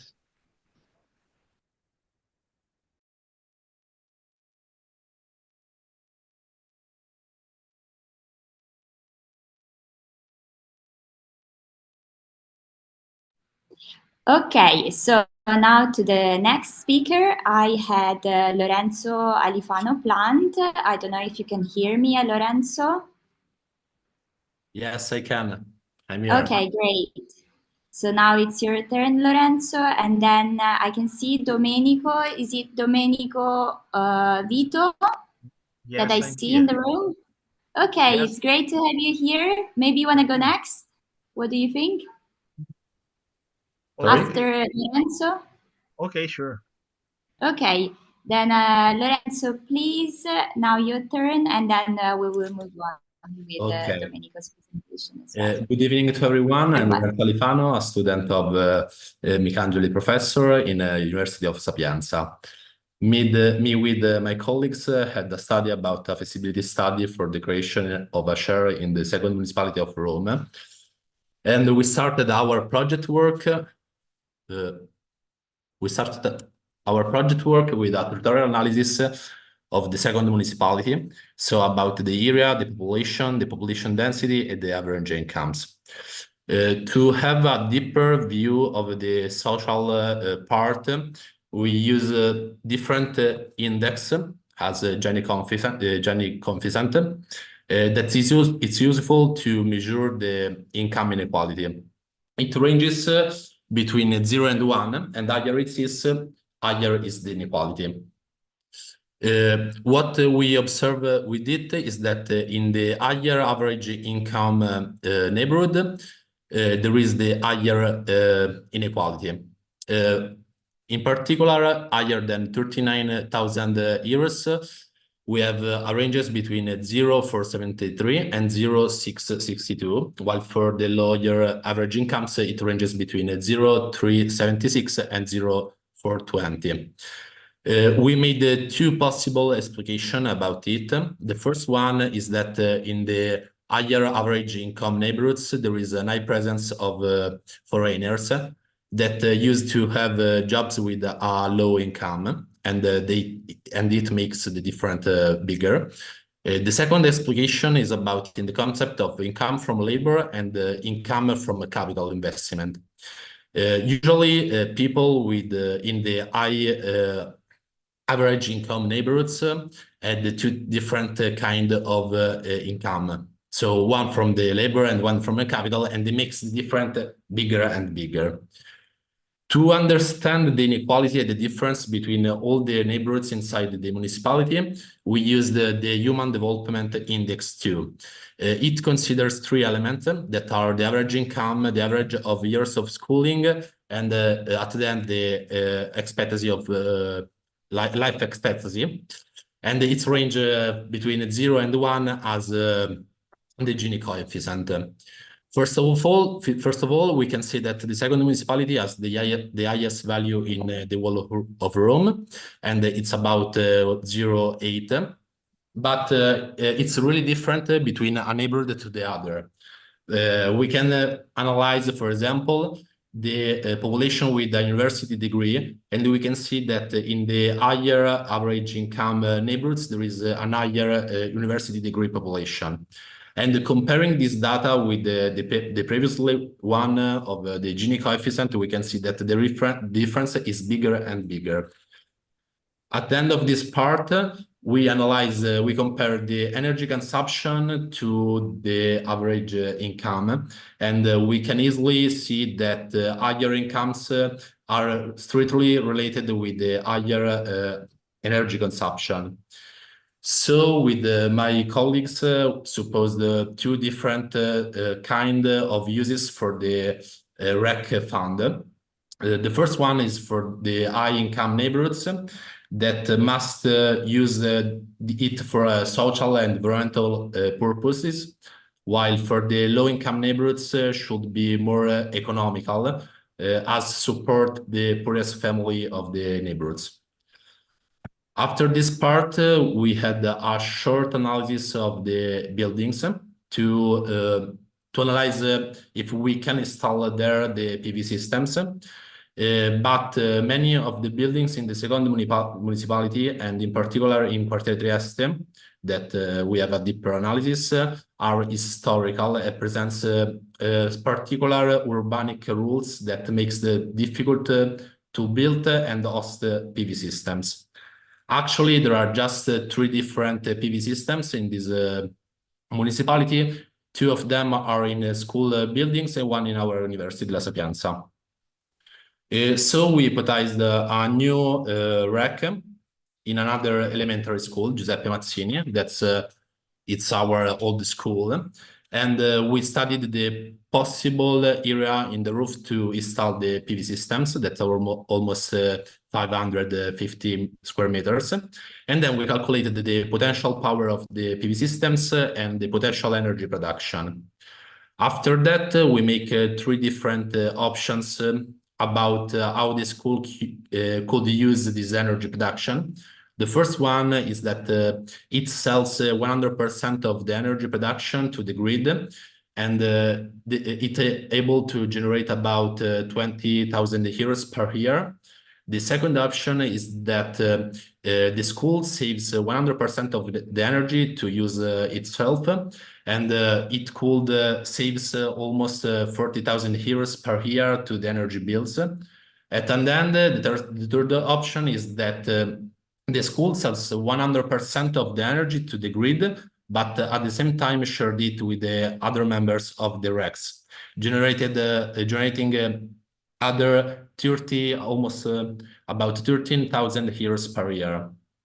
After that, we asked ourselves how could we use the REC fund, considering that the school is in Quartiere Trieste, that is one of the most average in the highest average income in the second municipality. So we made 2 different examples. The first one is to help the Church of San Saturnino, that is one of the biggest church in the second municipality and in the neighborhood, that used to help homeless and the poorest family of the neighbors. While the second option is that we could help the bar in Parco Nembrense Park, that it's an amazing activities that that is managed by a cooperative that used to give jobs to immigrants to help them to join our society. We made these 2 hypotheses just because considering the Quartiere Trieste, we think that we must use the fund REC to social and environmental part. Thank you so much for your attention. Thank you very much, Lorenzo, for this insight. It's extremely inspiring and really nice to hear. Maybe you've not spent the whole day with us because it's been a long day, but we had a lot of experiences from Rome, because obviously with the new directive now, we have a chance for implementing feasibility studies in other areas of Rome. And it was nice to see that there are things in common, but also things are different. Although one thing that stays is that the utility, the funding from this initiative is destined for social and community initiatives. And this is really nice to see how the model changes. So thank you very much once again. And I will invite you to stay if you want to stay, or leave, up to you. Please stop sharing your screen now. Okay, and we will move to Domenico Vito. Please. Hi. We will. Hi, how are you? I'm fine, thanks. Thank you very much for the invitation to this great event, and it's a pleasure and an honor to participate to the discussion. I will share briefly. You're more than welcome. Great, we can see your screen, and now we see it in presenter mode. Okay, thank you very much. I'm Domenico Vito. I'm a researcher at the Metabolism of Cities Living Lab of San Diego State University. But as well, I'm part of the Climate Reality Project. It is a big movement related to climate change and to properly advocate on climate change. That's where actually we know with Dr. Micangeli, and we are all pleased to, we can say, participate to his initiative and to the Grand Challenge. So actually, as a background, I'm a bioengineer. I work with data, but also like to climate on issues related to climate change and ICT for development. So in our lab, we are properly trying to develop and use data to promote new models for sustainable cities in order to localize the SDGs. And I want today to let you reflect on especially the distribution systems. So energy is energy production, but also energy distribution.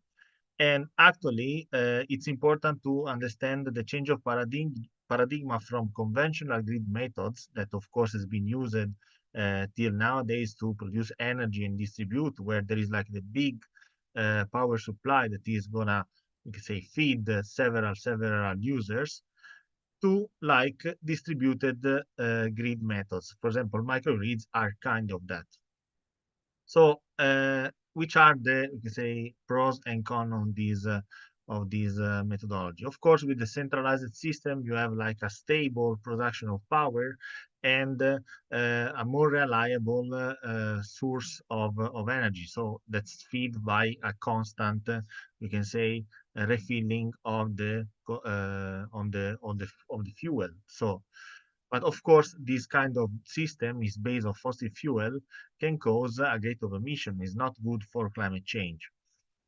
Indeed, the distributed grid methods are more, we can say, that they require less power for like the production of the system, so they do not require so great fuel. But in the same way, they are like less programmable and are like difficult to manage and to like measure in a distributed way. Of course, it's not like always true, this kind of thing, but you have to have an infrastructure that is more like distributed also for sensing and monitoring. So here there is like quite of comparison between the conventional power grid and the so-called smart grid. I intend that the smart grid, the one that couple the production of energy with also digital systems, sensor that in a way are gonna give an overview of all the network in a more capillary and distributed way. So actually, if you want to visualize a bit these two methodology of distribute the energy, we can say make a figure like the one that I'm showing here. Centralized, we have like a central node that is distributed all around in different users, In the decentralized and distributed network, you have several nodes that are connected one each other and in a way created properly a network for distribution. So what is like the change of paradigm? Before going into the change itself, I want to propose you this vision that is inside this book from a famous physicist that's called Fritjof Capra. They properly try to understand the systemic thinking and how to apply systemic thinking to living system, but not only to also social and distributed system. And in his analysis, of course, is like more a theoretical analysis. It identified that network is a peculiar, we can say, feature of all the, we can say, complex system. So we can say that in a way, as energy and energy production nowadays is a very complex system, okay?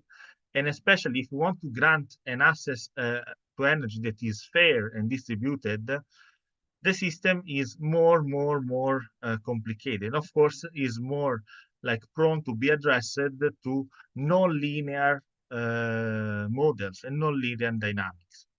Actually, if we want to resolve the problem of access to energy with just a centralized system, it's kind of we are trying to square the circle. So we are using a model that is not fitting very well. Indeed, if we are trying to change the mindset and change the paradigm to a distributed system, maybe the model is more compliant to the problem that we want to achieve. And so we can say that actually to also grant a better access to energy, of course, we have to change and move to renewables also for climate change reason, but also we have to couple this change on the, we can say, power source also with a change into the distribution system. So why did we don't change? Why we have such resistance on change? Because of course, nowadays our models are mostly centralized, especially in the Western world. And changing, of course, is costly and requires a lot of investment. But when, for example, the centralized system is not so developed, for example, in developing countries and in other countries that not have before the centralized system, this change maybe can be more feasible. That's how, for example, microgrid can be an interesting technology properly to demonstrate that a change of paradigm is needed from centralized to distributed and moreover decentralized. But of course, as I said, it's important that a decentralized system has a powerful IT on the back in order to monitor and to manage all the exchange between the different nodes. And of course, smart grid is one, but is also on development other new technology that can help on this purpose. For example, the blockchain. Blockchain is an interesting model, especially for the so-called energy communities. Energy communities, as of course you may know, are collecting different power source in a, we can say, in a district or in an area, and are creating properly a resilient network. Just remember the word network, that can cope with the energy supply of different users that are on the district. And so on this way, they can grant access to energy in a more resilient and more compliant way, also where the centralized system cannot cope. And so in Italy, we are developing a lot the energy community. Is very recent we say the parliament decree that is like defining the creation of energy community in Italy. But of course, this is still a model that needs to be developed and implemented on a large scale. But let's imagine that, for example, these energy community are all connected. Actually, we are properly applying a hyper decentralized model that, of course, is very interesting because it's going to help to fight energy poverty. In conclusion, centralized system ontologically can eventually resolve the problem to access to energy in a more compliant way, maybe rather than, we can say, the centralized system. An energy community can represent an innovative model that can overcome with the idea of the shared energy. Energy community represents properly the paradigm shift between centralized and decentralized. And we can say that is an evolution towards a more ecosystemic view on the access of energy.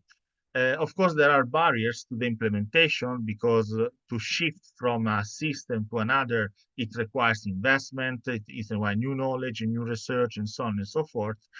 But actually, this is a very interesting scenario that we need to develop also with our activity and promotion and also research on this type of models. Thank you very much for the attention. This is my team of the Metabolism Cities Living Lab, and it's been a pleasure to be here. And if you have any question, we can respond by email or something. Thank you. Thank you.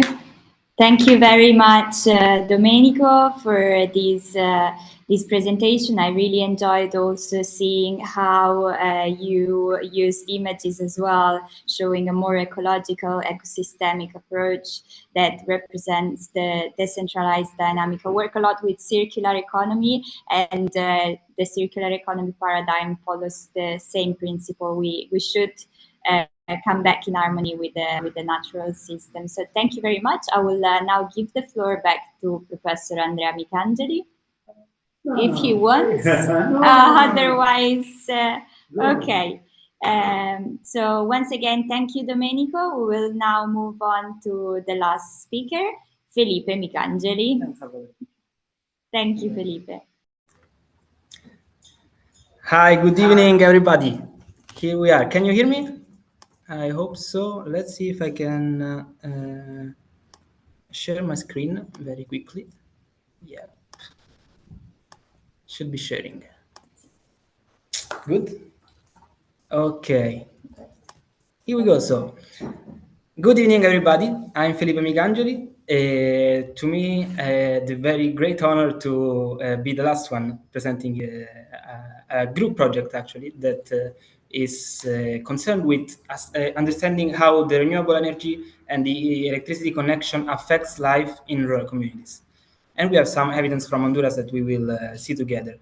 We are a very wide group of researchers. We are 5 from 4 different universities, and international, actually, because we are from Italy, different regions of Italy, and from Spain too. I think many of us are connected right now online. 2 of us will speak, myself and Salvatore Vergine, that is the engineer, the expert that will show us the methodology we use. So very quickly, what are we going to talk about? First of all, we will see what we already did. This research is an ongoing research, is not yet finished. We hope to publish very soon the paper, and we will see some preliminary results. But first of all, we will see what we did this summer on the field in Honduras. And then we will see what data we collected in the summer and how we processed it with our methodology. And we will see where it led us so far. And we will conclude by seeing why we are talking about it tonight and why we are in the, we must comply, and I think we do, with the Grand Challenges Scholar Program competencies. So very quickly, this research is included in a very wide and I would say solid research and field visit program, that is the Field Study Abroad. This summer it was the 19th Field Study Abroad. Many of the speakers today attended one of the previous 19 editions. And in this case, we were in Central America, in these orange countries that are Honduras, Nicaragua, Costa Rica, and Guatemala. And this research only focuses on one of the projects that we visited, that is this microhydro project that brought electricity to El Diptamo community, that is a community in La Muralla National Reserve. We had the opportunity to meet this community. We have been seeing this community for many years now. What was new this year was to meet also 2 more communities that are El Empedrado and Las Manzanas, that are 2 not connected communities yet. And this led us to the opportunity to compare different communities in different states of the energy access. So very quickly, 4 pictures that we took this summer and in the previous editions to see what we did. First of all, we visited the plant that has been working for 9 years now in El Diptamo, and is the. Can you see my my pointer? Great. So it is this one on the top left. Second of all, we started actually working on a new plant in one of the 2 communities that are not connected. El Empedrado, that is the community that is close to El Diptamo, the connected one. And then we arrived to the part that is more concerned with this research, that was the interviewing, going household by household to interview the communities and understand how they are, how electricity is influencing their life, as we will see. Last but not least, was to meeting and getting engaged with the communities, with boys and girls and all the locals with a classical football match. As you can see, the boys and girls are very healthy and they are very good, but the problem is the guy in the middle with the shirt. That's me. I was almost dying on the field. So let's skip this and keep it for later. Very quickly, let's see what we collected.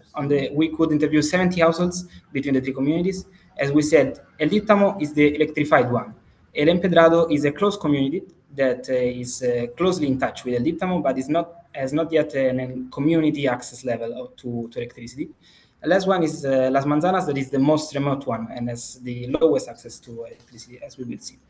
We could collect some data on the socio-demographic info of the three communities, and then we tried to ask the people about 6 different aspects of everyday life that can be connected with electricity to understand the perception of the importance of electricity on each of these.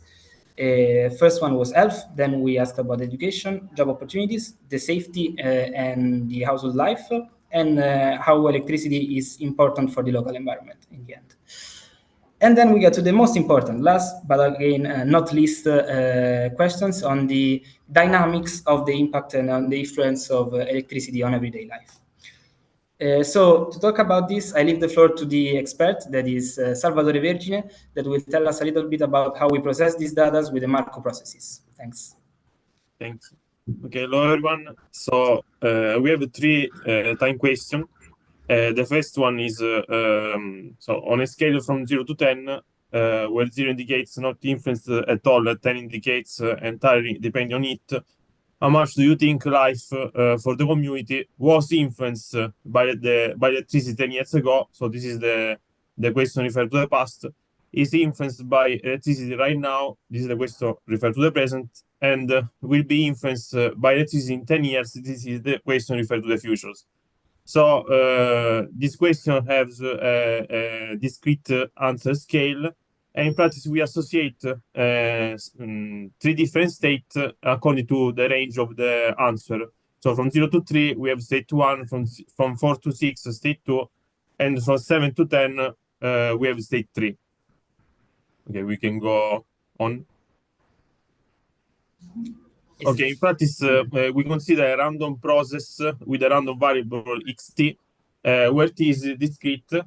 So in this way, we have a discrete time process. And in practice, this process is a Markov chain with state space C. If for each t and for states within this state space, we have this relation, which is the relation governing the macro process. In fact, this relation tells us that what will happen at the next state only depends on the present state, and the future behavior of the process is only influenced by the current position of the system. So the probability after we obtain the probability, these are stored in a transition probability matrix. So in practice, if the process is homogeneous, we have the probabilities does not depends on the time, and this corresponds to a unique transition probability matrix, which is valid for each time step. Vice versa, if the process is non-homogeneous, this is our case, the probability depends on the time. So this means that we have different probability matrices for each transition. In our case, we have 2 transitions, so from the past to the present and from the present to the future. So we have 2 transition probability matrices. Okay, we can go on. Great. So thank you, Salvatore. What Salvatore just explained is a very effective and very innovative way to study the dynamics of a process, and in this case of the influence of electricity on life. And we will stress this thing of the innovation because it's very important for the Grand Challenges Scholar Program competencies. So let's see where all this story that we have told so far led us so far. We have some spoilers about the results. We will complete and share, of course, the final results of the paper. But so far, we can tell you that there are many important differences between the three communities. The main one, as expected, is the energy access. El Diptamo, of course, has the highest access rate, and it's almost 100%. There was only one household that had a problem with the house system and could not reach electricity, but for the rest, 100% of the community has access. And then we see an important difference in a very low rate, both in El Empedrado and Las Manzanas, with El Empedrado that has more than double of the electricity access rate than Las Manzanas. And this can be, of course, related to the fact that El Empedrado has seen for 9 years now what it means to have electricity in the nearby community. So many households, well, some households, not many, started getting by themselves a personal PV system that is only providing energy for their household, for single households. Another important difference that we can see is in the second row of this table, and is the average education level. And we see that in the most remote community, we have more than 2 years less in average of education, of schooling, with not in mean community in people in Las Manzanas did not complete the primary school, and this is an important difference that we are taking into account in the study. And then another important result that is coming out, and we didn't expect actually, but is of course understandable, is that the household dimension is larger where there is access to electricity. We see that in El Diptamo, that is the connected community, we have more than 5 people per household. While in Las Manzanas, that is the community with the lower access rate, we don't reach 4 people per household, which is quite important difference. And we will talk about it in the final results for sure. Let's get to the final, most important results. This is another time just a spoiler. We only show you what are the results from past to present, and then we will show you in the final work what are the results from present to future. And we have the transition probability matrices on the left, this one, and on the right we see the numbers, the numerosity for each community of these probability matrices. So we see on the first line of each. On the first row of each table, we see how many people that had no impact or very, very low impact, as we said, the first state, very low impact of electricity, how 10 years ago, how much their life is influenced by electricity right now, today, in the present. And so we enter from the left, from this part of the matrix, and we leave from the bottom, from the top. And we see that in Las Manzanas, the most remote area, we have the most higher concentration of people living nowadays without a high influence of electricity on everyday life.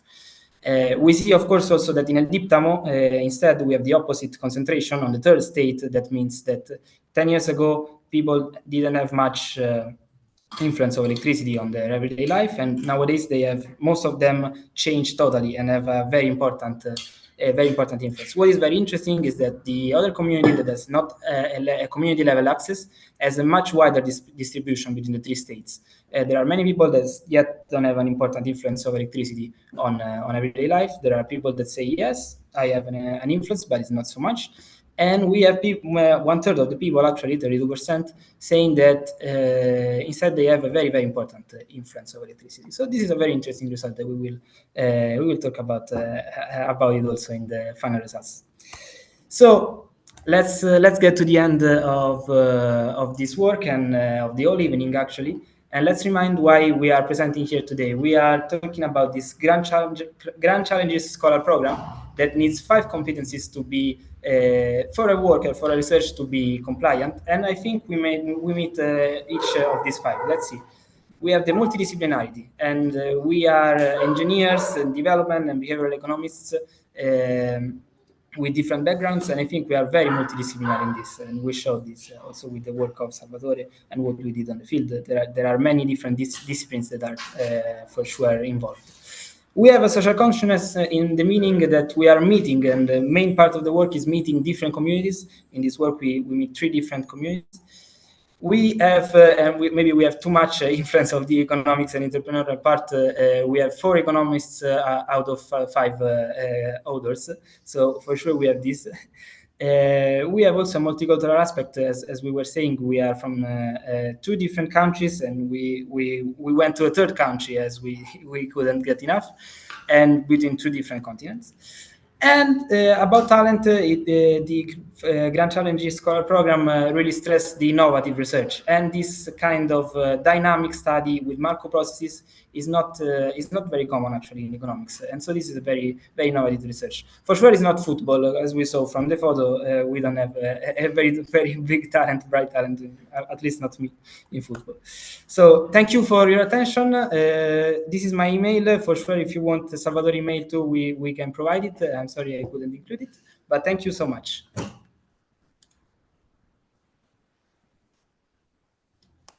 I leave the floor to the presenter.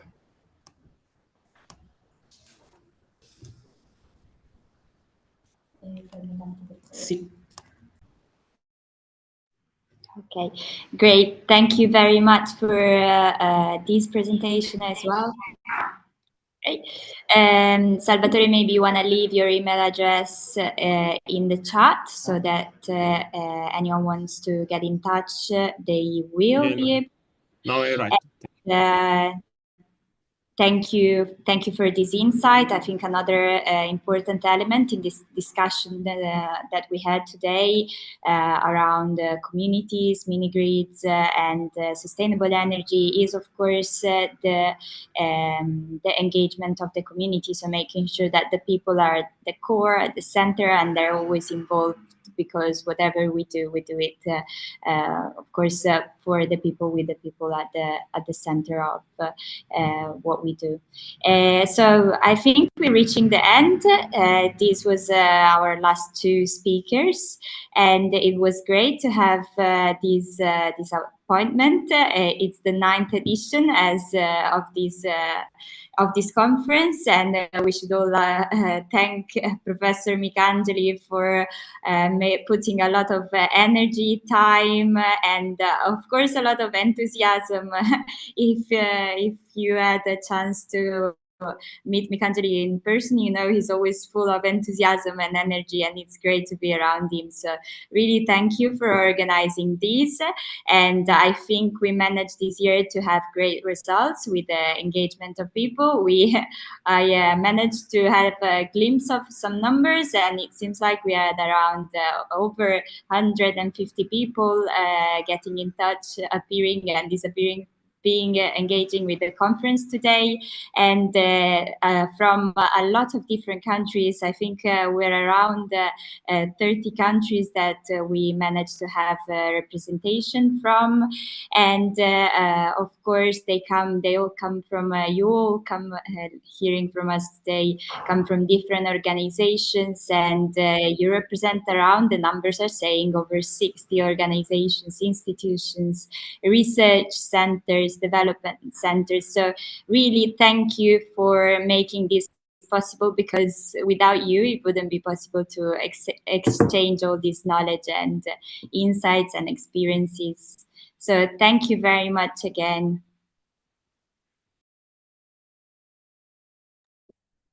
Finally, please open your camera, the people who can, just for a final picture together.